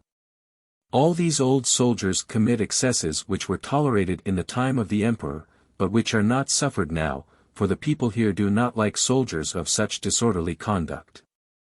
Monsieur, I replied, it is not for myself that I entreat your interference, I should grieve for him or avenge him, but my poor brother had a wife, and were anything to happen to me, the poor creature would perish from want. For my brother's pay alone kept her. Pray, try and obtain a small government pension for her. Every revolution has its catastrophes, returned M. de Villefort, your brother has been the victim of this. It is a misfortune, and government owes nothing to his family. If we are to judge by all the vengeance that the followers of the usurper exercised on the partisans of the king, when, in their turn, they were in power, your brother would be today, in all probability, condemned to death. What has happened is quite natural, and in conformity with the law of reprisals. What, cried I, do you, a magistrate, speak thus to me? All these Corsicans are mad, on my honor, replied M. de Villefort. They fancy that their countryman is still emperor. You have mistaken the time, you should have told me this 2 months ago, it is too late now. Go now, at once, or I shall have you put out. I looked at him an instant to see if there was anything to hope from further entreaty. But he was a man of stone. I approached him, and said in a low voice, well, since you know the Corsicans so well, you know that they always keep their word. You think that it was a good deed to kill my brother, who was a Bonapartist, because you are a royalist. Well, I, who am a Bonapartist also, declare one thing to you, which is, that I will kill you. From this moment I declare the vendetta against you, so protect yourself as well as you can, for the next time we meet your last hour has come. And before he had recovered from his surprise, I opened the door and left the room. Well, well, said Monte Cristo, such an innocent-looking person as you are to do those things, M. Bertuccio, and to a king's attorney at that. But did he know what was meant by the terrible word vendetta?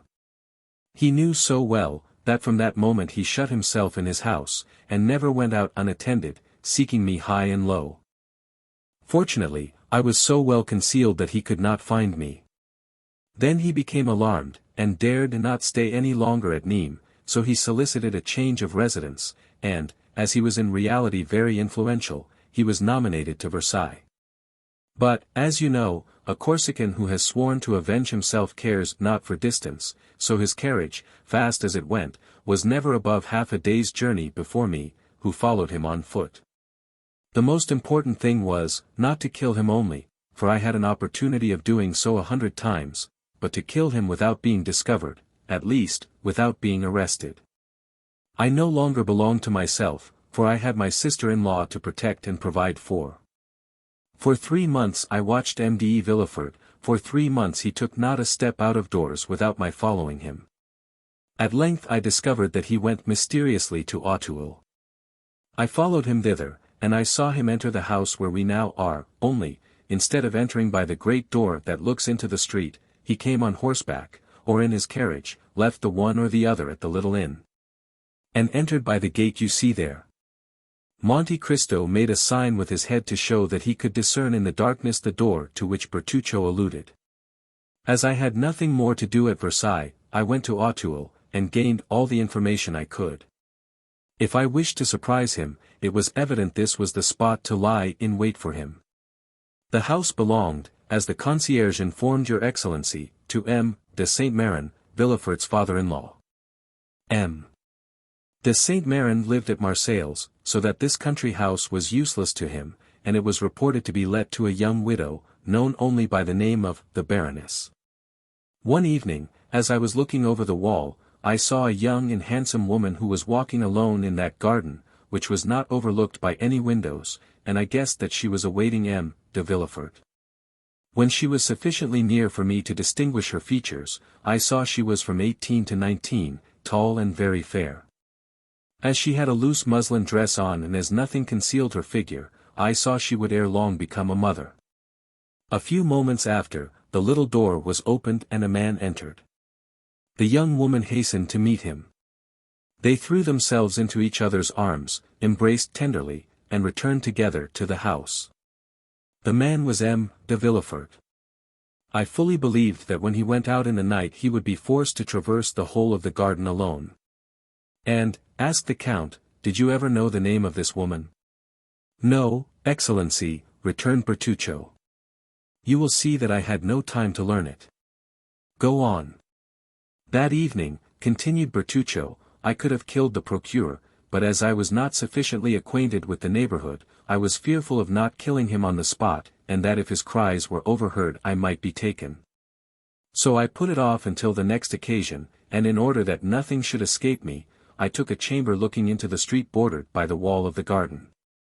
3 days after, about 7 o'clock in the evening, I saw a servant on horseback leave the house at full gallop, and take the road to Sèvres. I concluded that he was going to Versailles, and I was not deceived.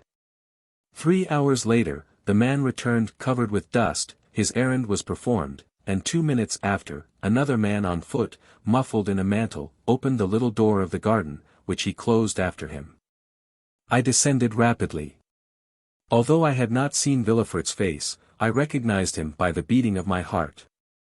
I crossed the street, and stopped at a post placed at the angle of the wall, and by means of which I had once before looked into the garden. This time I did not content myself with looking, but I took my knife out of my pocket, felt that the point was sharp, and sprang over the wall. My first care was to run to the door. He had left the key in it, taking the simple precaution of turning it twice in the lock. Nothing, then, preventing my escape by this means, I examined the grounds. The garden was long and narrow. A stretch of smooth turf extended down the middle, and at the corners were clumps of trees with thick and massy foliage, that made a background for the shrubs and flowers. In order to go from the door to the house, or from the house to the door, M. de Villefort would be obliged to pass by one of these clumps of trees. It was the end of September, the wind blew violently. The faint glimpses of the pale moon, hidden momentarily by masses of dark clouds that were sweeping across the sky, widened the gravel walks that led to the house, but were unable to pierce the obscurity of the thick shrubberies, in which a man could conceal himself without any fear of discovery. I hid myself in the one nearest to the path Villefort must take, and scarcely was I there when, amidst the gusts of wind, I fancied I heard groans. But you know, or rather you do not know, your Excellency, that he who is about to commit an assassination fancies that he hears low cries perpetually ringing in his ears. 2 hours passed thus, during which I imagined I heard moans repeatedly. Midnight struck.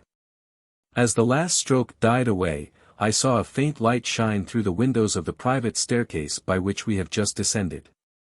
The door opened, and the man in the mantle reappeared. The terrible moment had come, but I had so long been prepared for it that my heart did not fail in the least. I drew my knife from my pocket again, opened it, and made ready to strike. The man in the mantle advanced towards me, but as he drew near I saw that he had a weapon in his hand.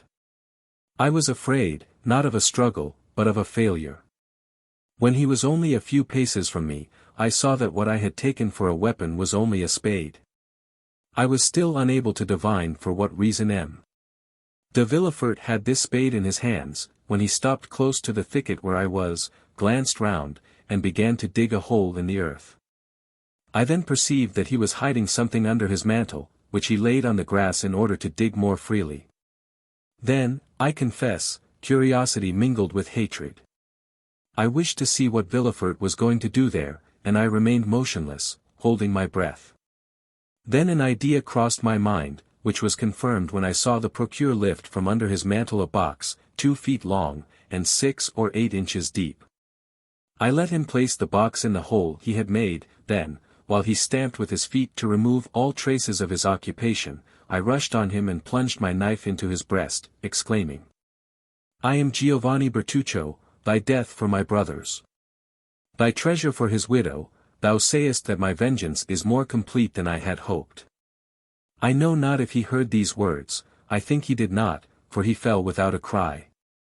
I felt his blood gush over my face, but I was intoxicated, I was delirious, and the blood refreshed, instead of burning me. In a second I had disinterred the box. Then, that it might not be known I had done so, I filled up the hole, threw the spade over the wall, and rushed through the door, which I double-locked, carrying off the key. "Ah," said Monte Cristo, "it seems to me this was nothing but murder and robbery." "No, your Excellency," returned Bertuccio, "it was a vendetta followed by restitution." "And was the sum a large one?" "It was not money." "Ah, I recollect," replied the Count, "did you not say something of an infant?" "Yes, Excellency, I hastened to the river, sat down on the bank, and with my knife forced open the lock of the box. In a fine linen cloth was wrapped a newborn child. Its purple visage, and its violet-colored hands showed that it had perished from suffocation, but as it was not yet cold, I hesitated to throw it into the water that ran at my feet. After a moment I fancied that I felt a slight pulsation of the heart, and as I had been assistant at the hospital at Bastia, I did what a doctor would have done, I inflated the lungs by blowing air into them.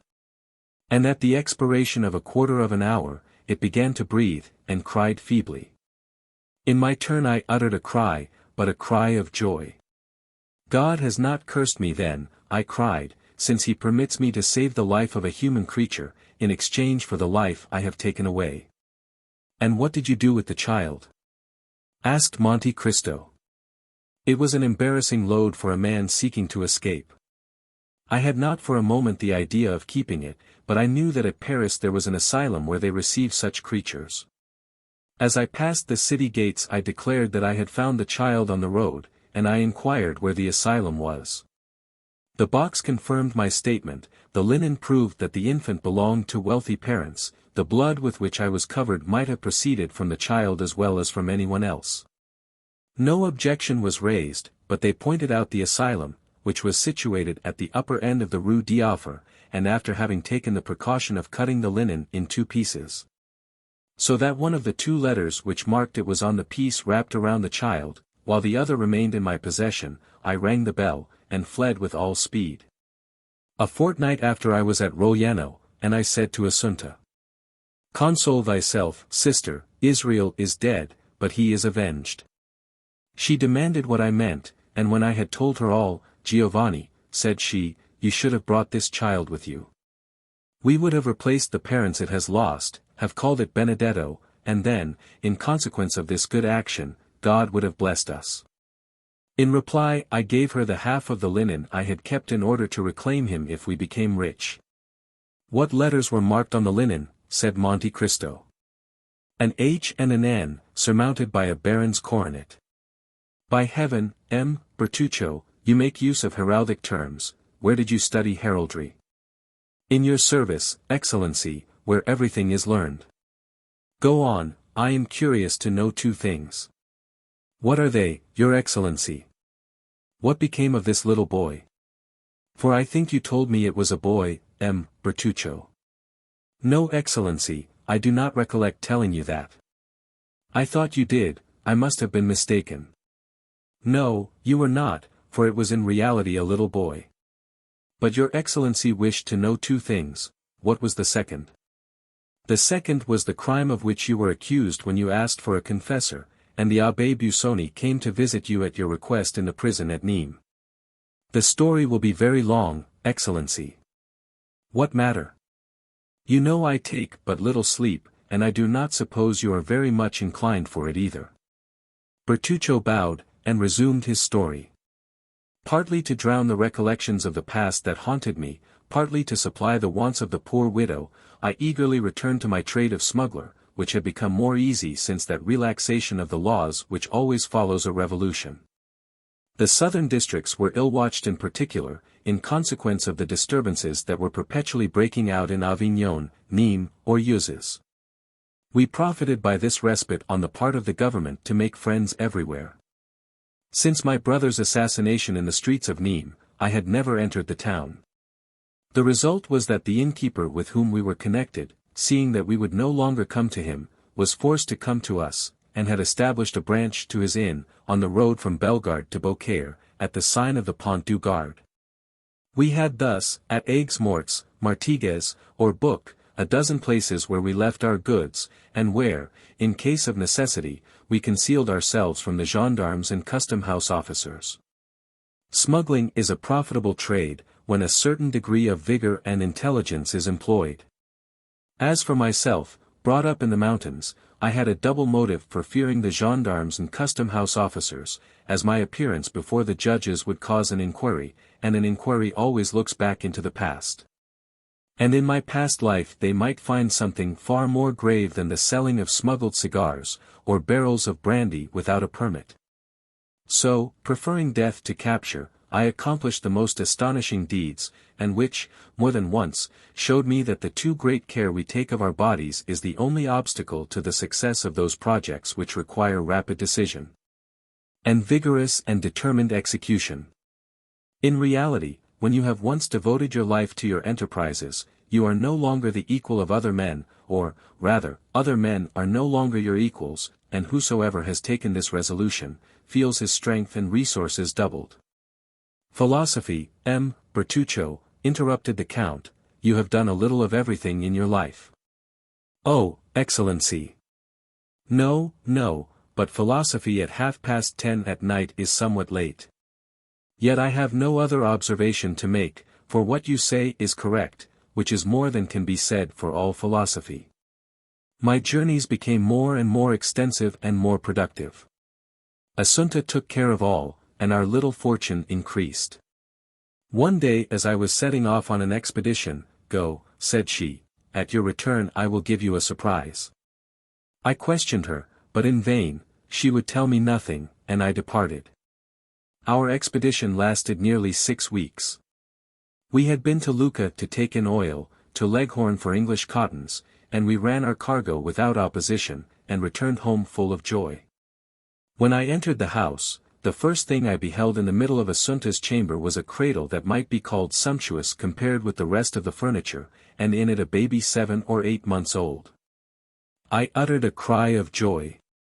The only moments of sadness I had known since the assassination of the procureur were caused by the recollection that I had abandoned this child. For the assassination itself I had never felt any remorse. Poor Assunta had guessed all. She had profited by my absence, and furnished with the half of the linen, and having written down the day and hour at which I had deposited the child at the asylum, had set off for Paris, and had reclaimed it. No objection was raised, and the infant was given up to her. Ah, I confess, Your Excellency, when I saw this poor creature sleeping peacefully in its cradle, I felt my eyes filled with tears. Ah, Assunta, cried I, you are an excellent woman, and heaven will bless you. This, said Monte Cristo, is less correct than your philosophy, it is only faith. Alas, Your Excellency is right, replied Bertuccio, and God made this infant the instrument of our punishment.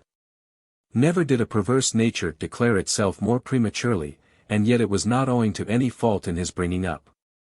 He was a most lovely child, with large blue eyes, of that deep color that harmonizes so well with the blonde complexion. Only his hair, which was too light, gave his face a most singular expression, and added to the vivacity of his look, and the malice of his smile. Unfortunately, there is a proverb which says that red is either altogether good or altogether bad.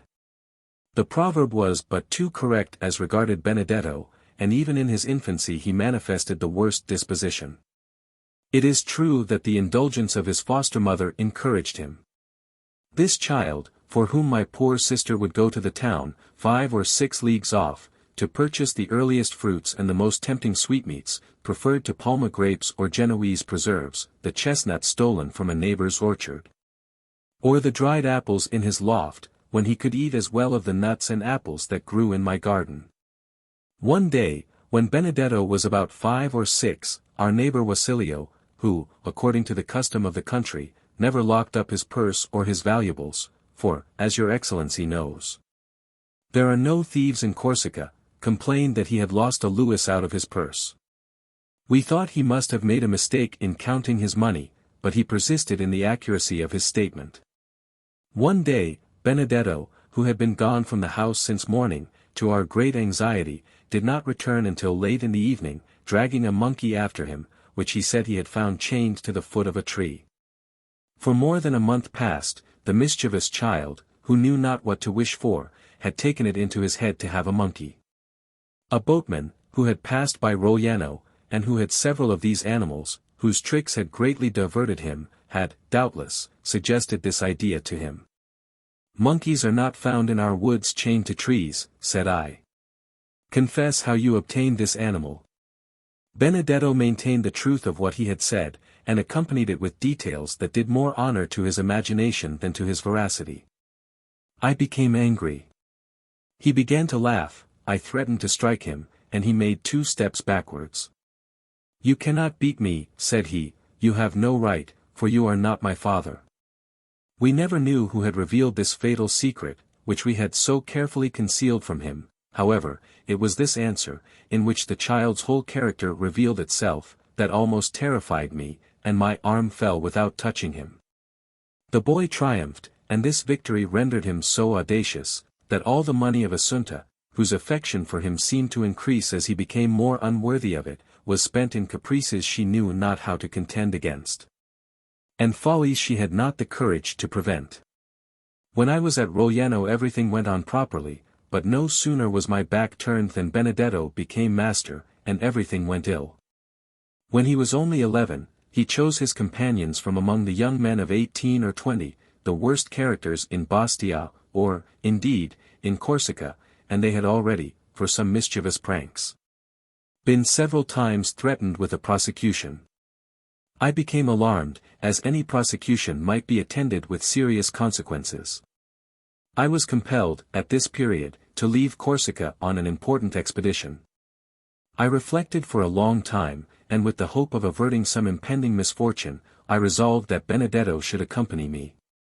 I hoped that the active and laborious life of a smuggler, with the severe discipline on board, would have a salutary effect on his character, which was now well nigh, if not quite, corrupt. I spoke to Benedetto alone, and proposed to him to accompany me, endeavoring to tempt him by all the promises most likely to dazzle the imagination of a child of 12. He heard me patiently, and when I had finished, burst out laughing. "Are you mad, uncle?" He called me by this name when he was in good humor. "Do you think I am going to change the life I lead for your mode of existence, my agreeable indolence for the hard and precarious toil you impose on yourself, exposed to the bitter frost at night, and the scorching heat by day? Compelled to conceal yourself, and when you are perceived, receive a volley of bullets, all to earn a paltry sum? Why, I have as much money as I want, Mother Assunta always furnishes me when I ask for it. You see that I should be a fool to accept your offer." The arguments, and his audacity, perfectly stupefied me.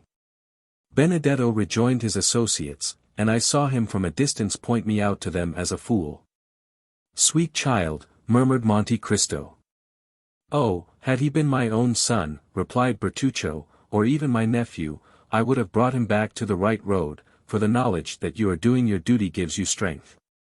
But the idea that I was striking a child whose father I had killed, made it impossible for me to punish him.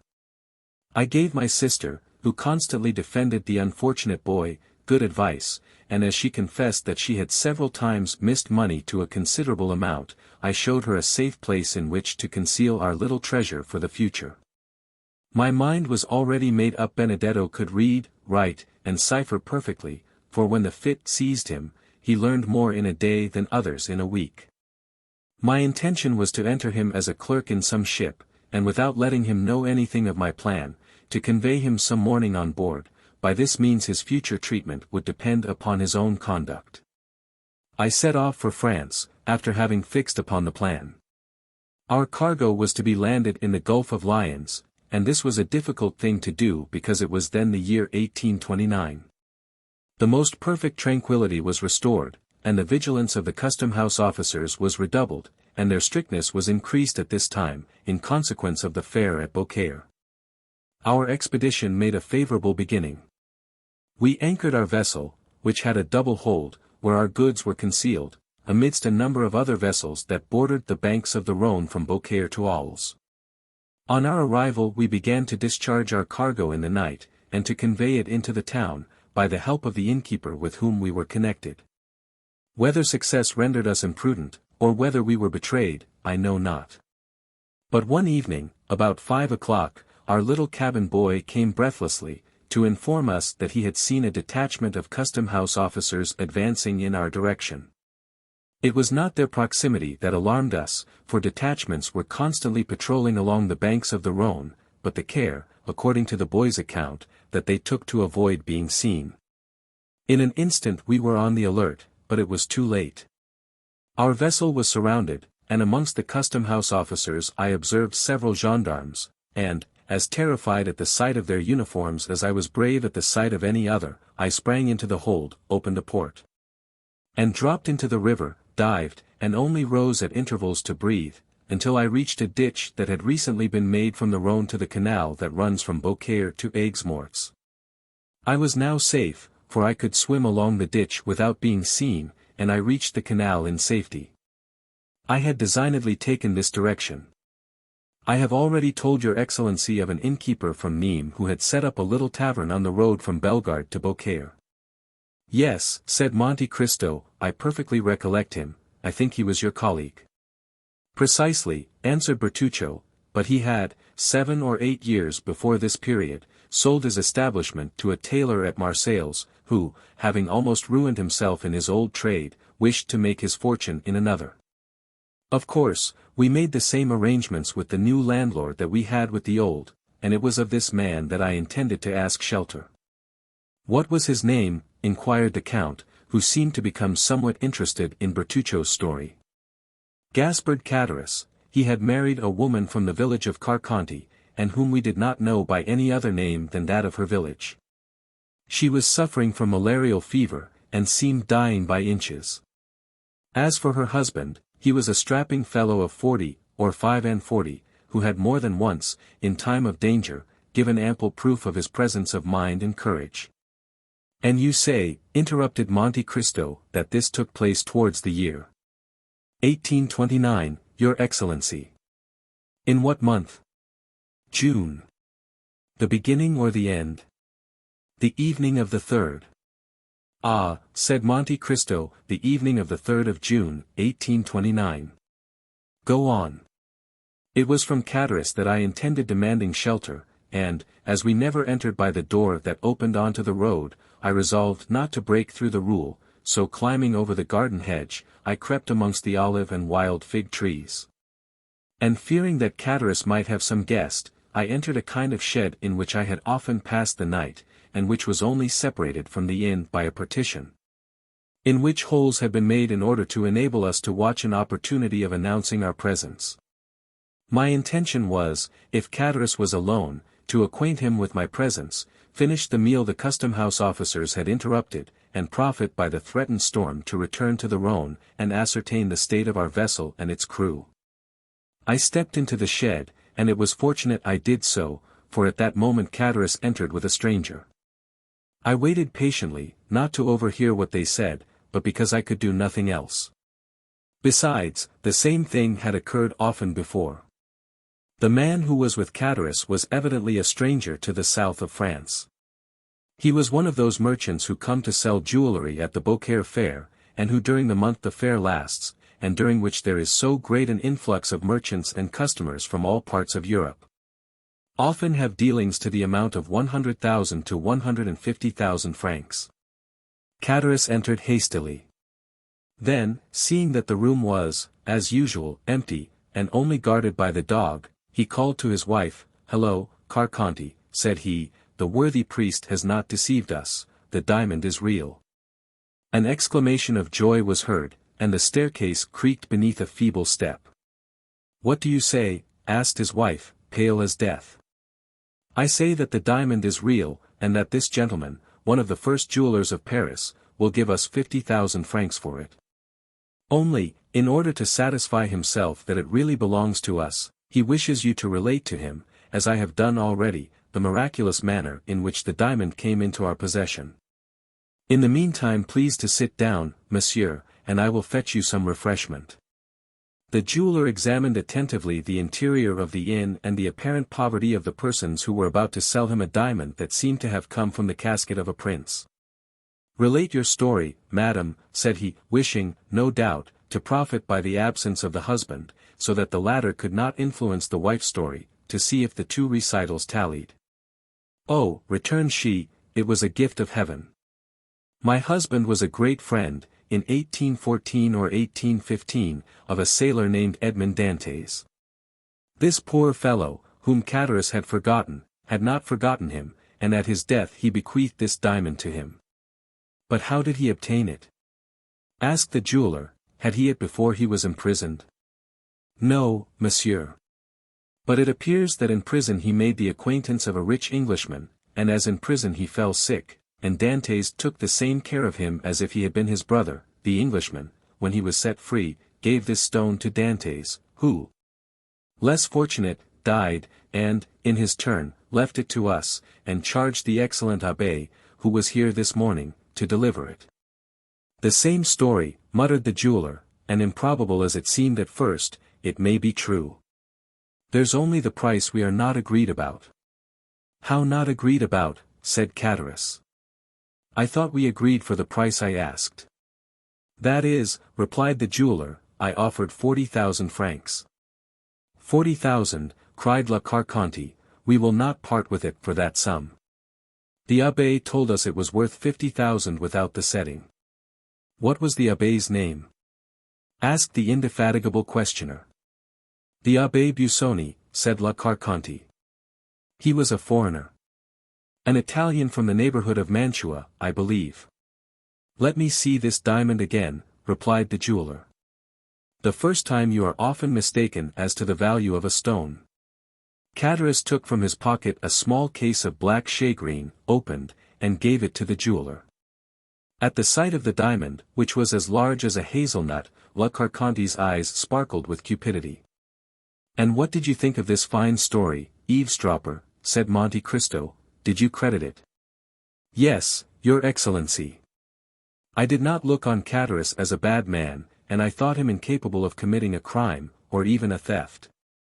"That did more honor to your heart than to your experience, M. Bertuccio. Had you known this Edmond Dantès, of whom they spoke?" "No, your Excellency, I had never heard of him before, and never but once afterwards, and that was from the Abbé Busoni himself, when I saw him in the prison at Nîmes." "Go on." The jeweler took the ring, and drawing from his pocket a pair of steel pliers and a small set of copper scales, he took the stone out of its setting, and weighed it carefully. "I will give you 45,000, said he, "but not a sou more. Besides, as that is the exact value of the stone, I brought just that sum with me." "Oh, that's no matter," replied Catullus, "I will go back with you to fetch the other 5,000 francs. "No," returned the jeweler, giving back the diamond and the ring to Catullus, "no, it is worth no more, and I am sorry I offered so much, for the stone has a flaw in it, which I had not seen. However, I will not go back on my word, and I will give 45,000. At least, replace the diamond in the ring, said La Carconte sharply. Ah, true, replied the jeweler, and he reset the stone. No matter, observed Catullus, replacing the box in his pocket, someone else will purchase it. Yes, continued the jeweler, but someone else will not be so easy as I am, or content himself with the same story. It is not natural that a man like you should possess such a diamond. He will inform against you. You will have to find the Abbe Busoni, and abbés who give diamonds worth 2,000 louis are rare. The law would seize it and put you in prison. If at the end of 3 or 4 months you are set at liberty, the ring will be lost, or a false stone, worth 3 francs, will be given you, instead of a diamond worth 50,000 or perhaps 55,000 francs. From which you must allow that one runs considerable risk in purchasing. Catullus and his wife looked eagerly at each other. No, said Catullus, we are not rich enough to lose 5,000 francs. As you please, my dear sir, said the jeweler. I had, however, as you see, brought you the money in bright coin. And he drew from his pocket a handful of gold, and held it sparkling before the dazzled eyes of the innkeeper, and in the other hand he held a packet of banknotes. There was evidently a severe struggle in the mind of Catullus. It was plain that the small shagreen case, which he turned over and over in his hand, did not seem to him commensurate in value to the enormous sum which fascinated his gaze. He turned towards his wife. What do you think of this? He asked in a low voice. Let him have it, she said. If he returns to Beaucaire without the diamond, he will inform against us, and, as he says, who knows if we shall ever again see the Abbe Busoni? In all probability we shall never see him. Well, then, so I will, said Catullus. So you may have the diamond for 45,000 francs. But my wife wants a gold chain, and I want a pair of silver buckles. The jeweler drew from his pocket a long flat box, which contained several samples of the articles demanded. Here, he said, I am very straightforward in my dealings, take your choice. The woman selected a gold chain worth about 5 louis, and the husband a pair of buckles, worth perhaps 15 francs. I hope you will not complain now, said the jeweler. The abbé told me it was worth 50,000 francs, muttered Catullus. Come, give it to me. What a strange fellow you are, said the jeweler, taking the diamond from his hand. I give you 45,000 francs, that is, 2,500 livres of income, a fortune such as I wish I had myself, and you are not satisfied. And the 40,000 francs, inquired Catullus in a hoarse voice, where are they? Come, let us see them. Here they are, replied the jeweler, and he counted out upon the table 15,000 francs in gold, and 30,000 francs in banknotes. Wait whilst I light the lamp, said La Carconte, it is growing dark, and there may be some mistake. In fact, night had come on during this conversation, and with night the storm which had been threatening for the last half-hour. The thunder growled in the distance. But it was apparently not heard by the jeweler, Catullus, or La Carconte, absorbed as they were all three with the demon of gain. I myself felt a strange kind of fascination at the sight of all this gold and all these banknotes. It seemed to me that I was in a dream, and, as it always happens in a dream, I felt myself riveted to the spot. Catullus counted and again counted the gold and the notes, then handed them to his wife, who counted and counted them again in her turn. During this time, the jeweler made the diamond play and sparkle in the lamplight, and the gem threw out jets of light which made him unmindful of those which, precursors of the storm, began to play in at the windows. Well, inquired the jeweler, is the cash all right? Yes, said Catullus. Give me the pocket-book, La Carconte, and find a bag somewhere. La Carconte went to a cupboard, and returned with an old leathern pocket-book and a bag. From the former she took some greasy letters, and put in their place the banknotes, and from the bag took 2 or 3 crowns of 6 livres each, which, in all probability, formed the entire fortune of the miserable couple. There, said Catullus, and now, although you have wronged us of perhaps 10,000 francs, will you have your supper with us? I invite you with goodwill. Thank you, replied the jeweler, it must be getting late, and I must return to Beaucaire, my wife will be getting uneasy. He drew out his watch, and exclaimed, Morbleu. Nearly 9 o'clock, why, I shall not get back to Beaucaire before midnight. Good night, my friends. If the Abbé Busoni should by any accident return, think of me. In another week you will have left Beaucaire, remarked Cadaras, for the fair ends in a few days. True, but that makes no difference. Write to me at Paris, to M. Jonas, in the Palais Royal, Arcade Pierre, number 45. I will make the journey on purpose to see him, if it is worth while. At this moment there was a tremendous clap of thunder, accompanied by a flash of lightning so vivid, that it quite eclipsed the light of the lamp. See here, exclaimed Cadaras. You cannot think of going out in such weather as this. Oh, I am not afraid of thunder, said the jeweler. And then there are robbers, said La Carconte. The road is never very safe during fair time. Oh, as to the robbers, said Jonas, here is something for them, and he drew from his pocket a pair of small pistols, loaded to the muzzle. Here, said he, are dogs who bark and bite at the same time, they are for the 2 first who shall have a longing for your diamond, friend Cadaras. Cadaras and his wife again interchanged a meaning look. It seemed as though they were both inspired at the same time with some horrible thought. Well, then, a good journey to you, said Cadaras. Thanks, replied the jeweler. He then took his cane, which he had placed against an old cupboard, and went out. At the moment when he opened the door, such a gust of wind came in that the lamp was nearly extinguished. Oh, said he, this is very nice weather, and 2 leagues to go in such a storm. Remain, said Cadaras. You can sleep here. Yes, do stay, added La Carconte in a tremulous voice, we will take every care of you. No. I must sleep at Beaucaire. So, once more, good night. Cadaras followed him slowly to the threshold. I can see neither heaven nor earth, said the jeweler, who was outside the door. Do I turn to the right, or to the left hand? To the right, said Cadaras. You cannot go wrong, the road is bordered by trees on both sides. Good, all right, said a voice almost lost in the distance.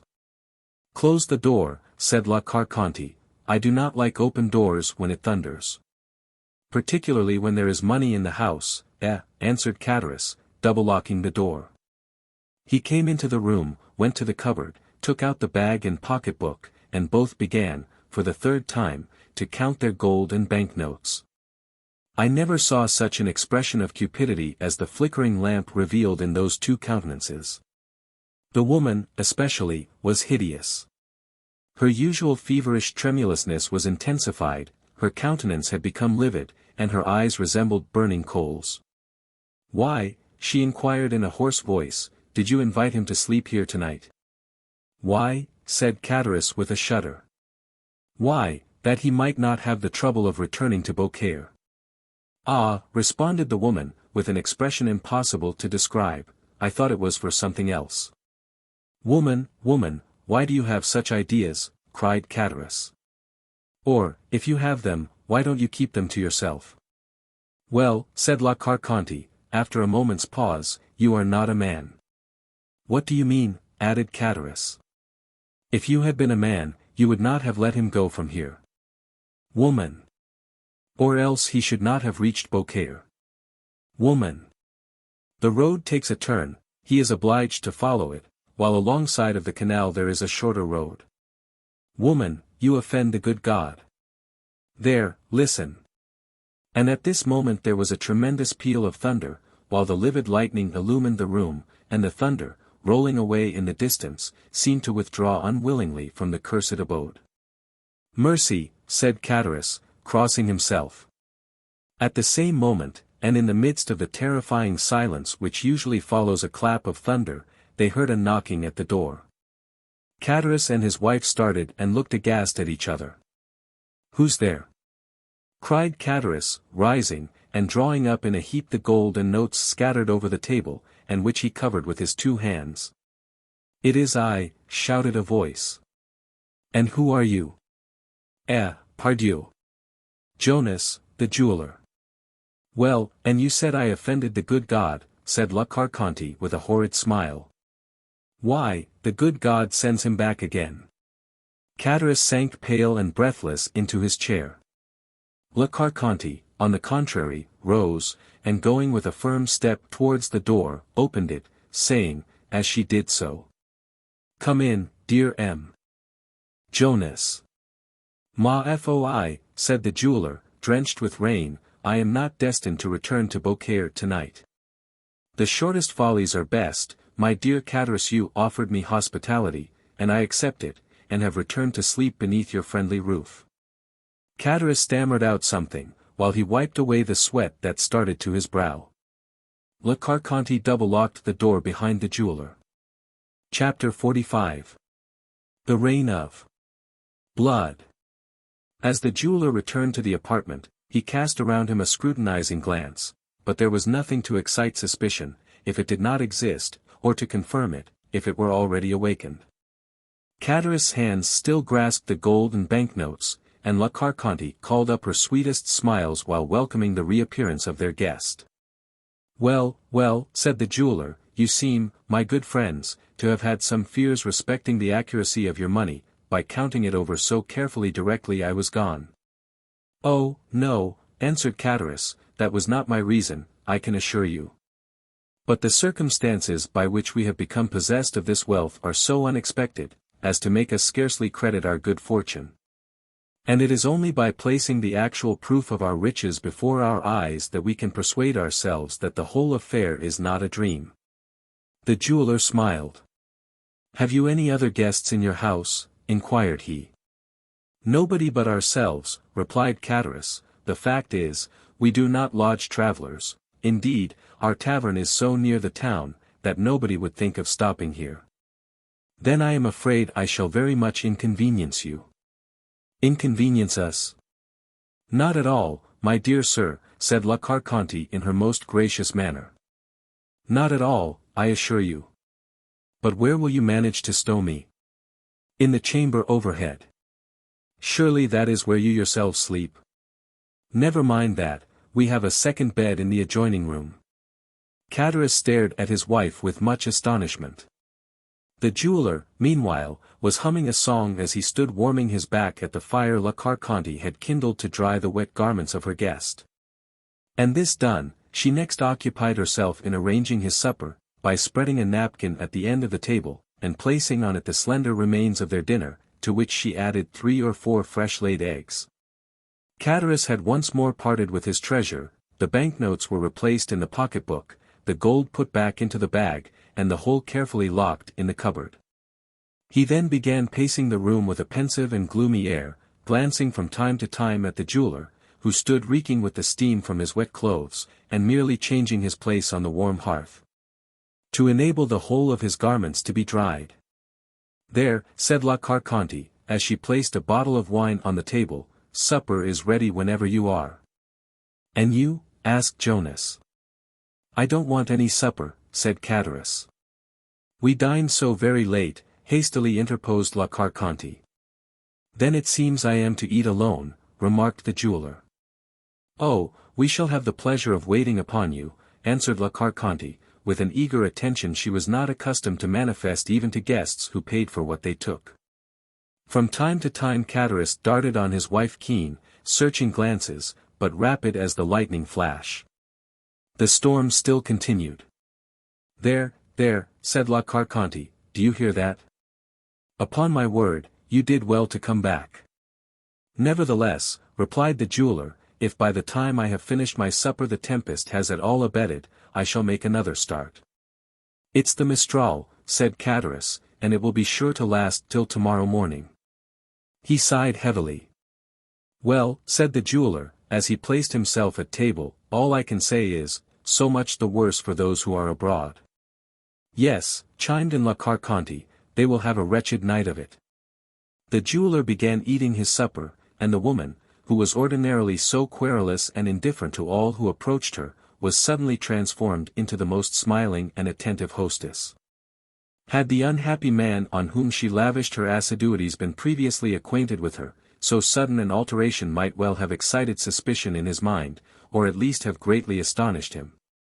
Cadaris, meanwhile, continued to pace the room in gloomy silence, sedulously avoiding the sight of his guest, but as soon as the stranger had completed his repast, the agitated innkeeper went eagerly to the door and opened it.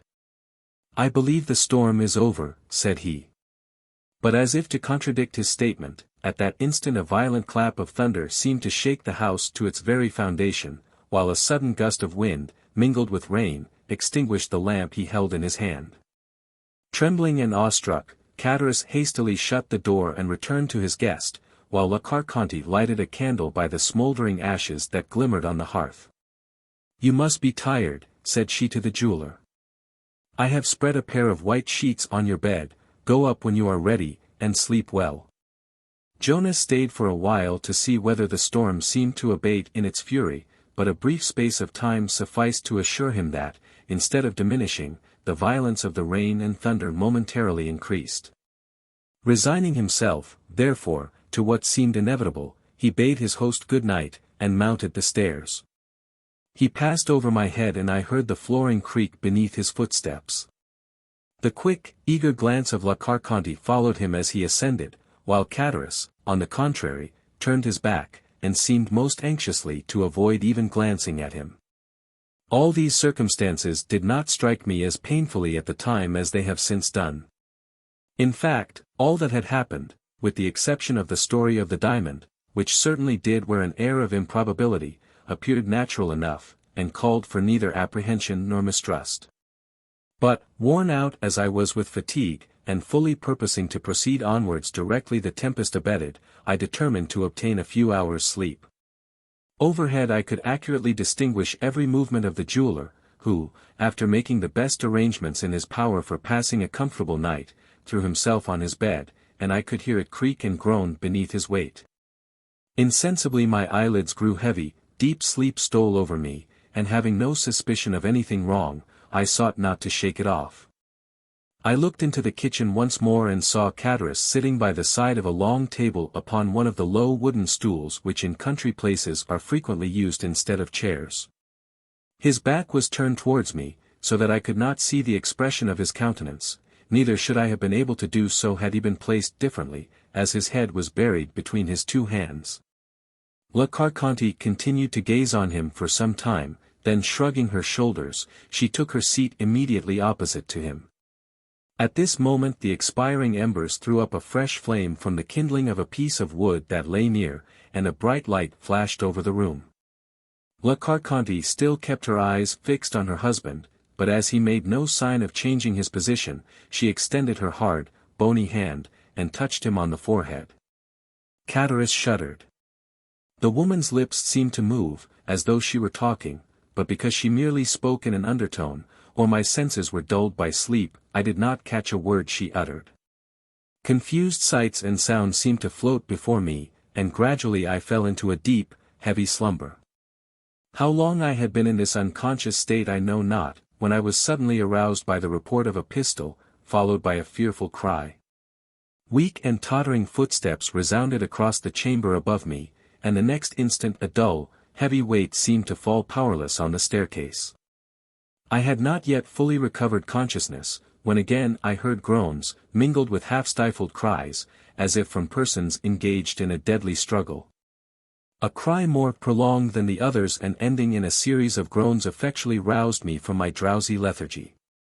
Hastily raising myself on one arm, I looked around, but all was dark. And it seemed to me as if the rain must have penetrated through the flooring of the room above, for some kind of moisture appeared to fall, drop by drop, upon my forehead, and when I passed my hand across my brow, I felt that it was wet and clammy. To the fearful noises that had awakened me had succeeded the most perfect silence, unbroken, save by the footsteps of a man walking about in the chamber above. The staircase creaked, he descended into the room below, approached the fire and lit a candle. The man was Cadaris, he was pale and his shirt was all bloody. Having obtained the light, he hurried upstairs again, and once more I heard his rapid and uneasy footsteps.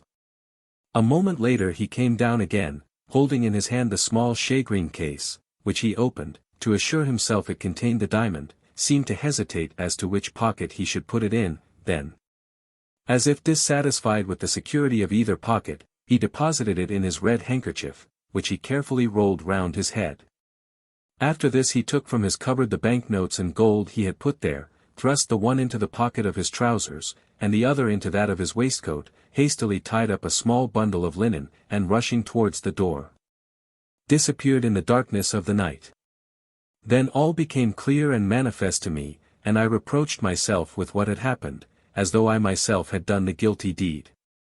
I fancied that I still heard faint moans, and imagining that the unfortunate jeweller might not be quite dead, I determined to go to his relief, by way of atoning in some slight degree, not for the crime I had committed, but for that which I had not endeavored to prevent.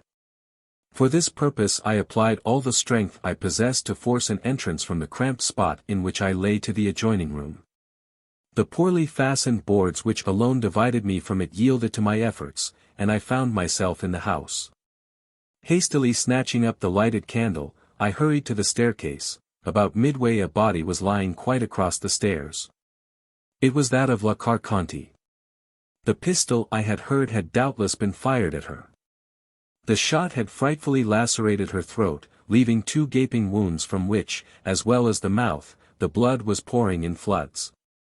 She was stone dead. I strode past her, and ascended to the sleeping chamber, which presented an appearance of the wildest disorder. The furniture had been knocked over in the deadly struggle that had taken place there, and the sheets, to which the unfortunate jeweller had doubtless clung, were dragged across the room. The murdered man lay on the floor, his head leaning against the wall, and about him was a pool of blood which poured forth from 3 large wounds in his breast. There was a 4th gash, in which a long table knife was plunged up to the handle. I stumbled over some object, I stooped to examine, it was the 2nd pistol, which had not gone off, probably from the powder being wet. I approached the jeweller, who was not quite dead, and at the sound of my footsteps and the creaking of the floor, he opened his eyes, fixed them on me with an anxious and inquiring gaze, moved his lips as though trying to speak, then, overcome by the effort, fell back and expired. This appalling sight almost bereft me of my senses, and finding that I could no longer be of service to anyone in the house, my only desire was to fly. I rushed towards the staircase, clutching my hair, and uttering a groan of horror. Upon reaching the room below, I found 5 or 6 custom-house officers, and 2 or 3 gendarmes, all heavily armed. They threw themselves upon me. I made no resistance, I was no longer master of my senses. When I strove to speak, a few inarticulate sounds alone escaped my lips. As I noticed the significant manner in which the whole party pointed to my blood-stained garments, I involuntarily surveyed myself. And then I discovered that the thick warm drops that had so bedewed me as I lay beneath the staircase must have been the blood of La Carconte. I pointed to the spot where I had concealed myself. "What does he mean?" asked a gendarme. One of the officers went to the place I directed. "He means," replied the man upon his return, "that he got in that way. And he showed the hole I had made when I broke through. Then I saw that they took me for the assassin. I recovered force and energy enough to free myself from the hands of those who held me, while I managed to stammer forth. I did not do it. Indeed I did not." A couple of gendarmes held the muzzles of their carbines against my breast. "Stir but a step," said they, "and you are a dead man." "Why should you threaten me with death?" cried I, "when I have already declared my innocence." "Tush, tush," cried the men, "keep your innocent stories to tell to the judge at Nîmes. Meanwhile, come along with us. And the best advice we can give you is to do so unresistingly." Alas, resistance was far from my thoughts. I was utterly overpowered by surprise and terror. And without a word I suffered myself to be handcuffed and tied to a horse's tail, and thus they took me to Nîmes. I had been tracked by a customs officer, who had lost sight of me near the tavern. Feeling certain that I intended to pass the night there, he had returned to summon his comrades, who just arrived in time to hear the report of the pistol. And to take me in the midst of such circumstantial proofs of my guilt as rendered all hopes of proving my innocence utterly futile. One only chance was left me, that of beseeching the magistrate before whom I was taken to cause every inquiry to be made for the Abbé Busoni, who had stopped at the inn of the Pont du Gard on that morning. If Catullus had invented the story relative to the diamond, and there existed no such person as the Abbé Busoni, then, indeed, I was lost past redemption, or, at least, my life hung upon the feeble chance of Catullus himself being apprehended and confessing the whole truth. 2 months passed away in hopeless expectation on my part, while I must do the magistrate the justice to say that he used every means to obtain information of the person I declared could exculpate me if he would. Catullus still evaded all pursuit, and I had resigned myself to what seemed my inevitable fate. My trial was to come on at the approaching assizes. When, on the 8th of September, that is to say, precisely 3 months and 5 days after the events which had perilled my life, the Abbé Busoni, whom I never ventured to believe I should see, presented himself at the prison doors, saying he understood one of the prisoners wished to speak to him. He added, that having learned at Marseille the particulars of my imprisonment, he hastened to comply with my desire. You may easily imagine with what eagerness I welcomed him, and how minutely I related the whole of what I had seen and heard. I felt some degree of nervousness as I entered upon the history of the diamond, but, to my inexpressible astonishment, he confirmed it in every particular, and to my equal surprise, he seemed to place entire belief in all I said. And then it was that, won by his mild charity, seeing that he was acquainted with all the habits and customs of my own country, and considering also that pardon for the only crime of which I was really guilty might come with a double power from lips so benevolent and kind, I besought him to receive my confession. Under the seal of which I recounted the Auteuil affair in all its details, as well as every other transaction of my life. That which I had done by the impulse of my best feelings produced the same effect as though it had been the result of calculation. My voluntary confession of the assassination at Auteuil proved to him that I had not committed that of which I stood accused. When he quitted me, he bade me be of good courage, and to rely upon his doing all in his power to convince my judges of my innocence. I had speedy proofs that the excellent abbé was engaged in my behalf, for the rigors of my imprisonment were alleviated by many trifling though acceptable indulgences. And I was told that my trial was to be postponed to the assizes following those now being held. In the interim it pleased Providence to cause the apprehension of Catullus, who was discovered in some distant country, and brought back to France, where he made a full confession, refusing to make the fact of his wife's having suggested and arranged the murder any excuse for his own guilt. The wretched man was sentenced to the galleys for life, and I was immediately set at liberty. And then it was, I presume, said Monte Cristo, that you came to me as the bearer of a letter from the Abbé Busoni? It was, Your Excellency. The benevolent abbé took an evident interest in all that concerned me. Your mode of life as a smuggler, said he to me one day, will be the ruin of you. If you get out, don't take it up again. But how, inquired I, am I to maintain myself and my poor sister? A person, whose confessor I am, replied he, and who entertains a high regard for me, applied to me a short time since to procure him a confidential servant.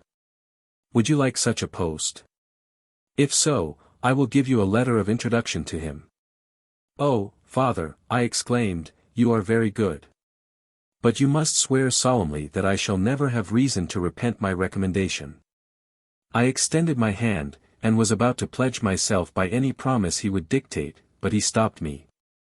It is unnecessary for you to bind yourself by any vow, said he, I know and admire the Corsican nature too well to fear you. Here, take this, continued he, after rapidly writing the few lines I brought to your Excellency, and upon receipt of which you deign to receive me into your service. And proudly I ask whether your Excellency has ever had cause to repent having done so. No, replied the Count, I take pleasure in saying that you have served me faithfully, Bertuccio, but you might have shown more confidence in me. I, your Excellency. Yes, you. How comes it, that having both a sister and an adopted son, you have never spoken to me of either. Alas, I have still to recount the most distressing period of my life. Anxious as you may suppose I was to behold and comfort my dear sister, I lost no time in hastening to Corsica, but when I arrived at Rogliano I found a house of mourning. The consequences of a scene so horrible that the neighbors remember and speak of it to this day. Acting by my advice, my poor sister had refused to comply with the unreasonable demands of Benedetto, who was continually tormenting her for money, as long as he believed there was a sou left in her possession. One morning he threatened her with the severest consequences if she did not supply him with what he desired, and disappeared and remained away all day, leaving the kind-hearted Assunta, who loved him as if he were her own child, to weep over his conduct and bewail his absence. Evening came, and still, with all the patient solicitude of a mother, she watched for his return. As the 11th hour struck, he entered with a swaggering air, attended by two of the most dissolute and reckless of his boon companions. She stretched out her arms to him, but they seized hold of her, and one of the three, none other than the accursed Benedetto, exclaimed, "Put her to torture and she'll soon tell us where her money is." It unfortunately happened that our neighbor, Wasilio, was at Bastia, leaving no person in his house but his wife. No human creature beside could hear or see anything that took place within our dwelling. Two held poor Assunta, who, unable to conceive that any harm was intended to her, smiled in the face of those who were soon to become her executioners. The third proceeded to barricade the doors and windows, then returned, and the three united in stifling the cries of terror incited by the sight of these preparations, and then dragged Assunta feet foremost towards the brazier, expecting to wring from her an avowal of where her supposed treasure was secreted. In the struggle her clothes caught fire, and they were obliged to let go their hold in order to preserve themselves from sharing the same fate. Covered with flames, Assunta rushed wildly to the door, but it was fastened. She flew to the windows, but they were also secured. Then the neighbors heard frightful shrieks. It was Assunta calling for help. The cries died away in groans, and next morning, as soon as Wasilio's wife could muster up courage to venture abroad, she caused the door of our dwelling to be opened by the public authorities, when Assunta, although dreadfully burnt, was found still breathing. Every drawer and closet in the house had been forced open, and the money stolen. Benedetto never again appeared at Rogliano, neither have I since that day either seen or heard anything concerning him. It was subsequently to these dreadful events that I waited on your Excellency, to whom it would have been folly to have mentioned Benedetto, since all trace of him seemed entirely lost, or of my sister, since she was dead. And in what light did you view the occurrence? Inquired Monte Cristo. As a punishment for the crime I had committed, answered Bertuccio. Oh, those Villeforts are an accursed race. Truly they are, murmured the Count in a lugubrious tone. And now, resumed Bertuccio, your Excellency may, perhaps, be able to comprehend that this place, which I revisit for the first time, this garden, the actual scene of my crime, must have given rise to reflections of no very agreeable nature, and produced that gloom and depression of spirits which excited the notice of your Excellency, who was pleased to express a desire to know the cause. At this instant a shudder passes over me as I reflect that possibly I am now standing on the very grave in which lies M. de Villefort, by whose hand the ground was dug to receive the corpse of his child. Everything is possible, said Monte Cristo, rising from the bench on which he had been sitting, even, he added in an inaudible voice, even that the procureur be not dead. The Abbé Busoni did right to send you to me, he went on in his ordinary tone, and you have done well in relating to me the whole of your history, as it will prevent my forming any erroneous opinions concerning you in future. As for that Benedetto, who so grossly belied his name, have you never made any effort to trace out whither he has gone, or what has become of him? No. Far from wishing to learn whither he has betaken himself, I should shun the possibility of meeting him as I would a wild beast. Thank God, I have never heard his name mentioned by any person, and I hope and believe he is dead. Do not think so, Bertuccio, replied the Count, for the wicked are not so easily disposed of, for God seems to have them under his special watch care to make of them instruments of his vengeance. So be it, responded Bertuccio, all I ask of heaven is that I may never see him again. And now, your Excellency, he added, bowing his head, you know everything, you are my judge on earth, as the Almighty is in heaven. Have you for me no words of consolation? My good friend, I can only repeat the words addressed to you by the Abbé Busoni. Villefort merited punishment for what he had done to you, and, perhaps, to others. Benedetto, if still living, will become the instrument of divine retribution in some way or other, and then be duly punished in his turn. As far as you yourself are concerned, I see but one point in which you are really guilty. Ask yourself, wherefore, after rescuing the infant from its living grave, you did not restore it to its mother? There was the crime, Bertuccio, that was where you became really culpable. True, Excellency, that was the crime, the real crime, for in that I acted like a coward. My first duty, directly I had succeeded in recalling the babe to life, was to restore it to its mother. But, in order to do so, I must have made close and careful inquiry, which would, in all probability, have led to my own apprehension. And I clung to life, partly on my sister's account, and partly from that feeling of pride inborn in our hearts of desiring to come off untouched and victorious in the execution of our vengeance. Perhaps, too, the natural and instinctive love of life made me wish to avoid endangering my own. And then, again, I am not as brave and courageous as was my poor brother. Bertuccio hid his face in his hands as he uttered these words, while Monte Cristo fixed on him a look of inscrutable meaning.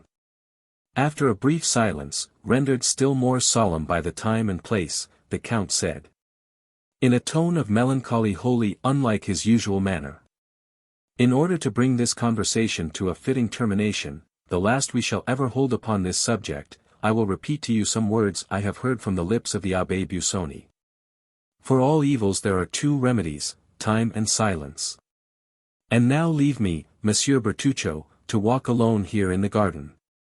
The very circumstances which inflict on you, as a principal in the tragic scene enacted here, such painful emotions, are to me, on the contrary, a source of something like contentment. And serve but to enhance the value of this dwelling in my estimation. The chief beauty of trees consists in the deep shadow of their umbrageous boughs, while fancy pictures a moving multitude of shapes and forms flitting and passing beneath that shade. Here I have a garden laid out in such a way as to afford the fullest scope for the imagination, and furnished with thickly grown trees, beneath whose leafy screen a visionary like myself may conjure up phantoms at will. This to me, who expected but to find a blank enclosure surrounded by a straight wall, is, I assure you, a most agreeable surprise. I have no fear of ghosts, and I have never heard it said that so much harm had been done by the dead during 6,000 years as is wrought by the living in a single day. Retire within, Bertuccio, and tranquilize your mind. Should your confessor be less indulgent to you in your dying moments than you found the Abbé Busoni, send for me, if I am still on earth. And I will soothe your ears with words that shall effectually calm and soothe your parting soul ere it goes forth to traverse the ocean called eternity. Bertuccio bowed respectfully, and turned away, sighing heavily. Monte Cristo, left alone, took 3 or 4 steps onwards, and murmured. Here, beneath this plane tree, must have been where the infant's grave was dug. There is the little door opening into the garden. At this corner is the private staircase communicating with the sleeping apartment. There will be no necessity for me to make a note of these particulars, for there, before my eyes, beneath my feet, all around me, I have the plan sketched with all the living reality of truth. After making the tour of the garden a second time, the Count re-entered his carriage, while Bertuccio, who perceived the thoughtful expression of his master's features, took his seat beside the driver without uttering a word. The carriage proceeded rapidly towards Paris. That same evening, upon reaching his abode in the Champs-Élysées, the Count of Monte Cristo went over the whole building with the air of one long acquainted with each nook or corner. Nor, although preceding the party, did he once mistake one door for another, or commit the smallest error when choosing any particular corridor or staircase to conduct him to a place or suite of rooms he desired to visit. Ali was his principal attendant during this nocturnal survey. Having given various orders to Bertuccio relative to the improvements and alterations he desired to make in the house, the Count, drawing out his watch, said to the attentive Nubian. "It is 11:30. Haydée will soon be here. Have the French attendants been summoned to await her coming?" Ali extended his hands towards the apartments destined for the fair Greek, which were so effectually concealed by means of a tapestried entrance, that it would have puzzled the most curious to have divined their existence. Ali, having pointed to the apartments, held up 3 fingers of his right hand, and then, placing it beneath his head, shut his eyes, and feigned to sleep. "I understand," said Monte Cristo, well acquainted with Ali's pantomime. "You mean to tell me that 3 female attendants await their new mistress in her sleeping chamber?" Ali, with considerable animation, made a sign in the affirmative. "Madame will be tired tonight," continued Monte Cristo, "and will, no doubt, wish to rest. Desire the French attendants not to weary her with questions, but merely to pay their respectful duty and retire. You will also see that the Greek servants hold no communication with those of this country." He bowed. Just at that moment voices were heard hailing the concierge. The gate opened, a carriage rolled down the avenue, and stopped at the steps. The Count hastily descended, presented himself at the already open carriage door, and held out his hand to a young woman, completely enveloped in a green silk mantle heavily embroidered with gold. She raised the hand extended towards her to her lips, and kissed it with a mixture of love and respect. Some few words passed between them in that sonorous language in which Homer makes his gods converse. The young woman spoke with an expression of deep tenderness, while the Count replied with an air of gentle gravity. Preceded by Ali, who carried a rose-colored flambeau in his hand, the young lady, who was no other than the lovely Greek who had been Monte Cristo's companion in Italy, was conducted to her apartments. While the Count retired to the pavilion reserved for himself. In another hour every light in the house was extinguished, and it might have been thought that all its inmates slept. Chapter 46. Unlimited Credit. About 2 o'clock the following day a calash, drawn by a pair of magnificent English horses, stopped at the door of Monte Cristo, and a person, dressed in a blue coat, with buttons of a similar color, a white waistcoat, over which was displayed a massive gold chain, brown trousers, and a quantity of black hair descending so low over his eyebrows as to leave it doubtful whether it were not artificial, so little did its jetty glossiness assimilate with the deep wrinkles stamped on his features, a person, in a word, who, although evidently past 50, desired to be taken for not more than 40, bent forwards from the carriage door, on the panels of which were emblazoned the armorial bearings of a baron, and directed his groom to inquire at the porter's lodge whether the Count of Monte Cristo resided there, and if he were within. While waiting, the occupant of the carriage surveyed the house, the garden as far as he could distinguish it, and the livery of servants who passed to and fro, with an attention so close as to be somewhat impertinent. His glance was keen but showed cunning rather than intelligence, his lips were straight, and so thin that, as they closed, they were drawn in over the teeth. His cheekbones were broad and projecting, a never-failing proof of audacity and craftiness. While the flatness of his forehead, and the enlargement of the back of his skull, which rose much higher than his large and coarsely shaped ears, combined to form a physiognomy anything but prepossessing. Save in the eyes of such as considered that the owner of so splendid an equipage must needs be all that was admirable and enviable, more especially when they gazed on the enormous diamond that glittered in his shirt, and the red ribbon that depended from his buttonhole. The groom, in obedience to his orders, tapped at the window of the porter's lodge, saying, "Pray, does not the Count of Monte Cristo live here?" "His Excellency does reside here," replied the concierge. "But," added he, glancing an inquiring look at Ali. Ali returned a sign in the negative. "But what?" asked the groom. "His Excellency does not receive visitors today." "Then here is my master's card, the Baron Danglars. You will take it to the Count, and say that, although in haste to attend the chamber, my master came out of his way to have the honor of calling upon him." "I never speak to his Excellency," replied the concierge. "The valet de chambre will carry your message." The groom returned to the carriage. Well? Asked Danglars. The man, somewhat crestfallen by the rebuke he had received, repeated what the concierge had said.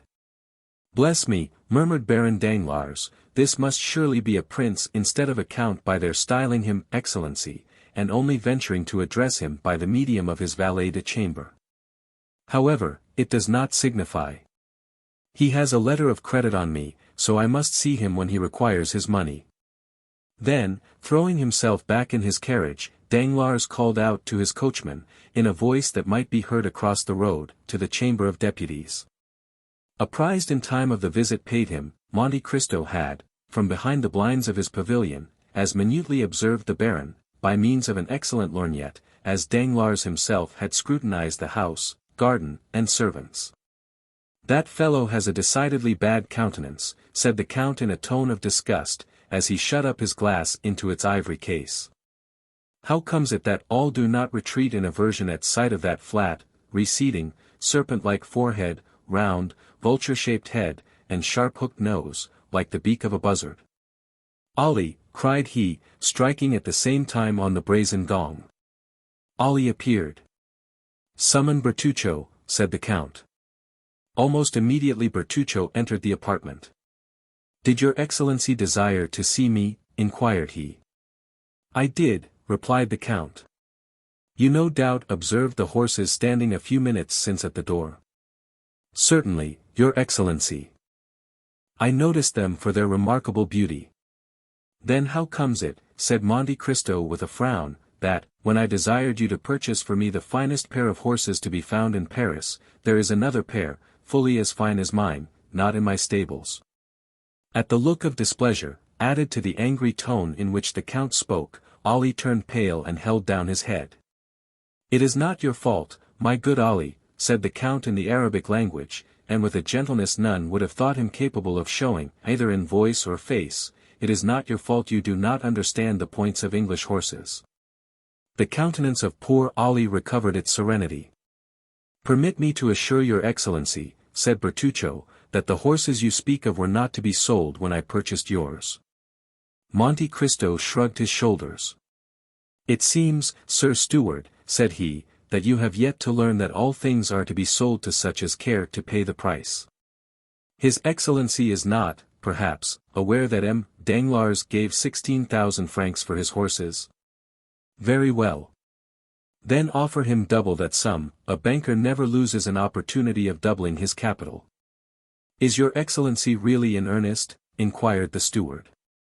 Monte Cristo regarded the person who durst presume to doubt his words with the look of one equally surprised and displeased. I have to pay a visit this evening, replied he.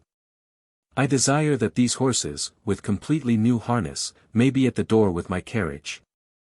Bertuccio bowed, and was about to retire. But when he reached the door, he paused, and then said, At what o'clock does your Excellency wish the carriage and horses to be ready? At 5 o'clock, replied the Count. I beg your Excellency's pardon, interposed the steward in a deprecating manner, for venturing to observe that it is already 2 o'clock. I am perfectly aware of that fact, answered Monte Cristo calmly. Then, turning towards Ali, he said, Let all the horses in my stables be led before the windows of your young lady, that she may select those she prefers for her carriage. Request her also to oblige me by saying whether it is her pleasure to dine with me, if so, let dinner be served in her apartments. Now, leave me, and desire my valet de chamber to come hither. Scarcely had Ali disappeared when the valet entered the chamber. Monsieur Baptistin, said the Count, you have been in my service 1 year, the time I generally give myself to judge of the merits or demerits of those about me. You suit me very well. Baptistin bowed low. It only remains for me to know whether I also suit you. Oh, your Excellency, exclaimed Baptistin eagerly. Listen, if you please, till I have finished speaking, replied Monte Cristo. You receive 1,500 francs per annum for your services here, more than many a brave subaltern, who continually risks his life for his country, obtains. You live in a manner far superior to many clerks who work 10 times harder than you do for their money. Then, though yourself a servant, you have other servants to wait upon you, take care of your clothes, and see that your linen is duly prepared for you. Again, you make a profit upon each article you purchase for my toilet, amounting in the course of a year to a sum equaling your wages. Nay, indeed, your Excellency. I am not condemning you for this, Monsieur Baptistin. But let your profits end here. It would be long indeed ere you would find so lucrative a post as that you have now the good fortune to fill. I neither ill-use nor ill-treat my servants by word or action. An error I readily forgive, but wilful negligence or forgetfulness, never. My commands are ordinarily short, clear, and precise, and I would rather be obliged to repeat my words twice, or even 3 times, than they should be misunderstood. I am rich enough to know whatever I desire to know, and I can promise you I am not wanting in curiosity. If, then, I should learn that you had taken upon yourself to speak of me to anyone favorably or unfavorably, to comment on my actions, or watch my conduct, that very instant you would quit my service. You may now retire. I never caution my servants a second time, remember that. Baptistin bowed, and was proceeding towards the door. I forgot to mention to you, said the Count, that I lay yearly aside a certain sum for each servant in my establishment. Those whom I am compelled to dismiss lose, as a matter of course, all participation in this money, while their portion goes to the fund accumulating for those domestics who remain with me, and among whom it will be divided at my death. You have been in my service a year, your fund has already begun to accumulate, let it continue to do so. This address, delivered in the presence of Ali, who, not understanding one word of the language in which it was spoken, stood wholly unmoved, produced an effect on M. Baptistin only to be conceived by such as have occasion to study the character and disposition of French domestics. I assure your Excellency, said he, that at least it shall be my study to merit your approbation in all things, and I will take M. Ali as my model. By no means, replied the Count in the most frigid tones, Ali has many faults mixed with most excellent qualities. He cannot possibly serve you as a pattern for your conduct, not being, as you are, a paid servant, but a mere slave, a dog, who, should he fail in his duty towards me, I should not discharge from my service, but kill. Baptistin opened his eyes with astonishment. You seem incredulous, said Monte Cristo, who repeated to Ali in the Arabic language what he had just been saying to Baptistin in French. The Nubian smiled assentingly to his master's words, then, kneeling on one knee, respectfully kissed the hand of the Count. This corroboration of the lesson he had just received put the finishing stroke to the wonder and stupefaction of M. Baptistin. The Count then motioned the valet de chambre to retire, and to Ali to follow to his study, where they conversed long and earnestly together. As the hand of the clock pointed to 5, the Count struck thrice upon his gong. When Ali was wanted, 1 stroke was given, 2 summoned Baptistin, and 3 Bertuccio. The steward entered. My horses, said Monte Cristo. They are at the door harnessed to the carriage as your Excellency desired. Does your Excellency wish me to accompany him? No, the coachman, Ali, and Baptistin will go. The Count descended to the door of his mansion, and beheld his carriage drawn by the very pair of horses he had so much admired in the morning as the property of Danglars. As he passed them he said, They are extremely handsome certainly, and you have done well to purchase them, although you were somewhat remiss not to have procured them sooner. Indeed, your Excellency, I had very considerable difficulty in obtaining them, and, as it is, they have cost an enormous price. Does the sum you gave for them make the animals less beautiful? Inquired the Count, shrugging his shoulders. Nay, if your Excellency is satisfied, it is all that I could wish. Whither does your Excellency desire to be driven? To the residence of Baron Danglars, Rue de la Chaussée-d'Antin. This conversation had passed as they stood upon the terrace, from which a flight of stone steps led to the carriage drive. As Bertuccio, with a respectful bow, was moving away, the Count called him back. I have another commission for you, M. Bertuccio, said he, I am desirous of having an estate by the seaside in Normandy, for instance, between Le Havre and Boulogne. You see I give you a wide range. It will be absolutely necessary that the place you may select have a small harbor, creek, or bay, into which my corvette can enter and remain at anchor. She draws only 15 feet. She must be kept in constant readiness to sail immediately I think proper to give the signal. Make the requisite inquiries for a place of this description, and when you have met with an eligible spot, visit it, and if it possess the advantages desired, purchase it at once in your own name. The corvette must now, I think, be on her way to Fécamp, must she not? Certainly, your Excellency, I saw her put to sea the same evening we quitted Marseilles. And the yacht was ordered to remain at Martigues. 'Tis well. I wish you to write from time to time to the captains in charge of the two vessels so as to keep them on the alert. And the steamboat? She is at Chalons? Yes. The same orders for her as for the two sailing vessels. Very good. When you have purchased the estate I desire, I want constant relays of horses at 10 leagues apart along the northern and southern road. Your Excellency may depend upon me. The Count made a gesture of satisfaction, descended the terrace steps, and sprang into his carriage, which was whirled along swiftly to the banker's house. Danglars was engaged at that moment, presiding over a railroad committee. But the meeting was nearly concluded when the name of his visitor was announced. As the Count's title sounded on his ear he rose, and addressing his colleagues, who were members of one or the other chamber, he said, "Gentlemen, pardon me for leaving you so abruptly. But a most ridiculous circumstance has occurred, which is this: Thomson and French, the Roman bankers, have sent to me a certain person calling himself the Count of Monte Cristo, and have given him an unlimited credit with me.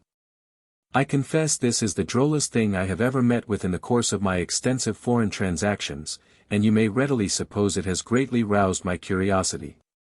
I took the trouble this morning to call on the pretended Count. If he were a real count he wouldn't be so rich. But, would you believe it, he was not receiving. So the master of Monte Cristo gives himself airs befitting a great millionaire or a capricious beauty. I made inquiries, and found that the house in the Champs-Élysées is his own property, and certainly it was very decently kept up.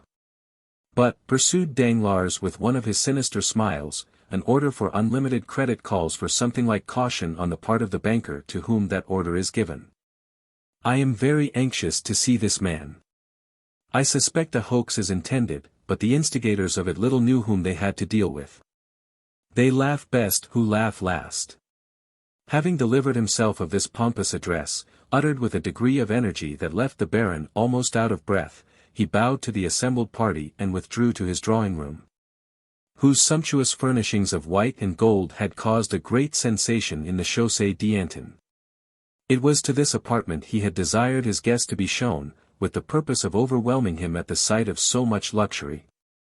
He found the Count standing before some copies of Albano and Fator that had been passed off to the banker as originals, but which, mere copies as they were, seemed to feel their degradation in being brought into juxtaposition with the gaudy colors that covered the ceiling.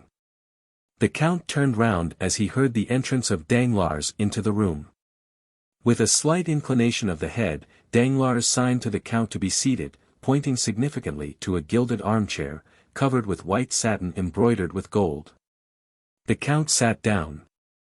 "I have the honor, I presume, of addressing M. de Monte Cristo." The Count bowed. "And I, of speaking to Baron Danglars, Chevalier of the Legion of Honor, and member of the Chamber of Deputies?" Monte Cristo repeated all the titles he had read on the Baron's card. Danglars felt the irony and compressed his lips. "You will, I trust, excuse me, monsieur, for not calling you by your title when I first addressed you," he said, "but you are aware that we are living under a popular form of government, and that I am myself a representative of the liberties of the people." "So much so," replied Monte Cristo, "that while you call yourself Baron you are not willing to call anybody else Count." "Upon my word, monsieur," said Danglars with affected carelessness, "I attach no sort of value to such empty distinctions. But the fact is, I was made Baron, and also Chevalier of the Legion of Honor, in return for services rendered, but you have discarded your titles after the example set you by Messrs de Montmorency and Lafayette?" That was a noble example to follow, monsieur. Why, replied Danglars, not entirely so, with the servants, you understand. I see. To your domestics you are, my lord, the journalists style you monsieur, while your constituents call you citizen. These are distinctions very suitable under a constitutional government. I understand perfectly. Again Danglars bit his lips. He saw that he was no match for Monte Cristo in an argument of this sort, and he therefore hastened to turn to subjects more congenial. Permit me to inform you, Count, said he, bowing, that I have received a letter of advice from Thomson and French, of Rome. I am glad to hear it, Baron, for I must claim the privilege of addressing you after the manner of your servants. I have acquired the bad habit of calling persons by their titles from living in a country where barons are still barons by right of birth. But as regards the letter of advice, I am charmed to find that it has reached you. That will spare me the troublesome and disagreeable task of coming to you for money myself. You have received a regular letter of advice? Yes, said Danglars, but I confess I didn't quite comprehend its meaning. Indeed? And for that reason I did myself the honor of calling upon you, in order to beg for an explanation. Go on, monsieur. Here I am, ready to give you any explanation you desire. Why, said Danglars, in the letter, I believe I have it about me. Here he felt in his breast pocket. Yes, here it is. Well, this letter gives the Count of Monte Cristo unlimited credit on our house. Well, Baron, what is there difficult to understand about that? Merely the term unlimited, nothing else, certainly. Is not that word known in France? The people who wrote are Anglo-Germans, you know. Oh, as for the composition of the letter, there is nothing to be said, but as regards the competency of the document, I certainly have doubts. Is it possible, asked the Count, assuming all air and tone of the utmost simplicity and candor. Is it possible that Thomson and French are not looked upon as safe and solvent bankers? Pray tell me what you think, Baron, for I feel uneasy, I can assure you, having some considerable property in their hands. Thomson and French are perfectly solvent, replied Danglars, with an almost mocking smile, but the word unlimited, in financial affairs, is so extremely vague. Is, in fact, unlimited, said Monte Cristo. Precisely what I was about to say, cried Danglars. Now what is vague is doubtful, and it was a wise man who said, when in doubt, keep out.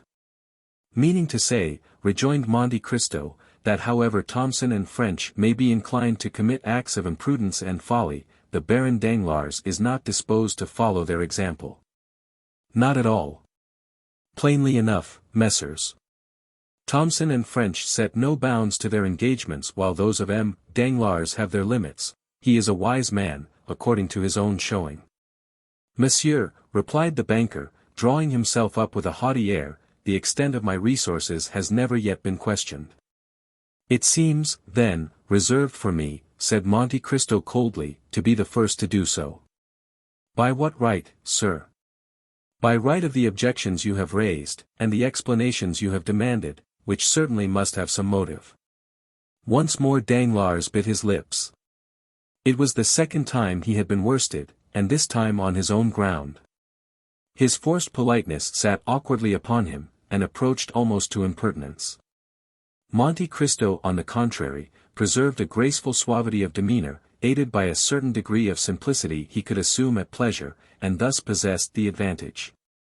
Well, sir, resumed Danglars, after a brief silence, I will endeavor to make myself understood, by requesting you to inform me for what sum you propose to draw upon me.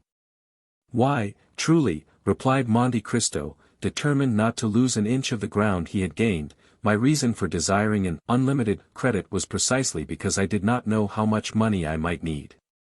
The banker thought the time had come for him to take the upper hand. So throwing himself back in his armchair, he said, with an arrogant and purse-browed air. Let me beg of you not to hesitate in naming your wishes. You will then be convinced that the resources of the house of Danglars, however limited, are still equal to meeting the largest demands, and were you even to require 1 million. I beg your pardon, interposed Monte Cristo. I said 1,000,000, replied Danglars, with the confidence of ignorance. But could I do with 1,000,000? Retorted the Count. My dear sir, if a trifle like that could suffice me, I should never have given myself the trouble of opening an account. 1,000,000? Excuse my smiling when you speak of a sum I am in the habit of carrying in my pocketbook or dressing case.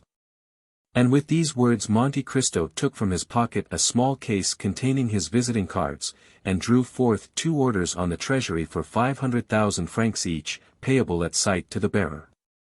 A man like Danglars was wholly inaccessible to any gentler method of correction. The effect of the present revelation was stunning, he trembled and was on the verge of apoplexy. The pupils of his eyes, as he gazed at Monte Cristo, dilated horribly. Come, come, said Monte Cristo, confess honestly that you have not perfect confidence in Thomson and French. I understand, and foreseeing that such might be the case, I took, in spite of my ignorance of affairs, certain precautions. See, here are 2 similar letters to that you have yourself received, one from the house of Arstein and Escals of Vienna, to Baron Rothschild, the other drawn by Baring of London, upon M. Lafitte. Now, sir, you have but to say the word, and I will spare you all uneasiness by presenting my letter of credit to one or other of these 2 firms. The blow had struck home, and Danglars was entirely vanquished. With a trembling hand he took the 2 letters from the Count, who held them carelessly between finger and thumb, and proceeded to scrutinize the signatures, with a minuteness that the Count might have regarded as insulting, had it not suited his present purpose to mislead the banker. Oh, sir, said Danglars, after he had convinced himself of the authenticity of the documents he held, and rising as if to salute the power of gold personified in the man before him, 3 letters of unlimited credit. I can be no longer mistrustful, but you must pardon me, my dear Count, for confessing to some degree of astonishment.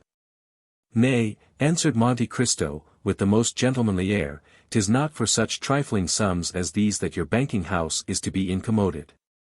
Then, you can let me have some money, can you not? Whatever you say, my dear Count. I am at your orders. Why, replied Monte Cristo, since we mutually understand each other, for such I presume is the case. Danglars bowed assentingly. You are quite sure that not a lurking doubt or suspicion lingers in your mind? Oh, my dear Count, exclaimed Danglars, I never for an instant entertained such a feeling towards you. No, you merely wish to be convinced, nothing more. But now that we have come to so clear an understanding, and that all distrust and suspicion are laid at rest, we may as well fix a sum as the probable expenditure of the first year. Suppose we say 6 millions to 6 millions. Gasped Danglars, so be it. Then, if I should require more, continued Monte Cristo in a careless manner, why, of course, I should draw upon you. But my present intention is not to remain in France more than a year, and during that period I scarcely think I shall exceed the sum I mentioned. However, we shall see. Be kind enough, then, to send me 500,000 francs tomorrow. I shall be at home till midday, or if not, I will leave a receipt with my steward. The money you desire shall be at your house by 10 o'clock tomorrow morning, my dear Count, replied Danglars. How would you like to have it? In gold, silver, or notes? Half in gold, and the other half in banknotes, if you please, said the Count, rising from his seat. I must confess to you, Count, said Danglars, that I have hitherto imagined myself acquainted with the degree of all the great fortunes of Europe, and still wealth such as yours has been wholly unknown to me. May I presume to ask whether you have long possessed it? It has been in the family a very long while, returned Monte Cristo, a sort of treasure expressly forbidden to be touched for a certain period of years, during which the accumulated interest has doubled the capital. The period appointed by the testator for the disposal of these riches occurred only a short time ago, and they have only been employed by me within the last few years. Your ignorance on the subject, therefore, is easily accounted for. However, you will be better informed as to me and my possessions ere long. And the Count, while pronouncing these latter words, accompanied them with one of those ghastly smiles that used to strike terror into poor Franz d'Épinay. With your tastes, and means of gratifying them, continued Danglars, you will exhibit a splendor that must effectually put us poor miserable millionaires quite in the shade. If I mistake not, you are an admirer of paintings, at least I judged so from the attention you appeared to be bestowing on mine when I entered the room. If you will permit me, I shall be happy to show you my picture gallery, composed entirely of works by the ancient masters, warranted as such. Not a modern picture among them. I cannot endure the modern school of painting. You are perfectly right in objecting to them, for this one great fault, that they have not yet had time to become old. Or will you allow me to show you several fine statues by Thorvaldsen, Bartoloni, and Canova? All foreign artists, for, as you may perceive, I think but very indifferently of our French sculptors. You have a right to be unjust to them, monsieur, they are your compatriots. But all this may come later, when we shall be better known to each other. For the present, I will confine myself, if perfectly agreeable to you, to introducing you to the Baroness Danglars. Excuse my impatience, my dear Count, but a client like you is almost like a member of the family. Monte Cristo bowed, in sign that he accepted the proffered honor. Danglars rang and was answered by a servant in a showy livery. "Is the Baroness at home?" inquired Danglars. "Yes, my lord," answered the man. "And alone?" "No, my lord, Madame has visitors." "Have you any objection to meet any persons who may be with Madame, or do you desire to preserve a strict incognito?" "No, indeed," replied Monte Cristo with a smile, "I do not arrogate to myself the right of so doing." "And who is with Madame, M. Debray?" inquired Danglars, with an air of indulgence and good nature that made Monte Cristo smile, acquainted as he was with the secrets of the banker's domestic life.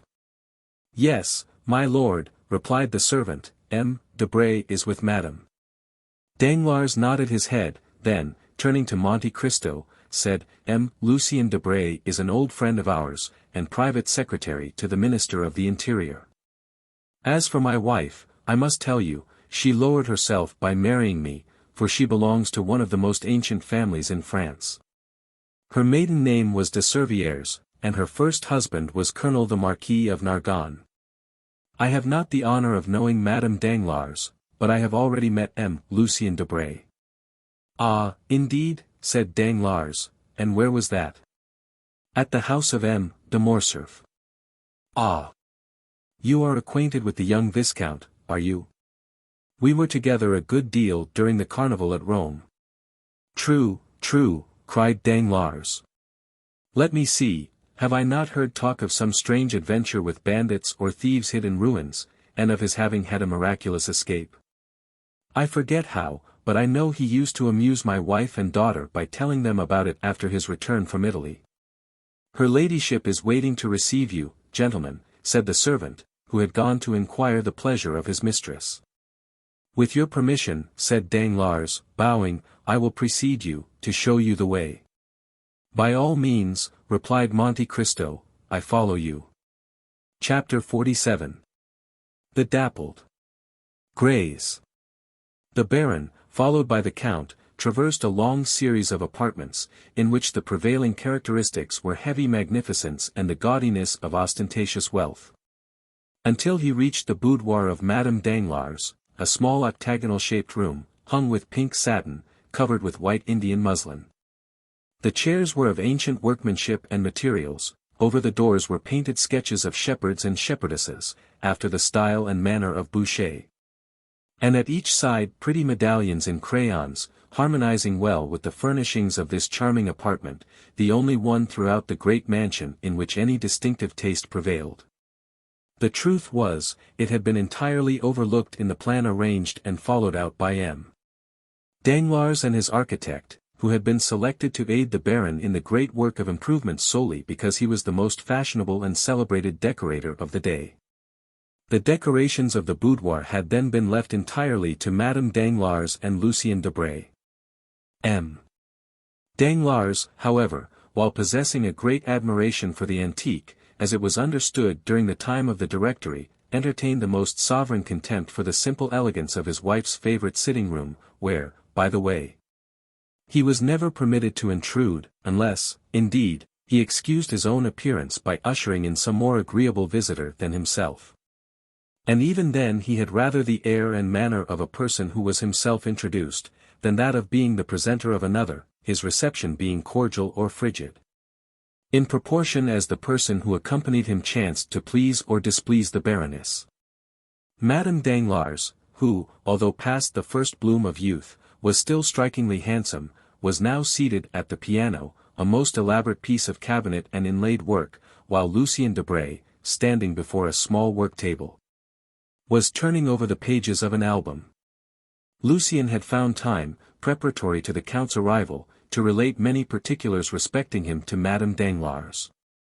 It will be remembered that Monte Cristo had made a lively impression on the minds of all the party assembled at the breakfast given by Albert de Morcerf.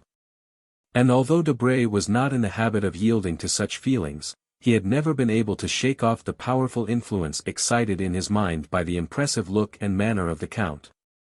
Consequently the description given by Lucien to the Baroness bore the highly colored tinge of his own heated imagination.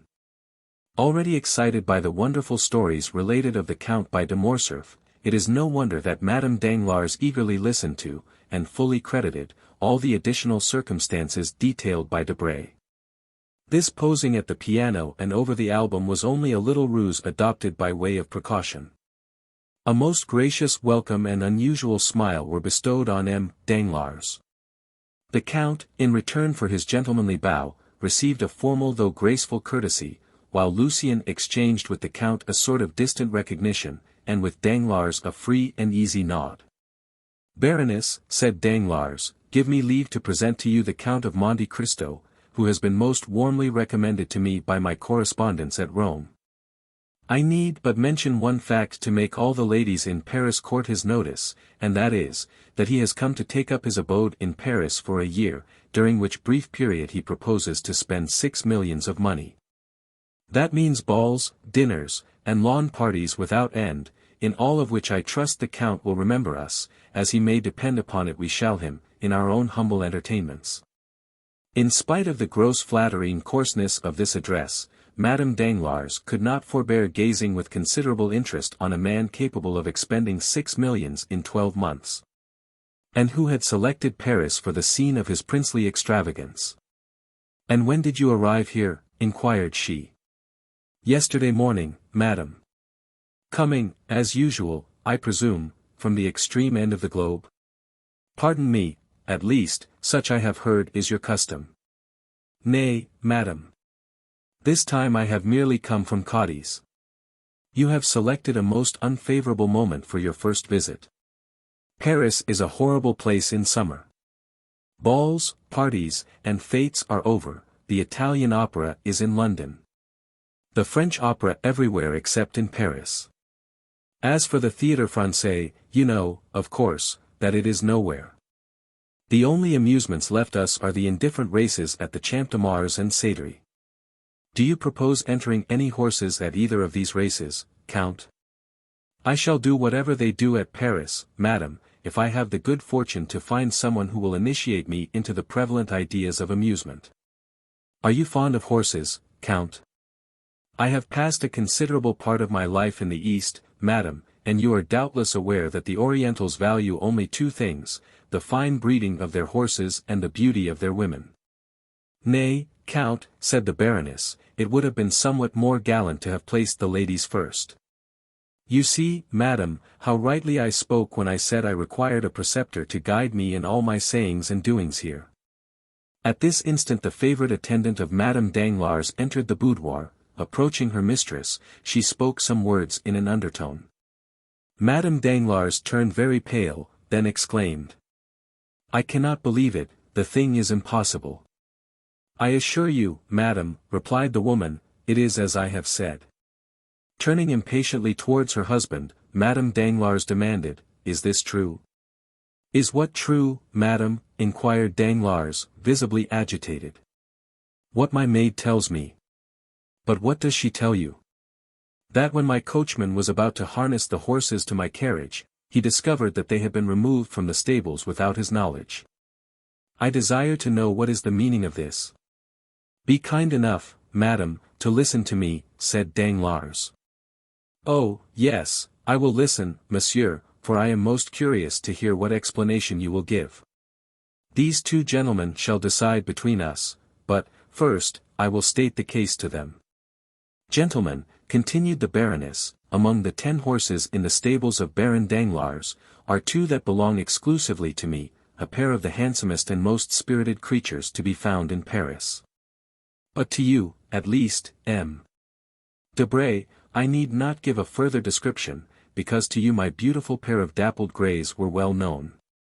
Well, I had promised Madame de Villefort the loan of my carriage to drive tomorrow to the Bois. But when my coachman goes to fetch the greys from the stables they are gone, positively gone. No doubt M. Danglars has sacrificed them to the selfish consideration of gaining some thousands of paltry francs. Oh, what a detestable crew they are, these mercenary speculators. Madam, replied Danglars, the horses were not sufficiently quiet for you, they were scarcely 4 years old, and they made me extremely uneasy on your account. Nonsense, retorted the Baroness, you could not have entertained any alarm on the subject, because you are perfectly well aware that I have had for a month in my service the very best coachman in Paris. But, perhaps, you have disposed of the coachman as well as the horses? My dear love, pray do not say any more about them, and I promise you another pair exactly like them in appearance, only more quiet and steady. The Baroness shrugged her shoulders with an air of ineffable contempt, while her husband, affecting not to observe this unconjugal gesture, turned towards Monte Cristo and said, upon my word, Count, I am quite sorry not to have met you sooner. You are setting up an establishment, of course? Why, yes, replied the Count. I should have liked to have made you the offer of these horses. I have almost given them away, as it is. But, as I before said, I was anxious to get rid of them upon any terms. They were only fit for a young man. I am much obliged by your kind intentions towards me, said Monte Cristo. But this morning I purchased a very excellent pair of carriage horses, and I do not think they were dear. There they are. Come, M. Debray, you are a connoisseur, I believe, let me have your opinion upon them. As Debray walked towards the window, Danglars approached his wife.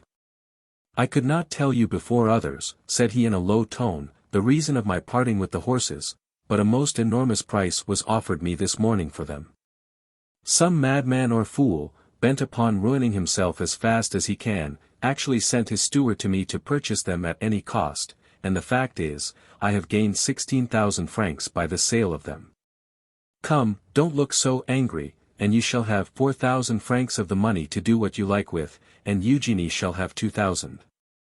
There, what do you think now of the affair? Wasn't I right to part with the horses? Madame Danglars surveyed her husband with a look of withering contempt. Great heavens, suddenly exclaimed Debray. What is it? Asked the Baroness. I cannot be mistaken, there are your horses. The very animals we were speaking of, harnessed to the Count's carriage. My dappled greys, demanded the Baroness, springing to the window. 'Tis indeed they, said she. Danglars looked absolutely stupefied. How very singular, cried Monte Cristo with well-feigned astonishment. I cannot believe it, murmured the banker. Madame Danglars whispered a few words in the ear of Debray, who approached Monte Cristo, saying, the Baroness wishes to know what you paid her husband for the horses. I scarcely know, replied the Count. It was a little surprise prepared for me by my steward, and cost me, well, somewhere about 30,000 francs. Debray conveyed the Count's reply to the Baroness. Poor Danglars looked so crestfallen and discomfited that Monte Cristo assumed a pitying air towards him. See, said the Count, how very ungrateful women are. Your kind attention, in providing for the safety of the Baroness by disposing of the horses, does not seem to have made the least impression on her. But so it is. A woman will often, from mere wilfulness, prefer that which is dangerous to that which is safe. Therefore, in my opinion, my dear Baron, the best and easiest way is to leave them to their fancies, and allow them to act as they please, and then, if any mischief follows, why, at least, they have no one to blame but themselves. Danglars made no reply. He was occupied in anticipations of the coming scene between himself and the Baroness, whose frowning brow, like that of Olympic Jove, predicted a storm. Debray, who perceived the gathering clouds, and felt no desire to witness the explosion of Madame Danglars' rage, suddenly recollected an appointment, which compelled him to take his leave. While Monte Cristo, unwilling by prolonging his stay to destroy the advantages he hoped to obtain, made a farewell bow and departed, leaving Danglars to endure the angry reproaches of his wife. "Excellent," murmured Monte Cristo to himself, as he came away. "All has gone according to my wishes. The domestic peace of this family is henceforth in my hands. Now, then, to play another master stroke, by which I shall gain the heart of both husband and wife. Delightful.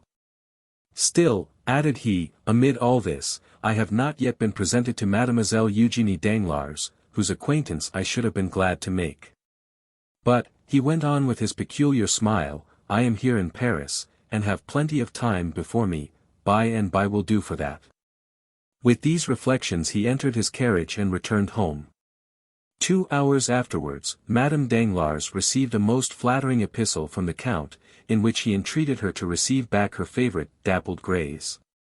Protesting that he could not endure the idea of making his entry into the Parisian world of fashion with the knowledge that his splendid equipage had been obtained at the price of a lovely woman's regrets.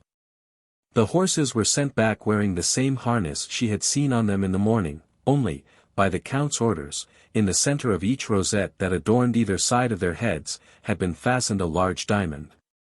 To Danglars Monte Cristo also wrote, requesting him to excuse the whimsical gift of a capricious millionaire, and to beg the Baroness to pardon the Eastern fashion adopted in the return of the horses. During the evening, Monte Cristo quitted Paris for Auteuil, accompanied by Ali. The following day, about 3 o'clock, a single blow struck on the gong summoned Ali to the presence of the Count.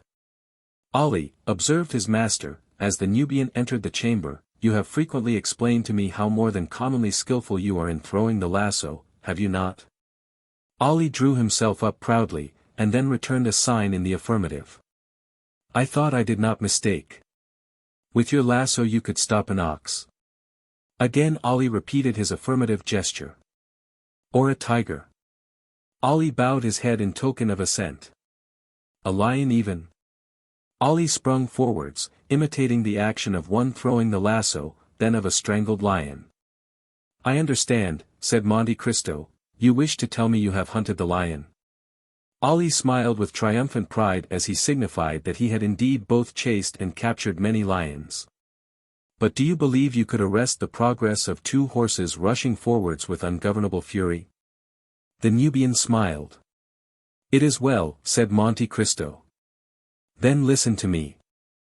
Ere long a carriage will dash past here, drawn by the pair of dappled grey horses you saw me with yesterday.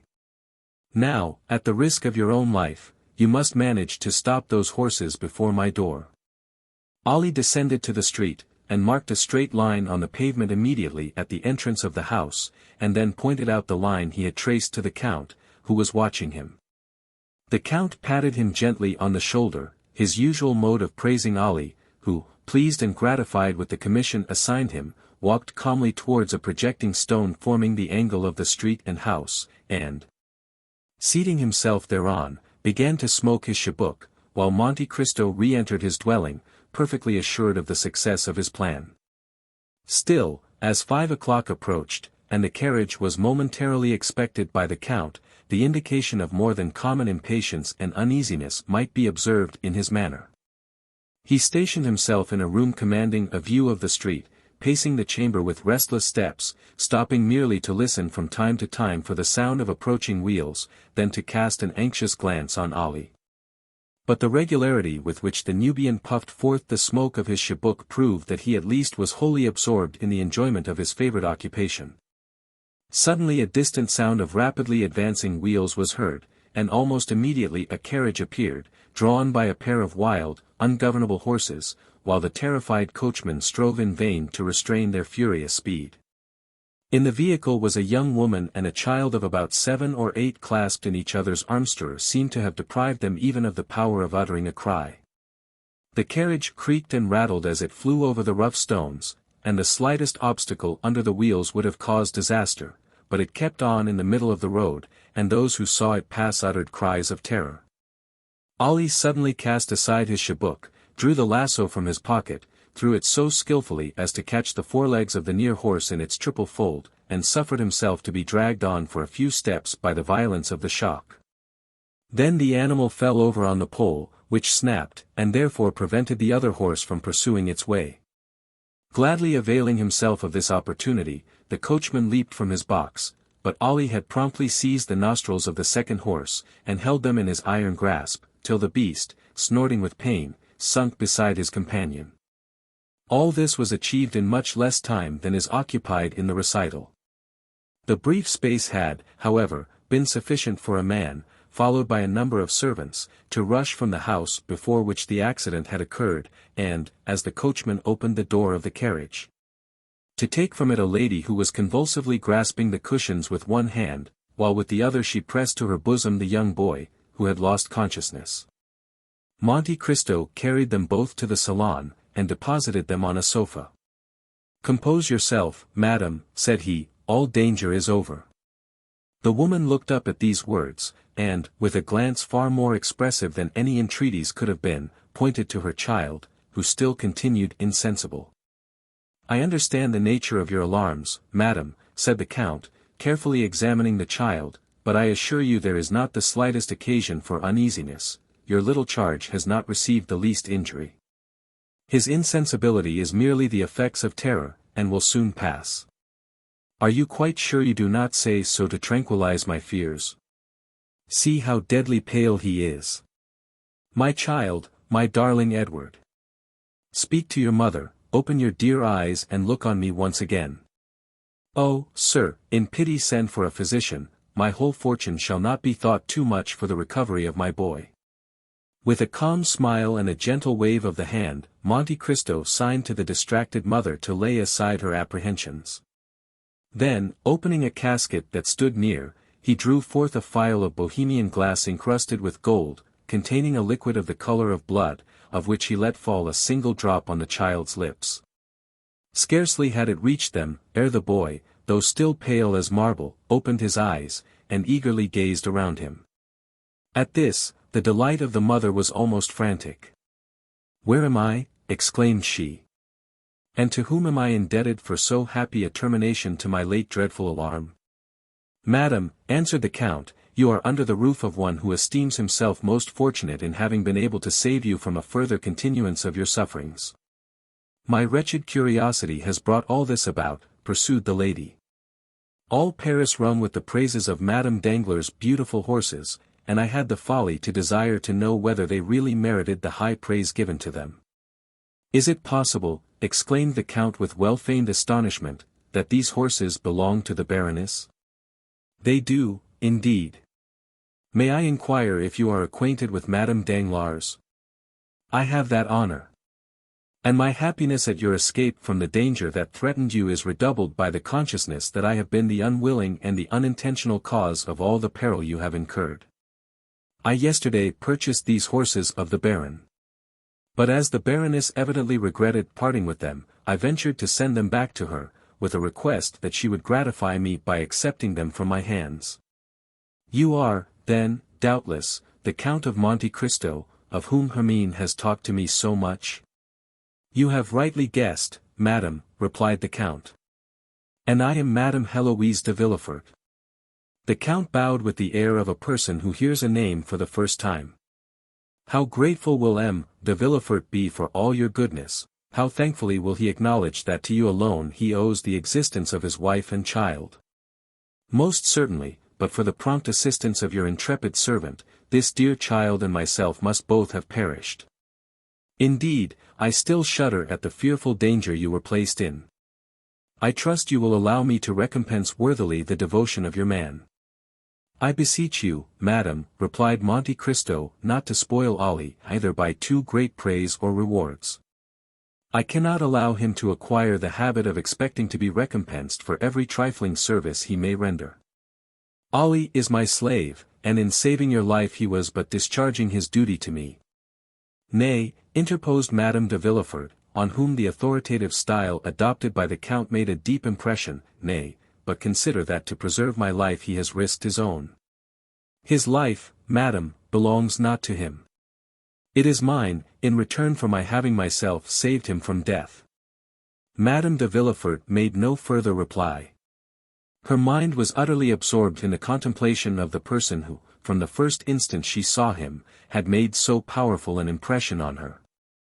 During the evident preoccupation of Madame de Villefort, Monte Cristo scrutinized the features and appearance of the boy she kept folded in her arms, lavishing on him the most tender endearments. The child was small for his age, and unnaturally pale. A mass of straight black hair, defying all attempts to train or curl it, fell over his projecting forehead, and hung down to his shoulders, giving increased vivacity to eyes already sparkling with a youthful love of mischief and fondness for every forbidden enjoyment. His mouth was large, and the lips, which had not yet regained their color, were particularly thin. In fact, the deep and crafty look, giving a predominant expression to the child's face, belonged rather to a boy of 12 or 14 than to one so young. His first movement was to free himself by a violent push from the encircling arms of his mother, and to rush forward to the casket from whence the Count had taken the phial of elixir. Then, without asking permission of anyone, he proceeded, in all the willfulness of a spoiled child unaccustomed to restrain either whims or caprices, to pull the corks out of all the bottles. "Touch nothing, my little friend," cried the Count eagerly, "some of those liquids are not only dangerous to taste, but even to inhale." Madame de Villefort became very pale, and, seizing her son's arm, drew him anxiously toward her. But, once satisfied of his safety, she also cast a brief but expressive glance on the casket, which was not lost upon the Count. At this moment Ali entered. At sight of him Madame de Villefort uttered an expression of pleasure, and, holding the child still closer towards her, she said, "Edward, dearest, do you see that good man? He has shown very great courage and resolution, for he exposed his own life to stop the horses that were running away with us, and would certainly have dashed the carriage to pieces. Thank him, then, my child, in your very best manner. For, had he not come to our aid, neither you nor I would have been alive to speak our thanks." The child stuck out his lips and turned away his head in a disdainful manner, saying, "He's too ugly." The Count smiled as if the child bade fair to realize his hopes, while Madame de Villefort reprimanded her son with a gentleness and moderation very far from conveying the least idea of a fault having been committed. "This lady," said the Count, speaking to Ali in the Arabic language, "is desirous that her son should thank you for saving both their lives, but the boy refuses, saying you are too ugly." Ali turned his intelligent countenance towards the boy, on whom he gazed without any apparent emotion, but the spasmodic working of the nostrils showed to the practiced eye of Monte Cristo that the Arab had been wounded to the heart. "Will you permit me to inquire," said Madame de Villefort, as she arose to take her leave, "whether you usually reside here?" "No, I do not," replied Monte Cristo, "it is a small place I have purchased quite lately. My place of abode is No. 30, Avenue de Champs-Élysées, but I see you have quite recovered from your fright, and are, no doubt, desirous of returning home. Anticipating your wishes, I have desired the same horses you came with to be put to one of my carriages, and Ali, he whom you think so very ugly," continued he, addressing the boy with a smiling air, "will have the honor of driving you home, while your coachman remains here to attend to the necessary repairs of your calash. As soon as that important business is concluded, I will have a pair of my own horses harnessed to convey it direct to Madame Danglars." "I dare not return with those dreadful horses," said Madame de Villefort. "You will see," replied Monte Cristo, "that they will be as different as possible in the hands of Ali. With him they will be gentle and docile as lambs." Ali had, indeed, given proof of this. For, approaching the animals, who had been got upon their legs with considerable difficulty, he rubbed their foreheads and nostrils with a sponge soaked in aromatic vinegar, and wiped off the sweat and foam that covered their mouths. Then, commencing a loud whistling noise, he rubbed them well all over their bodies for several minutes. Then, undisturbed by the noisy crowd collected round the broken carriage, Ali quietly harnessed the pacified animals to the Count's chariot, took the reins in his hands, and mounted the box. When to the utter astonishment of those who had witnessed the ungovernable spirit and maddened speed of the same horses, he was actually compelled to apply his whip in no very gentle manner before he could induce them to start. And even then all that could be obtained from the celebrated, dappled greys, now changed into a couple of dull, sluggish, stupid brutes, was a slow, pottering pace. Kept up with so much difficulty that Madame de Villefort was more than 2 hours returning to her residence in the Faubourg Saint-Honoré. Scarcely had the first congratulations upon her marvelous escape been gone through when she wrote the following letter to Madame Danglars. Dear Hermine, I have just had a wonderful escape from the most imminent danger. And I owe my safety to the very Count of Monte Cristo we were talking about yesterday, but whom I little expected to see today. I remember how unmercifully I laughed at what I considered your eulogistic and exaggerated praises of him, but I have now ample cause to admit that your enthusiastic description of this wonderful man fell far short of his merits. Your horses got as far as Ranelagh, when they darted forward like mad things, and galloped away at so fearful a rate, that there seemed no other prospect for myself and my poor Edward but that of being dashed to pieces against the first object that impeded their progress, when a strange-looking man, an Arab, a Negro, or a Nubian, at least a black of some nation or other, at a signal from the Count, whose domestic he is, suddenly seized and stopped the infuriated animals, even at the risk of being trampled to death himself. And certainly he must have had a most wonderful escape. The Count then hastened to us, and took us into his house, where he speedily recalled my poor Edward to life. He sent us home in his own carriage. Yours will be returned to you tomorrow. You will find your horses in bad condition. From the results of this accident, they seem thoroughly stupefied, as if sulky and vexed at having been conquered by man. The Count, however, has commissioned me to assure you that 2 or 3 days' rest, with plenty of barley for their sole food during that time, will bring them back to as fine, that is as terrifying, a condition as they were in yesterday. Adieu. I cannot return you many thanks for the drive of yesterday. But, after all, I ought not to blame you for the misconduct of your horses, more especially as it procured me the pleasure of an introduction to the Count of Monte Cristo, and certainly that illustrious personage. Apart from the millions he is said to be so very anxious to dispose of, seemed to me one of those curiously interesting problems I, for one, delight in solving at any risk, even if it were to necessitate another drive to the Bois behind your horses. Edward endured the accident with miraculous courage. He did not utter a single cry, but fell lifeless into my arms, nor did a tear fall from his eyes after it was over. I doubt not you will consider these praises the result of blind maternal affection, but there is a soul of iron in that delicate, fragile body. Valentine sends many affectionate remembrances to your dear Eugenie. I embrace you with all my heart. Héloïse de Villefort. P.S. Do pray contrive some means for me to meet the Count of Monte Cristo at your house. I must and will see him again. I have just made M. de Villefort promise to call on him, and I hope the visit will be returned. That night the adventure at Audiobook was talked of everywhere.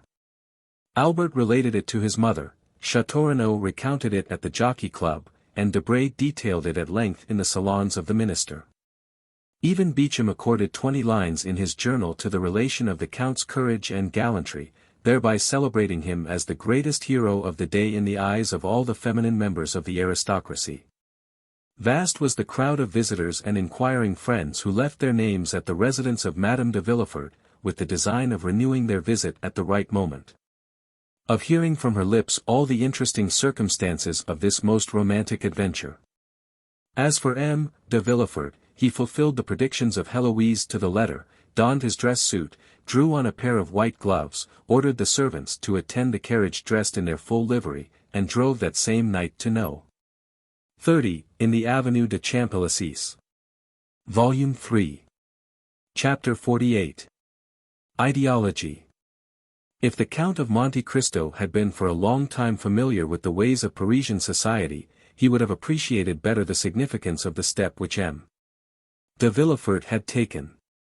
Standing well at court, whether the king regnant was of the older or younger branch, whether the government was doctrinaire liberal or conservative. Looked upon by all as a man of talent, since those who have never experienced a political check are generally so regarded, hated by many, but warmly supported by others, without being really liked by anybody. M. de Villefort held a high position in the magistracy, and maintained his eminence like a harlot or a mole. His drawing-room, under the regenerating influence of a young wife and a daughter by his first marriage, scarcely 18, was still one of the well-regulated Paris salons where the worship of traditional customs and the observance of rigid etiquette were carefully maintained. A freezing politeness, a strict fidelity to government principles, a profound contempt for theories and theorists, a deep-seated hatred of ideality, these were the elements of private and public life displayed by M. de Villefort. M. de Villefort was not only a magistrate, he was almost a diplomatist. His relations with the former court, of which he always spoke with dignity and respect, made him respected by the new one, and he knew so many things, that not only was he always carefully considered, but sometimes consulted. Perhaps this would not have been so had it been possible to get rid of M. de Villefort, but, like the feudal barons who rebelled against their sovereign, he dwelt in an impregnable fortress. This fortress was his post as king's attorney, all the advantages of which he exploited with marvelous skill, and which he would not have resigned but to be made deputy, and thus to replace neutrality by opposition. Ordinarily M. de Villefort made and returned very few visits. His wife visited for him, and this was the received thing in the world, where the weighty and multifarious occupations of the magistrate were accepted as an excuse for what was really only calculated pride. A manifestation of professed superiority, in fact, the application of the axiom, pretend to think well of yourself, and the world will think well of you, an axiom 100 times more useful in society nowadays than that of the Greeks, know thyself. A knowledge for which, in our days, we have substituted the less difficult and more advantageous science of knowing others. To his friends M. de Villefort was a powerful protector, to his enemies, he was a silent, but bitter opponent, for those who were neither the one nor the other, he was a statue of the law-made man.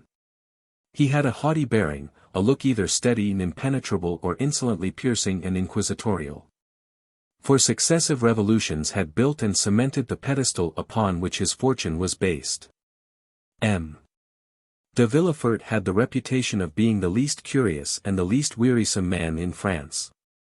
He gave a ball every year, at which he appeared for a quarter of an hour only, that is to say, 45 minutes less than the king is visible at his balls. He was never seen at the theatres, at concerts, or in any place of public resort. Occasionally, but seldom, he played at whist, and then care was taken to select partners worthy of him.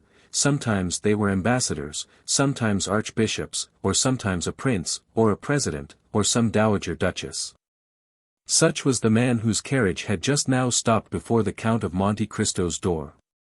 The valet de chambre announced M. de Villefort at the moment when the Count, leaning over a large table, was tracing on a map the route from St. Petersburg to China. The procureur entered with the same grave and measured step he would have employed in entering a court of justice.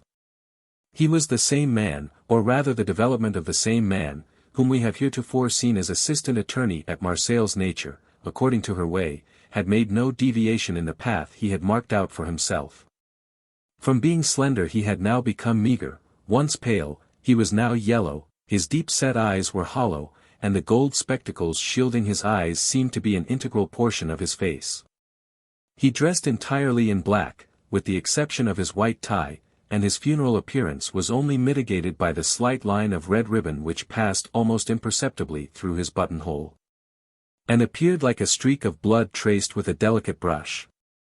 Although master of himself, Monte Cristo scrutinized with irrepressible curiosity the magistrate whose salute he returned, and who, distrustful by habit, and especially incredulous as to social prodigies, was much more despised to look upon the noble stranger, as Monte Cristo was already called, as an adventurer in search of new fields, or an escaped criminal, rather than as a prince of the Holy See, or a sultan of the 1001 Nights.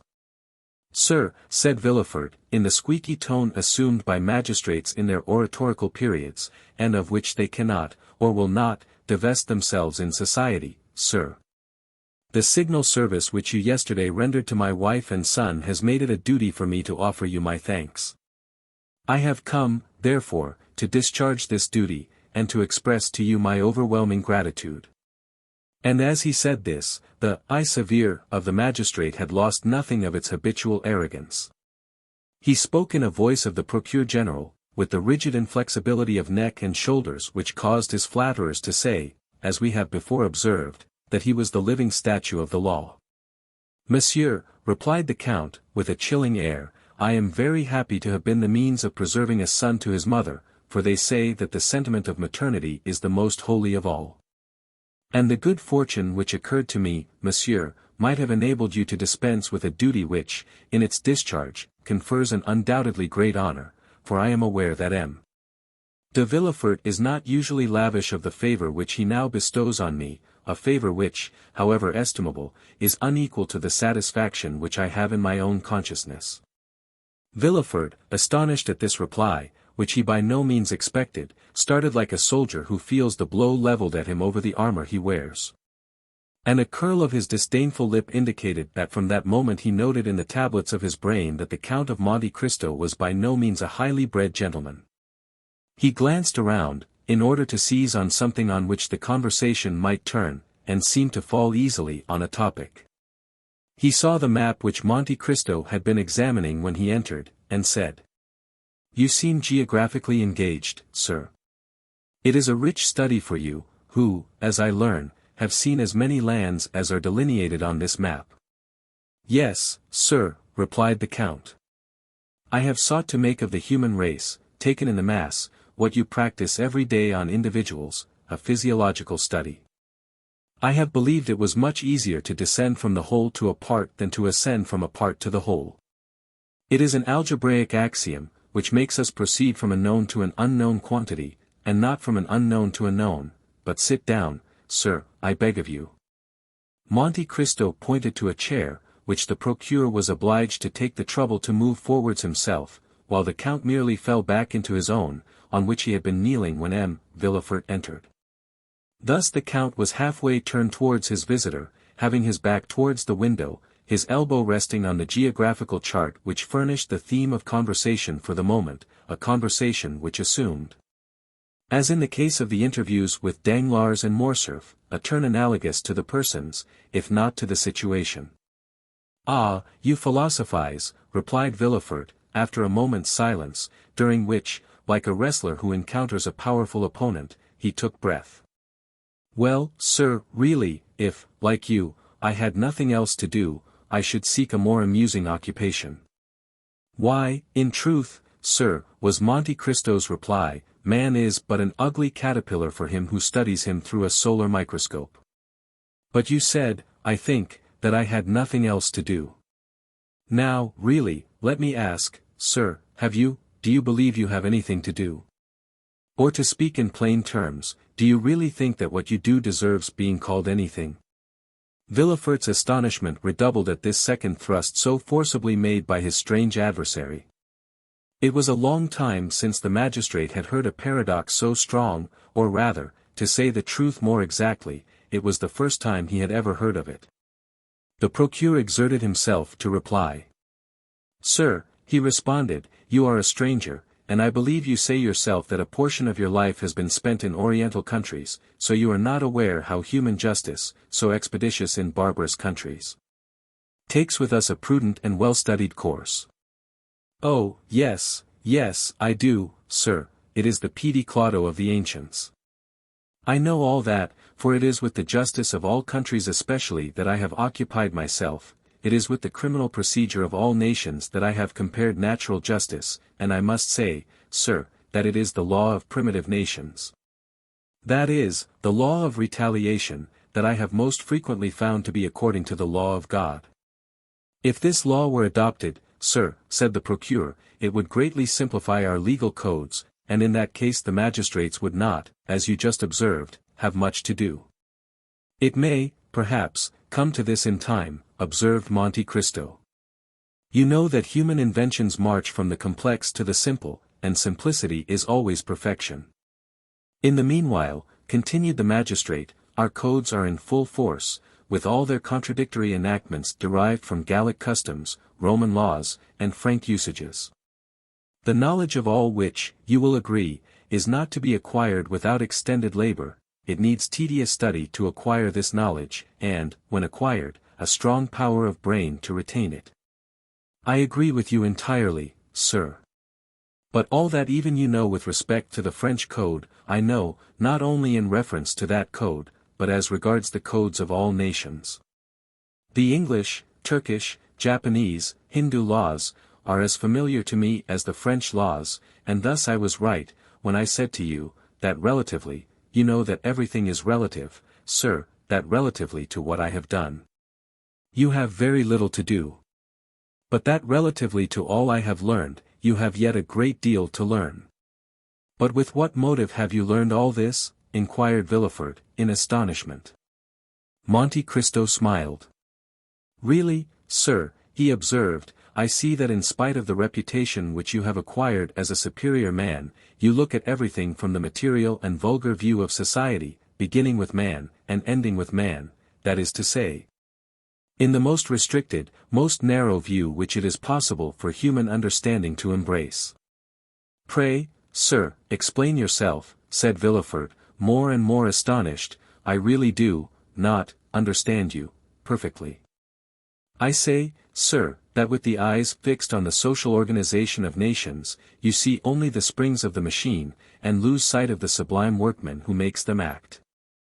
I say that you do not recognize before you and around you any but those office holders whose commissions have been signed by a minister or king. And that the men whom God has put above those office holders, ministers, and kings, by giving them a mission to follow out, instead of a post to fill, I say that they escape your narrow, limited field of observation. It is thus that human weakness fails, from its debilitated and imperfect organs. Tobias took the angel who restored him to light for an ordinary young man. The nations took Attila, who was doomed to destroy them, for a conqueror similar to other conquerors, and it was necessary for both to reveal their missions, that they might be known and acknowledged. One was compelled to say, I am the angel of the Lord, and the other, I am the hammer of God, in order that the divine essence in both might be revealed.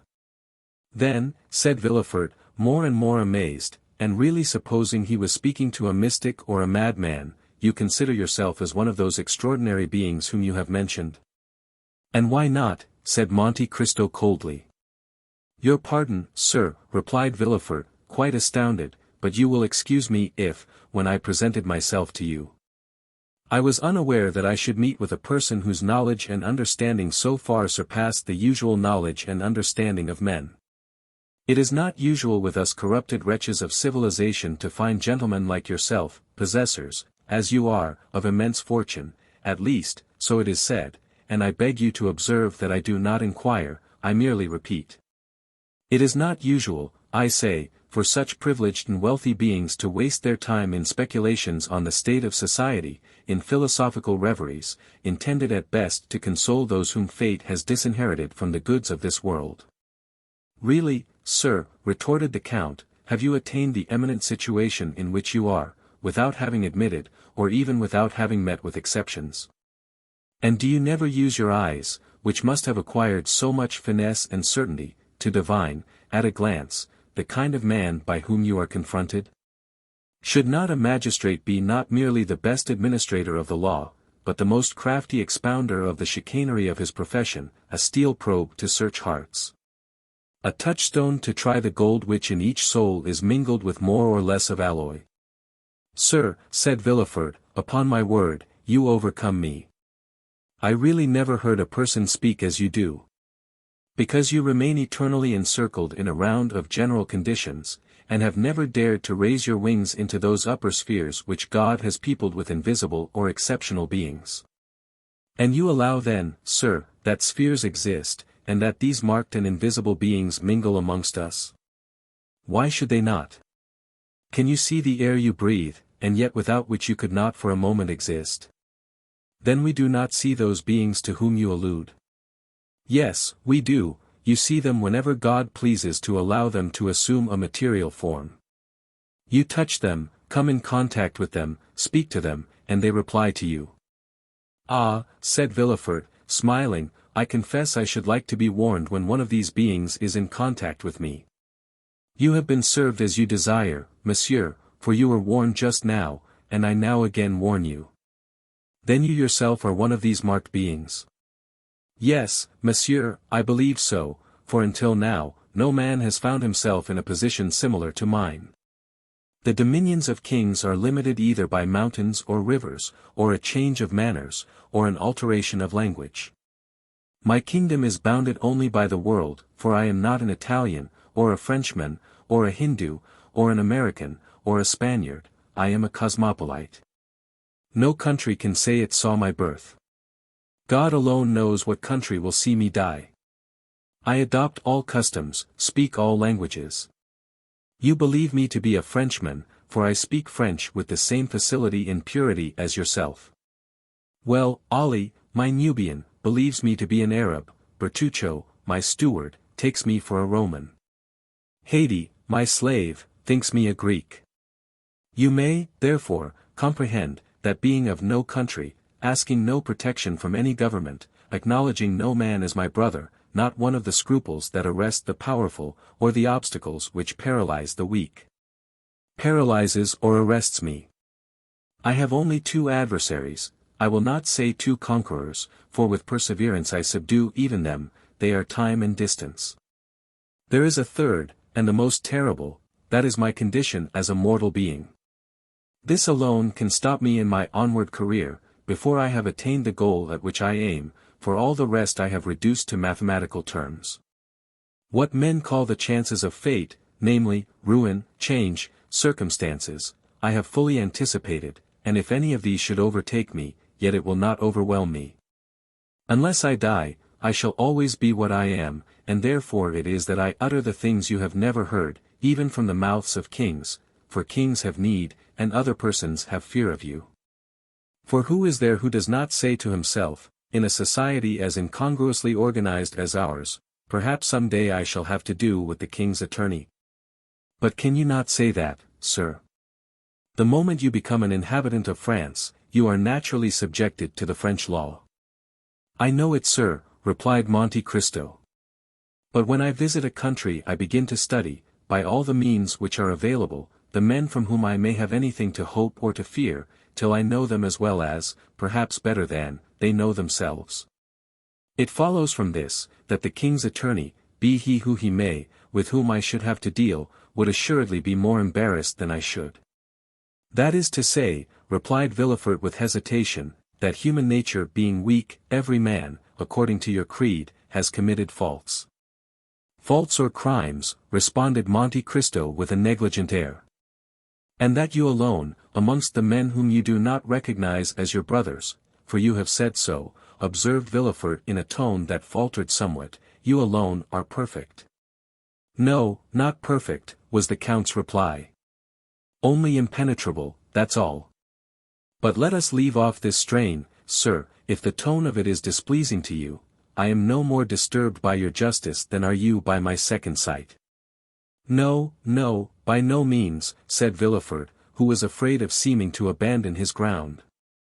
No, by your brilliant and almost sublime conversation you have elevated me above the ordinary level, we no longer talk, we rise to dissertation. But you know how the theologians in their collegiate chairs, and philosophers in their controversies, occasionally say cruel truths. Let us suppose for the moment that we are theologizing in a social way, or even philosophically, and I will say to you, rude as it may seem, my brother, you sacrifice greatly to pride, you may be above others, but above you there is God. Above us all, sir, was Monte Cristo's response, in a tone and with an emphasis so deep that Villefort involuntarily shuddered. I have my pride for men, serpents always ready to threaten everyone who would pass without crushing them underfoot. But I lay aside that pride before God, who has taken me from nothing to make me what I am. Then, Count, I admire you, said Villefort, who, for the first time in this strange conversation, used the aristocratic form to the unknown personage, whom, until now, he had only called monsieur. Yes, and I say to you, if you are really strong, really superior, really pious, or impenetrable, which you were right in saying amounts to the same thing, then be proud, sir, for that is the characteristic of predominance. Yet you have unquestionably some ambition. I have, sir. And what may it be? I too, as happens to every man once in his life, have been taken by Satan into the highest mountain in the earth, and when there he showed me all the kingdoms of the world, and as he said before, so said he to me, child of earth. What wouldst thou have to make thee adore me? I reflected long, for a gnawing ambition had long preyed upon me, and then I replied, listen, I have always heard of Providence, and yet I have never seen him, or anything that resembles him, or which can make me believe that he exists. I wish to be Providence myself, for I feel that the most beautiful, noblest, most sublime thing in the world, is to recompense and punish. Satan bowed his head, and groaned. You mistake, he said, Providence does exist, only you have never seen him, because the child of God is as invisible as the parent. You have seen nothing that resembles him, because he works by secret springs, and moves by hidden ways. All I can do for you is to make you one of the agents of that providence. The bargain was concluded. I may sacrifice my soul, but what matters it, added Monte Cristo. If the thing were to do again, I would again do it. Villefort looked at Monte Cristo with extreme amazement. Count, he inquired, have you any relations? No, sir, I am alone in the world. So much the worse. Why? Asked Monte Cristo. Because then you might witness a spectacle calculated to break down your pride. You say you fear nothing but death.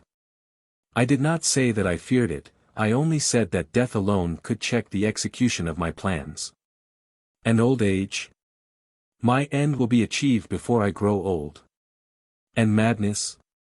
I have been nearly mad, and you know the axiom, non bis in idem. It is an axiom of criminal law, and, consequently, you understand its full application. Sir, continued Villefort, there is something to fear besides death, old age, and madness. For instance, there is apoplexy, that lightning stroke which strikes but does not destroy you, and yet which brings everything to an end. You are still yourself as now, and yet you are yourself no longer, you who, like Ariel, verge on the angelic, are but an inert mass, which, like Caliban, verges on the brutal.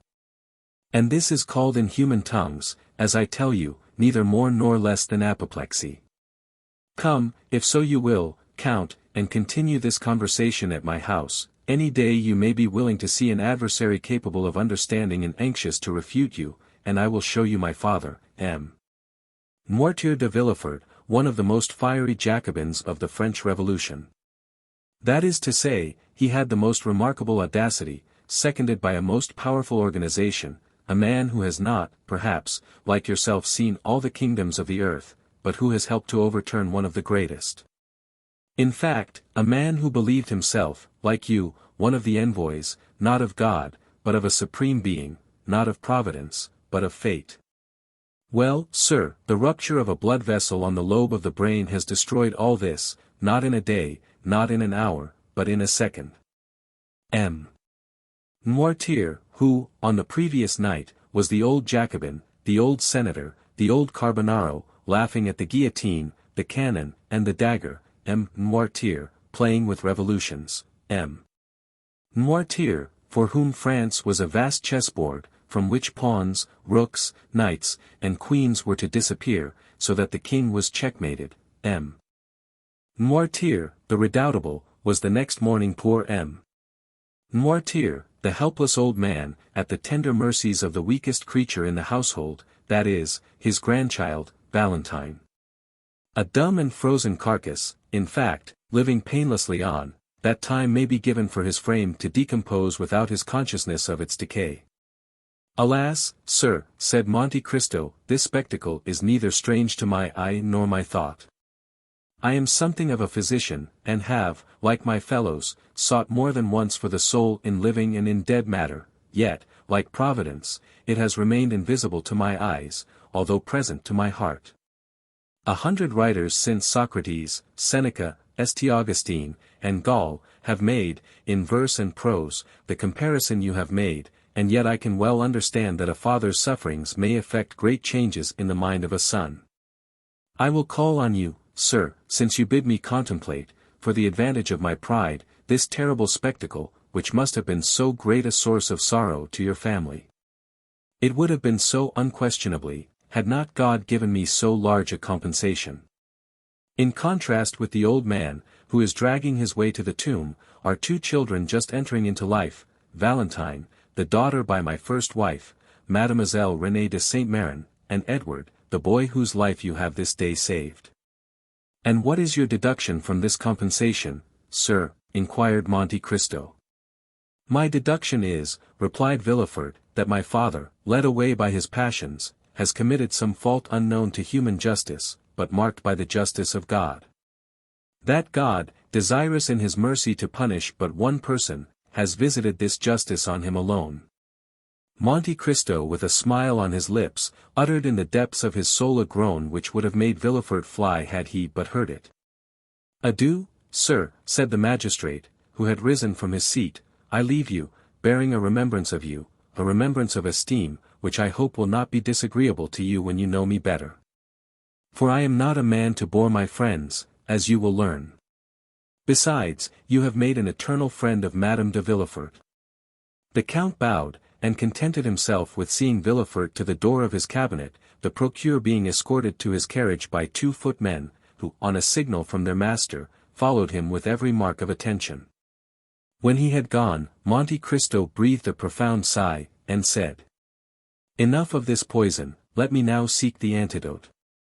Then sounding his bell, he said to Ali, who entered, I am going to Madame's chamber, have the carriage ready at 1 o'clock. Chapter 49.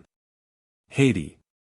It will be recollected that the new, or rather old, acquaintances of the Count of Monte Cristo, residing in the Rue Meslay, were no other than Maximilian, Julie, and Emmanuel. The very anticipations of delight to be enjoyed in his forthcoming visits, the bright, pure gleam of heavenly happiness it diffused over the almost deadly warfare in which he had voluntarily engaged, illumined his whole countenance with a look of ineffable joy and calmness, as, immediately after Villefort's departure, his thoughts flew back to the cheering prospect before him, of tasting, at least, a brief respite from the fierce and stormy passions of his mind. Even Ali, who had hastened to obey the Count's summons, went forth from his master's presence in charmed amazement at the unusual animation and pleasure depicted on features ordinarily so stern and cold. While, as though dreading to put to flight the agreeable ideas hovering over his patron's meditations, whatever they were, the faithful Nubian walked on tiptoe towards the door, holding his breath, lest its faintest sound should dissipate his master's happy reverie. It was noon, and Monte Cristo had set apart 1 hour to be passed in the apartments of Haydée, as though his oppressed spirit could not all at once admit the feeling of pure and unmixed joy, but required a gradual succession of calm and gentle emotions to prepare his mind to receive full and perfect happiness, in the same manner as ordinary natures demand to be inured by degrees to the reception of strong or violent sensations. The young Greek, as we have already said, occupied apartments wholly unconnected with those of the Count. The rooms had been fitted up in strict accordance with Oriental ideas, the floors were covered with the richest carpets Turkey could produce. The walls hung with brocaded silk of the most magnificent designs and texture. While around each chamber luxurious divans were placed, with piles of soft and yielding cushions, that needed only to be arranged at the pleasure or convenience of such as sought repose. Haydée had 3 French maids, and 1 who was a Greek. The first 3 remained constantly in a small waiting room, ready to obey the summons of a small golden bell, or to receive the orders of the Romaic slave, who knew just enough French to be able to transmit her mistress's wishes to the 3 other waiting women. The latter had received most peremptory instructions from Monte Cristo to treat Haydée with all the deference they would observe to a queen. The young girl herself generally passed her time in the chamber at the farther end of her apartments. This was a sort of boudoir, circular, and lighted only from the roof, which consisted of rose-colored glass. Haydée was reclining upon soft downy cushions, covered with blue satin spotted with silver. Her head, supported by one of her exquisitely molded arms, rested on the divan immediately behind her, while the other was employed in adjusting to her lips the coral tube of a rich narghilé, through whose flexible pipe she drew the smoke fragrant by its passage through perfumed water. Her attitude, though perfectly natural for an Eastern woman would, in a European, have been deemed too full of coquettish straining after effect. Her dress, which was that of the women of Epirus, consisted of a pair of white satin trousers, embroidered with pink roses, displaying feet so exquisitely formed and so delicately fair, that they might well have been taken for Parian marble. Had not the eye been undeceived by their movements as they constantly shifted in and out of a pair of little slippers with upturned toes, beautifully ornamented with gold and pearls. She wore a blue and white striped vest, with long open sleeves, trimmed with silver loops and buttons of pearls, and a sort of bodice, which, closing only from the center to the waist, exhibited the whole of the ivory throat and upper part of the bosom. It was fastened with 3 magnificent diamond clasps. The junction of the bodice and drawers was entirely concealed by one of the many-colored scarves, whose brilliant hues and rich silken fringe have rendered them so precious in the eyes of Parisian belles. Tilted on one side of her head she had a small cap of gold-colored silk, embroidered with pearls, while on the other a purple rose mingled its glowing colors with the luxuriant masses of her hair, of which the blackness was so intense that it was tinged with blue. The extreme beauty of the countenance, that shone forth in loveliness that mocked the vain attempts of dress to augment it, was peculiarly and purely Grecian. There were the large, dark, melting eyes, the finely formed nose, the coral lips, and pearly teeth, that belonged to her race and country. And, to complete the whole, Haydée was in the very springtide and fullness of youthful charms. She had not yet numbered more than 19 or 20 summers. Monte Cristo summoned the Greek attendant, and bade her inquire whether it would be agreeable to her mistress to receive his visit. Haydée's only reply was to direct her servant by a sign to withdraw the tapestried curtain that hung before the door of her boudoir. The framework of the opening thus made serving as a sort of border to the graceful tableau presented by the young girl's picturesque attitude and appearance. As Monte Cristo approached, she leaned upon the elbow of the arm that held the narghilé, and extending to him her other hand, said, with a smile of captivating sweetness, in the sonorous language spoken by the women of Athens and Sparta, "Why demand permission ere you enter? Are you no longer my master, or have I ceased to be your slave?" Monte Cristo returned her smile. "Haydée," said he, "you well know." "Why do you address me so coldly, so distantly?" asked the young Greek. "Have I by any means displeased you?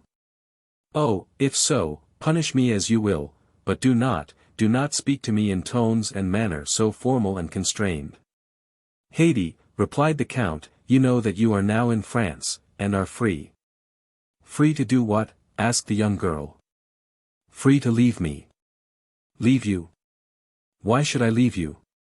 "That is not for me to say, but we are now about to mix in society, to visit and be visited. I don't wish to see anybody but you. And should you see one whom you could prefer, I would not be so unjust. I have never seen anyone I preferred to you, and I have never loved anyone but you and my father." "My poor child," replied Monte Cristo, "that is merely because your father and myself are the only men who have ever talked to you. I don't want anybody else to talk to me. My father said I was his joy, you style me your love, and both of you have called me my child. Do you remember your father, Haydée?" The young Greek smiled. "He is here," said she, touching her eyes and her heart. "And where am I?" inquired Monte Cristo laughingly. "You," cried she, with tones of thrilling tenderness, "you are everywhere." Monte Cristo took the delicate hand of the young girl in his, and was about to raise it to his lips, when the simple child of nature hastily withdrew it, and presented her cheek. "You now understand, Haydée," said the Count, "that from this moment you are absolutely free, that here you exercise unlimited sway, and are at liberty to lay aside or continue the costume of your country, as it may suit your inclination. Within this mansion you are absolute mistress of your actions, and may go abroad or remain in your apartments as may seem most agreeable to you. A carriage waits your orders, and Ali and Myrtho will accompany you whithersoever you desire to go. There is but one favor I would entreat of you. Speak. Guard carefully the secret of your birth. Make no allusion to the past, nor upon any occasion be induced to pronounce the names of your illustrious father or ill-fated mother. I have already told you, my lord, that I shall see no one. It is possible, Haydée, that so perfect a seclusion, though conformable with the habits and customs of the East, may not be practicable in Paris. Endeavor, then, to accustom yourself to our manner of living in these northern climes as you did to those of Rome, Florence, Milan, and Madrid. It may be useful to you one of these days, whether you remain here or return to the East. The young girl raised her tearful eyes towards Monte Cristo as she said with touching earnestness, "Whether we return to the East, you mean to say, my lord, do you not?" "My child," returned Monte Cristo, "you know full well that whenever we part, it will be no fault or wish of mine, the tree forsakes not the flower falls from the tree." "My lord," replied Haydée, "I never will leave you, for I am sure I could not exist without you. My poor girl, in 10 years I shall be old, and you will be still young. My father had a long white beard, but I loved him. He was 60 years old, but to me he was handsomer than all the fine youths I saw. Then tell me, Haydée, do you believe you shall be able to accustom yourself to our present mode of life? Shall I see you every day? Then what do you fear, my lord? You might find it dull." "No, my lord. In the morning, I shall rejoice in the prospect of your coming, and in the evening dwell with delight on the happiness I have enjoyed in your presence. Then too, when alone, I can call forth mighty pictures of the past, see vast horizons bounded only by the towering mountains of Pindus and Olympus. Oh, believe me, that when three great passions, such as sorrow, love, and gratitude fill the heart, ennui can find no place. You are a worthy daughter of Epirus, Haydée, and your charming and poetical ideas prove well your descent from that race of goddesses who claim your country as their birthplace. Depend on my care to see that your youth is not blighted, or suffered to pass away in ungenial solitude, and of this be well assured, that if you love me as a father, I love you as a child." "You are wrong, my lord. The love I have for you is very different from the love I had for my father. My father died, but I did not die. If you were to die, I should die too." The count, with a smile of profound tenderness, extended his hand, and she carried it to her lips. Monte Cristo, thus attuned to the interview he proposed to hold with Morrel and his family, departed, murmuring as he went these lines of Pindar: "Youth is a flower of which love is the fruit. Happy is he who, after having watched its silent growth, is permitted to gather and call it his own." The carriage was prepared according to orders, and stepping lightly into it, the count drove off at his usual rapid pace. Chapter 50. The Moral. Family. In a very few minutes the count reached number 7 in the Rue Meslay. The house was of white stone, and in a small court before it were 2 small beds full of beautiful flowers. In the concierge that opened the gate the count recognized Cockles, but as he had but one eye, and that eye had become somewhat dim in the course of 9 years, Cockles did not recognize the count. The carriages that drove up to the door were compelled to turn, to avoid a fountain that played in a basin of rockwork, an ornament that had excited the jealousy of the whole quarter, and had gained for the place the appellation of the Little Versailles. It is needless to add that there were gold and silver fish in the basin. The house, with kitchens and cellars below, had above the ground floor, 2 stories and attics. The whole of the property, consisting of an immense workshop, 2 pavilions at the bottom of the garden, and the garden itself, had been purchased by Emmanuel, who had seen at a glance that he could make of it a profitable speculation. He had reserved the house and half the garden, and building a wall between the garden and the workshops, had let them upon lease with the pavilions at the bottom of the garden. So that for a trifling sum he was as well lodged, and as perfectly shut out from observation, as the inhabitants of the finest mansion in the Faubourg St. Germain. The breakfast room was finished in oak. The salon in mahogany, and the furnishings were of blue velvet, the bedroom was in citron wood and green damask. There was a study for Emmanuel, who never studied, and a music room for Julie, who never played. The whole of the second story was set apart for Maximilian. It was precisely similar to his sister's apartments, except that for the breakfast parlor he had a billiard room, where he received his friends. He was superintending the grooming of his horse, and smoking his cigar at the entrance of the garden, when the Count's carriage stopped at the gate. Cockles opened the gate, and Baptistin, springing from the box, inquired whether Monsieur and Madame Herbault and Monsieur Maximilian Morel would see His Excellency the Count of Monte Cristo. The Count of Monte Cristo? Cried Morel, throwing away his cigar and hastening to the carriage. I should think we would see him. Ah, 1,000 thanks, Count, for not having forgotten your promise. And the young officer shook the Count's hand so warmly, that Monte Cristo could not be mistaken as to the sincerity of his joy, and he saw that he had been expected with impatience, and was received with pleasure. Come, come, said Maximilian, I will serve as your guide. Such a man as you are ought not to be introduced by a servant. My sister is in the garden plucking the dead roses. My brother is reading his 2 papers, La Presse and Les Débats, within 6 steps of her, for wherever you see Madame Herbault, you have only to look within a circle of 4 yards and you will find M. Emmanuel, and reciprocally, as they say at the Polytechnic School. At the sound of their steps a young woman of 20 to 25, dressed in a silk morning gown, and busily engaged in plucking the dead leaves off a noisette rose tree, raised her head. This was Julie, who had become, as the clerk of the house of Thomson and French had predicted, Madame Emmanuel Herbault. She uttered a cry of surprise at the sight of a stranger, and Maximilian began to laugh. Don't disturb yourself, Julie, said he. The Count has only been 2 or 3 days in Paris, but he already knows what a fashionable woman of the Marais is, and if he does not, you will show him. Ah, monsieur, returned Julie, it is treason in my brother to bring you thus, but he never has any regard for his poor sister. Penelon, Penelon. An old man, who was digging busily at one of the beds, stuck his spade in the earth, and approached, cap in hand, striving to conceal a quid of tobacco he had just thrust into his cheek. A few locks of grey mingled with his hair, which was still thick and matted, while his bronzed features and determined glance well suited an old sailor who had braved the heat of the equator and the storms of the tropics. I think you hailed me, Mademoiselle Julie, said he. Penelon had still preserved the habit of calling his master's daughter, Mademoiselle Julie, and had never been able to change the name to Madame Herbault. Penelon, replied Julie, go and inform M. Emmanuel of this gentleman's visit, and Maximilian will conduct him to the salon. Then, turning to Monte Cristo, I hope you will permit me to leave you for a few minutes, continued she.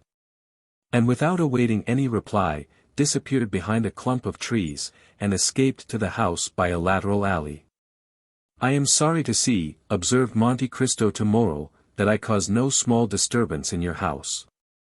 Look there, said Maximilian, laughing, there is her husband changing his jacket for a coat. I assure you, you are well known in the Rue Meslay. Your family appears to be a very happy one, said the Count, as if speaking to himself. Oh, yes, I assure you, Count, they want nothing that can render them happy, they are young and cheerful, they are tenderly attached to each other, and with 25,000 francs a year they fancy themselves as rich as Rothschild. 25,000 francs is not a large sum, however, replied Monte Cristo, with a tone so sweet and gentle, that it went to Maximilian's heart like the voice of a father, but they will not be content with that. Your brother-in-law is a barrister. A doctor. He was a merchant, monsieur, and had succeeded to the business of my poor father. M. Morel, at his death, left 500,000 francs, which were divided between my sister and myself, for we were his only children. Her husband, who, when he married her, had no other patrimony than his noble probity, his first-rate ability, and his spotless reputation, wished to possess as much as his wife. He labored and toiled until he had amassed 250,000 francs. 6 years sufficed to achieve this object. Oh, I assure you, sir, it was a touching spectacle to see these young creatures, destined by their talents for higher stations, toiling together, and through their unwillingness to change any of the customs of their paternal house, taking 6 years to accomplish what less scrupulous people would have effected in 2 or 3. Marseilles resounded with their well-earned praises at last. One day, Emmanuel came to his wife, who had just finished making up the accounts. "Julie," said he to her, "Cockles has just given me the last rouleau of 100 francs. That completes the 250,000 francs we had fixed as the limits of our gains. Can you content yourself with the small fortune which we shall possess for the future? Listen to me. Our house transacts business to the amount of 1,000,000 a year, from which we derive an income of 40,000 francs. We can dispose of the business, if we please, in an hour, for I have received a letter from M. Delaunay, in which he offers to purchase the goodwill of the house, to unite with his own, for 300,000 francs. Advise me what I had better do." "Emmanuel," returned my sister, "the house of Morel can only be carried on by a Morel. Is it not worth 300,000 francs to save our father's name from the chances of evil fortune and failure?" "I thought so," replied Emmanuel, "but I wish to have your advice. This is my counsel: our accounts are made up and our bills paid. All we have to do is to stop the issue of any more, and close our office." This was done instantly. It was 3 o'clock. At 1:15, a merchant presented himself to insure 2 ships. It was a clear profit of 15,000 francs. "Monsieur," said Emmanuel, "have the goodness to address yourself to M. Delaunay. We have quitted business." "How long?" inquired the astonished merchant. "A quarter of an hour," was the reply. "And this is the reason, monsieur," continued Maximilian, "of my sister and brother-in-law having only 25,000 francs a year." Maximilian had scarcely finished his story, during which the Count's heart had swelled within him, when Emmanuel entered wearing a hat and coat. He saluted the Count with the air of a man who is aware of the rank of his guest. Then, after having led Monte Cristo around the little garden, he returned to the house. A large vase of Japan porcelain, filled with flowers that loaded the air with their perfume, stood in the salon. Julie, suitably dressed, and her hair arranged, she had accomplished this feat in less than 10 minutes, received the Count on his entrance. The songs of the birds were heard in an aviary hard by, and the branches of laburnums and rose acacias formed an exquisite framework to the blue velvet curtains. Everything in this charming retreat, from the warble of the birds to the smile of the mistress, breathed tranquillity and repose. The Count had felt the influence of this happiness from the moment he entered the house, and he remained silent and pensive, forgetting that he was expected to renew the conversation, which had ceased after the first salutations had been exchanged. The silence became almost painful when, by a violent effort, tearing himself from his pleasing reverie. "Madam," said he at length, "I pray you to excuse my emotion, which must astonish you who are only accustomed to the happiness I meet here. But contentment is so new a sight to me, that I could never be weary of looking at yourself and your husband." "We are very happy, monsieur," replied Julie. "But we have also known unhappiness, and few have ever undergone more bitter sufferings than ourselves." The Count's features displayed an expression of the most intense curiosity. "Oh, all this is a family history, as Château told you the other day," observed Maximilian. "This humble picture would have but little interest for you, accustomed as you are to behold the pleasures and the misfortunes of the wealthy and industrious, but such as we are, we have experienced bitter sorrows. And God has poured balm into your wounds, as he does into those of all who are in affliction," said Monte Cristo inquiringly. "Yes, Count," returned Julie, "we may indeed say he has, for he has done for us what he grants only to his chosen. He sent us one of his angels." The Count's cheeks became scarlet, and he coughed, in order to have an excuse for putting his handkerchief to his mouth. "Those born to wealth, and who have the means of gratifying every wish," said Emmanuel, "know not what is the real happiness of life. Just as those who have been tossed on the stormy waters of the ocean on a few frail planks can alone realize the blessings of fair weather." Monte Cristo rose, and without making any answer, for the tremulousness of his voice would have betrayed his emotion, walked up and down the apartment with a slow step. "Our magnificence makes you smile, Count," said Maximilian, who had followed him with his eyes. "No, no," returned Monte Cristo, pale as death, pressing one hand on his heart to still its throbbings, while with the other he pointed to a crystal cover, beneath which a silken purse lay on a black velvet cushion. "I was wondering what could be the significance of this purse, with the paper at one end and the large diamond at the other." "Count," replied Maximilian, with an air of gravity, "those are our most precious family treasures." "The stone seems very brilliant," answered the Count. "Oh, my brother does not allude to its value, although it has been estimated at 100,000 francs. He means, that the articles contained in this purse are the relics of the angel I spoke of just now.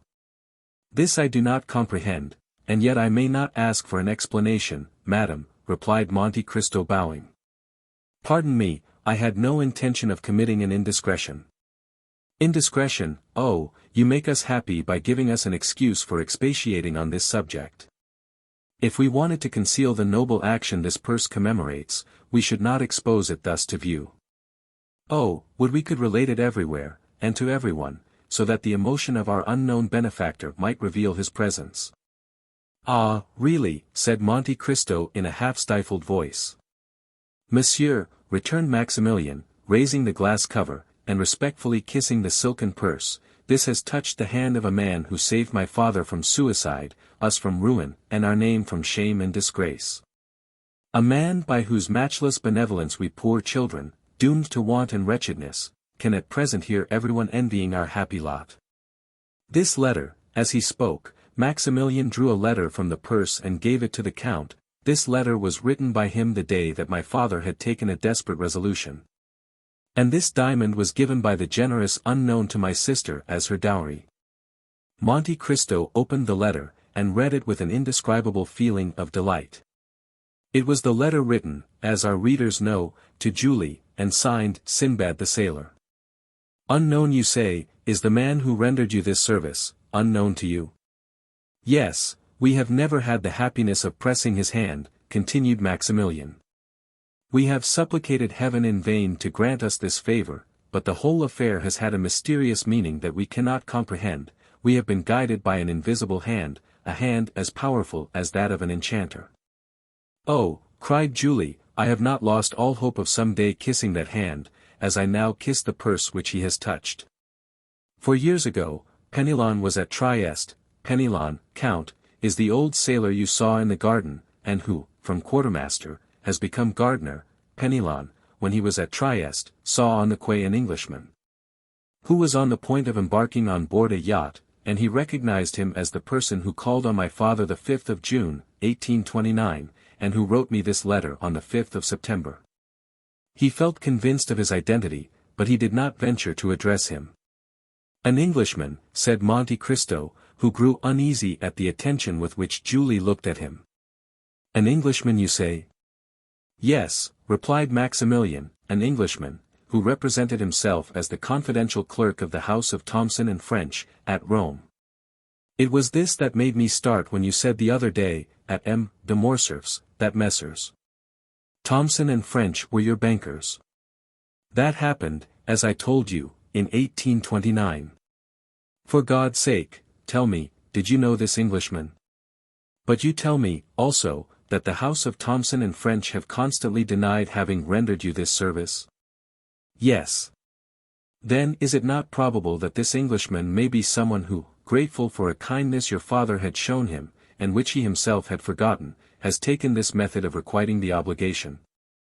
Everything is possible in this affair, even a miracle." "What was his name?" asked Monte Cristo. "He gave no other name," answered Julie, looking earnestly at the Count, "than that at the end of his letter, Sinbad the Sailor. Which is evidently not his real name, but a fictitious one." Then, noticing that Julie was struck with the sound of his voice, "Tell me," continued he, "was he not about my height, perhaps a little taller, with his chin imprisoned, as it were, in a high cravat? His coat closely buttoned up, and constantly taking out his pencil?" "Oh, do you then know him?" cried Julie, whose eyes sparkled with joy. "No," returned Monte Cristo, "I only guessed. I knew a Lord Wilmore, who was constantly doing actions of this kind. Without revealing himself. He was an eccentric being, and did not believe in the existence of gratitude." "Oh, heaven," exclaimed Julie, clasping her hands, "in what did he believe, then?" "He did not credit it at the period which I knew him," said Monte Cristo, touched to the heart by the accents of Julie's voice. "But, perhaps, since then he has had proofs that gratitude does exist." "And do you know this gentleman, monsieur?" inquired Emmanuel. "Oh, if you do know him," cried Julie, "can you tell us where he is, where we can find him?" "Maximilian, Emmanuel, if we do but discover him, he must believe in the gratitude of the heart." Monte Cristo felt tears start into his eyes, and he again walked hastily up and down the room. "In the name of heaven," said Maximilian, "if you know anything of him, tell us what it is."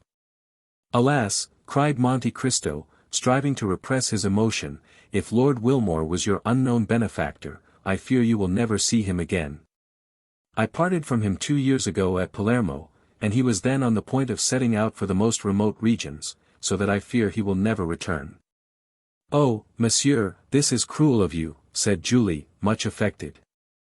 And the young lady's eyes swam with tears. "Madam," replied Monte Cristo gravely, and gazing earnestly on the 2 liquid pearls that trickled down Julie's cheeks, "had Lord Wilmore seen what I now see, he would become attached to life, for the tears you shed would reconcile him to mankind." And he held out his hand to Julie, who gave him hers, carried away by the look and accent of the Count. "But," continued she, "Lord Wilmore had a family or friends, he must have known someone, can we not?" "Oh, it is useless to inquire," returned the Count, "perhaps, after all, he was not the man you seek for. He was my friend, he had no secrets from me, and if this had been so he would have confided in me." "And he told you nothing?" "Not a word." "Nothing that would lead you to suppose?" "Nothing." "And yet you spoke of him at once." "Ah, in such a case one supposes." "Sister, sister," said Maximilian, coming to the Count's aid, "Monsieur is quite right. Recollect what our excellent father so often told us, it was no Englishman that thus saved us." Monte Cristo started. "What did your father tell you, Moral?" said he eagerly. "My father thought that this action had been miraculously performed, he believed that a benefactor had arisen from the grave to save us." "Oh, it was a touching superstition, monsieur, and although I did not myself believe it, I would not for the world have destroyed my father's faith. How often did he muse over it and pronounce the name of a dear friend, a friend lost to him forever. And on his deathbed, when the near approach of eternity seemed to have illumined his mind with supernatural light, this thought, which had until then been but a doubt, became a conviction, and his last words were, Maximilian. It was Edmond Dantès. At these words the Count's paleness, which had for some time been increasing, became alarming, he could not speak. He looked at his watch like a man who has forgotten the hour, said a few hurried words to Madame Herbault, and pressing the hands of Emmanuel and Maximilian, "Madame," said he, "I trust you will allow me to visit you occasionally. I value your friendship, and feel grateful to you for your welcome, for this is the first time for many years that I have thus yielded to my feelings," and he hastily quitted the apartment. "This Count of Monte Cristo is a strange man," said Emmanuel. "Yes," answered Maximilian, "but I feel sure he has an excellent heart, and that he likes us." "His voice went to my heart," observed Julie. "And 2 or 3 times I fancied that I had heard it before." Chapter 51. Pyramus and Thisbe. About 2/3 of the way along the Faubourg Saint-Honoré, and in the rear of one of the most imposing mansions in this rich neighborhood, where the various houses vie with each other for elegance of design and magnificence of construction, extended a large garden, where the wide-spreading chestnut trees raised their heads high above the walls in a solid rampart. And with the coming of every spring scattered a shower of delicate pink and white blossoms into the large stone vases that stood upon the 2 square pilasters of a curiously wrought iron gate, that dated from the time of Louis XIII. This noble entrance, however, in spite of its striking appearance and the graceful effect of the geraniums planted in the two vases, as they waved their variegated leaves in the wind and charmed the eye with their scarlet bloom, had fallen into utter disuse. The proprietors of the mansion had many years before thought it best to confine themselves to the possession of the house itself, with its thickly planted courtyard, opening into the Faubourg Saint-Honoré, and to the garden shut in by this gate, which formerly communicated with a fine kitchen garden of about an acre. For the demon of speculation drew a line, or in other words projected a street, at the farther side of the kitchen garden. The street was laid out, a name was chosen and posted up on an iron plate, but before construction was begun, it occurred to the possessor of the property that a handsome sum might be obtained for the ground then devoted to fruits and vegetables. By building along the line of the proposed street, and so making it a branch of communication with the Faubourg Saint-Honoré itself, one of the most important thoroughfares in the city of Paris. In matters of speculation, however, though man proposes, yet money disposes. From some such difficulty the newly named street died almost in birth, and the purchaser of the kitchen garden, having paid a high price for it, and being quite unable to find anyone willing to take his bargain off his hands without a considerable loss, yet still clinging to the belief that at some future day he should obtain a sum for it that would repay him, not only for his past outlay, but also the interest upon the capital locked up in his new acquisition, contented himself with letting the ground temporarily to some market gardeners, at a yearly rental of 500 francs. And so, as we have said, the iron gate leading into the kitchen garden had been closed up and left to the rust, which bade fair before long to eat off its hinges. While to prevent the ignoble glances of the diggers and delvers of the ground from presuming to sully the aristocratic enclosure belonging to the mansion, the gate had been boarded up to a height of 6 feet. True, the planks were not so closely adjusted but that a hasty peep might be obtained through their interstices. But the strict decorum and rigid propriety of the inhabitants of the house left no grounds for apprehending that advantage would be taken of that circumstance. Horticulture seemed, however, to have been abandoned in the deserted kitchen garden. And where cabbages, carrots, radishes, peas, and melons had once flourished, a scanty crop of lucerne alone bore evidence of its being deemed worthy of cultivation. A small, low door gave egress from the walled space we have been describing into the projected street, the ground having been abandoned as unproductive by its various renters, and had now fallen so completely in general estimation as to return not even the 0.5% it had originally paid. Towards the house the chestnut trees we have before mentioned rose high above the wall, without in any way affecting the growth of other luxuriant shrubs and flowers that eagerly dressed forward to fill up the vacant spaces, as though asserting their right to enjoy the boon of light and air.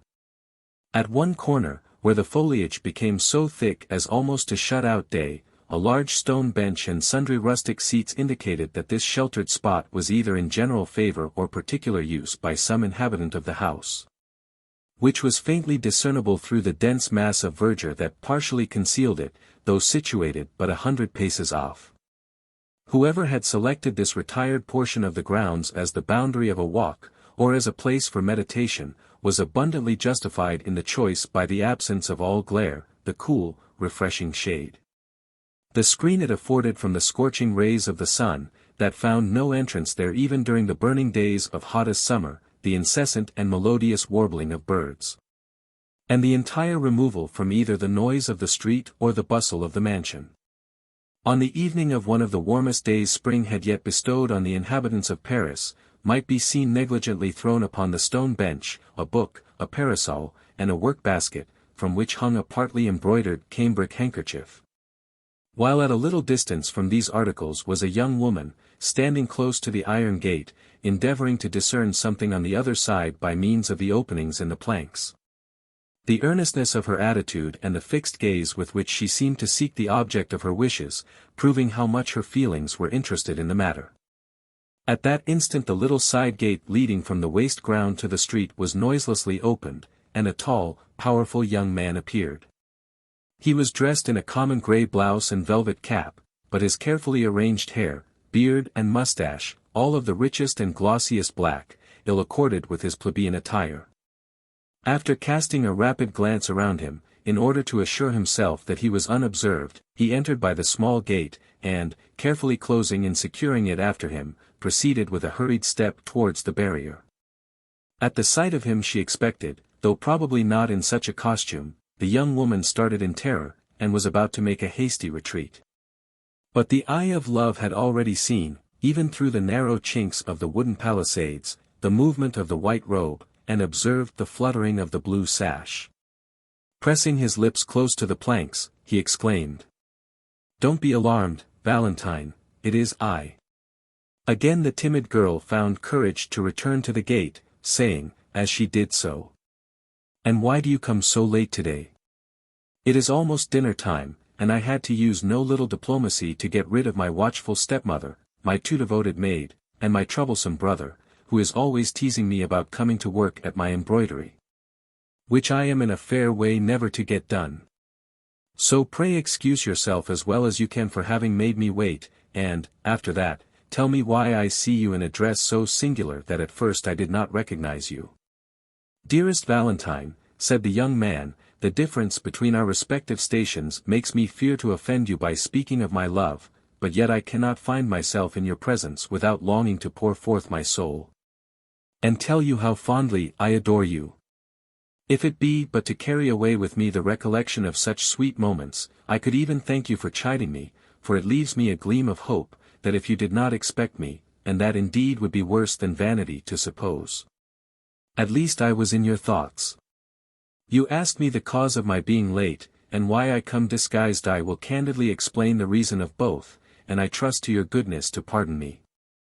I have chosen a trade." "A trade? Oh, Maximilian, how can you jest at a time when we have such deep cause for uneasiness? Heaven keep me from jesting with that which is far dearer to me than life itself. But listen to me, Valentine, and I will tell you all about it. I became weary of ranging fields and scaling walls, and seriously alarmed at the idea suggested by you, that if caught hovering about here your father would very likely have me sent to prison as a thief. That would compromise the honor of the French army, to say nothing of the fact that the continual presence of a captain of Spahis in a place where no warlike projects could be supposed to account for it might well create surprise. So I have become a gardener, and, consequently, adopted the costume of my calling." "What excessive nonsense you talk, Maximilian." "Nonsense? Pray do not call what I consider the wisest action of my life by such a name. Consider, by becoming a gardener I effectually screen our meetings from all suspicion or danger. I beseech of you, Maximilian, to cease trifling, and tell me what you really mean." "Simply, that having ascertained that the piece of ground on which I stand was to let, I made application for it, was readily accepted by the proprietor, and am now master of this fine crop of lucerne. Think of that, Valentine. There is nothing now to prevent my building myself a little hut on my plantation, and residing not 20 yards from you. Only imagine what happiness that would afford me. I can scarcely contain myself at the bare idea. Such felicity seems above all price, as a thing impossible and unattainable. But would you believe that I purchase all this delight, joy, and happiness, for which I would cheerfully have surrendered 10 years of my life, at the small cost of 500 francs per annum, paid quarterly? Henceforth we have nothing to fear. I am on my own ground, and have an undoubted right to place a ladder against the wall, and to look over when I please, without having any apprehensions of being taken off by the police as a suspicious character. I may also enjoy the precious privilege of assuring you of my fond, faithful, and unalterable affection, whenever you visit your favorite bower, unless, indeed, it offends your pride to listen to professions of love from the lips of a poor working-man, clad in a blouse and cap." A faint cry of mingled pleasure and surprise escaped from the lips of Valentine, who almost instantly said, in a saddened tone, as though some envious cloud darkened the joy which illumined her heart, "Alas, no, Maximilian, this must not be. For many reasons. We should presume too much on our own strength, and, like others, perhaps, be led astray by our blind confidence in each other's prudence. How can you for an instant entertain so unworthy a thought, dear Valentine? Have I not, from the first blessed hour of our acquaintance, schooled all my words and actions to your sentiments and ideas? And you have, I am sure, the fullest confidence in my honor. When you spoke to me of experiencing a vague and indefinite sense of coming danger, I placed myself blindly and devotedly at your service, asking no other reward than the pleasure of being useful to you. And have I ever since, by word or look, given you cause of regret for having selected me from the numbers that would willingly have sacrificed their lives for you? You told me, my dear Valentine, that you were engaged to M. d'Épinay, and that your father was resolved upon completing the match, and that from his will there was no appeal, as M. de Villefort was never known to change a determination once formed. I kept in the background, as you wished, and waited, not for the decision of your heart or my own, but hoping that Providence would graciously interpose in our behalf, and order events in our favor.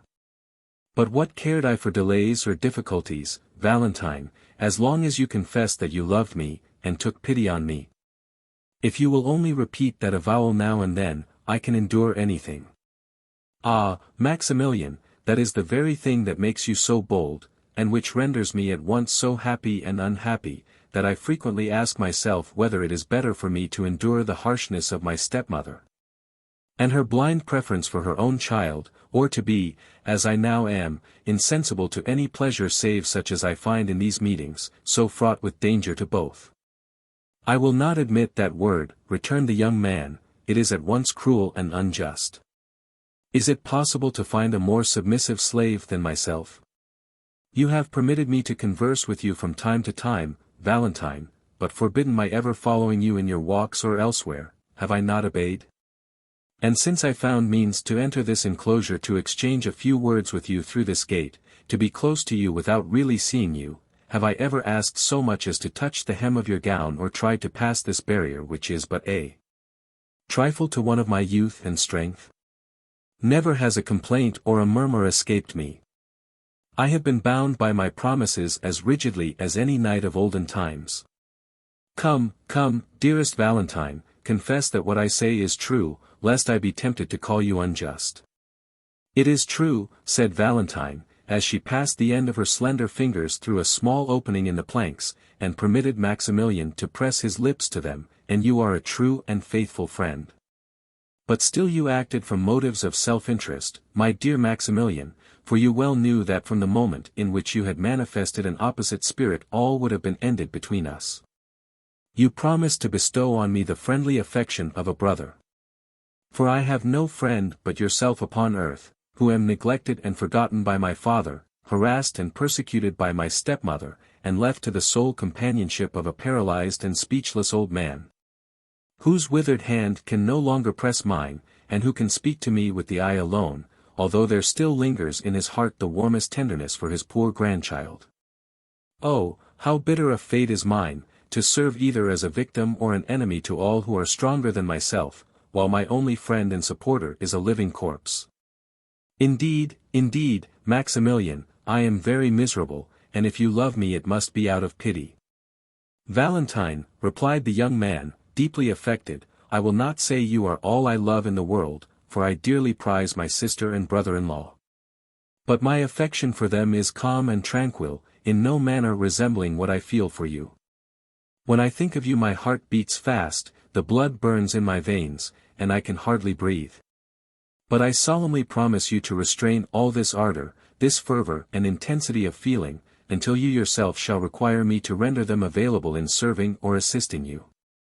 M. Franz is not expected to return home for a year to come, I am told. In that time many favorable and unforeseen chances may befriend us. Let us, then, hope for the best, hope is so sweet a comforter. Meanwhile, Valentine, while reproaching me with selfishness, think a little what you have been to me, the beautiful but cold resemblance of a marble Venus. What promise of future reward have you made me for all the submission and obedience I have evinced? None whatever. What granted me? Scarcely more. You tell me of M. Franz d'Épinay, your betrothed lover, and you shrink from the idea of being his wife, but tell me, Valentine, is there no other sorrow in your heart? You see me devoted to you, body and soul, my life and each warm drop that circles round my heart are consecrated to your service. You know full well that my existence is bound up in yours, that were I to lose you I would not outlive the hour of such crushing misery, yet you speak with calmness of the prospect of your being the wife of another. Oh, Valentine, were I in your place, and did I feel conscious, as you do, of being worshipped, adored, with such a love as mine, 100 times at least should I have passed my hand between these iron bars, and said, take this hand, dearest Maximilian, and believe that, living or dead, I am yours only, and forever. The poor girl made no reply, but her lover could plainly hear her sobs and tears. A rapid change took place in the young man's feelings. Dearest Valentine, exclaimed he, forgive me if I have offended you, and forget the words I spoke if they have unwittingly caused you pain. No, Maximilian, I am not offended, answered she, but do you not see what a poor, helpless being I am, almost a stranger and an outcast in my father's house, where even he is seldom seen? Whose will has been thwarted, and spirits broken, from the age of 10 years, beneath the iron rod so sternly held over me. Oppressed, mortified, and persecuted, day by day, hour by hour, minute by minute, no person has cared for, even observed my sufferings, nor have I ever breathed one word on the subject save to yourself. Outwardly and in the eyes of the world, I am surrounded by kindness and affection, but the reverse is the case. The general remark is, oh, it cannot be expected that one of so stern a character as M. Villefort could lavish the tenderness some fathers do on their daughters. What though she has lost her own mother at a tender age, she has had the happiness to find a second mother in Madame de Villefort. The world, however, is mistaken. My father abandons me from utter indifference, while my stepmother detests me with a hatred so much the more terrible because it is veiled beneath a continual smile. Hate you, sweet Valentine, exclaimed the young man. How is it possible for anyone to do that?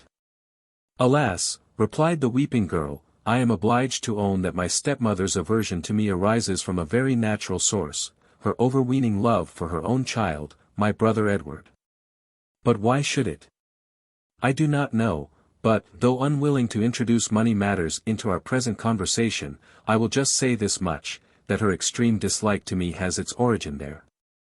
And I much fear she envies me the fortune I enjoy in right of my mother, and which will be more than doubled at the death of M. and Madame de Saint-Méran, whose sole heiress I am. Madame de Villefort has nothing of her own, and hates me for being so richly endowed. Alas, how gladly would I exchange the half of this wealth for the happiness of at least sharing my father's love. God knows, I would prefer sacrificing the whole, so that it would obtain me a happy and affectionate home. Poor Valentine! I seem to myself as though living a life of bondage, yet at the same time am so conscious of my own weakness that I fear to break the restraint in which I am held, lest I fall utterly helpless. Then, too, my father is not a person whose orders may be infringed with impunity, protected as he is by his high position and firmly established reputation for talent and unswerving integrity, no one could oppose him. He is all-powerful even with the king, he would crush you at a word, dear Maximilian. Believe me when I assure you that if I do not attempt to resist my father's commands it is more on your account than my own. But why, Valentine, do you persist in anticipating the worst, why picture so gloomy a future? Because I judge it from the past. Still, consider that although I may not be, strictly speaking, what is termed an illustrious match for you, I am, for many reasons, not altogether so much beneath your alliance. The days when such distinctions were so nicely weighed and considered no longer exist in France, and the first families of the monarchy have intermarried with those of the empire. The aristocracy of the lance has allied itself with the nobility of the cannon. Now I belong to this last-named class, and certainly my prospects of military preferment are most encouraging as well as certain. My fortune, though small, is free and unfettered, and the memory of my late father is respected in our country, Valentine, as that of the most upright and honorable merchant of the city. I say our country, because you were born not far from Marseilles. Don't speak of Marseilles, I beg of you, Maximilian, that one word brings back my mother to my recollection, my angel mother, who died too soon for myself and all who knew her. But who, after watching over her child during the brief period allotted to her in this world, now, I fondly hope, watches from her home in heaven. Oh, if my mother were still living, there would be nothing to fear, Maximilian, for I would tell her that I loved you, and she would protect us. I fear, Valentine, replied the lover, that were she living I should never have had the happiness of knowing you, you would then have been too happy to have stooped from your grandeur to bestow a thought on me. Now it is you who are unjust, Maximilian, cried Valentine, but there is one thing I wish to know. And what is that? Inquired the young man, perceiving that Valentine hesitated. Tell me truly, Maximilian, whether in former days, when our fathers dwelt at Marseille, there was ever any misunderstanding between them? Not that I am aware of, replied the young man, unless, indeed, any ill feeling might have arisen from their being of opposite parties. Your father was, as you know, a zealous partisan of the Bourbons, while mine was wholly devoted to the emperor. There could not possibly be any other difference between them. But why do you ask? I will tell you, replied the young girl, for it is but right you should know. Well, on the day when your appointment as an officer of the Legion of Honor was announced in the papers, we were all sitting with my grandfather, M. Noirtier. M. Danglars was there also, you recollect M. Danglars, do you not, Maximilian, the banker, whose horses ran away with my stepmother and little brother, and very nearly killed them? While the rest of the company were discussing the approaching marriage of Mademoiselle Danglars, I was reading the paper to my grandfather. But when I came to the paragraph about you, although I had done nothing else but read it over to myself all the morning, you know you had told me all about it the previous evening, I felt so happy, and yet so nervous. At the idea of speaking your name aloud, and before so many people, that I really think I should have passed it over, but for the fear that my doing so might create suspicions as to the cause of my silence. So I summoned up all my courage, and read it as firmly and as steadily as I could. Dear Valentine. Well, would you believe it? Directly my father caught the sound of your name he turned round quite hastily, and, like a poor silly thing, I was so persuaded that everyone must be as much affected as myself by the utterance of your name, that I was not surprised to see my father start, and almost tremble. But I even thought, though that surely must have been a mistake, that M. Danglars trembled too. Moral, cried my father, stop a bit. Then knitting his brows into a deep frown, he added, surely this cannot be one of the Morel family who lived at Marseille, and gave us so much trouble from their violent Bonapartism, I mean about the year 1815. Yes, replied M. Danglars, I believe he is the son of the old shipowner. Indeed, answered Maximilian, and what did your father say then, Valentine? Oh, such a dreadful thing, that I don't dare to tell you. Always tell me everything, said Maximilian with a smile. Ah, continued my father, still frowning, their idolized emperor treated these madmen as they deserved, he called them, food for cannon, which was precisely all they were good for. And I am delighted to see that the present government have adopted this salutary principle with all its pristine vigor. If Algiers were good for nothing but to furnish the means of carrying so admirable an idea into practice, it would be an acquisition well worthy of struggling to obtain. Though it certainly does cost France somewhat dear to assert her rights in that uncivilized country. Brutal politics, I must confess, said Maximilian, but don't attach any serious importance, dear, to what your father said. My father was not a bit behind yours in that sort of talk. Why, said he, does not the emperor, who has devised so many clever and efficient modes of improving the art of war, organize a regiment of lawyers, judges and legal practitioners, sending them in the hottest fire the enemy could maintain, and using them to save better men? You see, my dear, that for picturesque expression and generosity of spirit there is not much to choose between the language of either party. But what did M. Danglars say to this outburst on the part of the procureur? Oh, he laughed, and in that singular manner so peculiar to himself, half malicious, half ferocious, he almost immediately got up and took his leave. Then, for the first time, I observed the agitation of my grandfather, and I must tell you, Maximilian, that I am the only person capable of discerning emotion in his paralyzed frame. And I suspected that the conversation that had been carried on in his presence, for they always say and do what they like before the dear old man, without the smallest regard for his feelings, had made a strong impression on his mind. For, naturally enough, it must have pained him to hear the emperor he so devotedly loved and served spoken of in that depreciating manner. The name of M. Noirtier, interposed Maximilian, is celebrated throughout Europe. He was a statesman of high standing, and you may or may not know, Valentine, that he took a leading part in every Bonapartist conspiracy set on foot during the restoration of the Bourbons.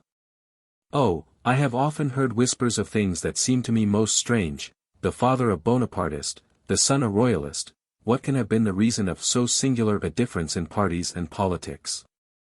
But to resume my story.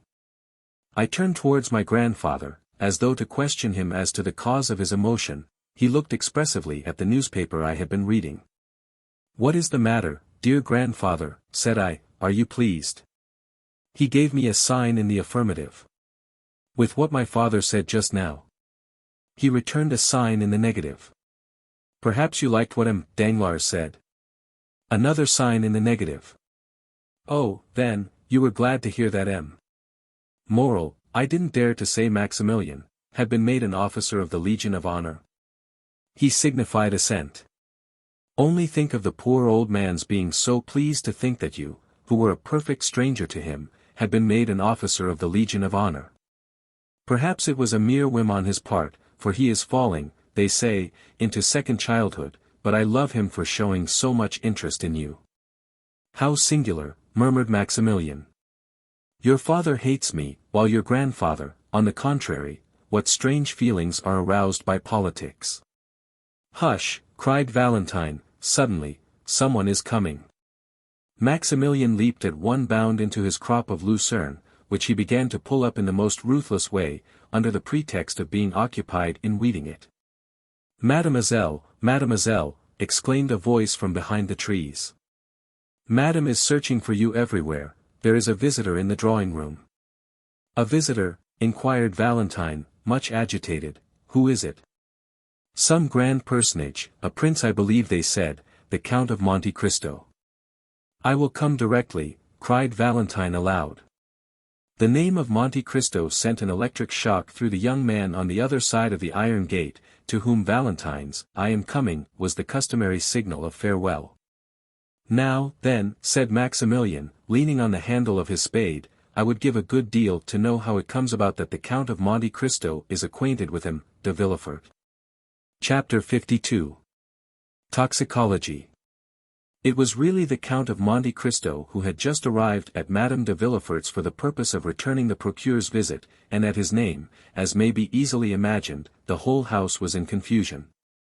Madame de Villefort, who was alone in her drawing-room when the Count was announced, desired that her son might be brought thither instantly to renew his thanks to the Count. And Edward, who heard this great personage talked of for 2 whole days, made all possible haste to come to him, not from obedience to his mother, or out of any feeling of gratitude to the Count, but from sheer curiosity. And that some chance remark might give him the opportunity for making one of the impertinent speeches which made his mother say, "Oh, that naughty child! But I can't be severe with him, he is really so bright." After the usual civilities, the Count inquired after M. de Villefort. "My husband dines with the Chancellor," replied the young lady. "He has just gone, and I am sure he'll be exceedingly sorry not to have had the pleasure of seeing you before he went." 2 visitors who were there when the Count arrived, having gazed at him with all their eyes, retired after that reasonable delay which politeness admits and curiosity requires. "What is your sister Valentine doing?" inquired Madame de Villefort of Edward. "Tell someone to bid her come here, that I may have the honor of introducing her to the Count." "You have a daughter, then, madame?" inquired the Count, "very young, I presume." "The daughter of M. de Villefort by his first marriage," replied the young wife, "a fine well-grown girl." "But melancholy," interrupted Master Edward, snatching the feathers out of the tail of a splendid paroquet that was screaming on its gilded perch, in order to make a plume for his hat. Madame de Villefort merely cried, "Be still, Edward." She then added, "This young madcap is, however, very nearly right, and merely re-echoes what he has heard me say with pain 100 times. For Mademoiselle de Villefort is, in spite of all we can do to rouse her, of a melancholy disposition and taciturn habit, which frequently injure the effect of her beauty. But what detains her? Go, Edward, and see. Because they are looking for her where she is not to be found. And where are they looking for her? With Grandpapa Noirtier. And do you think she is not there?" "No, no, no, no, no, she is not there," replied Edward, singing his words. "And where is she, then? If you know, why don't you tell?" "She is under the big chestnut tree," replied the spoiled brat, as he gave, in spite of his mother's commands, live flies to the parrot, which seemed keenly to relish such fare. Madame de Villefort stretched out her hand to ring, intending to direct her waiting maid to the spot where she would find Valentine, when the young lady herself entered the apartment. She appeared much dejected. And any person who considered her attentively might have observed the traces of recent tears in her eyes. Valentine, whom we have in the rapid march of our narrative presented to our readers without formally introducing her, was a tall and graceful girl of 19, with bright chestnut hair, deep blue eyes, and that reposeful air of quiet distinction which characterized her mother.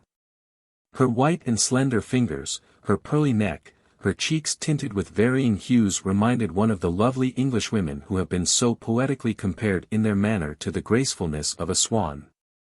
She entered the apartment, and seeing near her stepmother the stranger of whom she had already heard so much, saluted him without any girlish awkwardness, or even lowering her eyes, and with an elegance that redoubled the Count's attention.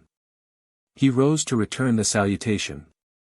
"Mademoiselle de Villefort, my step-daughter," said Madame de Villefort to Monte Cristo, leaning back on her sofa and motioning towards Valentine with her hand. "And M. de Monte Cristo, King of China, Emperor of Cochin China," said the young imp, looking slyly towards his sister. Madame de Villefort at this really did turn pale, and was very nearly angry with this household plague, who answered to the name of Edward. But the Count, on the contrary, smiled, and appeared to look at the boy complacently, which caused the maternal heart to bound again with joy and enthusiasm. "But, madam," replied the Count, continuing the conversation, and looking by turns at Madame de Villefort and Valentine, "have I not already had the honor of meeting yourself and Mademoiselle before? I could not help thinking so just now. The idea came over my mind, and as Mademoiselle entered the sight of her was an additional ray of light thrown on a confused remembrance. Excuse the remark. I do not think it likely, sir. Mademoiselle de Villefort is not very fond of society, and we very seldom go out," said the young lady. "Then it was not in society that I met with Mademoiselle or yourself, madam, or this charming little merry boy. Besides, the Parisian world is entirely unknown to me, for, as I believe I told you, I have been in Paris but very few days. No, but, perhaps, you will permit me to call to mind, stay." The Count placed his hand on his brow as if to collect his thoughts. "No, it was somewhere, away from here, it was, I do not know, but it appears that this recollection is connected with a lovely sky and some religious fate." Mademoiselle was holding flowers in her hand, the interesting boy was chasing a beautiful peacock in a garden, and you, madam, were under the trellis of some arbor. "Pray come to my aid, madam, do not these circumstances appeal to your memory?" "No, indeed," replied Madame de Villefort, "and yet it appears to me, sir, that if I had met you anywhere, the recollection of you must have been imprinted on my memory." "Perhaps the Count saw us in Italy," said Valentine timidly. "Yes, in Italy." "It was in Italy most probably," replied Monte Cristo. "You have travelled then in Italy, mademoiselle?" "Yes, madam, and I were there 2 years ago. The doctors, anxious for my lungs, had prescribed the air of Naples. We went by Bologna, Perugia, and Rome." "Ah, yes, true, mademoiselle," exclaimed Monte Cristo as if this simple explanation was sufficient to revive the recollection he sought. "It was at Perugia on Corpus Christi Day, in the garden of the Hôtel de Postes, when chance brought us together, you, Madame de Villefort, and her son. I now remember having had the honor of meeting you. I perfectly well remember Perugia, sir, and the Hôtel de Postes, and the festival of which you speak, said Madame de Villefort, but in vain do I tax my memory, of whose treachery I am ashamed. For I really do not recall to mind that I ever had the pleasure of seeing you before. It is strange, but neither do I recollect meeting with you, observed Valentine, raising her beautiful eyes to the Count. But I remember it perfectly, interposed the darling Edward. I will assist your memory, madam, continued the Count. The day had been burning hot, you were waiting for horses, which were delayed in consequence of the festival. Mademoiselle was walking in the shade of the garden, and your son disappeared in pursuit of the peacock. And I caught it, mamma, don't you remember, interposed Edward, and I pulled 3 such beautiful feathers out of his tail. You, madam, remained under the arbor. Do you not remember, that while you were seated on a stone bench, and while, as I told you, Mademoiselle de Villefort and your young son were absent, you conversed for a considerable time with somebody? Yes, in truth, yes, answered the young lady, turning very red. I do remember conversing with a person wrapped in a long woolen mantle. He was a medical man, I think. Precisely so, madam, this man was myself. For a fortnight I had been at that hotel, during which period I had cured my valet de chambre of a fever, and my landlord of the jaundice, so that I really acquired a reputation as a skilful physician. We discoursed a long time, madam, on different subjects, of Perugino, of Raphael, of manners, customs, of the famous Aqua Tofana, of which they had told you, I think you said, that certain individuals in Perugia had preserved the secret. Yes, true, replied Madame de Villefort, somewhat uneasily, I remember now. I do not recollect now all the various subjects of which we discoursed, madam, continued the Count with perfect calmness. But I perfectly remember that, falling into the error which others had entertained respecting me, you consulted me as to the health of Mademoiselle de Villefort. Yes, really, sir, you were in fact a medical man, said Madame de Villefort, since you had cured the sick. Molière or Beaumarchais would reply to you, madam, that it was precisely because I was not, that I had cured my patients. For myself, I am content to say to you that I have studied chemistry and the natural sciences somewhat deeply, but still only as an amateur, you understand. At this moment the clock struck 6.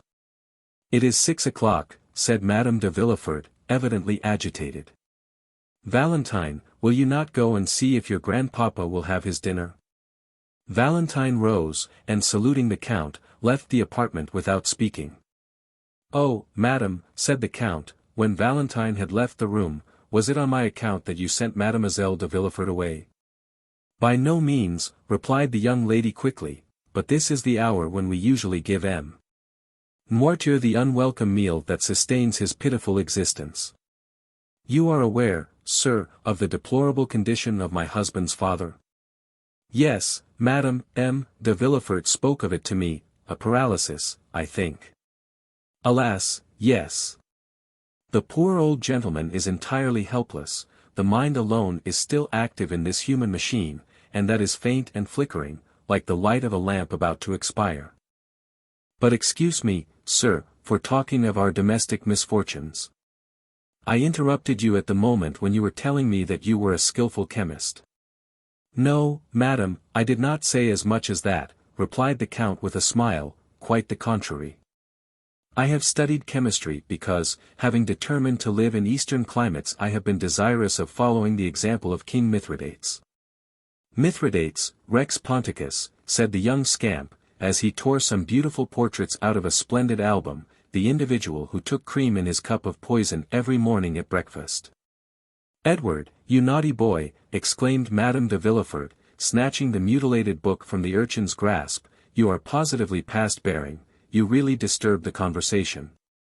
Go, leave us, and join your sister Valentine in dear Grandpapa Noirtier's room. The album, said Edward sulkily. What do you mean, the album? I want the album. How dare you tear out the drawings?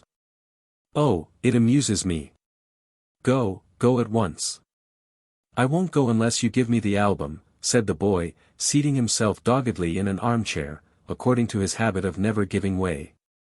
"Take it, then, and pray disturb us no longer," said Madame de Villefort, giving the album to Edward, who then went towards the door, led by his mother. The Count followed her with his eyes. "Let us see if she shuts the door after him," he muttered. Madame de Villefort closed the door carefully after the child, the Count appearing not to notice her. Then casting a scrutinizing glance around the chamber, the young wife returned to her chair, in which she seated herself. "Allow me to observe, madam," said the Count, with that kind tone he could assume so well, "you are really very severe with that dear clever child." "Oh, sometimes severity is quite necessary," replied Madame de Villefort, with all a mother's real firmness. It was his Cornelius Nepos that Master Edward was repeating when he referred to King Mithridates, continued the Count, and you interrupted him in a quotation which proves that his tutor has by no means neglected him. "For your son is really advanced for his years." "The fact is, Count," answered the mother, agreeably flattered, "he has great aptitude, and learns all that is set before him. He has but one fault, he is somewhat willful." "But really, on referring for the moment to what he said, do you truly believe that Mithridates used these precautions, and that these precautions were efficacious?" "I think so, madam, because I myself have made use of them, that I might not be poisoned at Naples, at Palermo, and at Smyrna, that is to say, on 3 several occasions when, but for these precautions, I must have lost my life." "And your precautions were successful?" "Completely so." "Yes, I remember now your mentioning to me at Perugia something of this sort." "Indeed," said the Count with an air of surprise, remarkably well counterfeited, "I really did not remember. I inquired of you if poisons acted equally, and with the same effect, on men of the north as on men of the south. And you answered me that the cold and sluggish habits of the north did not present the same aptitude as the rich and energetic temperaments of the natives of the south." "And that is the case," observed Monte Cristo. "I have seen Russians devour, without being visibly inconvenienced, vegetable substances which would infallibly have killed a Neapolitan or an Arab. And you really believe the result would be still more sure with us than in the East, and in the midst of our fogs and rains a man would habituate himself more easily than in a warm latitude to this progressive absorption of poison?" "Certainly. It being at the same time perfectly understood that he should have been duly fortified against the poison to which he had not been accustomed." "Yes, I understand that. And how would you habituate yourself, for instance, or rather, how did you habituate yourself to it?" "Oh, very easily. Suppose you knew beforehand the poison that would be made use of against you. Suppose the poison was, for instance, brucine." "Brucine is extracted from the false angostura, is it not?" inquired Madame de Villefort. "Precisely, madam," replied Monte Cristo, "but I perceive I have not much to teach you. Allow me to compliment you on your knowledge, such learning is very rare among ladies." "Oh, I am aware of that," said Madame de Villefort. "But I have a passion for the occult sciences, which speak to the imagination like poetry, and are reducible to figures, like an algebraic equation. But go on, I beg of you, what you say interests me to the greatest degree." "Well," replied Monte Cristo, "suppose, then, that this poison was brucine, and you were to take 1 milligram the first day, 2 milligrams the second day, and so on. Well, at the end of 10 days you would have taken a centigram, at the end of 20 days, increasing another milligram, you would have taken 300 centigrams. That is to say, a dose which you would support without inconvenience, and which would be very dangerous for any other person who had not taken the same precautions as yourself. Well, then, at the end of a month, when drinking water from the same carafe, you would kill the person who drank with you, without your perceiving, otherwise than from slight inconvenience, that there was any poisonous substance mingled with this water. Do you know any other counterpoisons?" "I do not." "I have often read, and read again, the history of Mithridates," said Madame de Villefort in a tone of reflection, and had always considered it a fable. "No, madam, contrary to most history, it is true. But what you tell me, madam, what you inquire of me, is not the result of a chance query, for 2 years ago you asked me the same questions, and said then, that for a very long time this history of Mithridates had occupied your mind. True, sir. The 2 favorite studies of my youth were botany and mineralogy, and subsequently, when I learned that the use of simples frequently explained the whole history of a people, and the entire life of individuals in the East. As flowers betoken and symbolize a love affair, I have regretted that I was not a man, that I might have been a Flamel, a Fontana, or a Cabanis. And the more, madam, said Monte Cristo, as the Orientals do not confine themselves, as did Mithridates, to make a cuirass of his poisons, but they also made them a dagger. Science becomes, in their hands, not only a defensive weapon, but still more frequently an offensive one. The one serves against all their physical sufferings, the other against all their enemies. With opium, belladonna, brucia, snake wood, and the cherry laurel, they put to sleep all who stand in their way.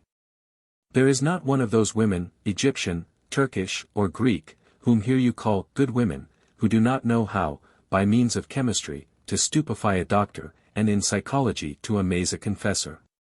Really, said Madame de Villefort, whose eyes sparkled with strange fire at this conversation. Oh, yes, indeed, madam, continued Monte Cristo, the secret dramas of the East begin with a love philtre and end with a death potion, begin with paradise and end with hell. There are as many elixirs of every kind as there are caprices and peculiarities in the physical and moral nature of humanity. And I will say further, the art of these chemists is capable with the utmost precision to accommodate and proportion the remedy and the bane to yearnings for love or desires for vengeance. But, sir, remarked the young woman, these Eastern societies, in the midst of which you have passed a portion of your existence, are as fantastic as the tales that come from their strange land. A man can easily be put out of the way there, then. It is, indeed, the Baghdad and Bassora of the 1001 Nights. The sultans and viziers who rule over society there, and who constitute what in France we call the government, are really Haroun al-Raskids and Giafars, who not only pardon a poisoner, but even make him a prime minister. If his crime has been an ingenious one, and who, under such circumstances, have the whole story written in letters of gold, to divert their hours of idleness and ennui. By no means, madam, the fanciful exists no longer in the East. There, disguised under other names, and concealed under other costumes, are police agents, magistrates, attorneys general, and bailiffs. They hang, behead, and impale their criminals in the most agreeable possible manner, but some of these, like clever rogues, have contrived to escape human justice, and succeed in their fraudulent enterprises by cunning stratagems. Amongst us a simpleton, possessed by the demon of hate or cupidity, who has an enemy to destroy, or some near relation to dispose of, goes straight to the grocers or druggists, gives a false name, which leads more easily to his detection than his real one, and under the pretext that the rats prevent him from sleeping, purchases 5 or 6 grams of arsenic, if he is really a cunning fellow. He goes to 5 or 6 different druggists or grocers, and thereby becomes only 5 or 6 times more easily traced. Then, when he has acquired his specific, he administers duly to his enemy, or near kinsman, a dose of arsenic which would make a mammoth or mastodon burst, and which, without rhyme or reason, makes his victim utter groans which alarm the entire neighborhood. Then arrive a crowd of policemen and constables. They fetch a doctor, who opens the dead body, and collects from the entrails and stomach a quantity of arsenic in a spoon. Next day 100 newspapers relate the fact, with the names of the victim and the murderer. The same evening the grocer or grocers, druggist or druggists, come and say, "It was I who sold the arsenic to the gentleman." And rather than not recognize the guilty purchaser, they will recognize 20. Then the foolish criminal is taken, imprisoned, interrogated, confronted, confounded, condemned, and cut off by hemp or steel. Or if she be a woman of any consideration, they lock her up for life. This is the way in which you Northerns understand chemistry, madam. Desrues was, however, I must confess, more skilful. What would you have, sir? Said the lady, laughing. We do what we can. All the world has not the secret of the Medicis or the Borgias. Now, replied the Count, shrugging his shoulders, shall I tell you the cause of all these stupidities? It is because, at your theatres, by what at least I could judge by reading the pieces they play, they see persons swallow the contents of a phial, or suck the button of a ring, and fall dead instantly. 5 minutes afterwards the curtain falls, and the spectators depart. They are ignorant of the consequences of the murder, they see neither the police commissary with his badge of office, nor the corporal with his 4 men. And so the poor fools believe that the whole thing is as easy as lying. But go a little way from France, go either to Aleppo or Cairo, or only to Naples or Rome, and you will see people passing by you in the streets, people erect, smiling, and fresh-colored, of whom Asmodeus, if you were holding on by the skirt of his mantle, would say, that man was poisoned 3 weeks ago. He will be a dead man in a month. Then, remarked Madame de Villefort, they have again discovered the secret of the famous aqua tofana that they said was lost at Perugia. Ah, but madam, does mankind ever lose anything? The arts change about and make a tour of the world, things take a different name, and the vulgar do not follow them, that is all, but there is always the same result. Poisons act particularly on some organ or another, one on the stomach, another on the brain, another on the intestines. Well, the poison brings on a cough, the cough an inflammation of the lungs, or some other complaint catalogued in the book of science, which, however, by no means precludes it from being decidedly mortal. And if it were not, would be sure to become so, thanks to the remedies applied by foolish doctors, who are generally bad chemists, and which will act in favor of or against the malady, as you please. And then there is a human being killed according to all the rules of art and skill, and of whom justice learns nothing, as was said by a terrible chemist of my acquaintance, the worthy Abbe Adelmonte of Taormina, in Sicily, who has studied these national phenomena very profoundly. It is quite frightful, but deeply interesting, said the young lady, motionless with attention. I thought, I must confess, that these tales were inventions of the Middle Ages. Yes, no doubt, but improved upon by ours. What is the use of time, rewards of merit, medals, crosses, Monthyon prizes, if they do not lead society towards more complete perfection? Yet man will never be perfect until he learns to create and destroy. He does know how to destroy, and that is half the battle. So, added Madame de Villefort, constantly returning to her object, the poisons of the Borgias, the Medicis, the Renés, the Ruggieris, and later, probably, that of Baron de Trenck, whose story has been so misused by modern drama and romance, were objects of art, madam, and nothing more, replied the Count. Do you suppose that the real savant addresses himself stupidly to the mere individual? By no means.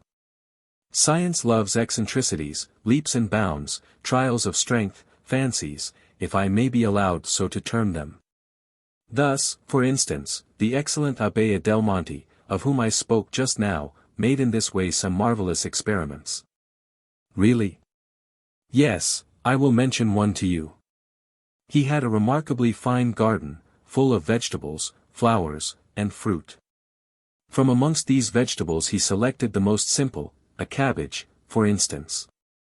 For 3 days he watered this cabbage with a distillation of arsenic, on the 3rd, the cabbage began to droop and turn yellow. At that moment he cut it. In the eyes of everybody it seemed fit for table, and preserved its wholesome appearance. It was only poison to the Abbe Adelmonte. He then took the cabbage to the room where he had rabbits, for the Abbe Adelmonte had a collection of rabbits, cats, and guinea pigs, fully as fine as his collection of vegetables, flowers, and fruit. Well, the Abbe Adelmonte took a rabbit, and made it eat a leaf of the cabbage. The rabbit died. What magistrate would find, or even venture to insinuate, anything against this? What procureur has ever ventured to draw up an accusation against M. Magendie or M. Flowerens, in consequence of the rabbits, cats, and guinea pigs they have killed? Not one. So, then, the rabbit dies, and justice takes no notice. This rabbit dead, the Abbe Adelmonte has its entrails taken out by his cook and thrown on the dunghill. On this dunghill is a hen, who, pecking these intestines, is in her turn taken ill, and dies next day. At the moment when she is struggling in the convulsions of death, a vulture is flying by. There are a good many vultures in Adelmon's country. This bird darts on the dead fowl, and carries it away to a rock, where it dines off its prey. 3 days afterwards, this poor vulture, which has been very much indisposed since that dinner, suddenly feels very giddy while flying aloft in the clouds, and falls heavily into a fish-pond. The pike, eels, and carp eat greedily always, as everybody knows. Well, they feast on the vulture.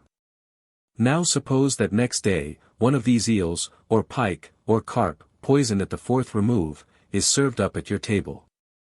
Well, then, your guest will be poisoned at the 5th remove, and die, at the end of 8 or 10 days, of pains in the intestines, sickness, or abscess of the pylorus. The doctors open the body and say with an air of profound learning, the subject has died of a tumor on the liver, or of typhoid fever. But, remarked Madame de Villefort, all these circumstances which you link thus to one another may be broken by the least accident. The vulture may not see the fowl, or may fall 100 yards from the fish-pond. Ah, that is where the art comes in. To be a great chemist in the East, one must direct chance, and this is to be achieved. Madame de Villefort was in deep thought, yet listened attentively. But, she exclaimed, suddenly, arsenic is indelible, indestructible. In whatsoever way it is absorbed, it will be found again in the body of the victim from the moment when it has been taken in sufficient quantity to cause death. Precisely so, cried Monte Cristo, precisely so, and this is what I said to my worthy Adelmonte. He reflected, smiled, and replied to me by a Sicilian proverb, which I believe is also a French proverb, my son, the world was not made in a day, but in 7.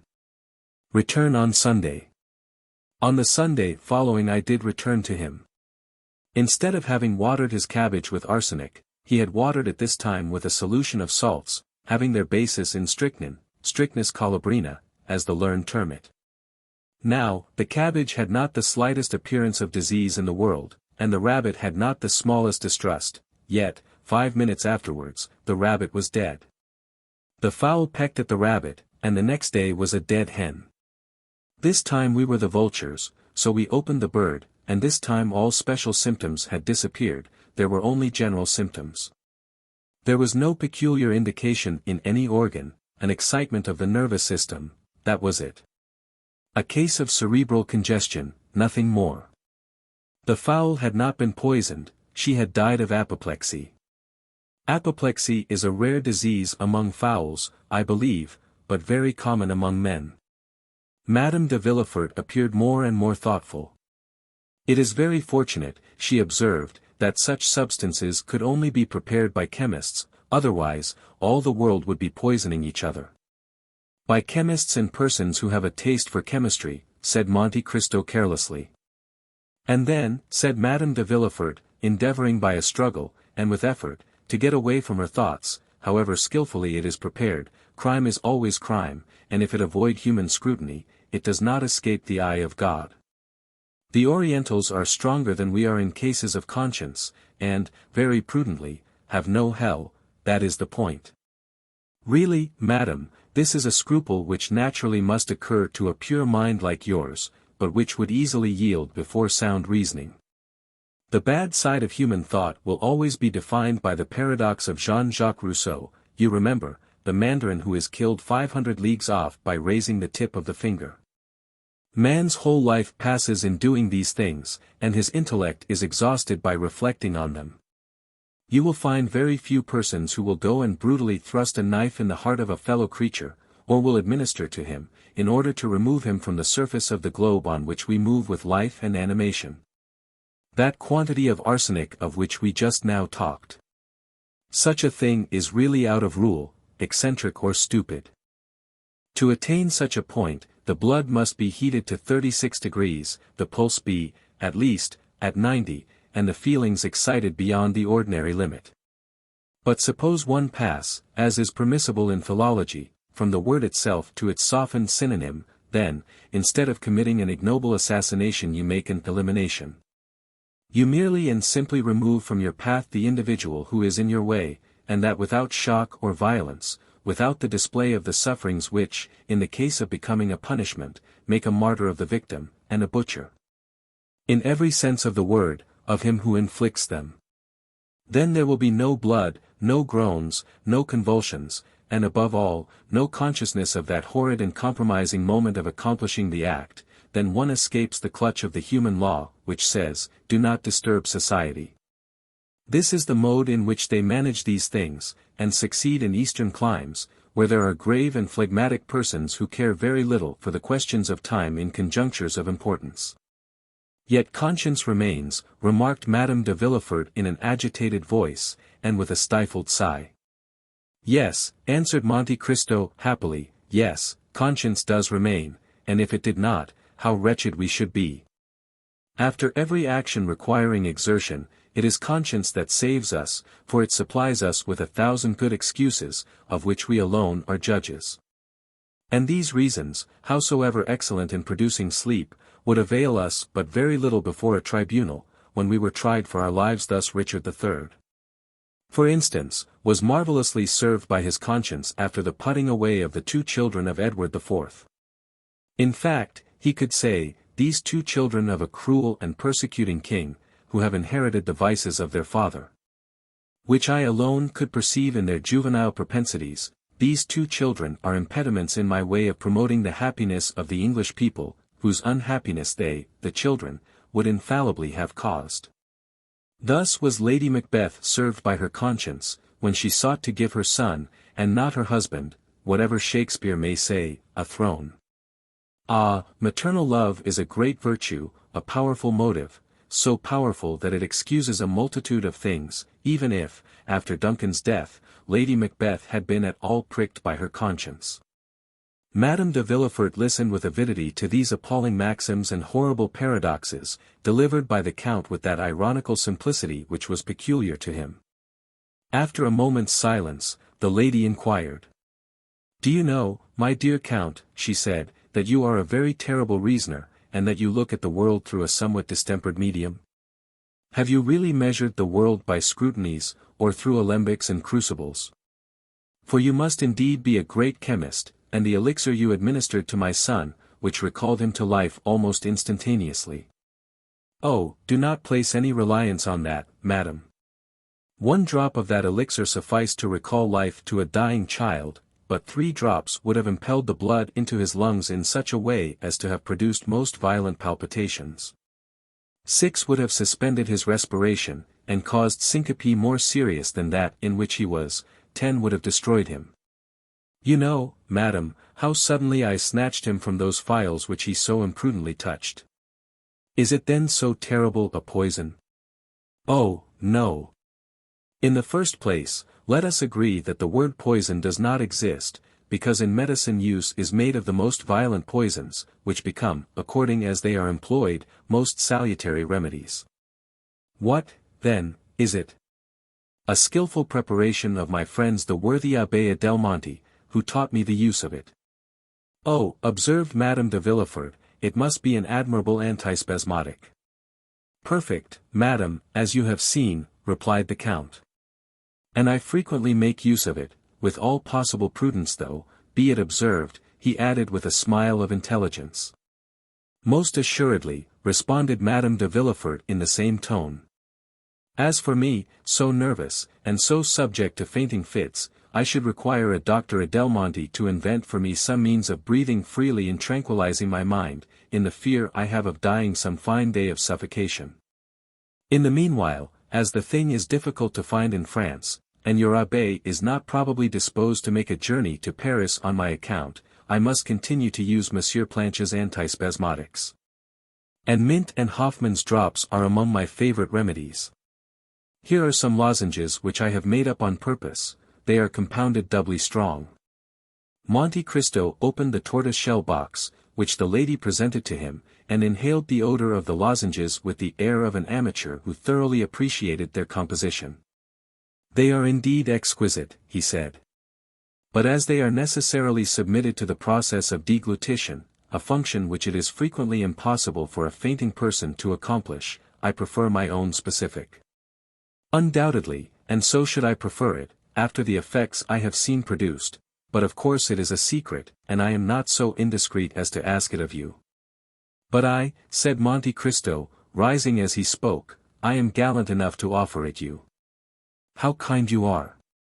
Only remember one thing, a small dose is a remedy, a large one is poison. 1 drop will restore life, as you have seen.